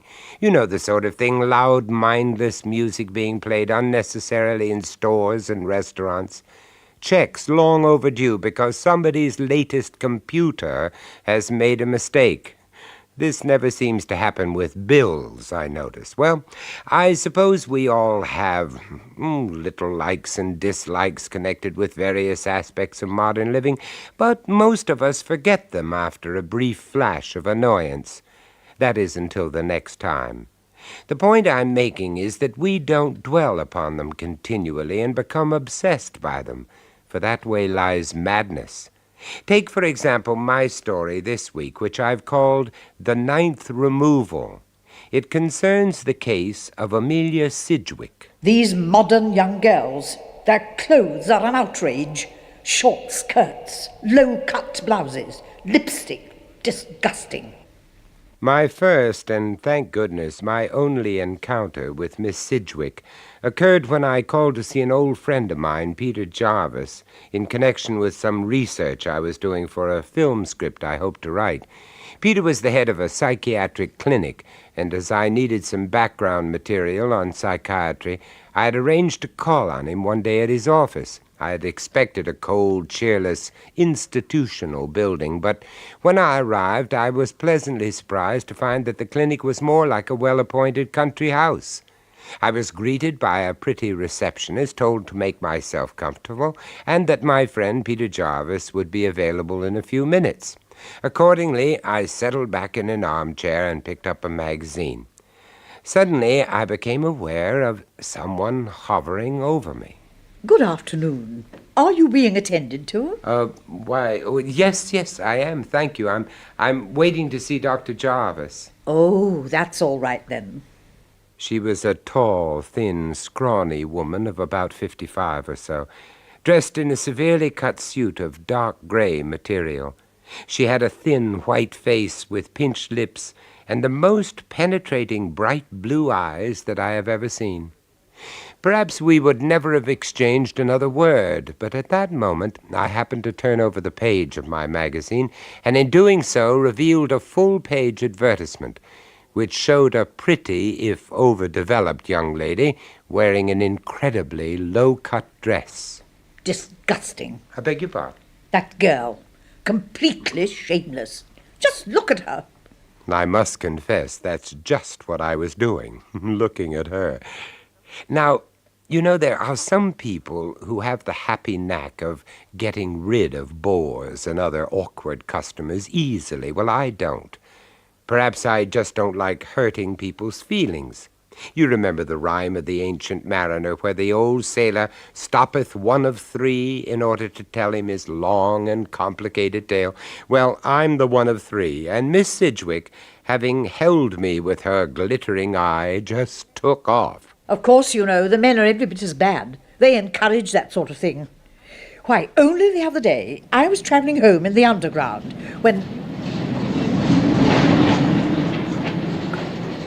God, how I hate the underground, crushed together in this awful atmosphere.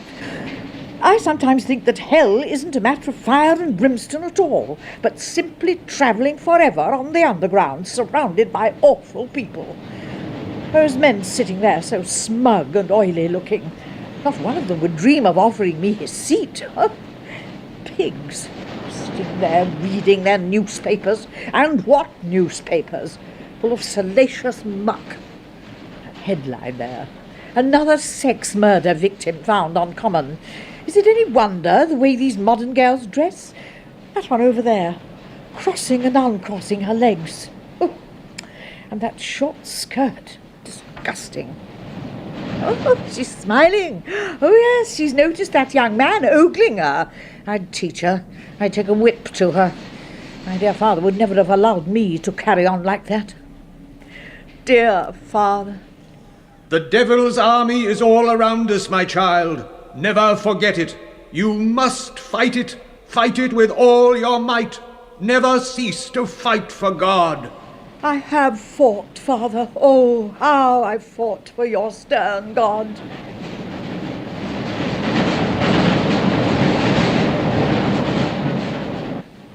I sat there fascinated as Miss Sidgwick rambled on and on. At times she spoke clearly and precisely. At others she was almost incoherent with rage. Having at length described to me the trials and tribulations which she had suffered on the London underground system, she then went on to tell me about her work.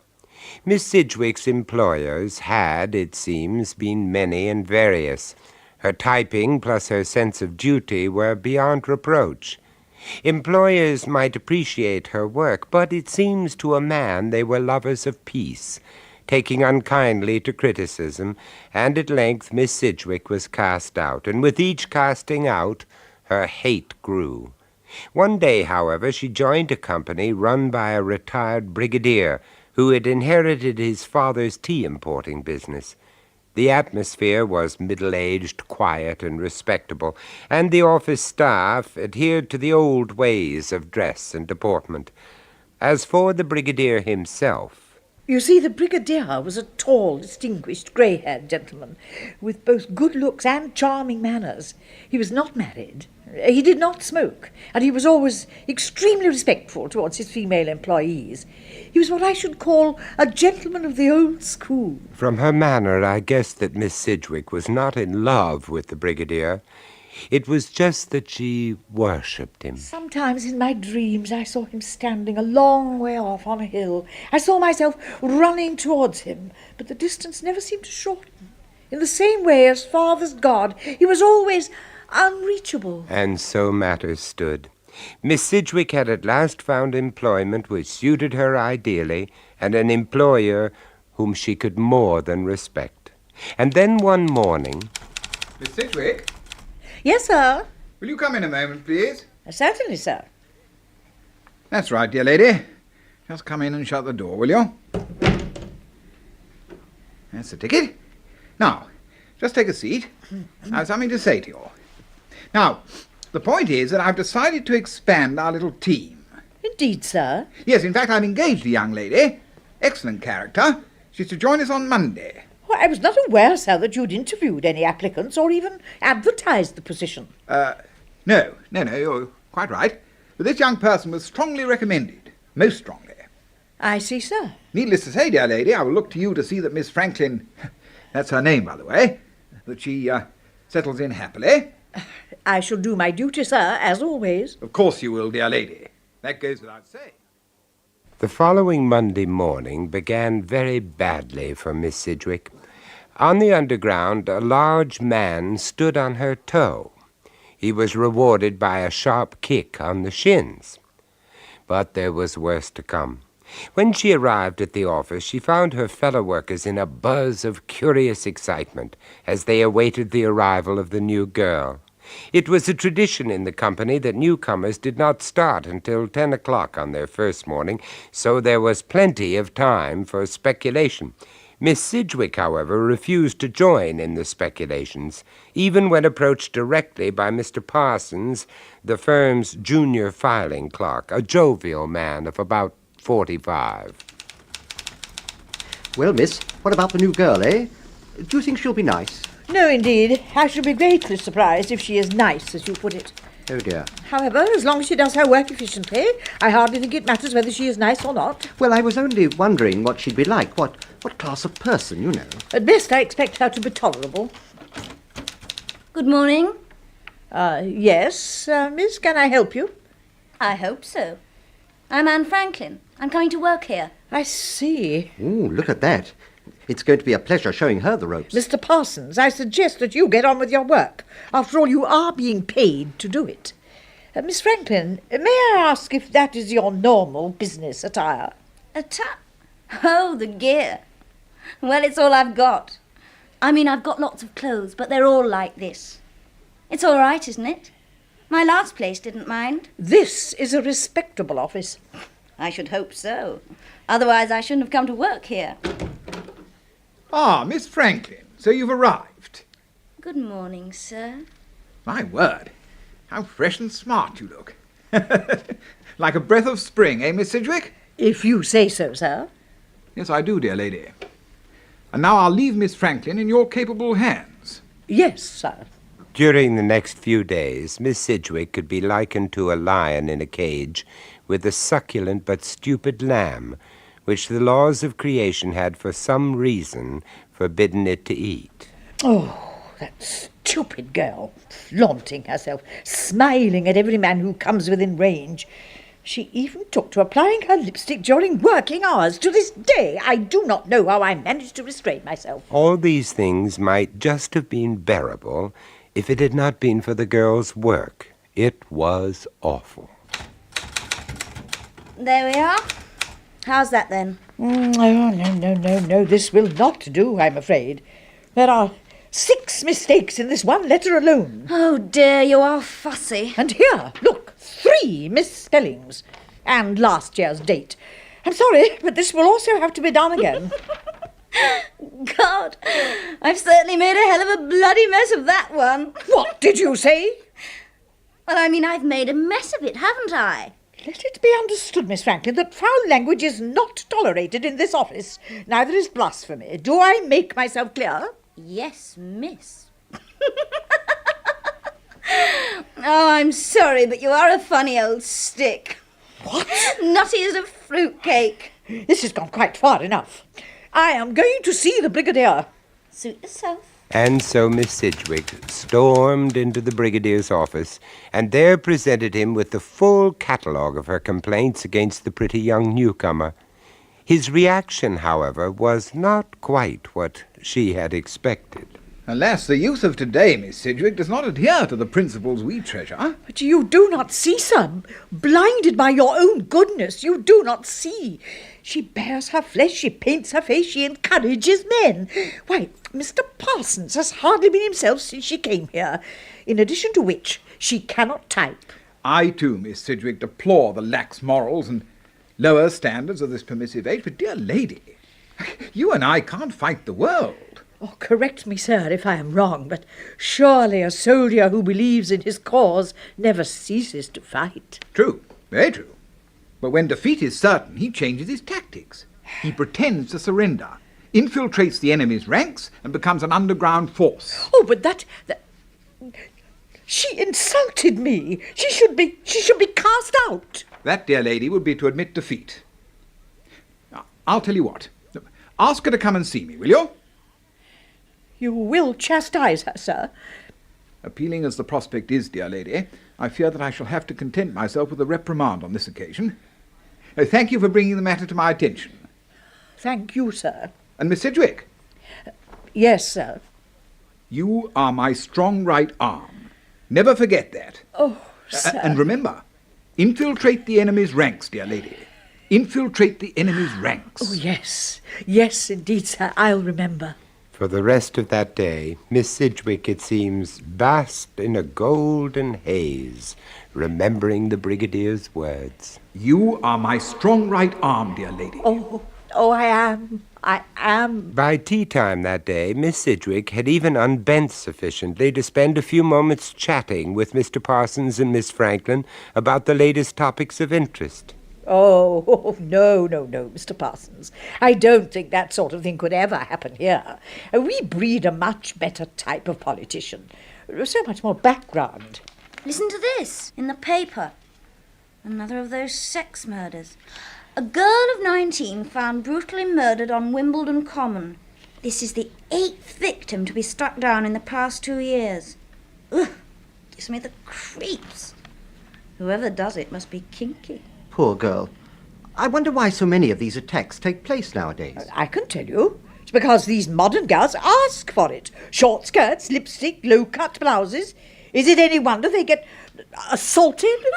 Assaulted, I can understand. But murdered. Ugh. Miss Sedgwick was about to launch herself upon a lengthy and angry tirade concerning Miss Franklin and all girls like her, when she remembered the Brigadier's words. Infiltrate the enemy's ranks, dear lady. Isn't it strange how great disasters often have humble beginnings? A smoldering cigarette end tossed carelessly aside, and an entire building burns down. Or a cat runs across a busy street, a bus swerves, and someone is killed. Well, that night on her way home, Miss Sedgwick suddenly realized that she had forgotten her umbrella. Now, Miss Sedgwick without her umbrella was like a D'Artagnan without his sword. Her umbrella, apart from its proper use, was also invaluable on occasions for shin-cracking or rib-poking, and so, muttering angrily to herself, she retraced her steps to the now deserted office. But was it deserted? That's strange. A light in the Brigadier's office. Well, I wonder, can he be working? He didn't say anything. No, silly of me. Perhaps he's just forgotten to turn off his light. Oh, what's that? Oh, dear. Perhaps I'd better investigate. Whoever it is has left the Brigadier's door open. I wonder if I can see.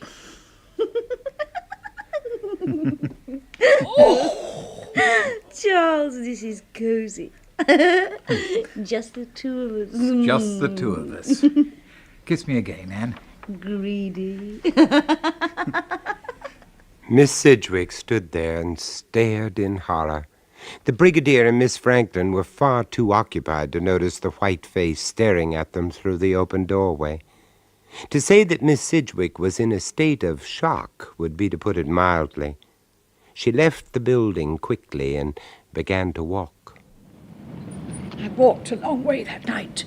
Through Panton Street into Leicester Square, back again into Piccadilly, through the seedy streets of Soho, and everywhere the voice of corruption screamed at me from hoardings, bookshop windows, cinema posters, from the white leering faces of men and the painted faces of the women.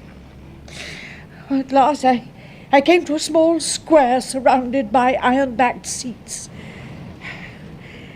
I sat down. By now, the numbness I had felt since leaving the office had passed. I remember I sat there, sobbing, feeling like a lost child in a strange land, alone in a city peopled by my enemies. And I thought of my father, The devil's army. Fight it, my child, fight it. And of the brigadier as he used to be. Infiltrate the enemy's ranks, dear lady. I heard the laughter of the men and the women, the noise of the traffic passing by. I cried out, why am I forsaken? Then an awful thought came to me. Could it possibly be that I was mad? Hurriedly, I pushed the thought to the back of my mind. Then I imagined I saw rows and rows and rows of faces, laughing, leering, grinning faces. And I wanted to smash them! The next morning, I gather, saw Miss Sidgwick back at her desk, as usual. She rebuked Miss Franklin for her bad typing and greeted the brigadier with reserve. From that time on, she watched both of them, much as a stoat watches a pair of well-fed rabbits, keeping meticulous note of their movements. Each day she carefully examined the brigadier's desk diary. At last her vigilance was rewarded. She discovered in the diary an entry for the following Wednesday evening. The brigadier had written AF, followed by an exclamation mark. The question was, where would they meet? Miss Sidgwick decided to make certain. On that Wednesday evening, she followed Miss Franklin almost to her front door. Then she hid in the shadows and prepared to wait if necessary for hours. In fact, her vigil lasted barely half an hour. Then Miss Franklin came out of the house and began to walk towards the nearby underground station. Miss Sidgwick followed. I remember she was hurrying, but it was quite easy, really, to keep up with her. I followed her along the passage and along the tunnel that led to the ticket office. I can see her now. She was wearing a blue two-piece costume with an incredibly short skirt. She wore high-heeled shoes and she carried a white handbag, which she swung as she walked along. When she reached the platform, she almost stood at the edge, doing a little impatient jigging dance as she waited for the train to arrive. The platform was fairly crowded, and I was able to get so close to her that I could smell the cheap perfume she'd obviously drenched herself with. As we waited for the train to arrive, the platform became more and more crowded. I moved closer to her. I began to feel a strange, warm excitement. Then, as the train drew nearer and nearer, I leaned forward. "You little slut! You have corrupted God!" At the same time, I pushed her hard.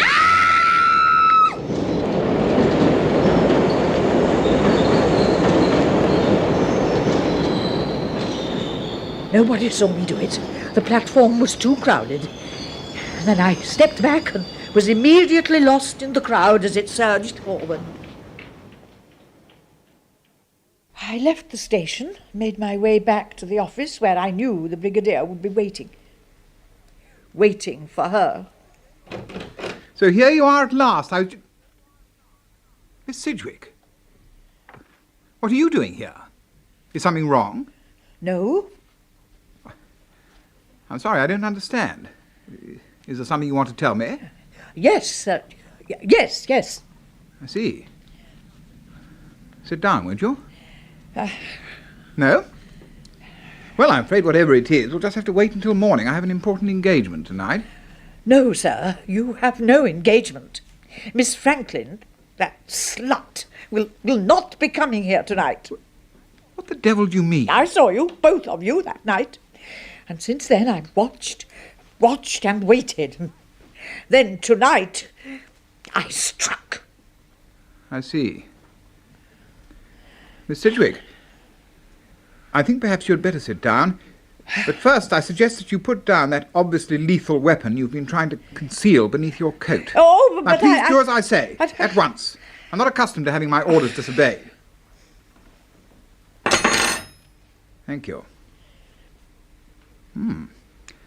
A dangerous-looking knife, dear lady. Where did you get it?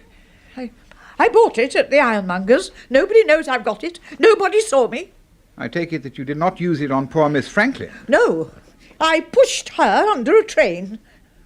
Ah. Did anybody see you? No. Well, that is, I don't think so. It will look like an accident. Well, I suppose we must be thankful for that. Miss Sidgwick, I'm very displeased with you. Did I not say to you in this very office not so long ago that you were to infiltrate the enemy's ranks, act as they do? Yes, sir, but I'm not interested in your excuses. I only want to know why you took it upon yourself to make what I can only describe as managerial decisions. I am the general in this army, Miss Sidgwick, and I alone make the decisions. I decide who is to be removed. Do I make myself clear? I'm so sorry. I don't understand. Being sorry would not have been much comfort if you had brought disaster on my entire campaign by your thoughtless and ill-conceived actions, dear lady. I had great plans for you. Great plans. In time, I might well have allowed you to work in the field with me. But now, how can I ever trust you again? Oh, please, please trust me. Oh, please. It's been a glorious campaign so far. 8 of them I've removed, the last one on Wimbledon Common. And the fame of my work has been proclaimed throughout the country. Front page stuff, too. They came to me, flaunting their bodies, young, eager. For a while, I became as they were. Then I struck. I took them to lonely places. And then... And you, Miss Sidgwick, have interfered. You have destroyed the 9th removal. Oh, I'm so very sorry. You see, I didn't know. Please, please forgive me. Oh, please. I do forgive you, dear lady. For I see now that you only acted with the very best intentions. Oh. Yes, I forgive you. We have a great task before us, you and I. For you see, dear lady, there are so very many more to be removed. I sat there in that comfortable, warm waiting room, listening to Miss Sidgwick pouring out her dreadful, monstrous, unbelievable story. I sat there stunned, not daring to look her in the face. Then, suddenly, I was roused from my daze by the arrival of my friend, Dr. Jarvis. Hello, Vincent. Oh, hello, Peter. So sorry to have kept you all this time. I got held up on a difficult case. Hello, Miss Sidgwick. You here? Yes, sir. I'm just going. I only looked in to see that everything was as it should be. Well, goodbye. It's been so nice to have someone to talk to. Well, yes, goodbye. Bye-bye, dear lady. Peter, that woman, is she safe? I mean... Miss Sidgwick? Yes. Yes. Safe as houses. Interesting case, though. I must tell you about it sometime. Yes, you must. I say, you all right, old man? I say, you do look a bit seedy. Fancy you getting stuck with old Ma Sidgwick. Excuse me, Dr. Jarvis. We were suddenly interrupted by the arrival of a very pretty young blonde. As she came towards us, I experienced, for a moment, a strange sense of unreality. For I saw that she was wearing a blue 2-piece suit with an incredibly short skirt. She was carrying a white handbag and wore high-heeled shoes. Sorry to disturb you. Yes? I've left the papers for the Peabody case on your desk, but I wondered what you wanted to do about these two, Fredericks and Wilkinson. You did say they were urgent. Good Lord, so I did. I've forgotten all about them. Thank you for reminding me. I'm not going to have any time today. I'll tell you what. If it's all right with you, why don't we stay on late this evening? Get them cleared away. Who knows? If we get finished quickly, I might even reward you by taking you out to supper. I know a nice little restaurant out near Wimbledon Common. That would be nice. Thank you. Right, Miss Davis, that's settled then. Well, come along, old man. You can't stay here ogling our Miss Davis all day. I'll have some coffee sent into my office. We can talk in peace there. Come on, we've got work to do. And work we did. Peter proved a mine of information concerning psychiatry, and I listened to him carefully and made copious notes. But somehow, after that visit, I didn't feel that I had the heart to carry on with my film script. I felt, to put it mildly, out of my depth. And so, having thought about the whole thing carefully, I decided that all things considered, it might be better if I stuck to something simple. It might, I thought, be safer to write a cookery book for example, and that's exactly what I did.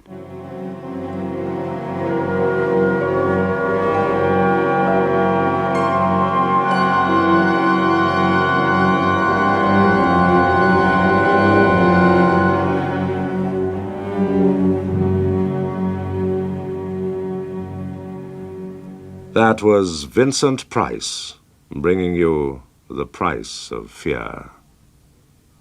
Also starring in The Ninth Removal were Frida Jackson and Richard Pearson, with Claire Sutcliffe, Michael Siegel, and Alan Rowe. The Ninth Removal was first recounted by R. Chetwynd Hayes, dramatized by Barry Campbell, and produced by John Dyers.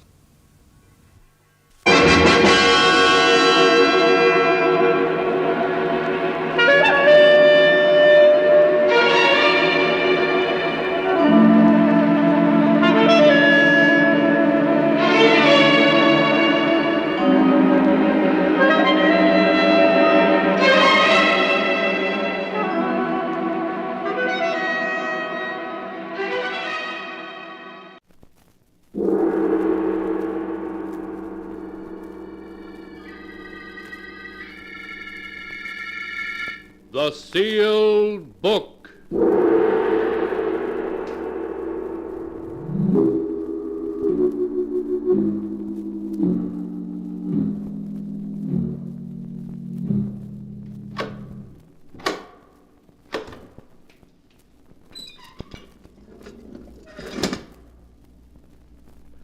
Once again, the keeper of the book has opened the ponderous door to the secret vault, wherein is kept the great sealed book, in which is recorded all the secrets and mysteries of mankind through the ages.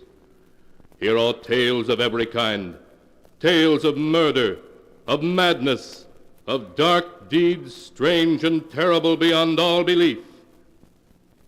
Keeper of the book, I would know what tale we tell this time. Open the great book and let us read. Slowly, the great book opens. One by one, the keeper of the book turns the pages and stops. Ah, the strange story of a cursed and evil spirit, a spirit that threatened the peace and happiness of a young married couple. A tale called Stranger in the House.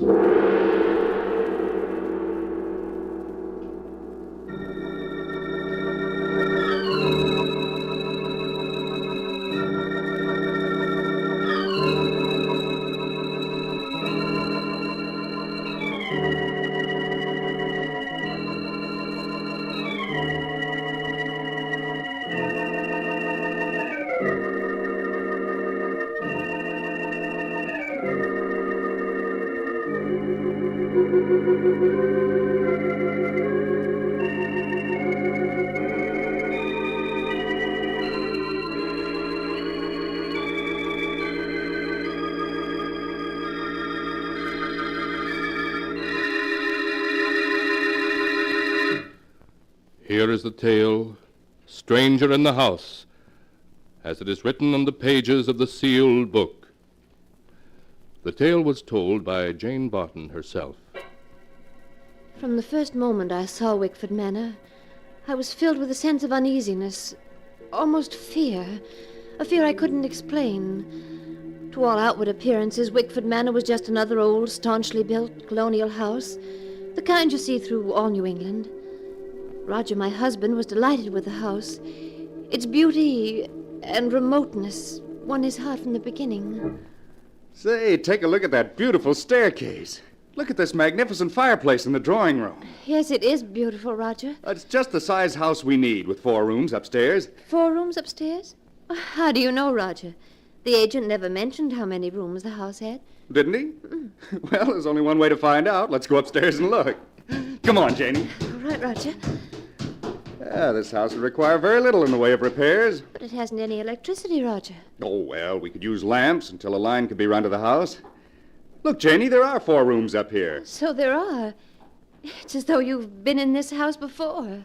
Yes, I have a feeling I have. Well, perhaps that's the reason I like it. But, darling, you've been ever so quiet since we entered the house. Don't you care for it? I don't know. It seems unfriendly. Well, if you don't like it, then we'll keep on looking until we find a house we both like. Oh, nonsense. I've been married to you too long not to know you've got your heart set on this place. We'll never find anything nicer. Now, that room with the southern exposure will be our bedroom. Oh, Janie, you're wonderful. And we will be happy here. I know we will.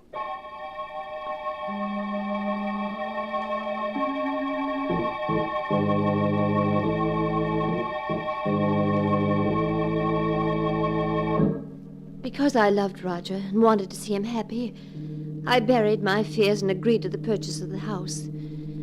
The first evening in our new home, as I went about the drawing room unpacking our belongings, I suddenly realized how cold and clammy the room was in spite of the roaring fire. Beyond the feeble light of the oil lamp, the room was thick with fog. Suddenly it seemed to engulf me like a shroud, and I felt the icy coldness of the grave upon me. My heart pounded in my ears. I felt faint. After what seemed like eternity, the fog rolled away. The light of the lamp became brighter. I felt unbearably alone. I rushed out of the drawing room.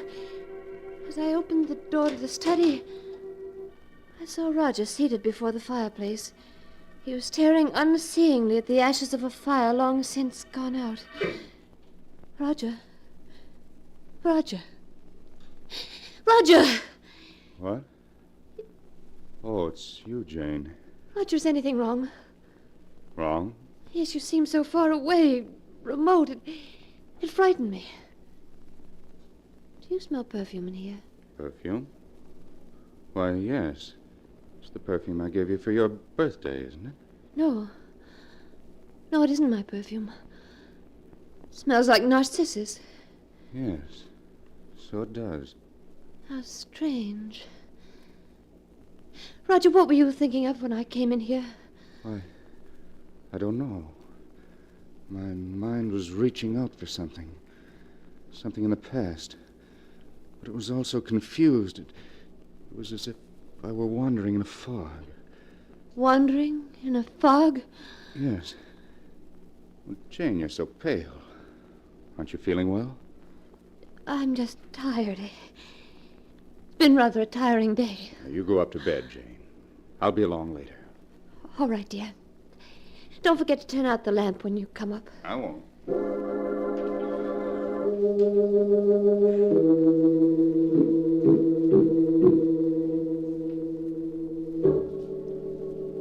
I left the study and Roger.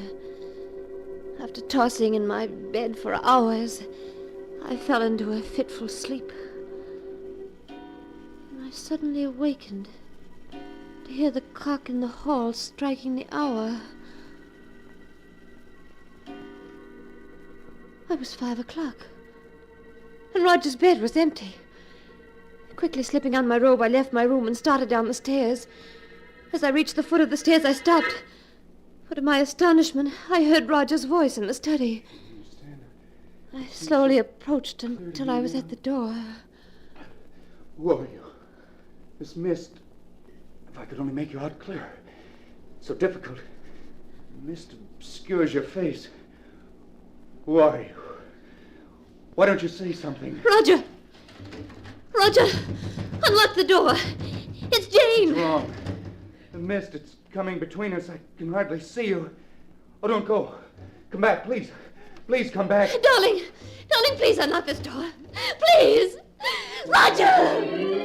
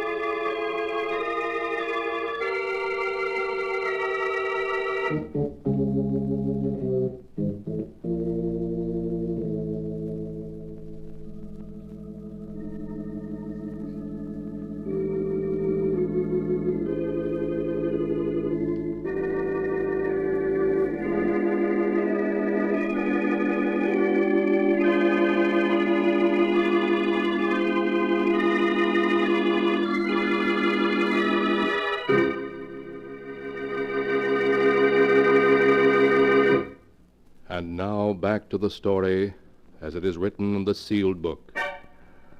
It was 5 o'clock in the morning when Jane suddenly woke and found Roger locked in his study. He was apparently talking to someone, although there could be no one there. Hysterically, Jane pounded on the study door.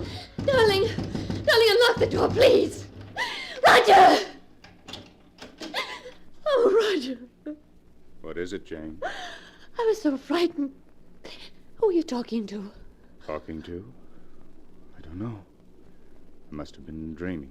Oh, yes. Yes, you must have been. There isn't anyone in here. Roger, the scent of narcissus. So strong in here. Yes. Much stronger than it was at midnight. Roger, what were you dreaming about? It was night. All around me was a mist. And there was a woman. A woman? Yes. I could barely make out her face in the swirling mists, but it was a beautiful face. The most beautiful face I've ever seen. Did you feel you'd seen her before? Yes, but I couldn't remember where. Oh, what do you make of it, Roger? Make of it? Oh, it was just a dream, I suppose. What else could it have been?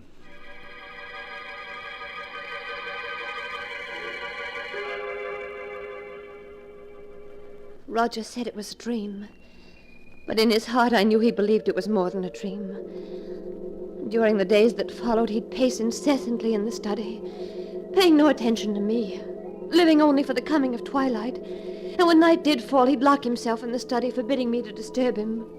Hours would pass, and then suddenly I'd hear him talking to her, begging her to come closer, pleading with her to speak to him. At last one night, I couldn't stand it any longer. When he began talking to her, I knocked on the door of the study until he opened it. What do you want? I thought I told you I wasn't to be disturbed. I must talk to you. You motley fool! She was about to speak to me for the first time. And you knocked on the door and caused her to vanish. Oh, Roger, you're not in love with her. You couldn't be. But I am. There's never a moment I don't think of her. Wish that I might see her. Oh, what you're saying is madness. You can't be in love with her. She's from another world, a phantom, an evil ghost. No, she isn't evil. She's beautiful. So beautiful I'd give my life for her. Roger, listen to me. You must come away from this house and from her.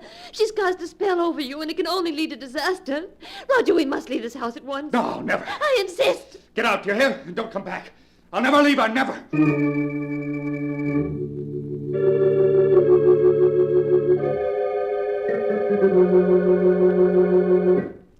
Dr. Smith, in view of what I've told you, do you think you can help me? Now, you say, Mrs. Barton, that when you drove out to Wickford Manor for the first time, your husband seemed to recognize the house? Certain things about it, yes. There's a history to Wickford Manor, though few people are familiar with it. A history to Wickford Manor? Yes. The house was built in 1811 by Martin Wickford for his bride, Harriet. A year later, Harriet's sister Isabel came to live with the Wickfords. She was a remarkably beautiful woman. So beautiful that Martin Wickford fell in love with her, and she with him. Then what happened? Well, one day, while Martin was hunting in the mountains, he was killed in a fall. When his companions brought his body back to Wickford Manor, they found Harriet, his wife, dead. She'd been poisoned. Poisoned? Yes. At the sight of Martin's body, Isabel went to pieces and confessed that she had poisoned her sister. Before she could be arrested, she committed suicide. In the study. In the study? Yes.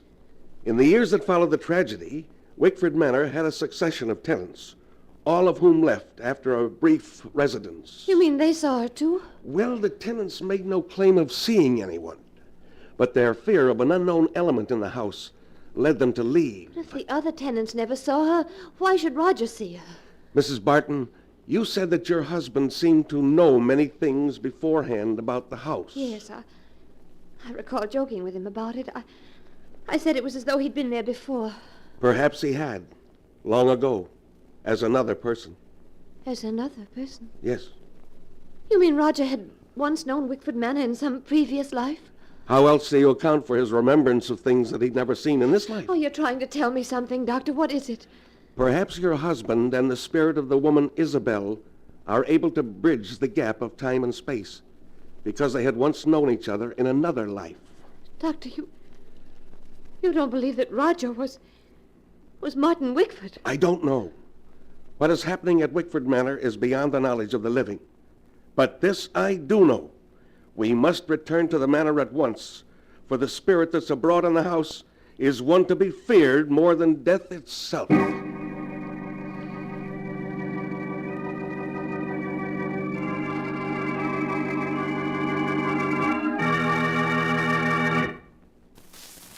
Please come closer so I can see you better. Oh, you're beautiful. Beautiful. Won't you tell me who you are? We have met before, haven't we? Yes. We've met before. What? You spoke. I've waited so long for you, Martin. Why do you call me Martin? My name's Roger. It was Martin. Then. Then? What do you mean? Look at me, Martin. Look into my eyes. Don't you remember me? Yes, but where? Think, Martin. Think. Time is the barrier between us, but we shall surmount it. Think back into the dim past when you lived in this house and we loved each other. Isabel. Yes, Martin. Isabel. Do you remember now? Yes, Isabel, yes. I remember everything up to the day I went hunting in the mountains and fell. What happened to me, Isabel?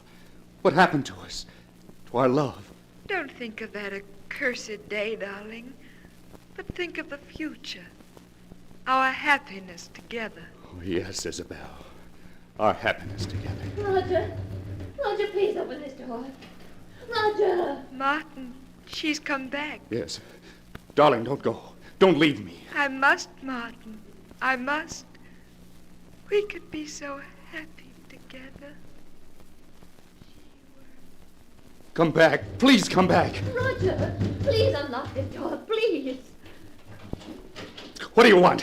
What did you come for? Roger, this is Dr. Smith. Doctor, this is my husband. What the devil did you bring him here for? Roger, please.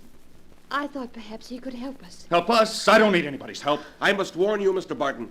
The spirit of the woman you see in the study is an evil one that will lead you to disaster. I don't need help from you or anybody else. I'll get out of this house. Get out, both of you! Doctor, we must do something. We must. We shall, but not tonight. I must have time to think about it. You'd better return to the village with me. No, I don't want to leave him in the house alone. Something might happen to him. Very well, then. I'll return late tomorrow afternoon, and when I do, we shall take action.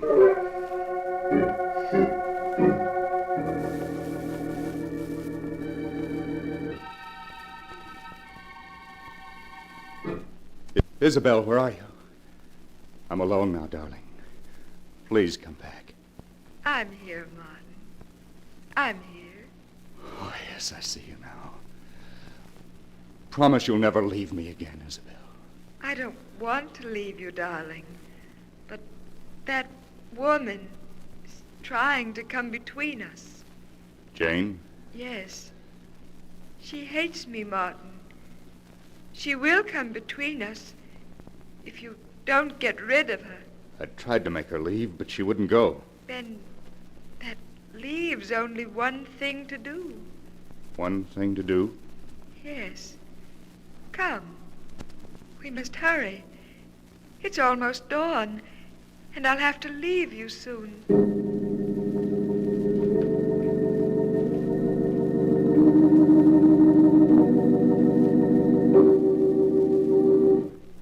Look at her, lying there asleep, so defenseless. Yes, go ahead. Put your hands around her throat and squeeze. Oh. Hurry, Martin. before she awakens. Oh, who's there? Answer her. It's Roger. Oh, for a moment I was so frightened. What time is it? It's just dawn. Hurry, Martin. I must leave. Yes. Roger. Roger, why are you looking at me like that? Oh, no, Roger. No, Tighter, Martin. Tighter. Until she stops struggling and is still forever. Isabel, don't leave me. Isabel, where are you? Isabel, please don't leave me, Isabel. Roger, she made you do it, didn't she? Oh, Roger, Roger.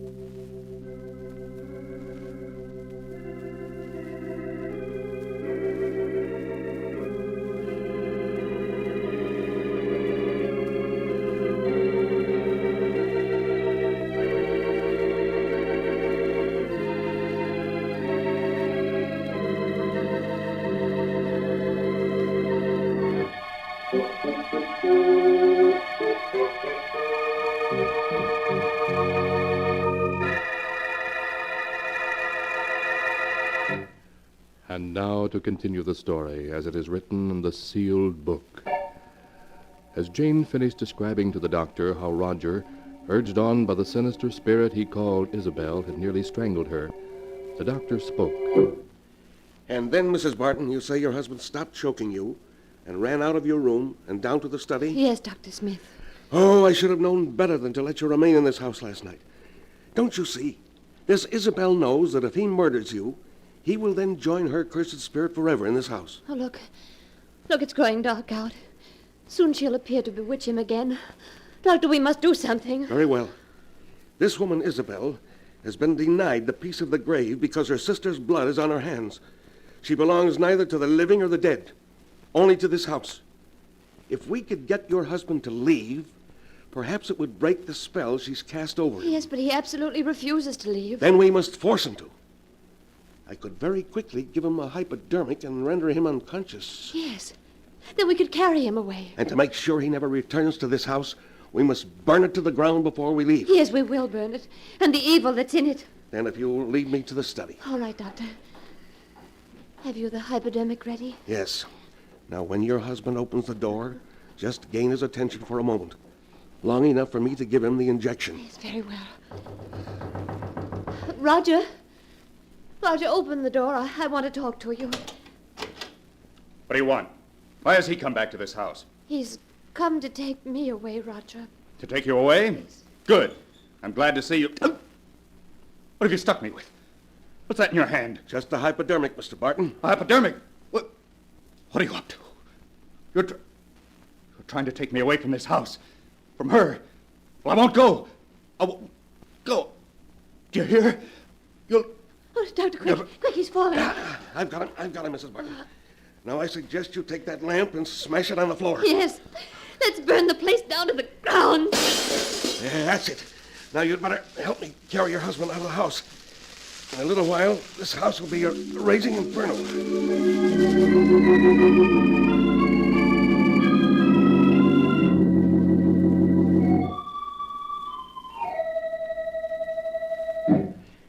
He's regaining consciousness, Mrs. Barton. Will he remember what's happened? I don't know. How are you, darling? Hello, Janie. Oh, but I had a terrible dream. I'm so confused. You've been very ill, but now you're going to be all right. Of course. Where am I? You're in my home, Mr. Barton. Yes, darling. Our house burned down last night. Burned down? Oh, that's too bad. Well, we only had one night in our new home. One night? Oh, yes, of course, Roger. Well, Mrs. Barton, in spite of the loss of your home, I think you were very fortunate. For there are things far worse than fire. Yes, Doctor. And I can never thank you enough for breaking the bridge between the past and the present. What are you two talking about? Oh, nothing, darling. Nothing at all.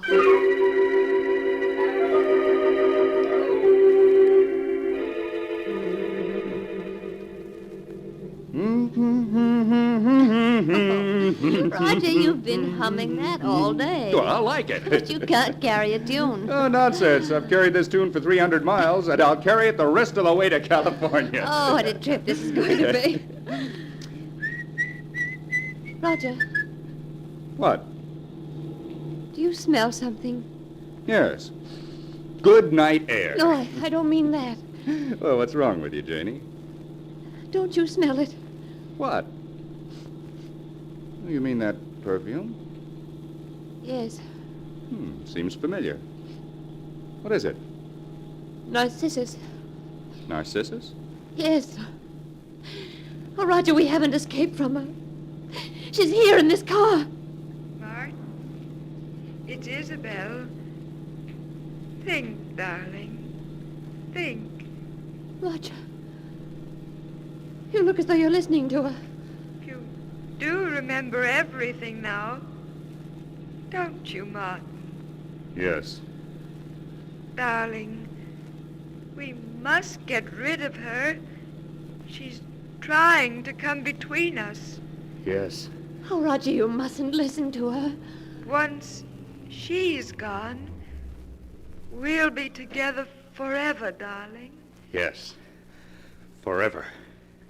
Roger. Roger, why have you stopped the car? No.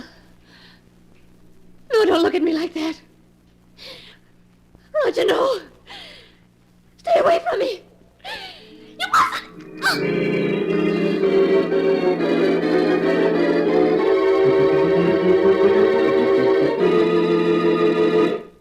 A few hours after Jane was found strangled in the abandoned car, state police arrested Roger Barton and charged him with murder.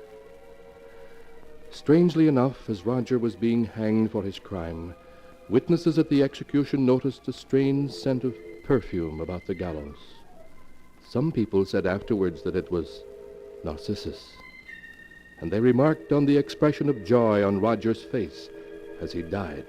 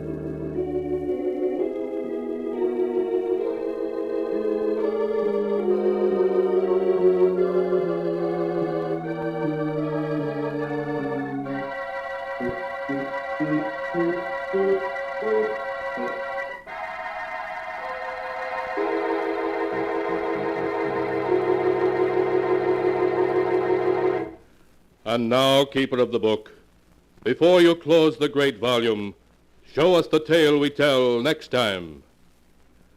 This one.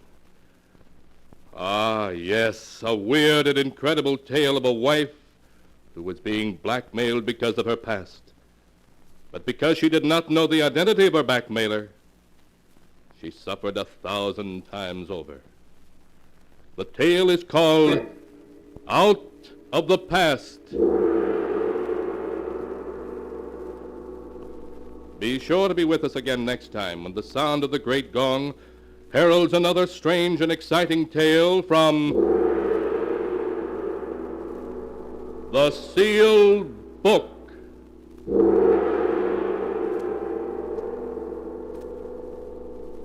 The Sealed Book, written by Bob Arthur and David Cogan, is produced and directed by Jock McGregor.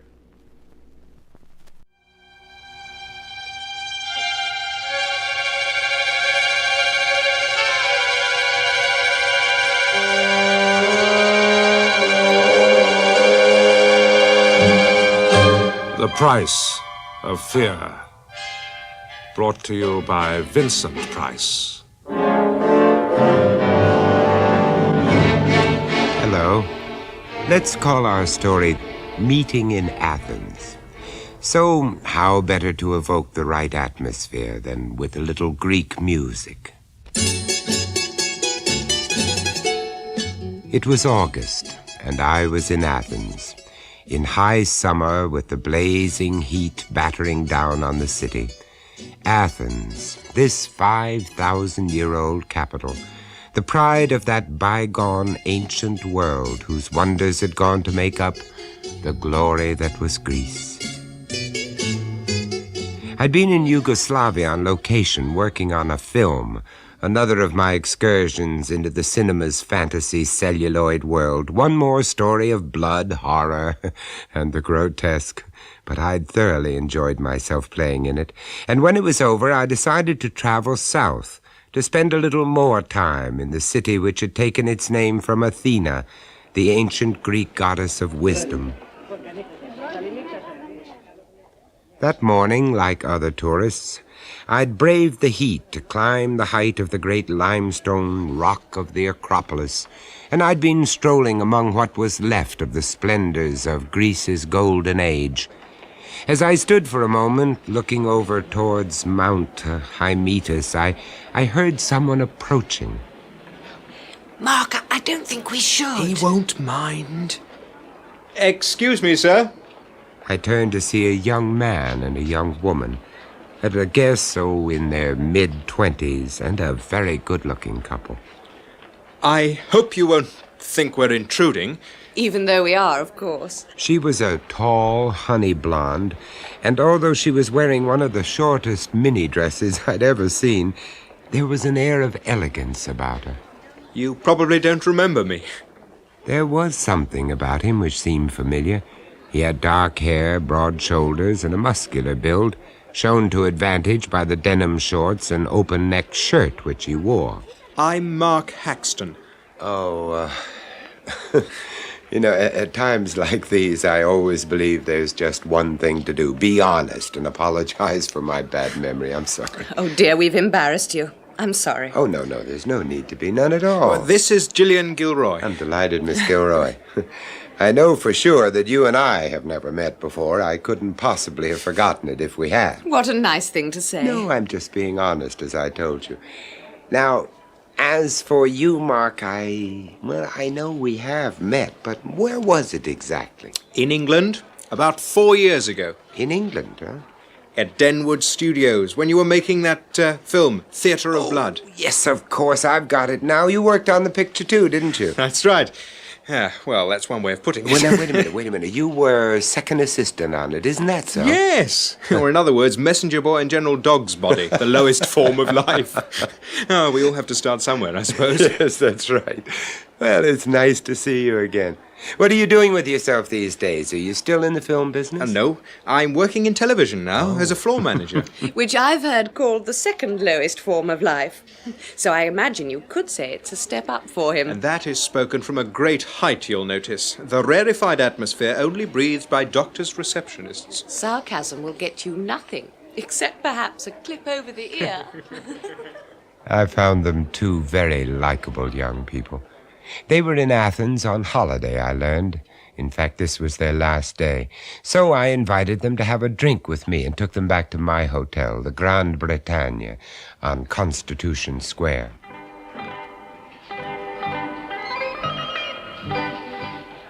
Well, here's to your safe flight back to London tomorrow. Thank you. Cheers.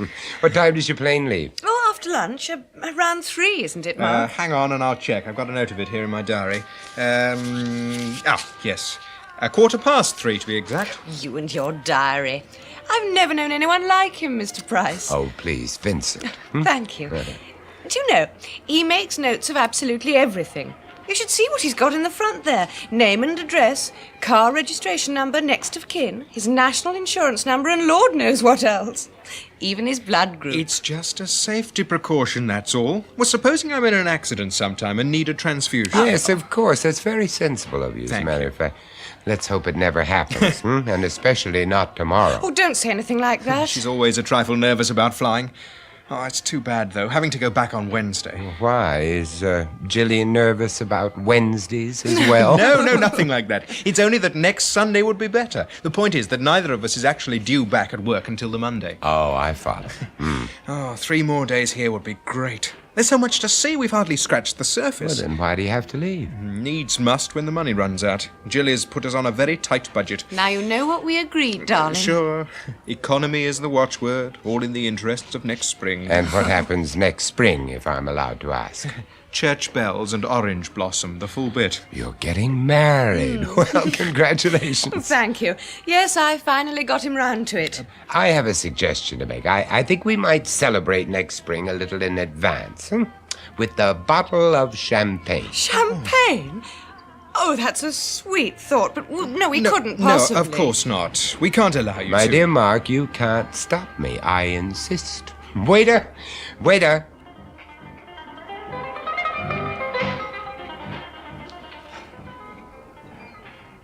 The champagne was good, and their company was lively, and the next hour passed by most agreeably. All in all, a very pleasant chance encounter.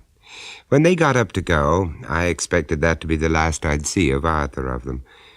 But I was to be proved wrong. Later that afternoon, Gillian and Mark wandered into the National Gardens. They found themselves a bench by a small, secluded pool, where the broad leaves of water lilies lay floating on the sun-speckled surface of the water. Oh, this is the life. Champagne at midday and then just lazing in the sun. Oh, lovely. It's so peaceful here. You're right. Practically got the place to ourselves, except for that one chap on the next bench along. And the pigeons. Listen to them. Do you notice they've got their own accent? Nothing of the sort. Pigeon talk is international. No, it's not. Can't you hear the difference? These birds go caroo, caroo. The ones in London say kiu, kiu. They're pure Cockney. You know something, you're a nut. But no, mister. The young lady's completely correct. The man from the nearby bench had leaned forward. He was clearly Greek, of middle age, inclined to stoutness, with a balding head, a round face, and a neat, clipped moustache. He rose and came towards them, fanning himself with his straw hat. Forgive me, but I cannot help hearing what you say. And you agree with me? Certainly. These are Greek pigeons. Naturally, they speak their own language. All right, I'll go quietly. Besides, it's too hot to argue. Yes, very hot. You like the heat, eh? You are tourists. That's right. This is your first time in Athens? Yes. You like our city? Well, that's putting it mildly. We're only sorry to be leaving. You go so soon. Tomorrow, more's the pity. But perhaps there will be another time, eh? And you will come back. Just give us half a chance. I wonder if we could ask you for a little advice. We'd like to find somewhere to have dinner tonight. Nothing expensive. Just a genuine Athenian place where there's real Greek dancing. Yes, I understand. Let me think. Yes, I know of such a tavern. Great. I will make a proposal. I will take you there tonight to eat with me. You are my guests. Oh, no, we couldn't hear of that. It's very nice of you, but... But I do not give you the choice. Or else I do not tell where it is, you see? Oh, now, please. The young people today, always so proud. Please. Very well. Then we are going, how do you put it? As the Dutch? Okay, we go Dutch. That's a deal. Excellent. Now we fix up where we will meet and the time. The hospitable stranger arranged to pick them up in his car outside the gates of the gardens at 9 o'clock that evening. His name, he told them, was Yannis. That was his first name. The rest of it, he said, was very Greek, very long, and far too difficult for them to pronounce.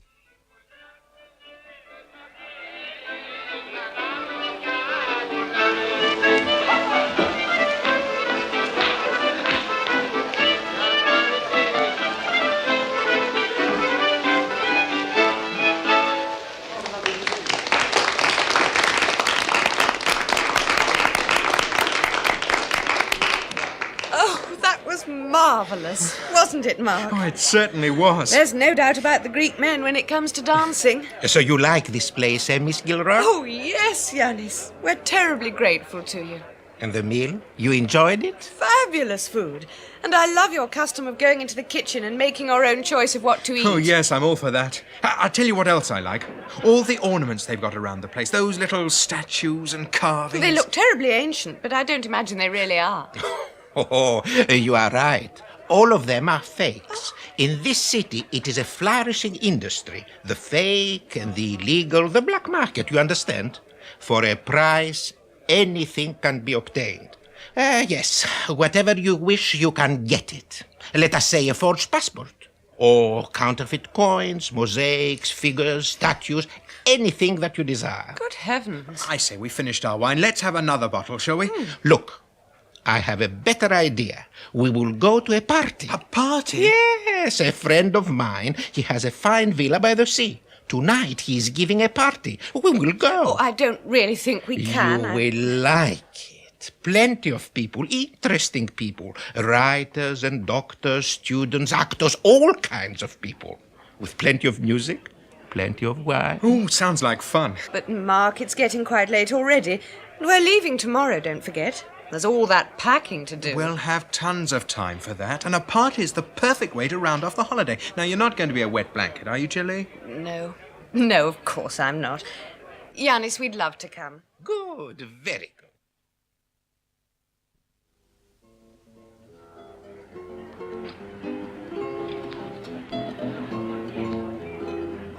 Mark? Mark? Here, Jilly. Oh, there you are. I wondered where you'd got to. I'm just circulating.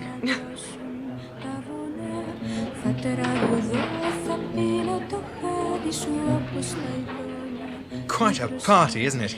Yes, but we ought to be going. Singer. Oh, she really is something. Not only that, but she can sing too. Oh, it sounds as if I'm just in time. What do you mean? To drag you away. No, there's no hurry. Oh, darling, do you know the time? It's nearly 3 a.m. And I've got a headache, all that noise and cigarette smoke. Poor old Jilly. Look, why don't you go back to the hotel, take a couple of tablets and get yourself to bed? I'll roll up later. Mark. And I won't be drunk, that's a promise. But, darling, aren't you forgetting that tomorrow we have to pack and Don't you worry about tomorrow. You know something? That stuff Yannis was telling us about in the taverna. Well, according to a couple of fellows I've been talking to in there, he was dead right. In this celebrated cradle of civilization, there's a market for just about anything. Even something I could offer. You? Yes. You name it, they've got a market for it. Oh, what of it? Just that I've got a notion that we can have those 3 extra days after all. I think we'll be able to stay till Sunday with no cheese pairing either. What do you mean? Ask no questions and you'll be told no lies. You're not going to get mixed up in anything illegal. I said no questions, Jilly. Or could it be something to do with that girl? The singer? Nothing like love for sale, I trust. Don't you trouble your beautiful head about it. Now, come on. Let's find Yannis and organise some transport back to the city for you. There are bound to be people driving back in the next few minutes. It was the following day, Wednesday, at some time after 12:30, that the phone rang in my room at the hotel. Hello? Mr. Price? Yes? Vincent? Yes, who's that? It's Gillian. Gillian Gilroy. Oh, hello, Gillian. How nice hearing from you. I'm terribly sorry to ring you this way, but I just don't know what to do, who to turn to. Oh, my dear girl, what's the matter? Oh, may I come up and see you? Please. I'm phoning from downstairs. I'm in the foyer. But of course, come straight on up. When I opened the door to her, I hardly recognized her as the self-composed young woman I had met only the day before. Oh, please. I'm so sorry. Please forgive me bothering you like this. Look, don't be silly, Gillian. Come along in and tell me what's wrong. It's Mark. I'm nearly going out of my mind. I don't know where he is or what's happened to him. He's disappeared. I sat her down and gave her a large brandy and listened while she told me the whole story from the beginning. When I left the party, some woman gave me a lift and dropped me not far from our hotel. I took a couple of pills and fell into bed. And when I woke up, Mark wasn't there. There was no sign of him. But, Gillian, it was quite late, 10:30, and his bed hadn't been slept in. Well, but if it was one of those all-night parties, perhaps he just stayed on. If he'd done anything like that, he'd have phoned me, certainly by 10:30. Did you check at your reception desk in case he left a message? Well, of course, not a word. I stayed there in our room, waiting, and then I realized that last night everything that happened was like a complete blank. I don't understand. Well, can't you see? I don't know a thing about where we went or who any of the people were. The taverna, the villa, everyone who was at that party. I've no way of finding them. But surely you were introduced to some of the other guests at the party. Oh, some of them, yes, but only by their first names. Well, now do you understand what I mean? Yes, I think I do. Oh, I'm so frightened. Now try to take it easy, Gillian. Oh, I can't. It's been growing and growing on me. It's what made me come to you. Well, I'm very glad that you did. There's no one else I know here. I can't speak the language. What am I to do?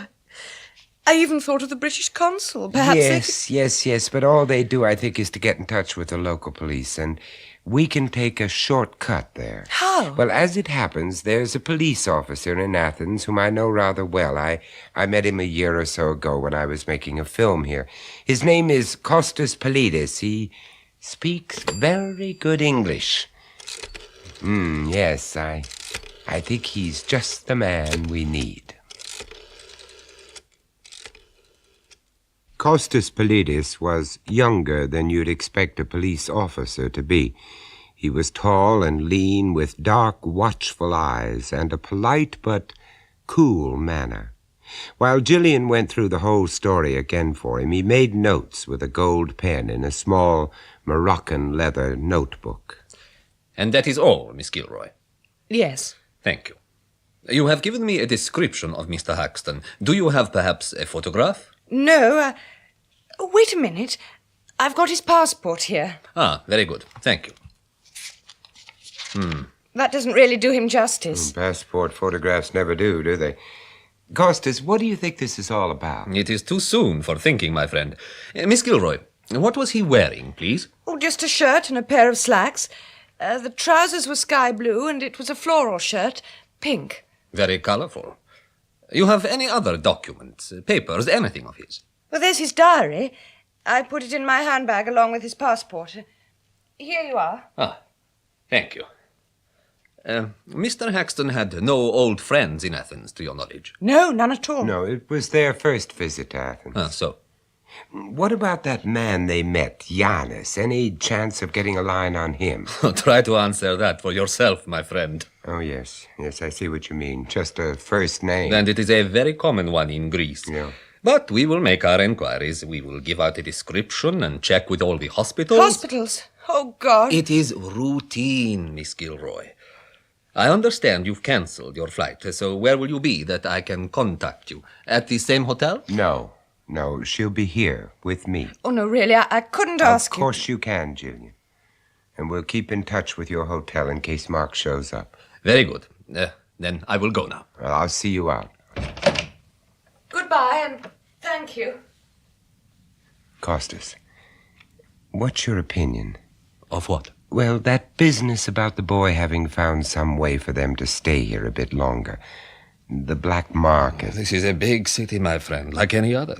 It contains bad people, like any other. Cheats and tricksters and criminals. Yes, of course. It also contains many young women, often very beautiful, and he is a young man. The singer at the party, you think... Who knows? But he talked about having something that he could offer. Just so. Oh, no. He didn't give me that kind of impression. Perhaps not. But we of the police, my friend, we live in a strange world, and in it, people are the most strange things of all. I have seen much that is extraordinary, much that you would not believe if I told it to you. The time dragged by, each hour stretching out till it seemed like a day, with no news of Mark and no word from Costas. I could see the fear and tension mounting in Gillian at every passing moment. Suddenly she announced she wanted to go to the National Gardens. I went with her. It was here, by the pool. We were sitting on that bench. So that's why we were here. You were hoping to find that man, Yanis. I thought maybe... No, I don't know what I thought. Well, it was worth trying, and at least it's pleasant here in the sun. Oh, no, it's cold. It's so cold. Oh, Gillian. That's the most awful thing of all. To stand here in the bright sunlight and know all the time that something horrible has happened to him. But you can't know that, not for sure. But I do. I know it. I can feel it. You don't understand it. It's not just that Mark and I were going to be married. It's more than that. In what way exactly? For the last 2 years we've been living together. We've been so close. Closer than anyone could imagine. That's why I know, you see. Take my hand. Feel it. It's like ice. You poor child. Do you believe me now? Come on. I'm going to get you back to the hotel. It doesn't matter. Nothing matters anymore. Whatever's happened is something terrible. It's something I can't even put a name to, but...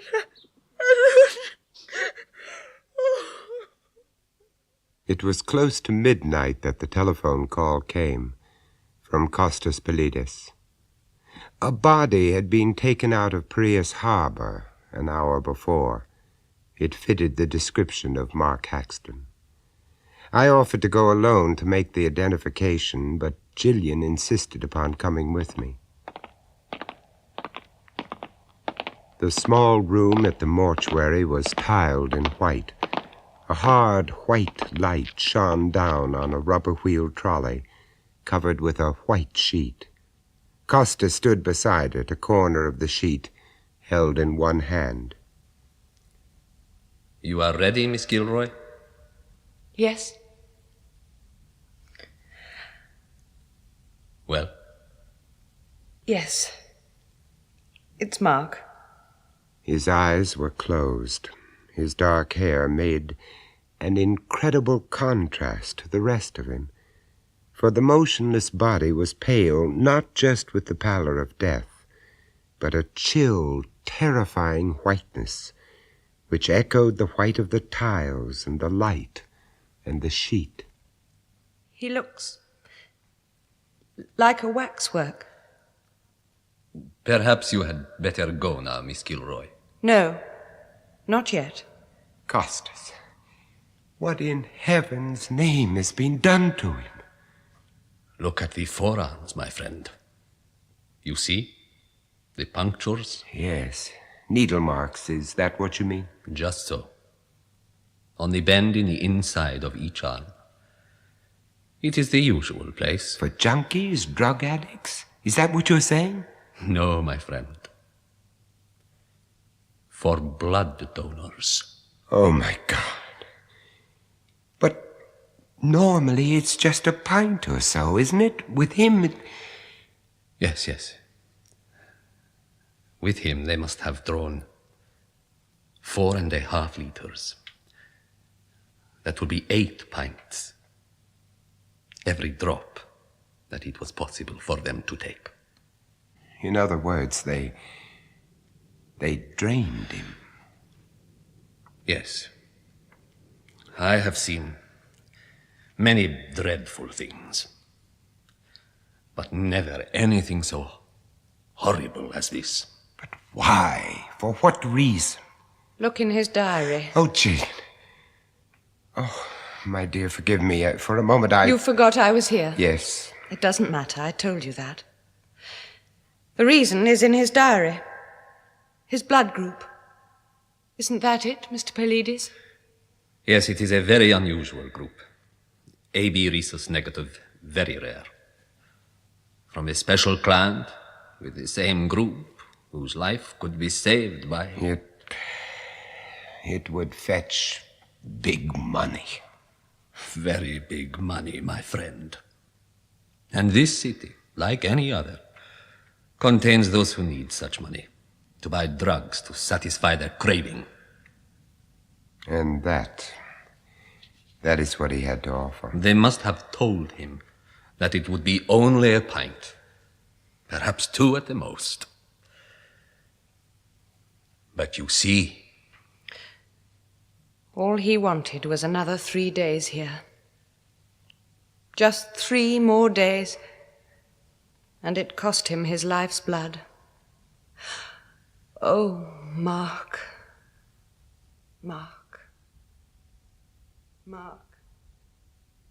I took Gillian Gilroy back with me to the Grande Bretagne. She was given a room and put to bed with a sedative. In my own room, I found an urgent cable waiting for me from my agent, asking for an immediate reply. I was offered the title role in a new film to be called The Blood Master. I threw the cable into a drawer. Just then, I'd had more than enough of the subject of blood.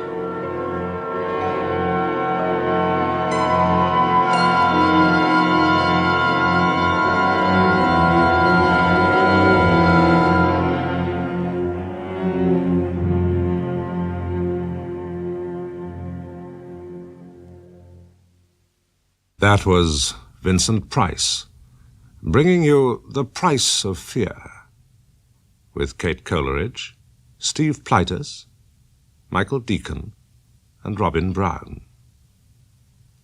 Meeting in Athens was first recounted by Charles Birkin, who called it so cold, so pale, so fair. The story was dramatized by Maurice Travers and produced by John Dias.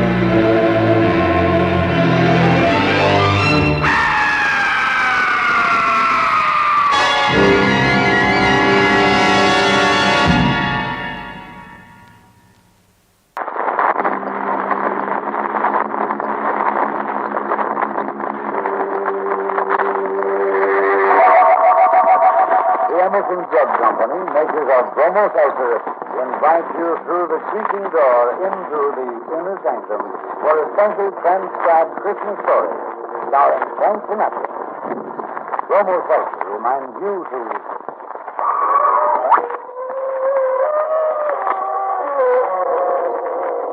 Good evening, friends of the creaking door. This is your host to welcome you into the inner sanctum. Come in, come on in. It's Christmas. And since traditionally in this season, not a creature stirs, not even a mouse, We silence our government and secret too for the king. In story conference, we ask our writer to devise, and I quote, a play in which people are touched in the heart and not in the head. A story as mellow and sentimental as the season's greeting card. Tonight's story, then, is our season's greeting card to you. The Enchanted Ghost. The Yuletide miracle story of Christianity.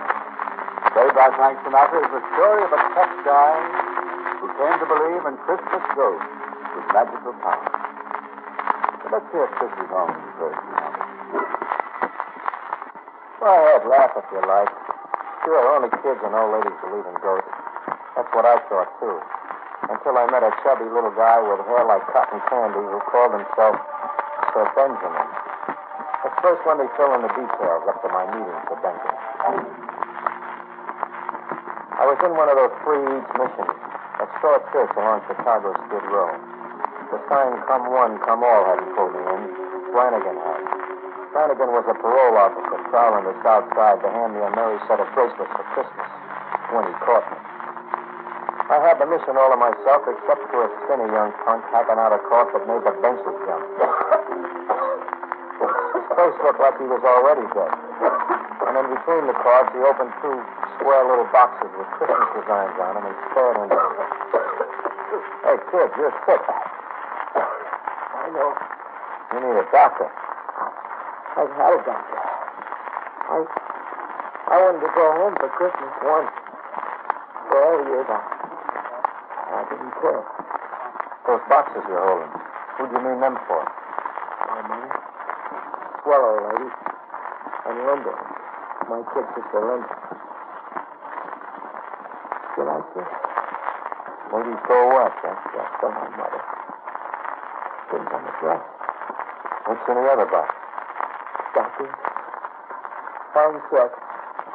I promised Linda I'd buy her a fine check. Someday. I think this is far as I go. Oh, kid, get hold of yourself. I can't go. He's good. If you could get them to Mrs. B. Summers for me. Sarah. Tell me. Tell me. Hey, kid. Kid, get hold. The coffin stopped for a longer time, and his eyes fixed wide as if what he was looking at was no longer in the room. It was right then that Sir Benjamin, the chubby little ghost with hair like cotton candy, happened. The first I knew of him was music, as if he was announcing himself. Music coming from an upright piano on a platform way down the mission hall. A Christmas hymn. But look, until my eyes popped out of my head, I couldn't see anybody playing. The piano was going, but nobody I could see was playing. I went up to the piano and reached over the stool to see how the stick was lit. My hand touched something solid, like somebody sitting on the stool, and then I saw fingers and hands skipping along the keys.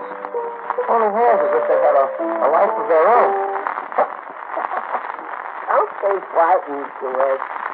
First I'm seeing things, and now I'm hearing voices. My voice, Liz. You're hearing me. Where are you? I'm right here, my boy. You touched me before, and very roughly. I'm afraid I have a bruise with your hand, pal. Well, it's one of the risks of my business, I suppose. Look, whoever you are, in another minute, I'm going to let go and scream and blow my top. Oh, no, don't, please. Just be patient and I'll rematerialize. It takes a moment or two. I saw the hands too. First arms, and then elbows and shoulders and the torso. Slowly, like some artist was sketching it in front of me. And then the last thing, the head, the little tops of iron gray hair. And a face, a chubby face, rosy and smiling. What? Here I am. What's the good of me? That's rough. Who are you? Sir Benjamin? I'm sorry if I worried you. That's it, that optical illusion. You work. Like you were invisible. I was invisible. You trying to tell me you've got powers of invisibility? Oh, that's only one of my powers. I suppose we get right on the business, yes. We have business? Oh, of course. That boy over there on the stand. Tommy's in it. Oh, the kid. Oh, I forgot. He's laying there like he's dead. I don't dare go outside, but somebody's got to call an ambulance or do something. No, it's too late for the boy. Tommy has left us. What are you going to do about his dying wish? Dying wish? Oh, you mean saying that those items were delivered to a people? Yeah, those were items. Delivered in person. What are you going to do? Nothing. I'm going to do nothing. It's none of my business. I've got problems of my own. Flanagan, the parole officer? Now, where did you think that? What do you got? Powers of divination, too? Oh, I'm a very versatile and talented ghost. I also have powers of conjuration. What do you mean, powers of conjuration? You turn the boy's dying wish aside and I'll conjure up Flanagan. Oh, you don't think I can, huh? I think it's me that's got the powers of conjuration. I don't think you even exist. How about that? I think I'm dreaming you up. Very well. I will demonstrate. Now, hold on to something first. Conjuration is very cataclysmic and semi-expensive. It will definitely be safe if you hold on to something. Don't ask me why. But I grabbed a hold of the piano and then crawled right under it. It's a good thing I did because the junk began to rock like a horse bushes. The benches began to fall, flapping and banging until it toppled over. Quit it, will you? Quit it, the joint's falling apart. Get it out, get it! I'm finished now. Oh, that was quite a job of controlling. Flanagan was a good half a mile away. This Flanagan was a... Yeah, but there he was, in the street, peering through the plate glass window of the mission, watching you. Holy smoke! It is Flanagan. Hey, I better get out of here. I gotta find a back this time. Well, over here, through this back door. Look! I ran into the yard with Flanagan's police with the blowing up. The yard was a dead end. High building walls all around like a prison yard. No exit, except a long, narrow alley to the street, past Flanagan. I sat in the shadows, a dead duck. That's the exit door. I'll flush him out. Don't do it. Look back. And you're going to turn the policeman, do you hear me? Duck is the word, like a rat. What is the penalty for violation of parole, huh? Oh, you're maybe too. You're a big mouth. Cheer me into the yard. Give up, man. Give up. I'm going to take you to help me.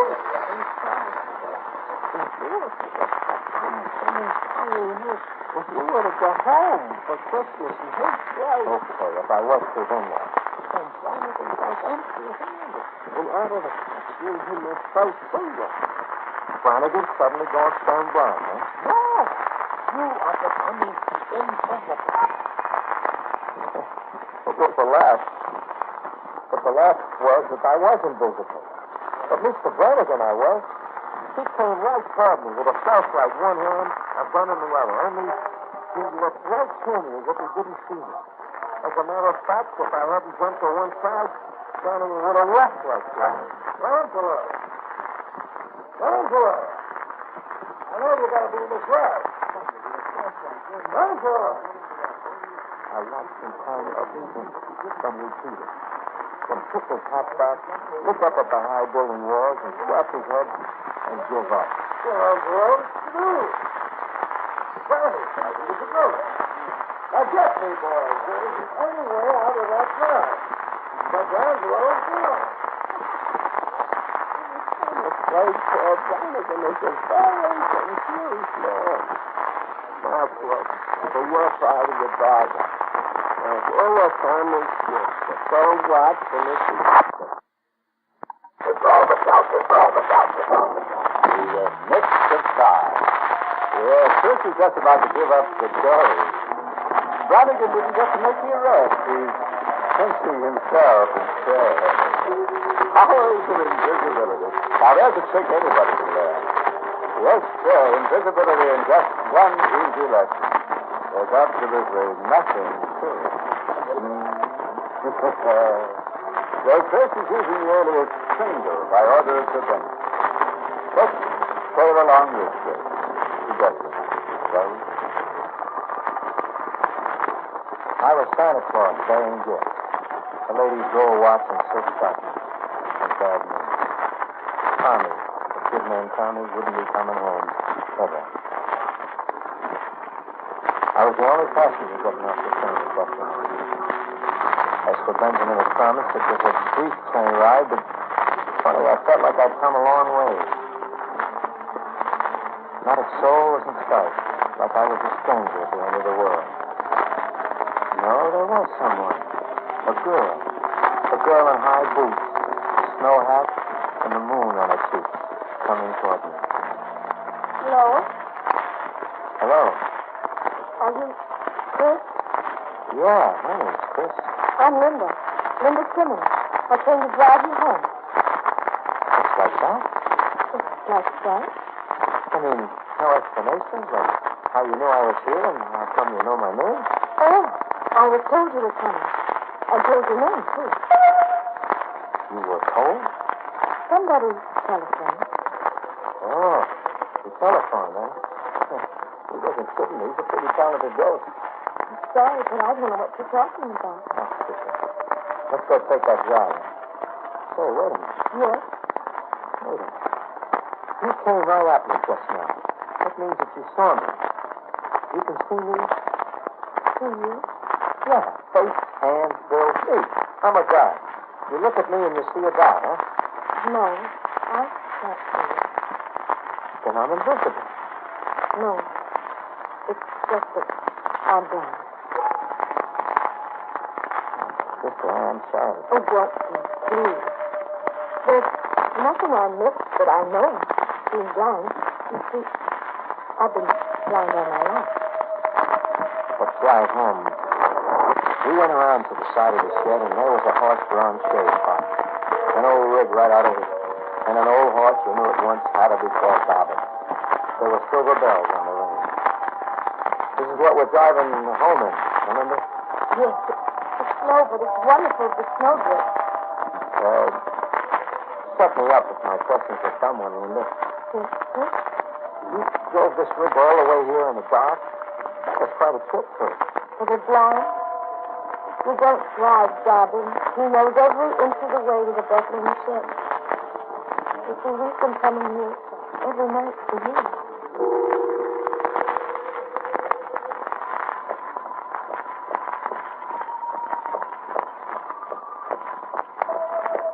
Clip, clop. Nice and slow and easy. And Bobbin sure knew the way home in the dark, just like a homing picture. I've been running since I was born, and now I was asking myself, what for? So I opened my fist. A guy can't stay tough in a horse-drawn rig in the snow. I opened my fist for the first time that I could remember. So Linda could put her hand on mine. Hey, this is all right, I remember. It's so beautiful, too. I was getting to like my new job. I could see myself in Brannigan's probation office, handing him my business card. Chris D'Angelo, Santa Claus. We reached home. A plain cottage, nothing fancy, with a candle burning brightly in the window. Meet Mother. Mother, this is Chris. Welcome home, Chris. Thanks. Nice place you got here, Mrs. Simmons. I'm glad you like it. Very glad. I don't know exactly how to get it said, Mrs. Simmons. Well, I'm a mug. I quit school the minute I learned how to tell a teacher that, so I haven't got the right word. You don't have to have the right word, Chris. You don't even have to get it straight. This is, You know? That's funny. About time. Oh, somebody had you on the telephone. Is that all right? Yes. Somebody telephoned me. The last thing Tommy thought about was you and Linda and coming home for Christmas. She asked me to give you this. It's their watch for you. And this for you, Linda. $6. Not much, maybe, but Tommy didn't have much to give. So it was for him. You're wrong, sir. Tommy had more to give him. In his day, he gave it. You're stopping over there in my head, man. I guess in the house. A boy comes home. Tommy couldn't come home himself, so he thinks something like this. You can say this about me, that I was born in 1925, and I stopped crying in 1926, at the ripe old age of 1. And you can also say about me that I let a tear go I never knew I had. Christmas 1949. Linda. Yes, sir. It's quite a place you got here, and it's got to feel a home, all right, but... Now, don't get me wrong about what I'm going to say, Linda. It's no crime being poor. Well, it's Christmas, but I don't see no tree, and I've been sniffing close enough to the kitchen to know that there's nothing worse than that oven. Is it fun? No, it's just an idea playing over my head. An idea? Yeah, well, maybe this setup needs a man around the house. Is it all right if I bow it down and outside? All right. Of course it's all right, sir.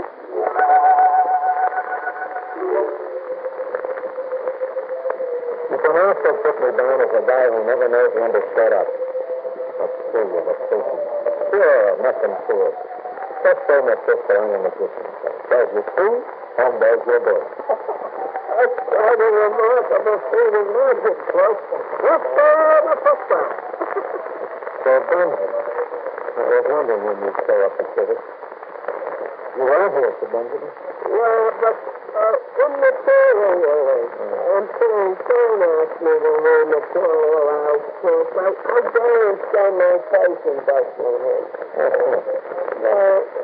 I lived here once, before my present situation, and I wasn't very popular with my townspeople, I'm afraid. What did they have against you? Yes. I started owning the president, the baker, and even the undertaker. But let's get back to your problem. It's free and a turkey, and it's your problem. I'm dumping it right on your lap. Oh, well then move over. I'll take it. I started owning the president, the baker, and even the undertaker.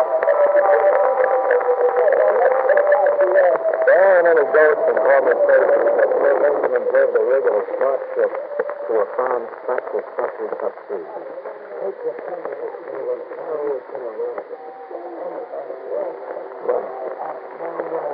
I'm not the flower disposal. However, the tail of some middle for our latitude. I threw the tree in the wagon and went back. Sir Benjamin was coming out of a turkey house, and he had a rope around the neck of a fat gobbler.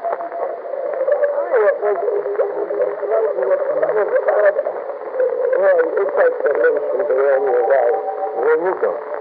To leave it with sweet cleaning of places and dying for sales. I hurried back to the roof, right into the arms of trouble. There was somebody in me against the wall, waiting for me to show. Crawling. All right, Angela.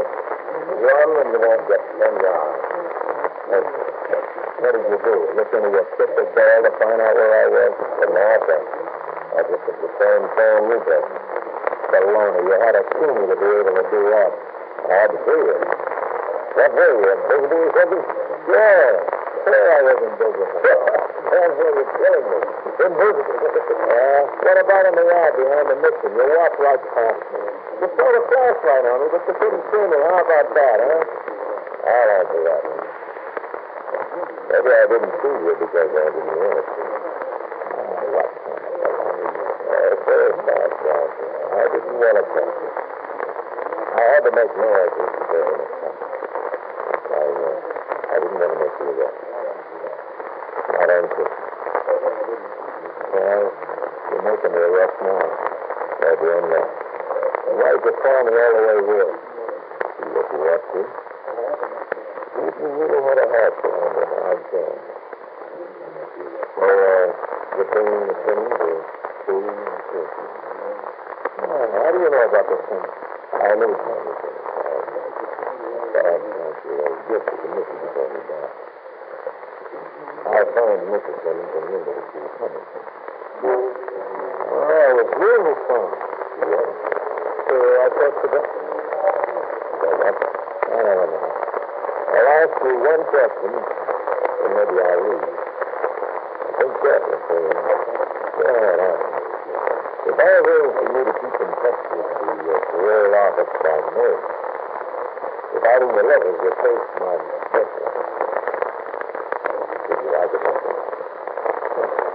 Well, Flanagan, where else does a guy want to write letters from but home?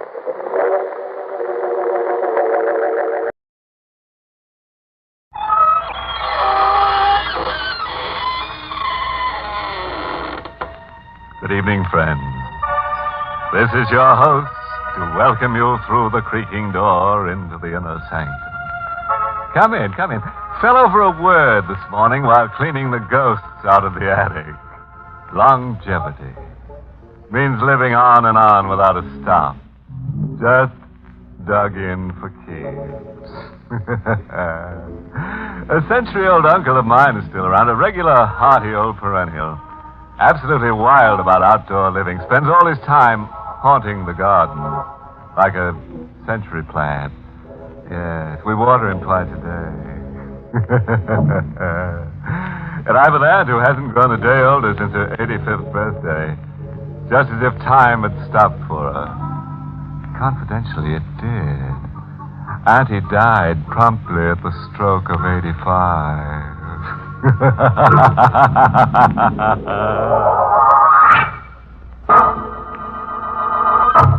Tonight's Inner Sanctum Mystery, Murder Comes to Life, was written by John Robert and stars Charles Irving in the role of Jean, with Santos Ortega as Sorrowful. And now for our weekly dizzy spell. We're aboard a ship, the SS Monterey, entering San Francisco Harbor. A lone deckhand leans over the rail, brooding into the fog. He tenses suddenly, as if keying his ears and mind to a sound in the sea. Jean LeBlanc. Jean LeBlanc. The seaman shakes his head as if the name glances off him meaninglessly. He moves a hand across his face, as if removing mists that cloud his vision, as if desperately anxious to accept the identity Jean LeBlanc as his own. Jean LeBlanc. Is it my name? A name I forgot long ago when I fell apart. And if it is my name, why can't I accept it and believe it? Why do I insist I'm someone else and run? Jean LeBlanc. Everywhere I've gone through the years, the names pursue me, demanding that I stand my ground and face it everywhere. Lisbon, Bombay, Tripoli. And the last time in a bar, in an island port where forgotten men drift to forget. Hello, John LeBlanc. That name. Wherever I go, I hear it. Wherever I go, it whispers at me, shouts at me. It's driving me crazy. It's your name, mister.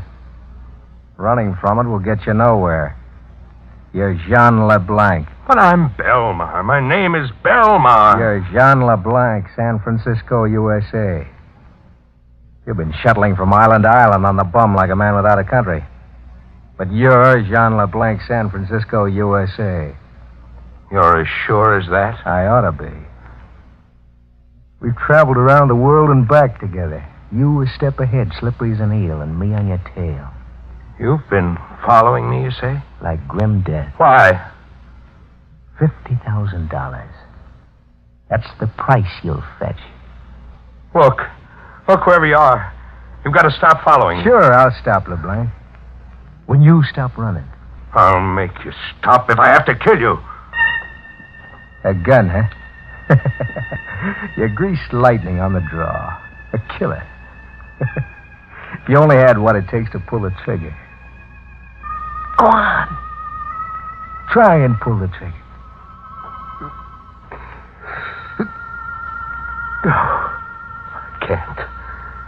can't. My fingers are numb. You've always been. But my fingers aren't numb. Here's proof. There was an iron bar crashing against my skull. A hole opened in the earth, and I plunged through it.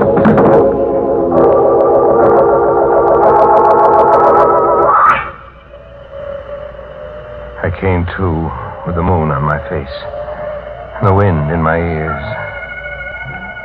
I was in an open field, in an abandoned quarry under a pile of rocks. It was like rising from the dead. A shadowy figure was standing over me. A sour little guy with a mournful look, as if he made a habit of crying. I watched him remove the rocks covering me, one by one, and tossed them into a pile. I'll have you out of there in a jiffy. A rat dumped you in the quarry like you were a load of junk. How do you feel? Weak in my pins, as if I was just born. As if I've come back from the dead. You're not kidding. You're about as dead as any guy could get. Who did it to me? I'll let you in on this much. It was a cop. A retired cop. Cop? Yeah. He said I was worth $50,000 to him. What did he mean? That's how much Jean LeBlanc is worth to a cop. Look, why don't you stop drifting from port to port and face up to yourself? Call yourself by your right name. But I'm Belmar. I'm known as Belmar. I ship as Belmar. Your mind's still in the rut. Well, it's like that. We're in a rut. We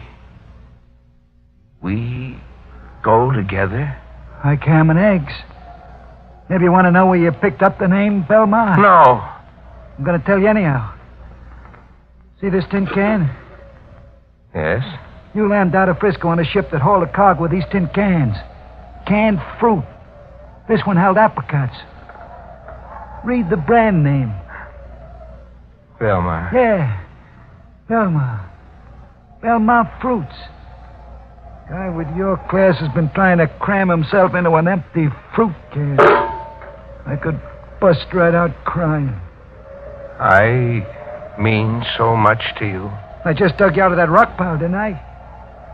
Well, so long for now. But wait, who are you? You didn't tell me. You used to call me Ben in the old days. And you were the big boss, and I was your racket boy. Ben's the name. Sorrowful Ben. He was gone. I was alone with the wind. There was a battered tin can beside me, wearing a label that read Belmar.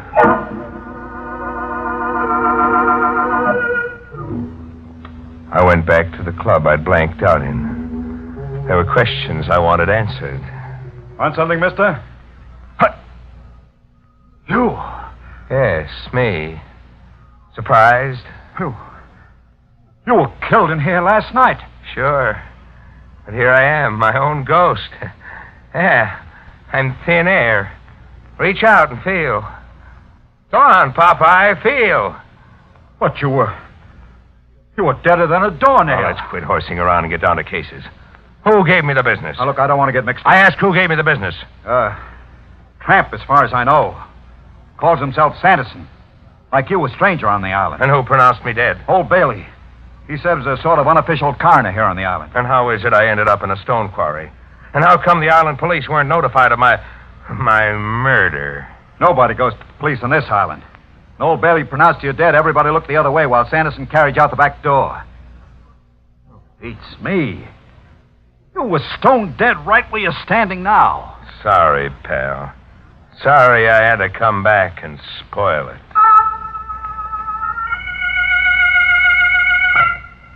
I went looking for old Bailey, the coroner. I wanted to know why an unconscious man qualified with him as a corpse ready for immediate burial. I found him along the edge of the beach, living in a shack built of packing cases and old strips of cardboard. When the tide came in, the ocean soaked through the sides and up through the floor. It was as if old Bailey wanted the shack to wash out to sea. The tide was in when I got there. Well, you're here, son. What brought you? You better talk fast. The way the waves are coming, we'll be washing out to sea. You want that to happen? Yes, of course. Precisely my idea in building here. What brought you? You're not surprised to see me? Why should I be? You pronounced me dead last night. A mistake, from the looks of you. A mistake that almost buried me for keeps. I'm ashamed of my incompetence, but I promise you the recall of your death certificate. The very next time I live. Look, Mr. Coroner, you know a dead man when you see one. And my idea is that somebody hired you to pronounce me dead. Maybe, and maybe not. Quit wriggling. How much did you get to pronounce me dead?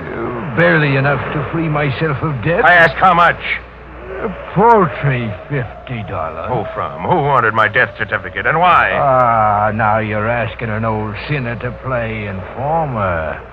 I'm not asking, Bailey. You're demanding. On pain of death. You overestimate the price I put on my life. We'll see. We'll see if we can push the price up. You lose. Who bought that death certificate from you? The harder you squeeze, the lower the price goes. You're losing, LeBlanc. The storm's beating you.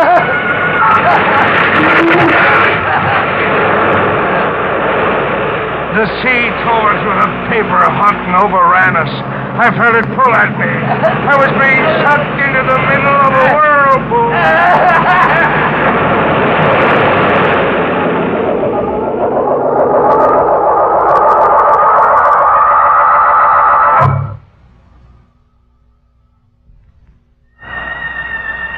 I came to, lying face up on the beach.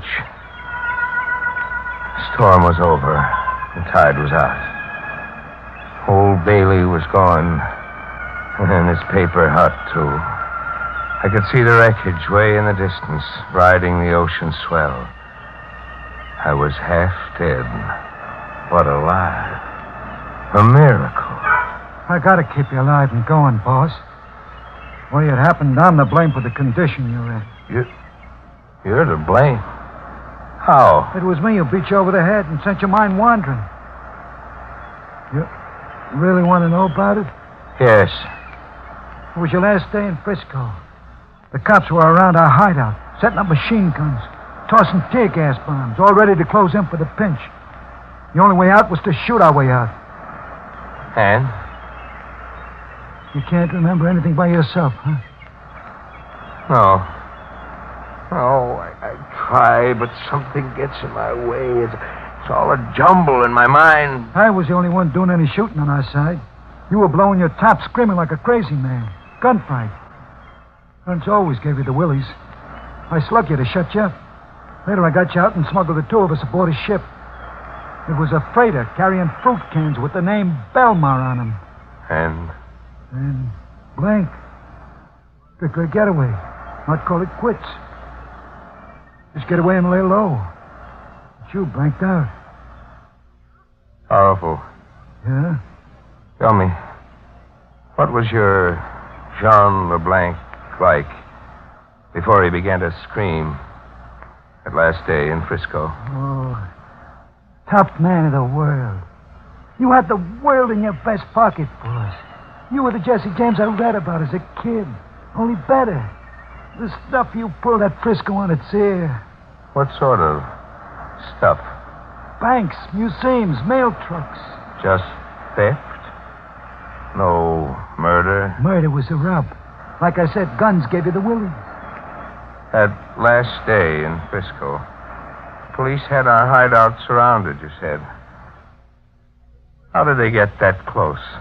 That's a question I was waiting for you to get around to. They were tipped off by a stewed pigeon named Queenie Simpson. The job you muffed on Queenie still needs to be done if you ever want to go home. Oh, it's a lot to remember all at once. A lot to remember. You mean it's a lot to believe? You think maybe I'm working a gag? That I'm trying to swindle you into calling yourself Jean LeBlanc and work you for a fall guy? Okay. You'll find things out your own way. I'll be around when you need me.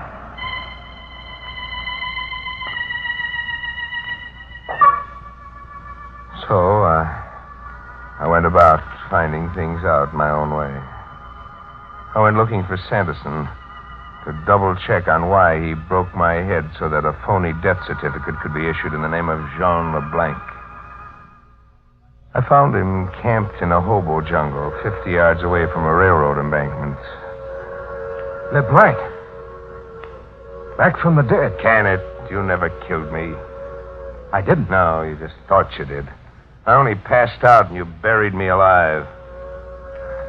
Disappointed? Not too much, maybe. You're worth $50,000 in reward money. Dead or alive. Here, this will restore your memory.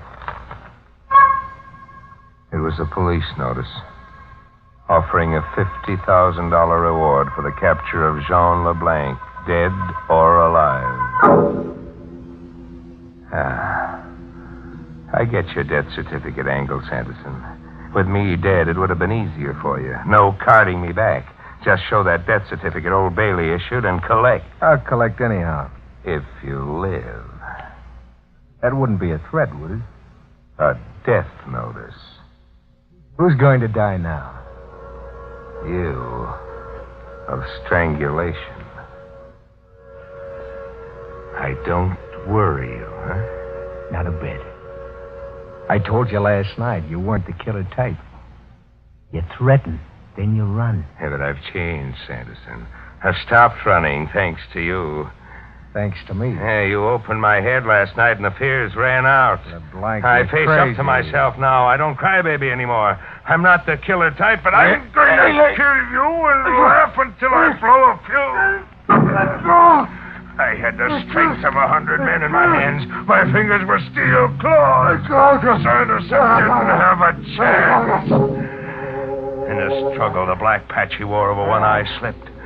I was staring into an empty eye socket, looking for the last glimpse of myself that would finally stitch broken fragments together into a single piece. Who was I really, and what was I all about? I saw nothing in that empty eye socket.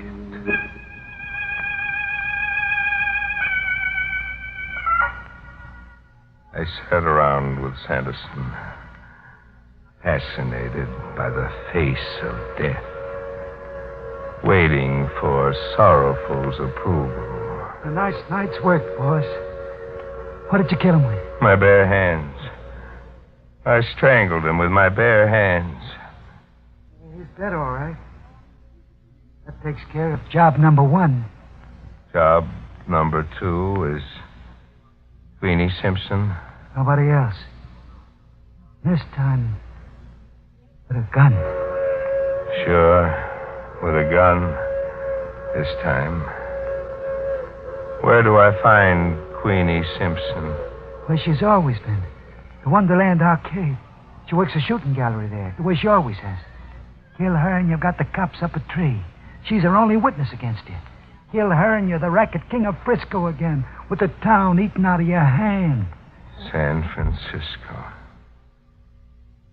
It's been a long way around getting home, Sorrowful.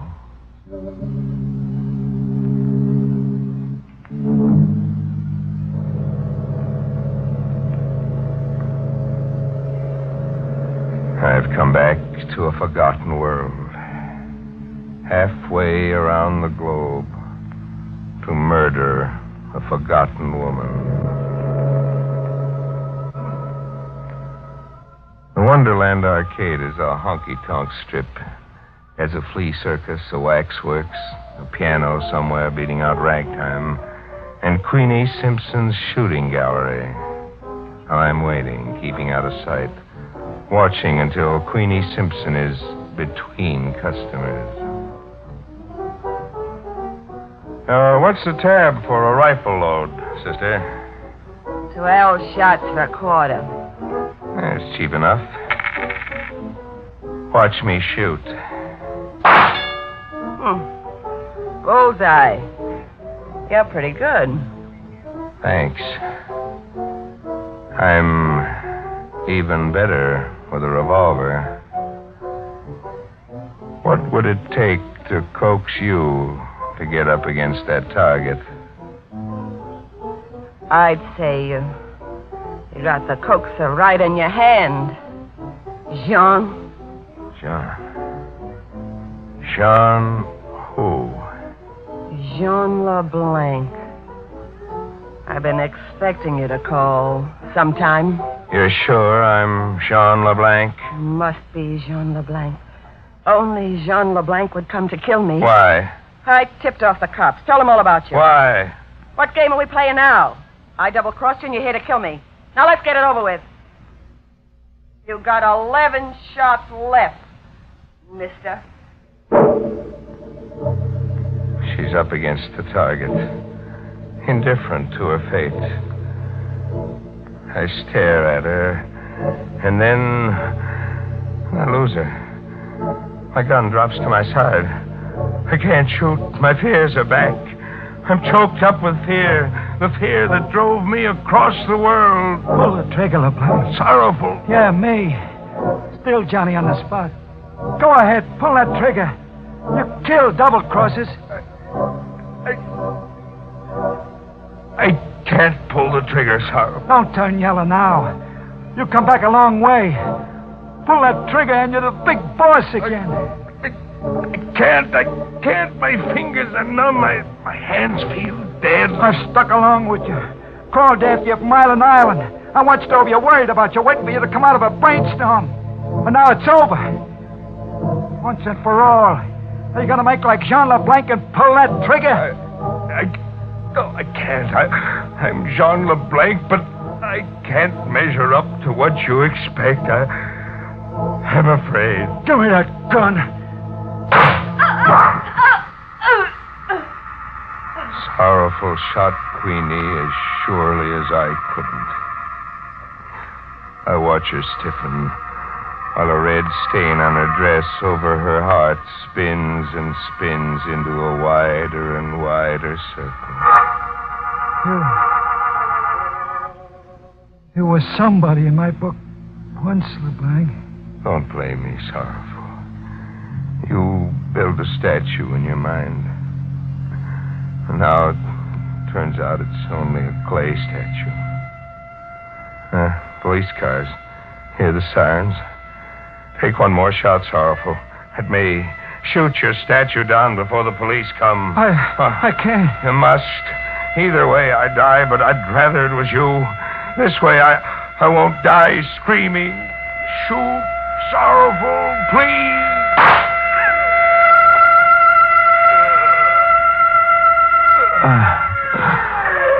I'm on the ground, staring up at Sorrowful, staring at the uniformed police around him. I see a tear in the corner of his eye, as if he's going on a crying jag he'll never come out of. Poor Sorrowful, shaking his head, bewildered. He still can't get it through his head that the statue he built of Jean LeBlanc never resembled the man, even a little bit.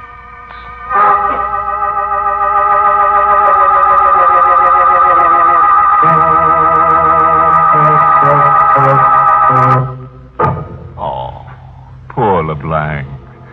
Even now, with his worries over, he's having himself a fit. Size 4x6, the cat could make it tough.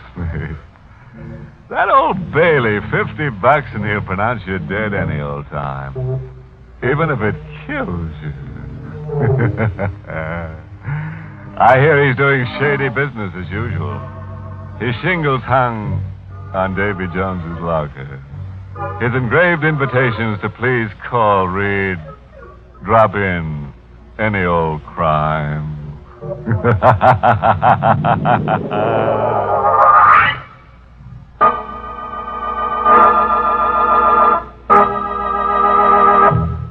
Inner Sanctum is heard each week in the United States over CBS, the Columbia Broadcasting System, and has been rebroadcast for servicemen and women overseas through the facilities of the United States Armed Forces Radio Service, the voice of information and education.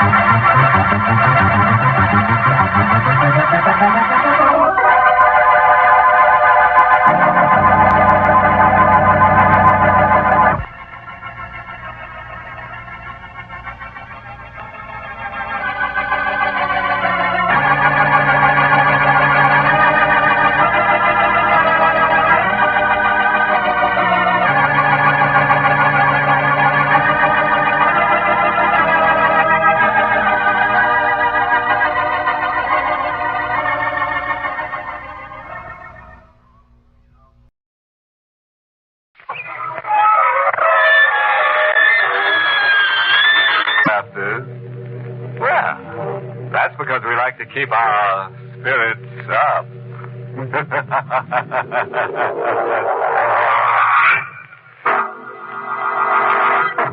Tonight's Inner Sanctum Mystery, Dead Heat, was written by Ed Adamson and Bob Sloan, and stars Mercedes McCambridge in the role of Clara, with Carl Swenson as Vincent.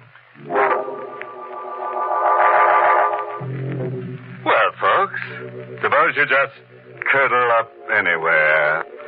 Say, here's a nice spot for someone. Reasonable, too. Just marked down from 6 to 3 feet. Now, let's get to tonight's terrible tale. For over a week, the intense August heat lay on the Western Valley like a loathsome leech, drawing the lifeblood out of all growing things. The grass has withered to yellow. The soft, lush earth is hardened. The streams have become dried, rocky beds.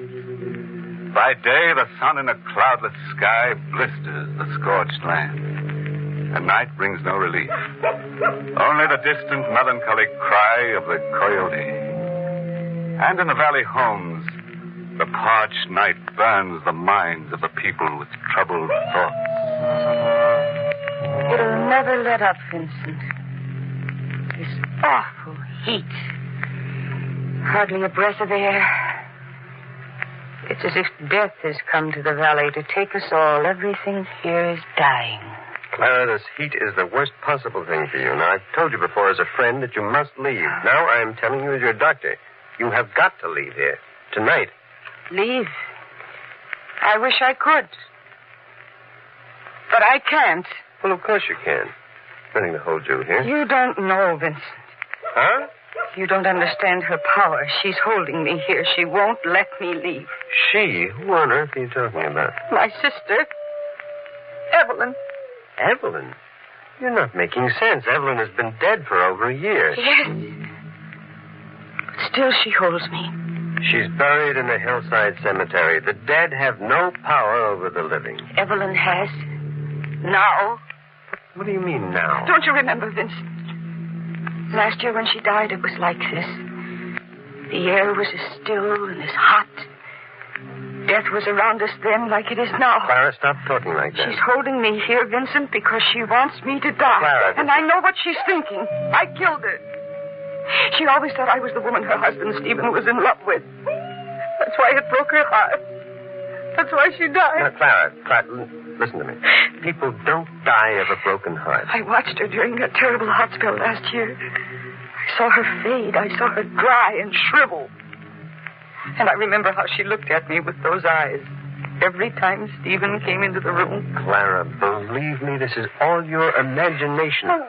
Now, the heat is warping your reason. That's why you've got to leave the valley immediately. Hello? Hello, Clara. Who is this? Why, Clara, I'm surprised. Don't tell me you've forgotten your loving brother-in-law so soon. What do you want, Stephen? I just thought I'd let you know about it. I'm up here on the hillside at the cemetery. They called me about your sister's grave. What horse? They say the heat is doing it. Doing what? Stephen, what are you talking about? Maybe you better come out here and see for yourself. It's Evelyn's grave. The earth is cracking, and the grave is opening up.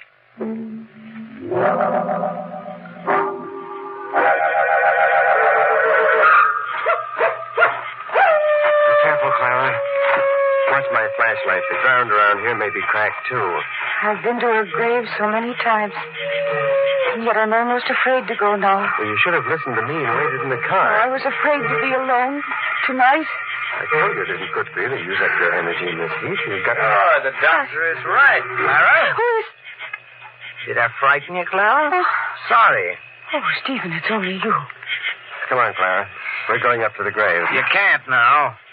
Half that side of the hill has fallen away. Oh. Here, Clara, look at this.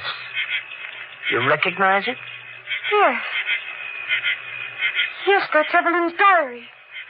Where did you One get... of the workmen found it in the dirt beside Evelyn's casket. That's the diary she always kept under lock and key. The one that was placed in the coffin with it. That's right. Now, let me see that. Oh, Vincent, please. Don't open it. Why not? Because she always guarded it. They're her own private thoughts. She didn't want anybody to see them. Something in this diary may help us. Something may be written here that'll explain her death. What is it, Vincent? What's the matter? It's strange. There's nothing written on any of the pages. Are you sure? Uh-huh. Oh, wait. Here's something on the last page. Tonight, in the heat and darkness, I will get my revenge from the two people who made me wish myself dead. My husband, Stephen. She didn't understand and me. my sister, Clara. Oh, no. I have the strength. I will kill them both. She must have written that the day she died. She went to her grave thinking that Stephen and I... Wait a minute. This wasn't written the day she died. Look the date. August 15th, 1949. The 15th? That's today. I don't understand it. How could she... It means just what she wrote, Clara. She's coming back to kill us. But she can't come back to life. Or can she? Of course she can. Evelyn can't do either one of you harm now. Not if she's really dead. But what if she's still alive? If she still had strength to write in the diary. What are you trying to say, Stephen? Maybe she isn't dead at all. And don't be a fool. I signed the death certificate, didn't I? I'm going up to her grave to make sure. The grave isn't there anymore. The side of the hill slipped away. But her casket was there. You said so before. Yes, the casket was there. Only Evelyn's body wasn't in it.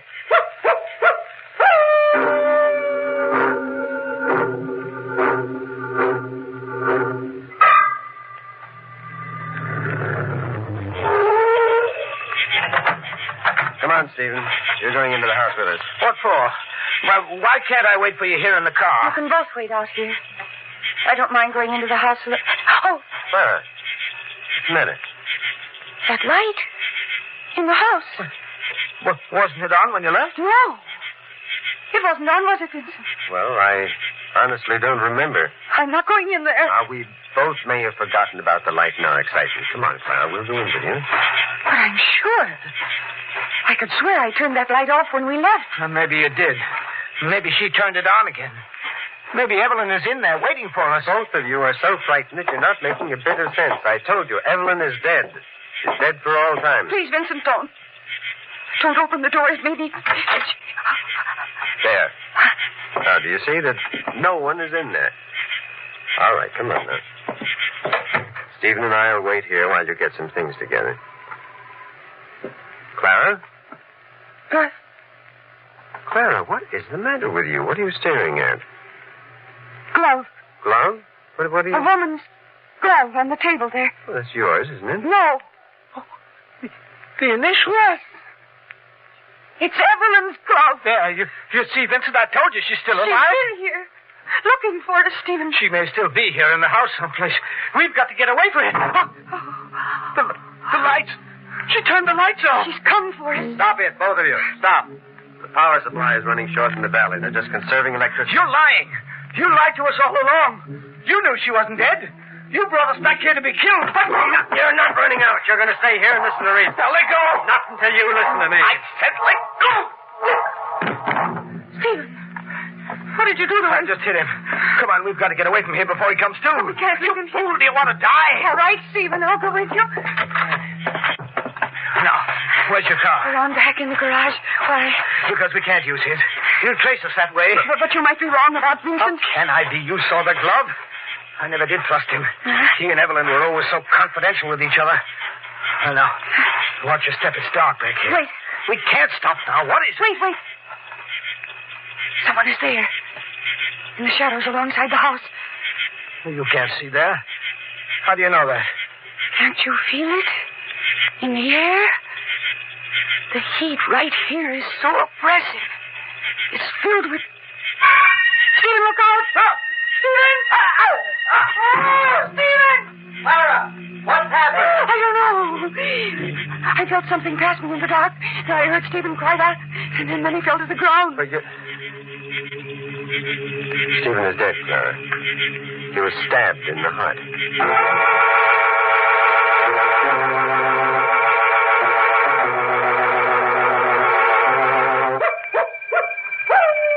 And that's the story, Sheriff Cooper. Dr. Branson here came out and found Stephen stabbed to death. My sister Evelyn killed him. Just as she said she would in her diary, she returned the light. Look, Miss Fleming, I admit this heat's got us all on edge. The whole valley is going loco, but I still don't believe in ghosts. But I tell you, she was here. You saw her? No, but I could feel her presence. When she was near, the air was hotter, stiller. It almost suffocated you. Oh, it's too hot to argue about ghosts. Well, what about her diary? That note was in her handwriting. And that glove of hers we found on the table, what about that? Well, Clara, somebody else could have put that there. Somebody else, Dr. Bronson? Why couldn't Miss Fleming's sister put it there herself? Why couldn't she have killed Stephen? Well, that is a strange way for a sheriff to talk. You know she's dead. Is she? Then what happened to the body? Well, obviously, when the earth cracked and the hill slid away, the body was thrown clear of the coffin and buried in the debris. I was thinking, Doctor, maybe the body was never in that coffin. Vincent, what does he mean? I don't know, Clara. Doctor, you took care of Evelyn, didn't you? Yes, and I signed the death certificate. Now, look, Sheriff, I don't like the implications that you're making. You don't have to like them. Evelyn died. I have a complete record of the case. I kept that record myself. That's what I mean. It's only your word. Oh, not entirely. There was a nurse on the case until the end. No, Vincent, no. Don't you remember the nurse was discharged the day before Evelyn died? The day before? Yes. Yes, that's right. Well, Vincent, if you're hiding something, you've got to tell it to the sheriff now before it's too late. If she's alive... Don't be ridiculous, Clara. Now, you don't believe that your sister is alive, do you? What else can I believe? Now. She's alive, all right.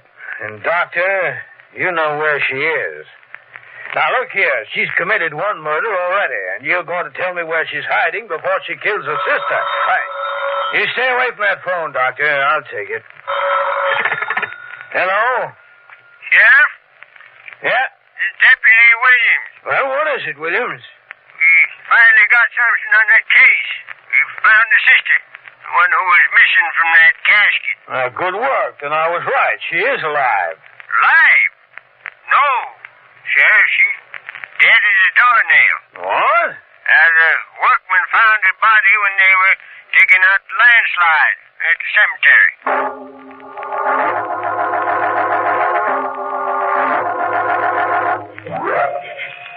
I'm sorry, Miss Fleming, but you've got to make this identification. That's your sister's body?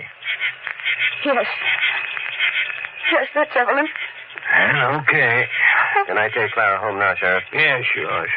And, Doc, excuse me for jumping on you that way before. Yes, of course. I guess the heat got me more than I thought. You ever see such crazy weather? Come along, Clara. Oh, Vincent. What am I going to do now? No. Well, Clara, there's nothing more to worry about. Aren't you sure that Evelyn's dead? She can't possibly harm you. Oh, you still don't understand. Only her body is dead.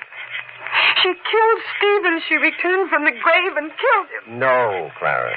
You must believe that Evelyn could have had nothing to do with that. But Stephen is dead. And whoever killed him is alive. And will kill me.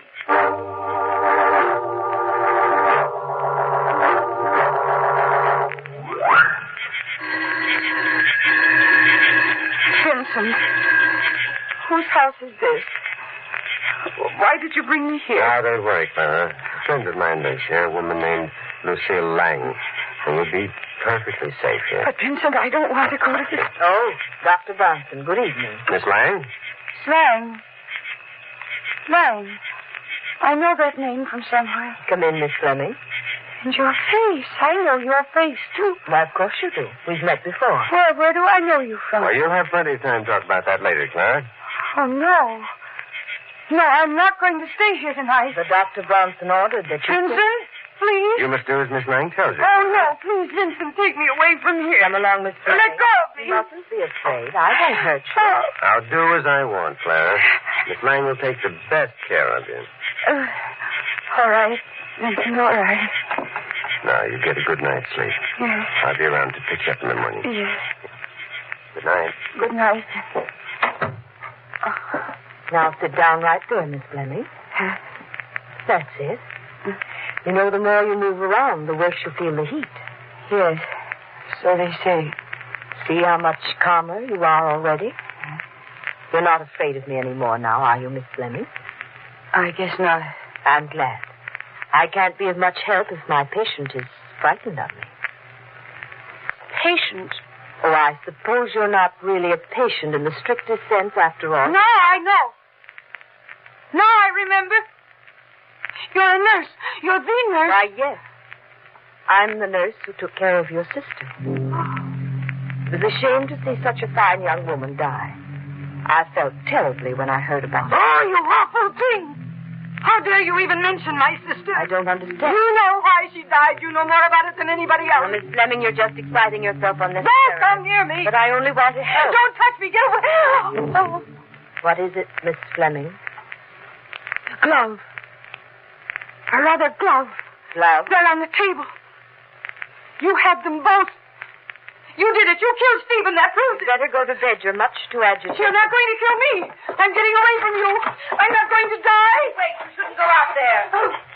You're not getting away from me. Oh, let go, please. I don't want to die. Please let me go. No. You're coming back to the house with me. I'm going to take care of you, just as Dr. Bronson ordered. Oh, please, I'll pay you anything. Only let... Miss Lang. What is it? What's wrong? It's here again. What? Here in the dark around us. I can feel it. Coming closer and closer. Oh, save me, Miss Lang. Save me before it's too late. Miss Lang, what's the matter? Miss Lang!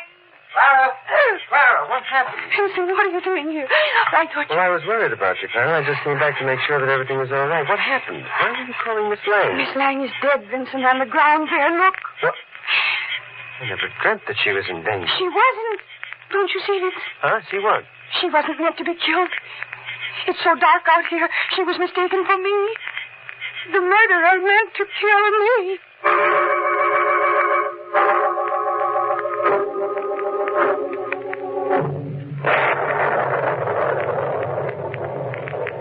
What's taking the police so long?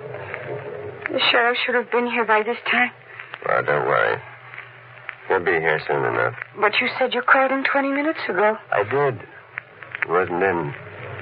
I left a message for him. Vincent? Hmm? You did call the sheriff, didn't you? Clara, what is the matter with you? You heard me speaking on the phone, didn't you? No. I was in the other room. Well, you sound as if you don't trust I me. don't know whom to trust anymore. Oh, Clara. Oh, Vincent, forgive me. I don't know what I'm saying. But I'd feel better if the sheriff were here. Well, you've no reason to be afraid. I'm here. Yes, Vincent? You're here. You're afraid of me. Yes. Well, why? Why would I want to harm you? Because you think I know who killed Stephen and Miss Lang. Well, don't you? No, I'm not sure. I didn't see anybody but you. And naturally, that is what you will tell the police. Vincent, I want to believe you. Please, tell me. You didn't kill them. Of course I didn't. Well, then why don't you let me call the police? All right, Clara, just to prove a point to you, we'll drive over to the sheriff's office. Come on. No. You go. I'll wait here for you. I wouldn't leave you alone now, not for all the world. After all, there's a murderer loose. All right, I'll go with you. Bring the car around to the front and I'll be ready. Are you sure you won't try to run away? No. Why should I? Well, just don't try it, because there's no place to go. I'll be back in a moment. Hello? Hello, operator? Operator? Number, please. Oh, operator, quick, get me the sheriff's office, please. Hurry. 1 moment, please. Hurry. Sheriff Cooper speaking. Sheriff, this is Clara Fleming. Yes, Miss Fleming. Did Dr. Bronson call your office? Dr. Bronson? Why, no. I knew he was lying. Say, what are Sheriff, you... listen to me. I have only a minute left.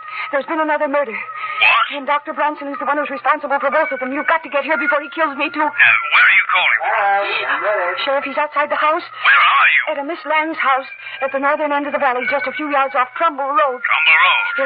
What's happening? Oh, I'm coming, Vincent.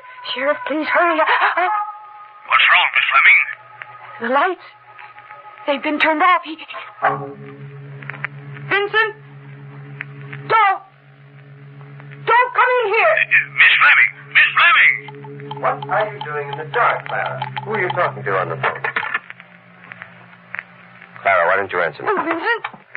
Please let go of me. Let go of my arm. I'll let go, Clara, when you drop that knife. What? Now, drop it. Drop it, I said. Oh, there, that's better. Vincent! You would have killed me, too. Just like you killed Stephen and Miss Lang. Clara, you're a murderer. Oh, no! No, it wasn't me. It was Evelyn. She came to me.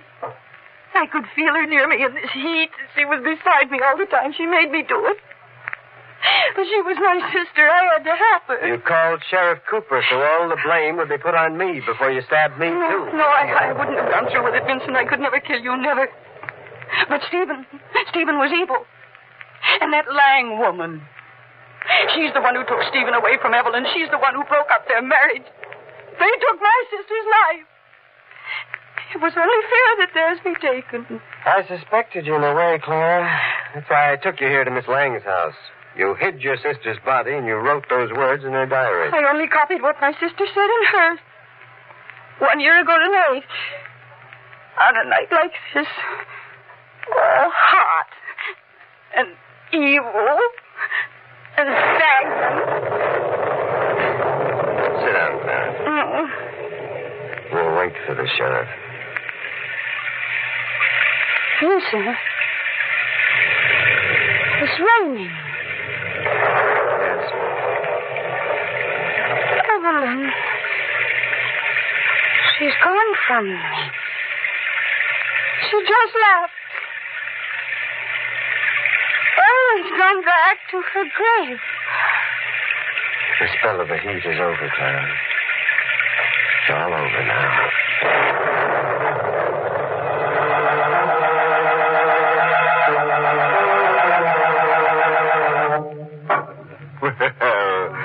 Clara will finally join her sister in that cemetery, and then there'll be tombmates. Say, if you happen to live in that valley and you hear that grave slid down the hill again, don't let it bother you, because slips don't count. Oh, yes, there's a moral to tonight's torrid topic. It's from the overheated pen of that desert rat philosopher, J. Foulweather Friend. Says Mr. Friend, people who live in glass hothouses shouldn't throw bones.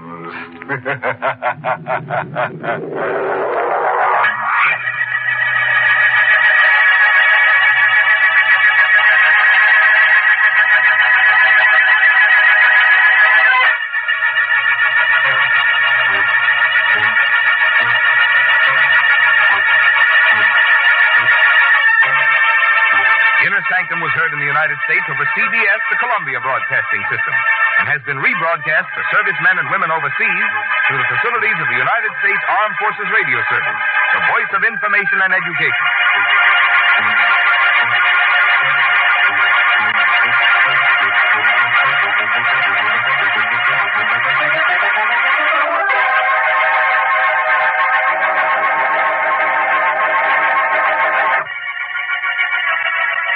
The Mummers in the Little Theater of the Air.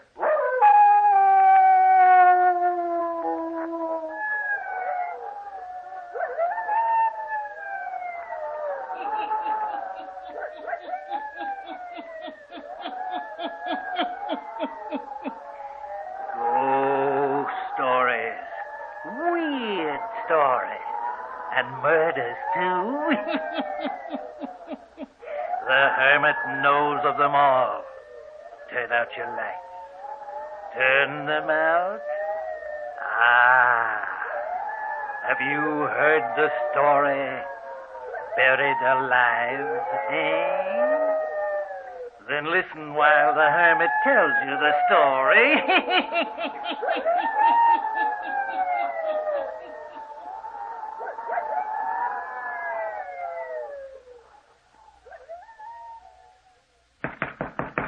Let me out of this room. Help! Can't you hear me calling? Where are you? Let me out of this room, I say. Do you want to drive me mad? Why have you locked me in here? Bruce, where are you? Come here and let me out of this room. Lenore. Lenore. Oh, I've got to find her, and you won't let me out of this room. Help! Oh, it's no use. No use. I can't get out. No use. Locked in. Windows are locked. I can't get them open. No use. If I could get them open, it's too far to jump. Why am I locked in? Lenore. Lenore. I hear you calling me, Lenore.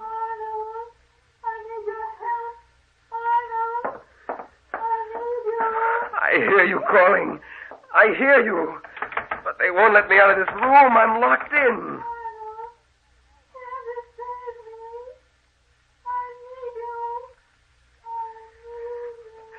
Help! Someone let me out of this room. Let me out. Lenore is calling me. She needs me. Bruce, where are you? Let me out of here. I've got to help Lenore. Let me out of here. I'll break the door down. Let me out. Someone come and let me out. I've got to help Lenore. Help. Someone help me. Help. Lenore. I'll close this door so that his calling won't disturb us. There, that's better. Is that your brother we hear calling? Yes, Miss Dawson. Oh. You don't need to be frightened. If he sounds insane, it's because of the great calamity, the great shock that he's just had. I understand, Mr. Judson. I hope that you do, Miss Dawson, for upon your understanding of the case will his recovery largely rest. Yes, sir. You've brought your credentials with you? Yes, sir. May I see them? They're right here in my purse. Just a minute, I'll find them. Yes, here, Mr. Judson. Mm-hmm. Yes, this is right. Miss Marion Dawson, registered nurse. And a letter of recommendation from Dr. Simmons. Yes, sir. Yes, I think you'll do very nicely. You look very capable and professional. Thank you, sir. Did Dr. Simmons explain anything about the case to you? Well, not very much, Mr. Judson. He only said that your brother was suffering from shock and that That's all right. I'll explain the case to you. Yes, sir. Before I take you up to his room... Oh, I'm sorry. I haven't been very thoughtful. Won't you remove your hat and coat? Thank you. Here, let me help you. Now, well, you look even more professional. There's something about a white uniform that does give a person prestige. I came dressed to go on duty immediately. Dr. Simmons said that you'd want me to. You did quite right. Now, sit down, won't you? Thank you. Now, Miss Dawson, it's my only blood relation living. that you heard calling for help from upstairs. My brother, whose life I value more than mine. Yes, sir. Last night, we buried his wife. Oh, He'd only been married to her a month. how tragic. Well, death is not always tragedy, but this death happened to be. For Lenore was not only young, but beautiful. My brother and I were traveling when we met her 6 weeks ago. Oh? A young girl, without family, but a charming girl nevertheless.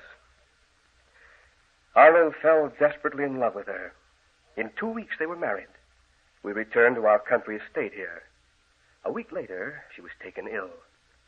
Last night, we buried her. It's awful, isn't it? Well, no wonder your poor brother's mind is deranged. You have not heard all the tragedy yet. She suffered from a strange malady. Because of it, my brother was not allowed to see her from the hour she was taken ill. I see. I could not have my brother's life endangered. Naturally not. We allowed no one to see her. Dr. Simmons attended her. When she died, we buried her without ceremony and immediately. I didn't allow even the servants to come in contact with some strange disease which might sweep us all to death. But you? Yes, I cared for her. The hours of my life may be counted right now, as well as those of Dr. Simmons. But that doesn't matter. It's my brother Arnold with whom I'm concerned. That's why I've called you in to care for him. Yes, sir. And this is the point that you must understand. My brother Arnold doesn't realize that Lenore is dead and buried. That's not unusual, sir. Many people are like that about death.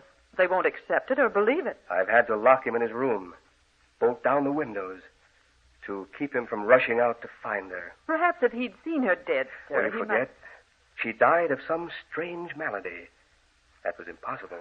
Yes, of course. The worst part of it is that he keeps thinking he hears her calling to him. Claims that he hears her voice. Oh. That's why he wants to get out of his room and go to her. That's why you'll have to watch over him, carefully. Don't allow him out of your sight. Humor him, but guard him carefully. Remember, my brother's life and sanity may depend upon the good care you give him. I'll do my best, Mr. Judson. I'm sure you will. You realize that I love my brother.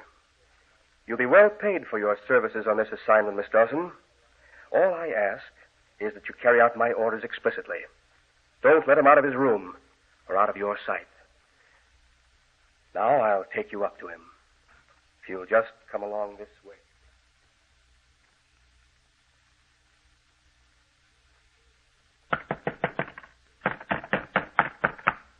Open the door. Open the door, Bruce. Open this door. It will be your duty to get him to quiet down. Keep him from pounding on this door. Yes, sir. I presume that Dr. Simmons suggested that you give him sedatives. I'll get him quiet, sir. Open the door. If you don't open it this minute, I'll smash the windows. I'll jump to the ground. Let me out. I'll unlock the door now. I'm going to unlock the door now, Arnold. Get away from the door. Let me out. I've got to go to Lenore. Now, step back, Arnold. Bruce, where is she? She's been calling to me. Why did you lock that door? Let me go to her. Go lie down on your bed, Arnold. No, never. Don't you understand? Lenore has been calling for me. She needs me. Come now, lie down. Won't you lie down and rest, sir? Who is she? Well, this is Miss Dawson, Arnold. She's come to care for you till you're well again. I'm not ill. It isn't I, it's Lenore. And you won't let me go to her. Bruce, why are you doing this? Unlock the door and let me go to her. There, now, it's all right. Everything's all right. Miss Dawson will care for you. You'll get a good rest. And when you wake up, you'll feel a lot better. Your brother's right. I'll leave you now. It's 8 o'clock. I'll have your dinner served in here immediately. If you need me for anything, I'll be down in the library till near 11 o'clock. Then I'll retire. Yes, sir. My room is the fourth one down on the right. Call for me if you need me during the night. I will, Mr. Judson. Wait a minute. Don't go, Bruce. Tell me where Lenore is. What is it that's wrong? Why can't I see her? Why have you locked me in here? I've tried to tell you, Arnold. You won't believe me. Perhaps Miss Dawson can explain after I leave. Ring this buzzer if you need to get out of the room. You understand, Miss Dawson? Get away. Get away from the door, Arnold. What? He's locking the door again. He's locking us in. He knows what's best. Now come lie on your bed. No. I'm going to give you something so that you can rest. What's wrong with Lenore? Lie down on your bed and I'll tell you. She's ill, and they won't let me see her. Here. I want you to take some of these tablets. I won't take any medicine. I'll get a glass of water. I tell you, I won't take anything that will make me sleep. Lenore is calling to me.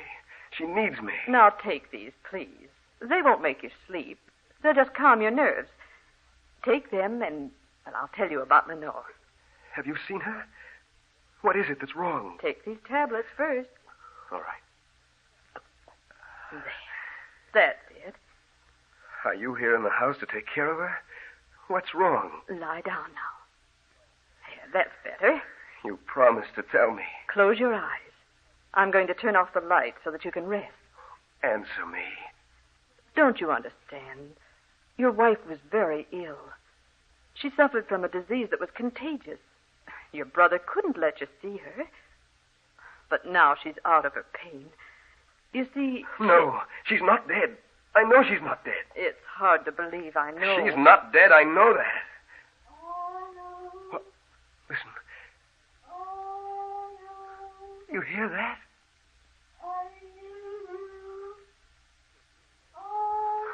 You hear that? No, Sarah. I hear nothing. You must hear it. It's Lenore. She's calling to me. All day she's called to me. All last night, all the hours of the night, she's called to me.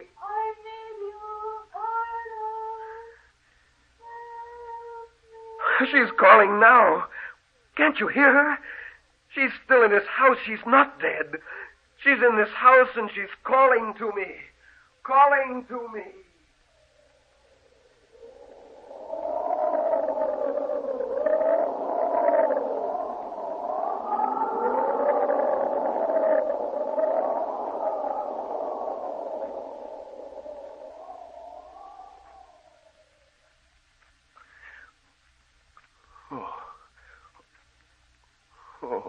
You're all right.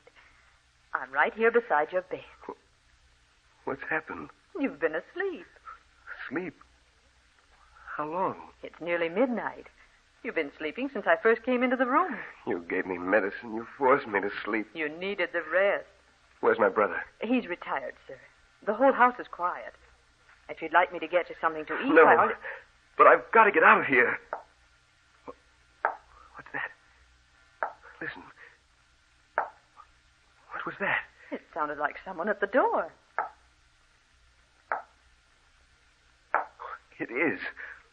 Open the door. It may be Lenore. I don't hear her calling, but it may be her. It can't be her. But I'll see who it is. Who's there? Unlock the door. I have to ring for your brother if I want the door unlocked. I have no key. Who's there? Who's outside the door? Is it you, Lenore? Why don't you answer? I guess we must have been mistaken. There's no one outside the door. Someone knocked at the door. I think we must have been mistaken. Listen. There is someone outside. What? They're tapping on the door again. It does sound like it. But when I called, there was no one there. Look. Yes. Yes, I am. Doesn't it seem to you as if the door was slowly opening?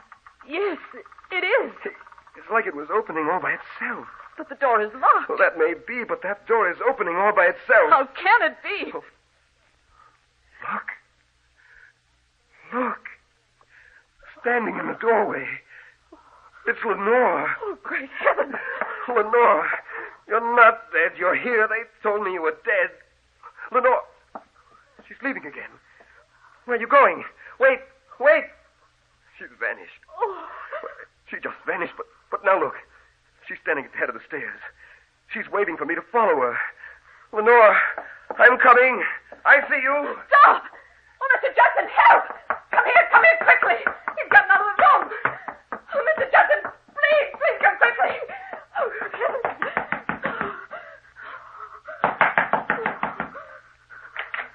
you, Miss Dawson. Well, what is it? Oh, Mr. Judson, he's gone down the stairs. What? Are you sure, sir, that Lenore is dead? Of course I'm sure. What are you talking about? I don't know, sir. But a woman dressed all in white just stood in the doorway of your brother's room. She moved down the hall, and now he's gone to follow her. He said it was Lenore. Hurry. Hurry, stop him. Don't let him get away. It can't be Lenore. She's dead. Dead. Hurry, we've got to get Arnold back to his room.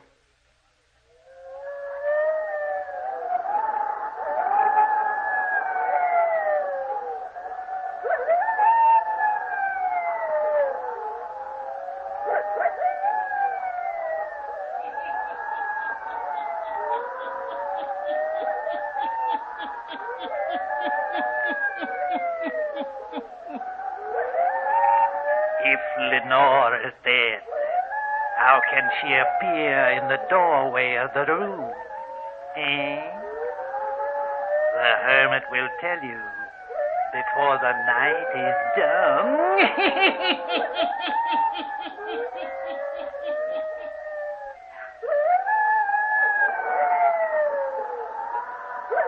Now, the hermit again.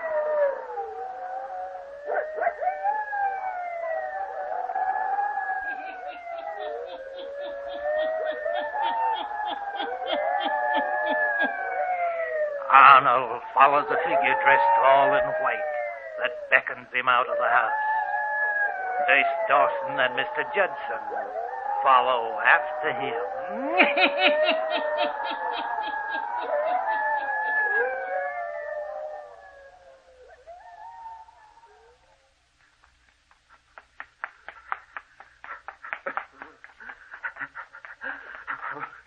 Wait for me, Lenore. Where are you going? Wait for me. Wait for me. Lenore. Lenore, I'm coming. I'm coming, Lenore. Wait for me. Come on. Hurry. Come on. There he is. Up ahead of us. I see him. Yes. Yes, I see him, too. Arnold! Stop. Wait a minute. Wait for us. He's running faster. Why did you ever let him get out of the room? I couldn't help it. The door opened. I don't know how. She was standing there. Have you gone out of your mind? How could a door open by itself? And who could be standing in the doorway? He said it was Lenore. Nonsense. Arnold! Wait for us. Wait! Wait. I don't see him now. Where's he gone? He turned down that side road, sir. Just now. He's liable to get out on the highway and be killed. We've got to stop him. This way. He went this way. Yeah. I see him now. Arnold! Stop where you are. We're coming. Lenore. Lenore. You must come back to the house, Arnold. She disappeared. You didn't see anyone, Arnold? Yes, I did. I saw Lenore. As for the nurse, she knows. Lenore stood in the doorway of my room. She beckoned me to follow her all the way down the road.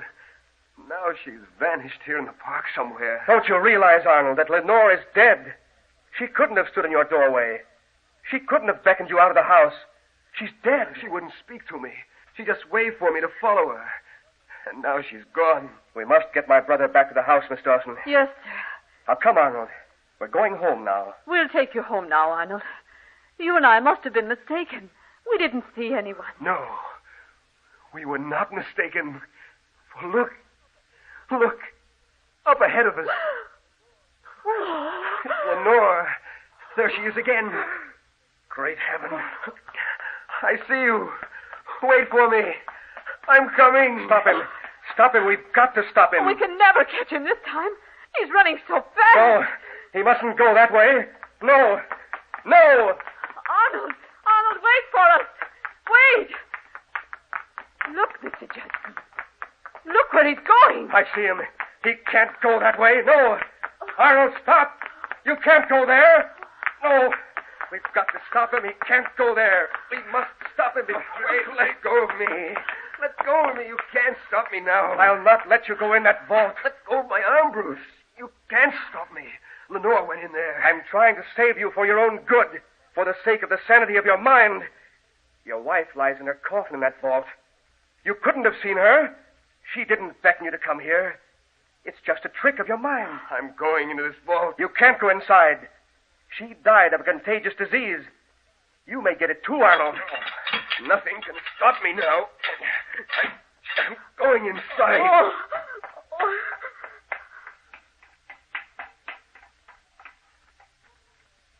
Lenore. Where are you, Lenore? Come back out there. You'll only find her lying in there dead. We'd better follow him, sir. He's likely to faint when he sees her. Arnold, come out here. Lord. Lord. Lenore. You see, she is dead. What did I tell you? Now come away. Oh, look. She's on the floor of the vault. Oh. Come away from here. I found her here on the floor of the vault. She's dead. She's dead now. But she wasn't dead when you brought her here. No. My brother knows that. You know that, Bruce Judson. What do you mean? You know what I mean. You buried her alive. Oh! Now, you're insane. Insane, am I? You know I found you out. Because you find her body on the floor, you think I buried her alive? Why, the coffin tipped over, that's all. You buried her alive. She got out of the coffin, but she couldn't get out of the vault. Only her spirit could do that. I heard her voice before she really died down in here, calling me.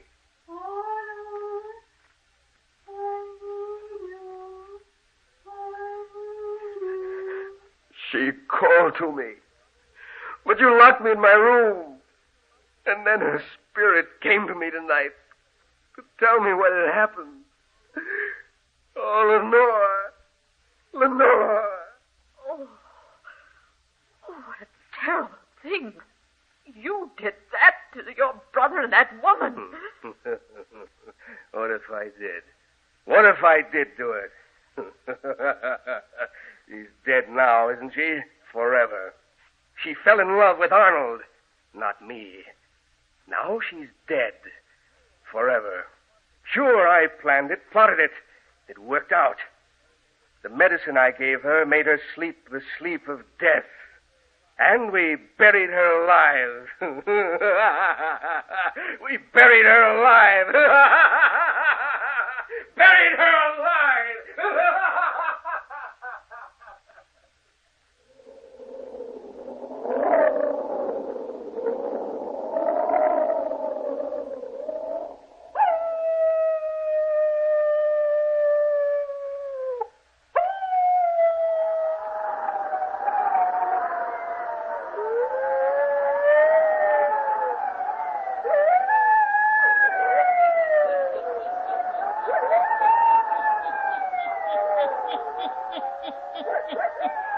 And the brother who had planned such a heinous crime will live in a world of mad darkness from now on.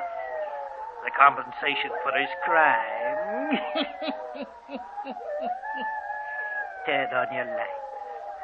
Turn them on.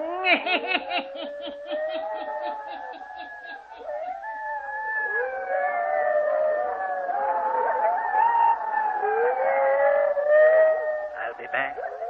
Pleasant dreams.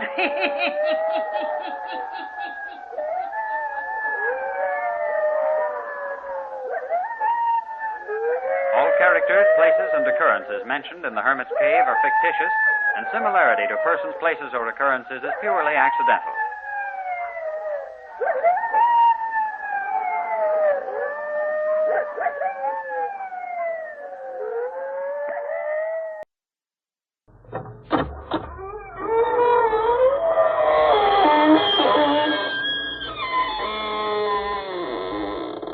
Good evening, friends. This is your host to welcome you through the creaking door into the inner sanctum for another gay half hour of mystery, mayhem, and, of course, murder. Well, friends, we don't have a very interesting studio audience tonight. Just the usual ghouls, ghosts, vampires, and werewolves. Of course, there is one fellow who came here without his head. He says he left it home because he didn't want to lose it. And then there's a girl named Myrtle who just asked me to autograph her death certificate. It's just the same old bunch. But maybe next week we'll have somebody really unusual.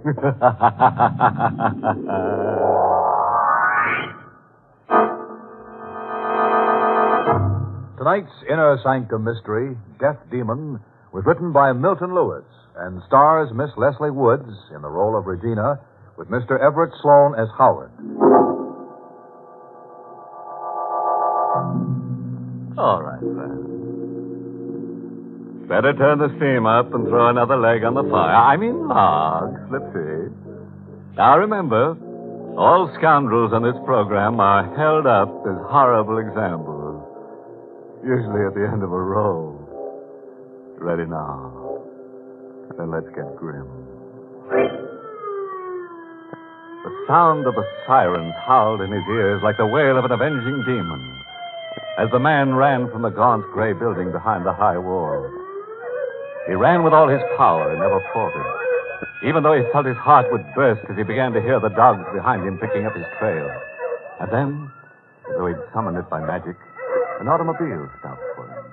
The driver, a woman, seeing him approach, saw blood streaming down his hands, saw him reach into his jacket, pull out a knife. The woman slipped out of the car, fled. The man got in, drove off. 4 hours later, the car stopped in the driveway of an isolated house on the outskirts of a New England town. The man got out, slowly walked to the door, rang the bell.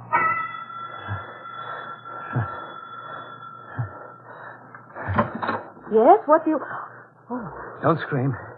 And don't try to close that door. but you can't come in here. I've got to come in. Get away from the door. No. I said get away. A knife. Who's in this house? Why, no one. No one but us. Let go of my hand. Let go, you're hurting me. Sit down. Go on. All right. Who are you? What do you want here? I don't know. I'll give you anything, only go away. Please, go away. You didn't tell me who you are. Well? I'm Regina Beaumont. George Beaumont's wife? Yes, do you know him? Sit down. All right. You're a very beautiful woman. I didn't think George would marry a woman like you. You do know him. I know him. Did you come to see him? No. Does his sister still live here? Yes. Where is she? Diana drove to town. Why? I don't know. I think you do. I don't. Was it to see some man? I don't know what Diana does. What do you want from me? Perhaps I came here to kill you. To kill me? Who knows? I was told to come here. What do you mean, told? You wouldn't understand. Where is George? I expect him late tonight. Do you know who I am? No. Doesn't Diana ever speak of her husband? Her husband? He was in some sanitarium. You're Howard? Yes. Diana's husband? Yes. Didn't she ever tell you about me? Well, only that you had some sort of breakdown. Breakdown? Yes, I suppose that's how they would refer to it. But it wasn't a breakdown.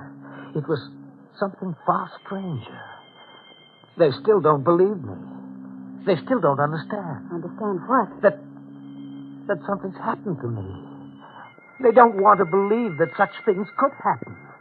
That's why they had me locked away in the state prison for the criminally insane. Criminally insane? Didn't Diana tell you that's where I was? She never told us where you were. Did she tell you that I was considered a homicidal maniac? No! You're frightened. You think that's what I am, too, don't you? Don't you! Put down that knife! Don't you? No! No? Then why do you tremble? Why is your face so white? That knife. Oh, my knife, yes. If this knife so close to your throat right now, if this knife should drive its edge through that creamy white skin, I want you to know it's not I who am killing you. You think you can understand that? No, that there is someone who comes in the night from Some ancient grave. Someone who comes into my body, controls my hands, my limbs, my heart, my brain. I tried to fight him, but I can't. And it's he who wants to destroy and murder, and not I. I can't fight him alone anymore, and that's why I must see Diana. She'll help me. She always used to help me. What's that? Your wife's car. Diana? Yes, I think so. Stay where you are. Don't get up when she comes in. You'll do exactly as I tell you. Yes. I'm going to stand here on the other side of the door. Don't let her know I'm here. I won't. Quiet now. Hello, Regina. Hello, Diana. I got back later than I thought. George home yet? No, he's coming back on 11:30. Did you spend the evening here all alone? Not exactly. Don't run away. That night? Yes. Come here, Diana. Howard. Yes. He came here like that and threatened me with that knife, Diana. He's going to kill us. He's going to kill both of us. Be quiet, Regina. She's afraid of you, Howard. Are you? No. How did you get here? I escaped. But that blood. From my hands. The top of the walls are covered with broken glass. You came back to me. Yes. Do you still love me? Yes. Even now? Even now. Come here. Howard. Are you going to plead for me to release you as she did? You won't harm me, Howard. Don't be too certain. Diana, I'm putting the point of this knife at your throat. Do you feel it? One twist of my wrist and it'll be over. Do you want to kill me? I don't know yet. Why are you doing this? I must know certain things. What? Will you help me? Be careful how you answer. I'm watching your eyes. If I see the shadow of a doubt, the quiver of a lie... I'll help you. They're after me. Will you hide me? Yes, Howard. The doctors have tried and failed. Only you can cure me. You'll have to live with me. You'll have to help me fight this thing inside of me that takes possession of me, that wants to kill, that may want to kill you. Will you risk that? I will. I love you, Diana. Will you kiss me? Howard. Here. Here's the knife. I'm tired. Very tired. Yes, there's a room downstairs where you can lie down, but you can't stay long. They'll be looking for you. I'll have to find some place where we can go. Yes. Find a place, Diana. I'll be all right now. I'll be all right as long as I can be with you. Come, Howard. Come this way. Yes, Diana. Lie down. Over there. Yes, I'm exhausted. I'll be waiting outside for you when you wake up. Oh, Diane. I thought he was going to kill both of us. No. What are you doing with that phone, Regina? I'm going to call the police. No, you're not. Why not? Diana, you couldn't have meant it when you told him you'd help him. I meant every word of it. But the man's a homicidal maniac. Perhaps he isn't. Perhaps what he says is true. You mean you're going to live with him? I can't live without him. I know what it's been like with him away. You're as mad as he. Perhaps. But he's back now. And nothing, Regina, understand me clearly, nothing is going to take him away. Well, I'm not going to stay here with him. Yes, you are, Regina. But you're going to stay here while I go to town. I think I know the place where I can hide him. Oh, no, you're not going to get me in on him. You do exactly as I tell you. Or I'm going to tell my brother a few things that I found out about you. What are you talking about? What do you think? I haven't the faintest idea. I'm talking about Tom Wilson, Roger Steele, and this present one, Richard Boyd. Why, you... I don't mind the slap, Regina. I want you to think of what my brother's money means to you. And what will happen to you if he ever finds out about you. Think carefully, Regina. You're just like your brother. Sneaking around and spying. I could kill him. Oh, I'm sorry. I'm terribly sorry, Diana, dear. I'll help you. Of course I will, darling. Yes. As I thought you would. There's only one thing. I don't want to be here alone with him. I'll take care of that right now. Locking my husband in his room. There's only one small high window, and he won't be able to get out, so you're perfectly safe. If George returns before I get back, I'd advise you to see to it that he doesn't call the police either. Don't worry, darling. I can handle George. Yes. Yes, you can. Where's Howard's knife? It's over there. Now, I better hurry. Goodbye, Diana.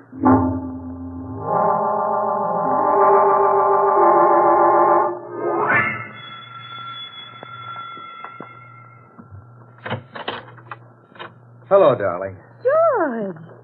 I thought you were catching the 11:30 home. Well, I didn't have to take the train, dear. I ran into Dick Bowers in the city. He gave me a lift right to the door. Where's Diana? He drove to town. Come on, sit down, darling. You must be very tired. Oh, I am. I had quite a little chat with Bowers on the way up. Did you? Yes, he seems to admire you very much, Regina.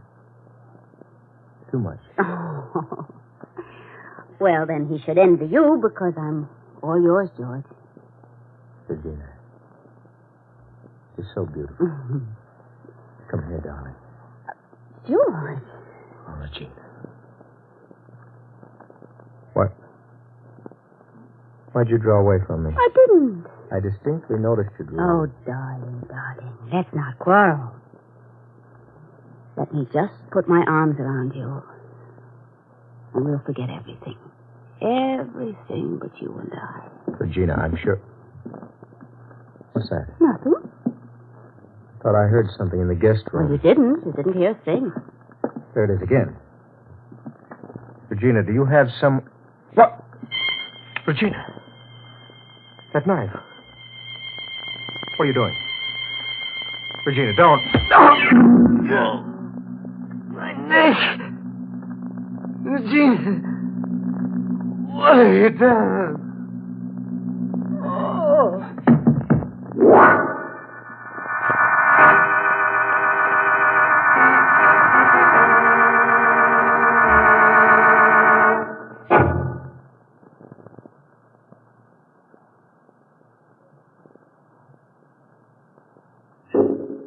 Regina. Call a doctor. No. It isn't too late. You'll never get away with it. I won't tell. I swear I won't tell. Open the door. Who's that? No one who will be able to help you, George. Let me out. Help me. Whoever you are. Don't bother, George. He can't hear you. Let me out. Let me out of here. Regina. No use, George. He can't do a thing for you. He is helping me. You? Yes. He's Diana's husband. He's going to be blamed for your murder. It was his knife. You'll never get away with this. Oh, you never thought I was clever enough to work this out, did you? You and Diana always so contemptuous of me. Well, we'll see who's the clever one now because you're going to die. Regina, it won't work. I hope you're bright enough to see that. The only thing you can do to save your pretty little neck is to call a doctor before it's too late. Why won't it work? There's a terrible flaw in your whole sick little scheme, and you don't know it yet. There is no flaw. What is it? What's wrong with my idea? I won't tell you. It's too late now. Where did I make a mistake? Where? You never fooled me for a moment. I knew all about Wilson, Steele, Bowers. No. Yes. But I loved you. I knew what you were. But I loved you. Tell me where I made my mistake, George. Where? You're so lovely. George! George! Let me out of here. Let me out. Will you keep quiet? I can't let you out. Stop that banging. Stop it.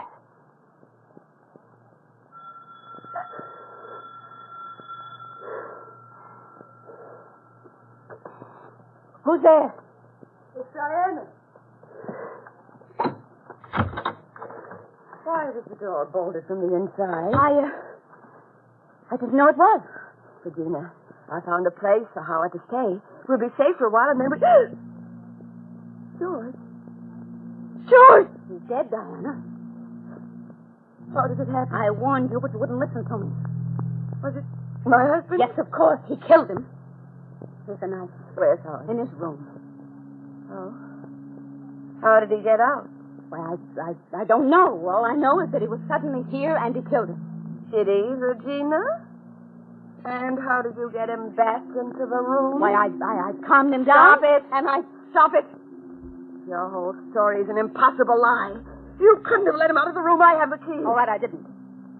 You killed my brother. Yes, I did. And what are you going to do? Call the police? Yes. Well, then you'll have to give up your husband. Now, listen to me, Diana. We can both get what we want out of this. I'll help you and Howard escape. I have money. You can travel, hide. Hope we could have a few years together. That I might even be able to cure him. But you wouldn't let us, Regina. You only saw in his return an opportunity to get your hands on my brother's money. No. I'm sorry, Regina. Then you are going to call the police? Yes. You don't want my offer of help. Think I would trust you. Don't go to that phone, Diana. Regina, that night? Yes, I gave you a chance to live a moment ago, and you threw it away. But you can't. Why not? It will all work out perfectly. All I will have to do is let him out of his room, and I can take the keys from you. Yes. I suppose you can. But he's dangerous, Regina. When you let him out of the room, you'll have to face him. I'm not worried about that. You're making a mistake. I can take care of him. Warning you, Regina, when he sees what happened. I've planned everything. When you die, I will call the police. Just as I hear the sirens, I'll let him out. They'll catch him and shoot him like a dog. Why are you telling me this? I just wanted you to know. You're like George. You don't think that I'm smart enough to do this. No. No, Regina, I don't think you are. You're only telling me this because you're not sure of your plan. You've always despised me because I was prettier than you Wait are. a minute. Regina, I'll do what you want. I'll go away with Howard. Oh, Diana, you're too late. You think I'd trust you now? Regina. Don't scream. Howard! I've got my hand over your mouth, Diana. Don't try to scream. Oh, my back. Oh. Howard. Howard. Diana? Diana! Where's Diana? She isn't here. Somebody let me out of here. I want to get out. Stop it! You can't get out until she comes back. Diana! Be quiet! Be quiet. Hello, operator. Get me the police department quickly. Yes, hurry. It's an emergency. Hello, police. This is Mrs. Regina Beaumont on Holly Lane. There is a man here, a maniac. He murdered my husband and his sister. Will you hurry, please?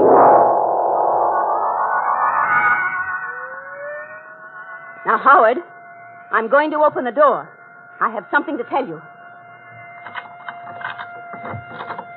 Where's my wife? Just called in from town. She found out that they're looking for you. Listen, do you hear that? The siren. It's the police. You've got to get out of here. But Diana. She said to meet her at Hemlock Inn. Where's my knife? Here. Go out the back way and run for it. The police are almost here. How do I get out? That door.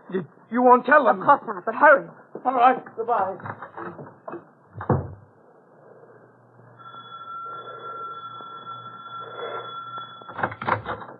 Mrs. Beaumont? Yes. He escaped, officer. When? A minute ago. He heard your sirens and ran. I think he went to Hemlock Inn. I heard him tell his wife that he was hiding there. His wife? Is that what he did? Yes, he murdered them both. He would have killed me if you hadn't come.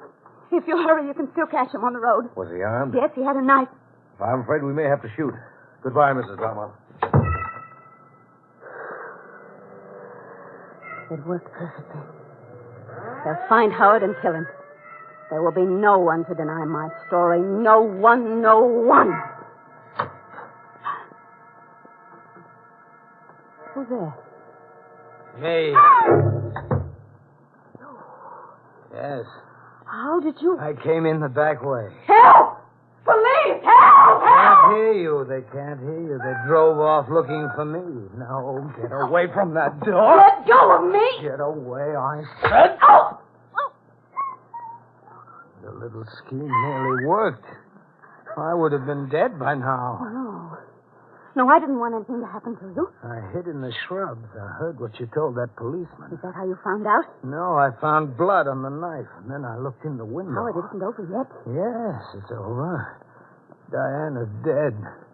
Why did you do it? But don't you see, she was going to call the police and turn you over to them. She was helping me. Why did you do it? Put down that knife, Howard. I just want to know why. What harm did we ever do you? We just wanted a little time with each other. She could have helped me so much. Now there's no one to help me. What made you do this? Howard, listen, you must kill me. Look, we can both escape, you and I. Isn't that a good idea, Howard? You and I. If you don't kill me, Howard, isn't that a good idea? What are you trying to tell me? Oh, don't you see? It can be just as you wanted it, even better. I'll take Diana's place. I'll go with you anywhere. I'll do anything you say. Anything. I'll make you well, Howard. And I'm much prettier than Diana ever was. Oh, can't you see that, Howard? No. Put the knife down. I know what he wants me to do now. Yes. Don't. No, Howard, don't. Now, don't. Ah!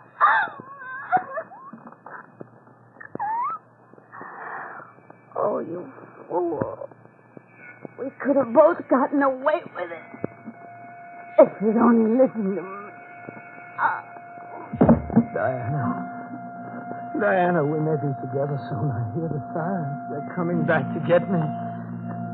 He made me do it, Diana. You understand that? He forced me to.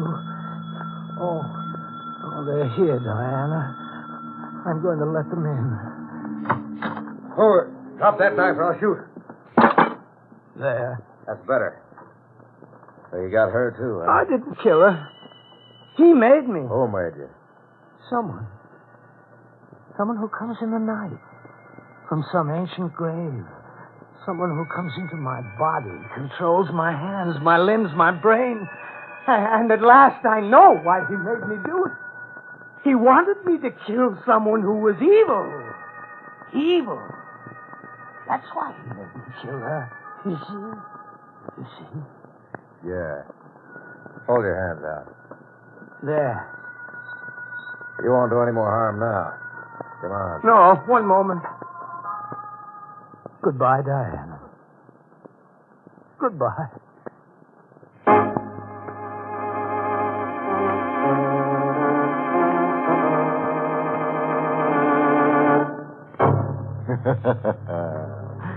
I guess that taught Regina a valuable lesson she'll be able to use next time she's alive. And next time a homicidal maniac comes calling, maybe she'll do what I do. Just close my eyes and disappear for a while. Which brings us to the moral of tonight's nightmare. Taken from the double talk of Gorham Gadula, Spanish bullfrog, who says, "When you meet a murderer, don't stop dead. Why, make it easy for him."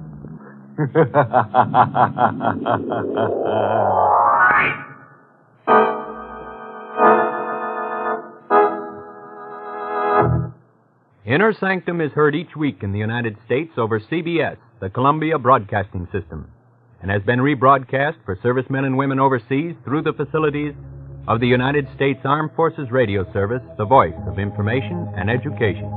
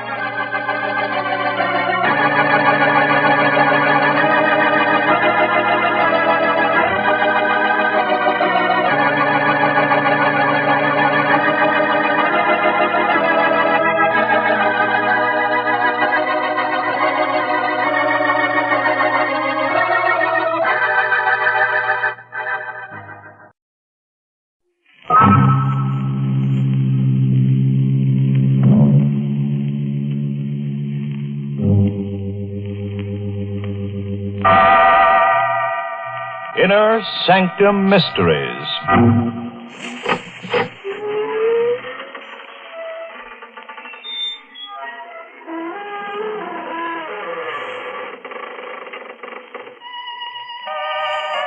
Good evening, friends. This is your host to welcome you through the creaking door into the inner sanctum.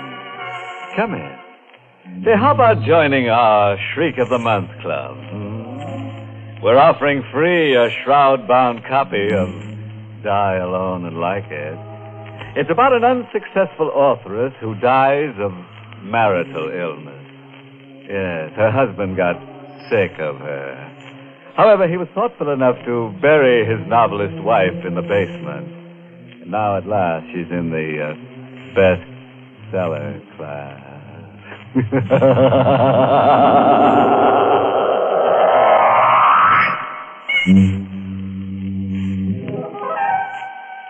And now for tonight's gruesome little item. Oh, you better not disturb that fellow in the corner. He's our ghost of honor tonight. Poor guy. He died last night for lack of sleep. Now he's in for a wake. Meet John Thompson, age 29, driving a blue coupe across the George Washington Bridge, heading west. It's kind of a close night. Heat lightning is dancing up in the sky when I come down off the bridge into Jersey. Running a mobile gas station isn't bad when things are breaking right. But the way things are, I figure I'll do better out west. I hit the highway and let her out a bit. I spot her a few miles past the bridge. She's standing there by the side of the road, out in the middle of nothing. I don't know exactly why, but I stop. Want a lift? Thanks. Hop in.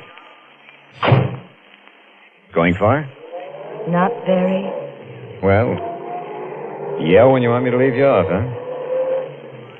My name's Thompson. John Thompson. Hello, Johnny. Yeah. Hello. What's your name? Anne. Uh-huh. Where in particular are you heading for? I don't know. But... I'll know when we get there. Yeah, sure. Look, this ain't the old routine, but you look like I kind of know you from someplace. Do I? I don't remember from where or when, but your face... Oh, maybe it just reminds me of somebody I used to know. Don't anymore. Maybe. You don't remember me, huh? Should I, Johnny? Well, it would be kind of more sociable. I'll try, Johnny. We go on like that for a couple of 3 miles. Her not saying anything and me sneaking looks at her. She's pretty young and nice to have next to you, but there's this feeling that I ought to know her and don't. And I get to wondering where she's going in the middle of the night. Hey, Ann. Yes, Johnny. Maybe we can get some music. The knob for turning on the radio is over on your side. See it? All right. They got these all-night programs for people like us, you know, driving at night or jockeying a truck or sitting up with a sick friend. Our next request number, just phoned in this minute by a young lady named Ann, well, we can't make out your last name, Ann, but anyway, Lou's going right ahead and play it for you. Lou White at the piano, playing Stardust.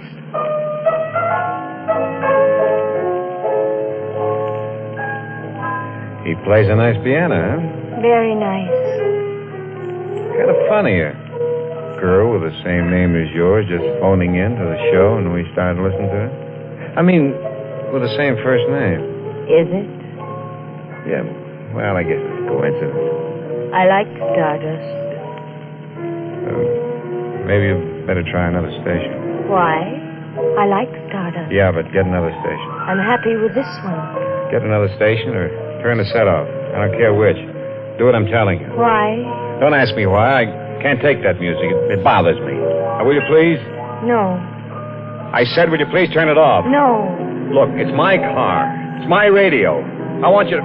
Oh, never mind. I'll turn it off myself. You better watch the road. You might have an accident. I'll turn it off myself. And I'll let go of my hand. No. I don't want you to turn it off. Let go. I gotta keep my other hand on the wheel. I won't let go. I want you to listen to Stardust. I like it. But I don't. I'm warning you. Very pretty. All right. This is what you wanted. Just please. I told you to turn it off. Leo, you let go. Oh, Leo. You wouldn't listen to me. No. No, it's too late. And...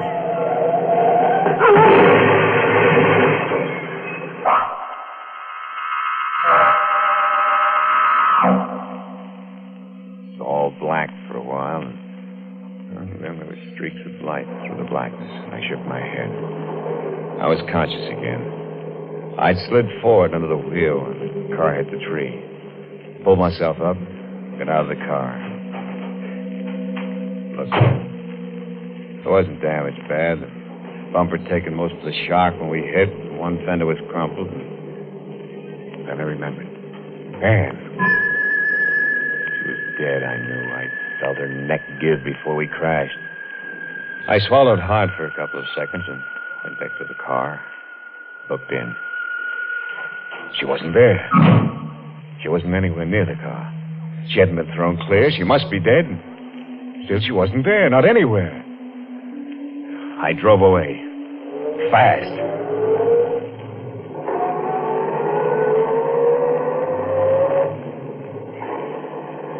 My head don't feel so good, but I stop thinking as I go through the night. I do puzzles and arithmetic, multiplication. 49 times 76, 102 times 27, so I won't think. But not thinking isn't easy when you're alone, so when I see a diner, I think that's for me. And I stop and get out. I walk over to the diner. The air's still heavy and the crickets are raising cane. I go in. What'll it be, mister? Job and a hamburger. Sure. Coming up. Yeah, it's a hot night, ain't it? Huh? Oh, I didn't notice you sitting next to me. Yeah, it's plenty hot. You're driving a nice car. I noticed you pulling in. That's all right. Here you are. Yeah, looks good. Say, Joe, I was wondering, you going far? Far enough. Yeah, that's what I was thinking. West? Uh-huh. How about me riding with you for a bit?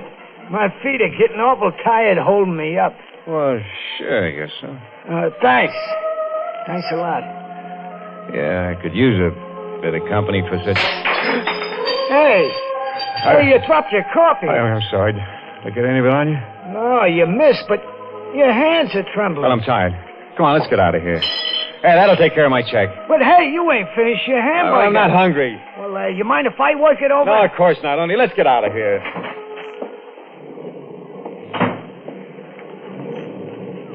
Sure is a dark night, huh? Hurry up, will you? Yeah. Dark enough to hide a corpse in.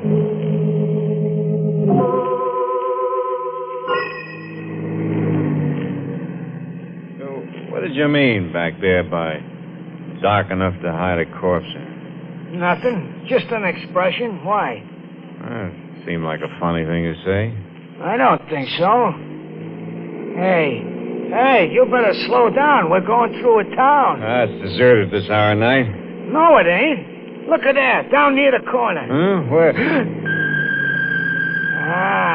You seen her, huh? Standing under that lamppost? Pretty as a picture, ain't she? Hey, slow down, will you? Maybe she wants a lift. You're crazy. Well, look, she's giving us the thumb. We're gonna pass her in a minute. And don't bother me. Yeah, but... Hey, she's calling you. She knows you. You can't pass up a girl like that. Will you shut up? I don't get it. You was willing to give a hobo like me a lift, and you don't even know me. You know that She's girl. not there. She can't be. Well, you seen her. No. You looked where I was pointing. You heard her. No. All right, yes, I did, but she's not real. She couldn't be. Why?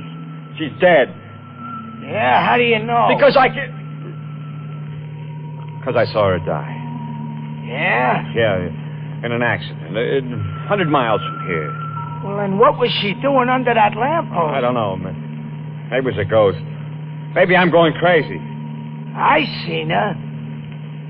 Then maybe you're dead, too. And the ghost riding with me.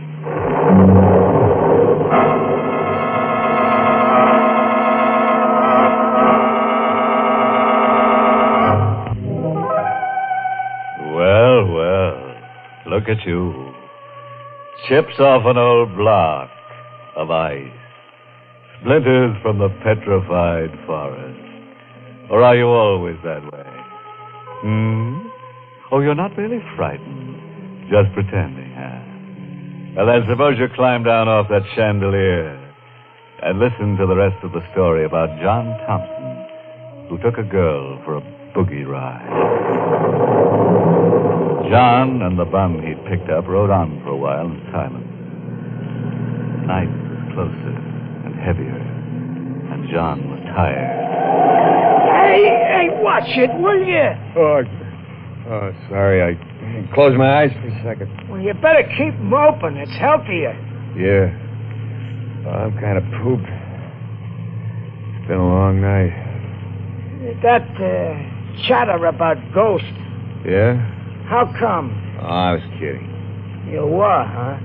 It wouldn't be because... How would you like to get out? I'd like it fine. I get nervous riding with a guy who turns green when you mention corpses. Hey, watch that bridge! Hey, you nearly dunked us in that stream. I can't keep my eyes open. What if I washed my face? Bathe my eyes with cold water? Yeah, that's an idea. You can stay in the car. I'll only be a couple of seconds. Oh, I'll go along. I could use a drink. Yeah, water. Looks good. Dark, peaceful. You know, you could sleep in water like that. Yeah, sure, but you wouldn't wake up. Go on, wash. Huh? Oh, yeah. It's swell. Sure. It's cold. It's good. Uh-huh. Good for what ails you. But what does ail you, mister? Nothing. I'm tired, that's all. Getting sleepy. I'm better now. Okay. Well, let's get back to the car. I'm walking the rest of the way. What? Yeah. But I want to get there. There's nothing wrong with my driving. I didn't say there was, mister. But are you sure there ain't something wrong with you? All right. Walk. I don't need anybody to ride with. No, mister. You already got somebody or something riding with you.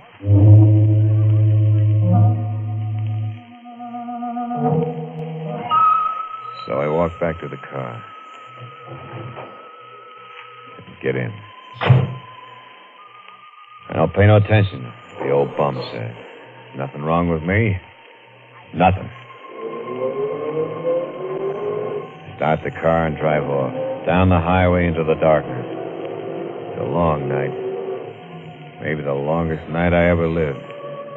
But it's only night someplace, west of New York, and that's all. The storm hanging overhead, never breaking. That's all. Hello, Johnny. It's her. Sitting right next to me. When she saw me looking at her, she smiled. Hello, Johnny. Oh. I didn't expect to see you again. No, Johnny? Oh, I left you so far behind. Not so far behind. Yeah, but I guess you must have got a lift on some other car, faster car than mine, huh? That's how you got ahead of me. Way ahead of you, Johnny. Yeah, that's the way it was. Sure. You're all right, though. I'm all right.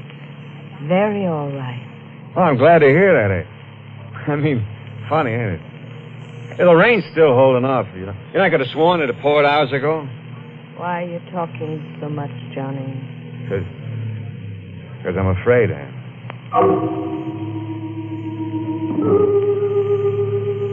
When will we get there, Johnny? Get where?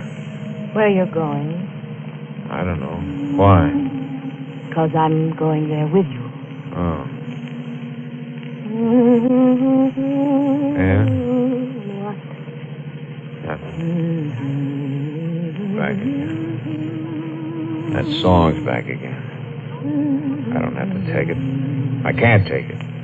She oughtn't to sing that song. I told her I didn't like it. I'm not going to tell her again. It won't do any good. This time I'm going to play it smart and sure. She's looking straight ahead, watching the road slide under the headlights. So I choked the car. Hey! What is it, Johnny? Motor. There's be something wrong. Oh, Yeah, I better get out and see. I'll wait here. Sure. Get the hood up. Mm-hmm. Anne? Yes? Yeah, I can fix it, but will you bring me the wrench? Where is it? In the dashboard compartment. All right. I've got it, Johnny. Swell. Will you bring it to me? Here it is, Johnny. Thanks. Now all I have to do is... Hey. What's that behind you? Where? Well, turn around. You'll see. All right. So she turns her back to me, looks down the road we came, and I lift the heavy wrench. And I... No! This time I made sure. She's dead, lying on the road. But I still got to make sure she won't, even dead, be riding with me again. So I lift her up, put her back in the car. Get in myself next to her. Yeah, start the car up. I remember the stream. It's not much of a stream, but deep enough for a thin girl to lie in. That's where I go.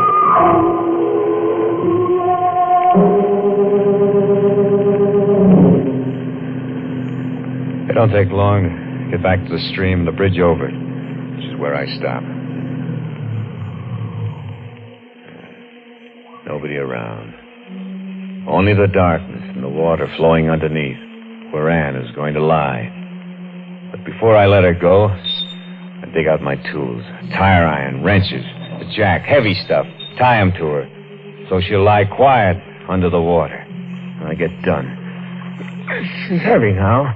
Heavier than she ever was before. But I lift her over the rail and hold her for a second in my arms, and then I let her go. She drops quick and not awful loud into the water. Drops to the bottom of the stream, where maybe it'll be soft and cool for her. And well, I gotta get away from here fast. Fast!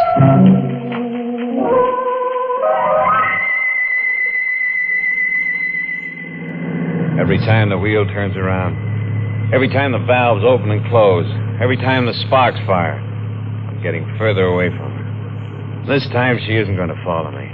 This time she's deep under the water with irons tied to her and her head bashed in. I'd never turn around again and find her sitting next to me. I'd never hear her calling Johnny again. I'd never see her eyes or her thin body again.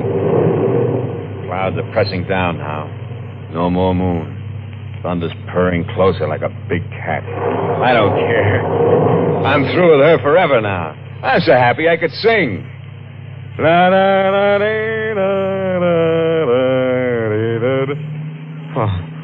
Oh no.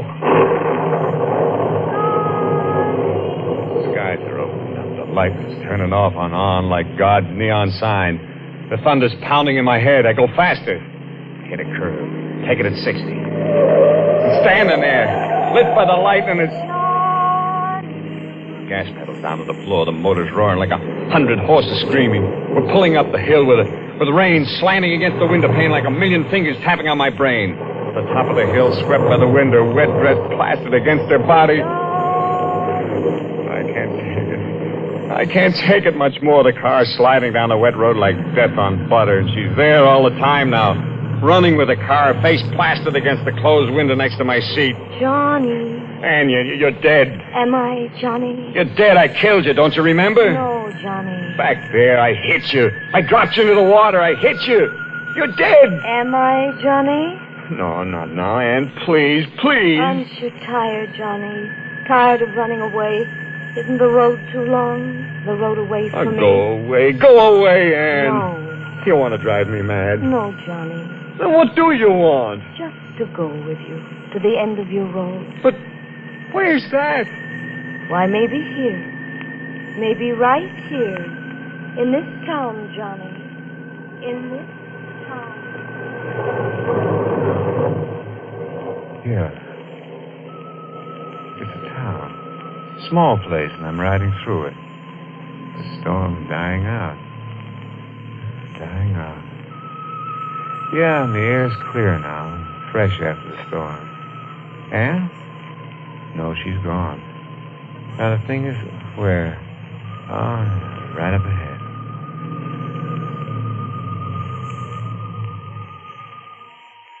Sure. They always have one. Yeah, with a green light shining over the door. And they're always open. And there's always a sergeant half sleeping in the chair behind the desk.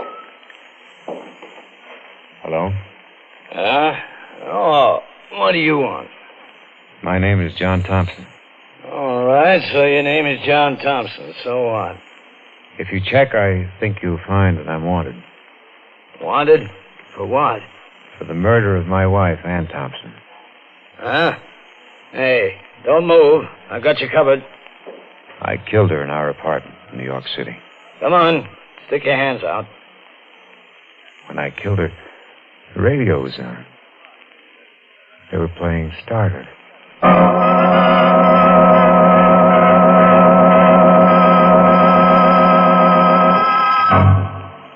How'd you like our new arrangement of Stardust? We're billing it this week as tune number 1 of the Murderer's Hot Parade. With, of course, a boogeyman beat on a new grave lane. Oh, yes. Before I stop off for a little chat with John in that one-way death cell of his, let me give you a bit of homicidal advice. Never kill your wife with the radio on. Tune in later.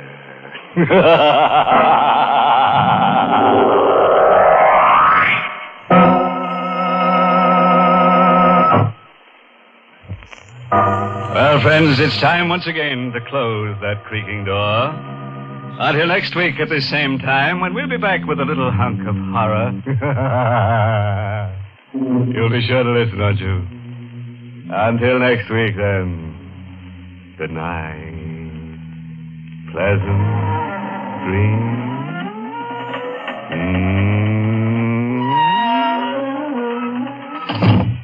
Inner Sanctum has come to you through the worldwide facilities of the United States Armed Forces Radio and Television Service.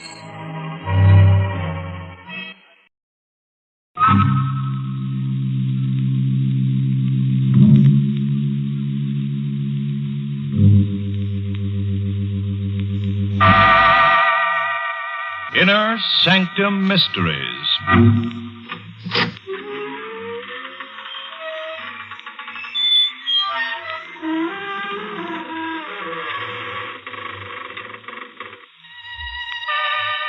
Good evening, friends of the creaking door.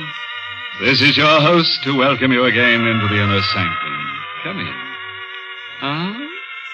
Kind of dead, did you say? Well, yes, but we have our grisly little amusements. For example, our museum has the only authentic copy of the Moaning Lisa. In music, we're very fond of Mendel Groen's Overture to a Midsummer Night's Scream. As for the movies, what really rattled our bones was The Razor's Edge.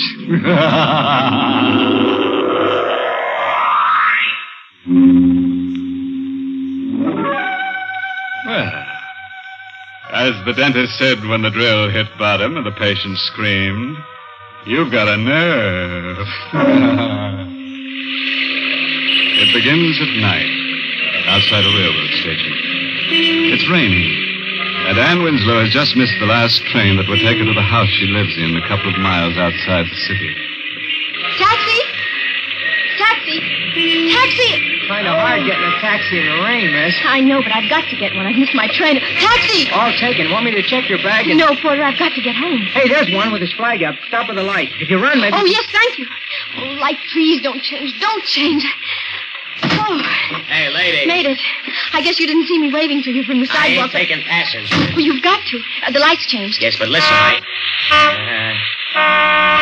shut up, you mother. You see, I missed my train and I live some way out. Not really very far, though, on the Reservoir Road. The Reservoir Road? I know, it's outside the city, but I'm willing to pay a little extra, and the flag on your meter was up, so I thought... Okay. Oh, thank you very much. Well, I guess I can relax now. What's the matter? There's someone else in the cab. He's a friend of mine. Don't bother him, and he won't bother you. If you already had a passenger, why didn't you turn your meter down? Because he ain't paying for the ride. I was frightened. The man on the back seat of the cab with me didn't say anything or do anything, but I was frightened. His overcoat collar was turned up around his neck, and his hat was pulled forward over his eyes. And I was frightened. Driver? Yeah? I think you passed the Reservoir Road. I did. It was the road that turned off to the right just a little way back. I didn't notice it until after you'd passed it. Okay, sit tight. Hey, what's eating you back there? I have to turn around, don't I? The man, when you stopped short, he slid over. He's leaning on me now. So what? He won't bite you. He's just tired. But I don't know him. Believe me, lady, if you did, you wouldn't be any happier. He leaned against my shoulder without speaking, without moving. His hat was still over his eyes, and the upturned collar of his coat still around his neck. My shoulder began to hurt, and the weight grew heavier. And somehow, from the silent body beside me, there came a feeling of cold.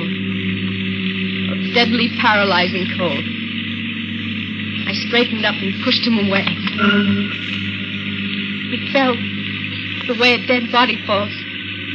On his back across the seat, and his hat fell off. And the collar of his coat parted. And I saw that his throat had been cut. Hey! Yes?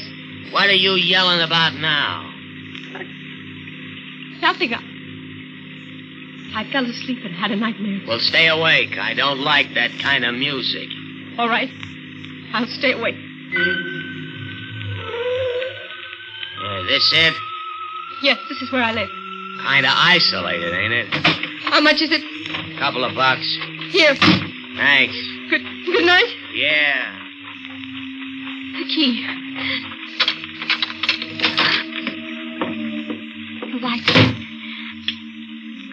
Oh, he didn't know I knew. He didn't know. The door. I forgot to lock it. Who is it? Me. A little pal here. He wants to sit down. Yeah, this ought to be nice and comfortable for him. You can't... I did. You see, lady, he got kind of fond of you on the long ride together. He don't want to go back to the city with me. He wants to stay here with you. No. Yeah. He's a very headstrong fella. I wouldn't care to argue with him. You can't leave him here. Hey, I better hurry. Looks like the rain's coming back. Take him with you. He don't want to go. Besides, you wouldn't send him into the storm, would you? In his condition? Good night, lady. No, come back! Come back! No. He's gone. And I'm alone except for... No, the phone. The phone. Of course. I'll phone the police and they'll take him away. Hello?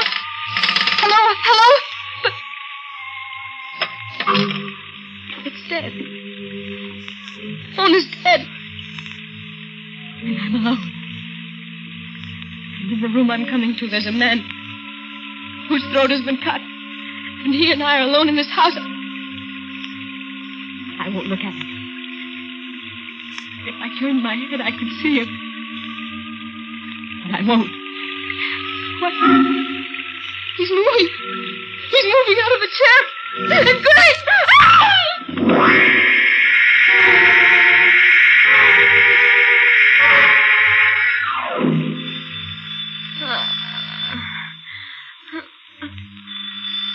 What? Oh, doorbell. I'd better get up. I was on the floor, and the man who strode up the door. Good morning. It's morning. Yes, I would have come earlier, but... Morning, then I must have been unconscious all night. I beg your pardon? Who are you? Manson, detective, 2nd grade, county police. From the police? Yes. Oh, but I couldn't reach you. Last night the phone was dead. I tried... The lines were out all through this area. That's why Mrs. Blaine didn't get through to us till this morning. Mrs. Blaine, the old paralyzed woman down the road. Yeah, that's right. As soon as the telephone lines were working again, she phoned us. She was worried about what she'd heard during the night. She'd heard something during the night? A woman screaming, miss. From this house. That was me. Well, you seem to be all right. Why did you scream? The dead man in the living room moved. The dead man in the living room? I see. Suppose we go take a look at him, huh? You don't believe me, do you? Well, it's not an easy story to believe, is it? But we don't have to argue about it. All we have to do is go into the living room. All right, come in. I feel sort of shaky. You see, I fainted when he moved, and I've been on the floor all night. This is the living room? Yes. I think I'll stay out here if you don't mind. I'd rather not look at him again. There's nothing to be afraid of now. A policeman's here. And it's daylight, and they'll take him away. Well, miss. You saw him? I guess you must have been dreaming. Dreaming? Mm-hmm. Because, you see, there is no dead man in the living room. There's nobody there at all. Try looking under the sofa next. What? Oh, you weren't looking around for the corpse. Uh-huh. You were just hunting for that collar button you lost last spring. All right. Have it your own way. But if you happen to reach in under a hunk of furniture and your hand touches something cold and wet, that won't be a collar button, friend. Well, let's get back to Anne Winslow, who was a nice girl, but who had corpses walk out on her. No dead man in the living room. But he must be there. I don't believe Now, it. look here, miss. He was in that chair in that... Now, miss, it was just a dream. Or maybe a shock you had of some kind. Don't call me miss. My name is Anne Winslow. Yeah, it's a pretty name for a pretty girl. He was there. I took a taxi in the city last night when I missed my train, and he was on the back seat, and when I pushed him, he fell over, and I saw that his throat had been cut. And when we got here, the taxi driver brought him into the living room and went away and left him here with me. Well, sometimes it's hard to tell the difference between what you dream and what really happened. Stop trying to be kind to me. He was here. If he was, he'd still be here. Corpses have a habit of staying where they're put. Oh, wait. There was blood on him. There'll be some on the chair. On the back, maybe, or the seat cushion. Well? Nothing. How'd you happen to miss the train last night? I was at a party. Did you get the taxi's license number? No. The driver's name or number? No. I was too frightened to think. Would you recognize the driver if you saw him again? I'm not sure. It was dark, and I might, but You're not giving me anything at all. There are thousands of cabs, thousands of drivers, and I've got nothing to go on. I'm sorry, Mr. Manson. Well, forget it. The drive out here wasn't bad, and I met someone nice. Thank you. I just wish I could be of more help. Well, if anything comes up, don't be shy about yelling for me. It's my job. You don't think I'm crazy? Of course not. This whole business, well, it was just one of those things, huh? Well, I'd better get back to headquarters. Yes. You've been very patient. That's all right. So long. Goodbye. Just one of those things. One of what things? He was in that chair. No, it's all right now. There's nothing. Nobody in it. But I can't sit in it.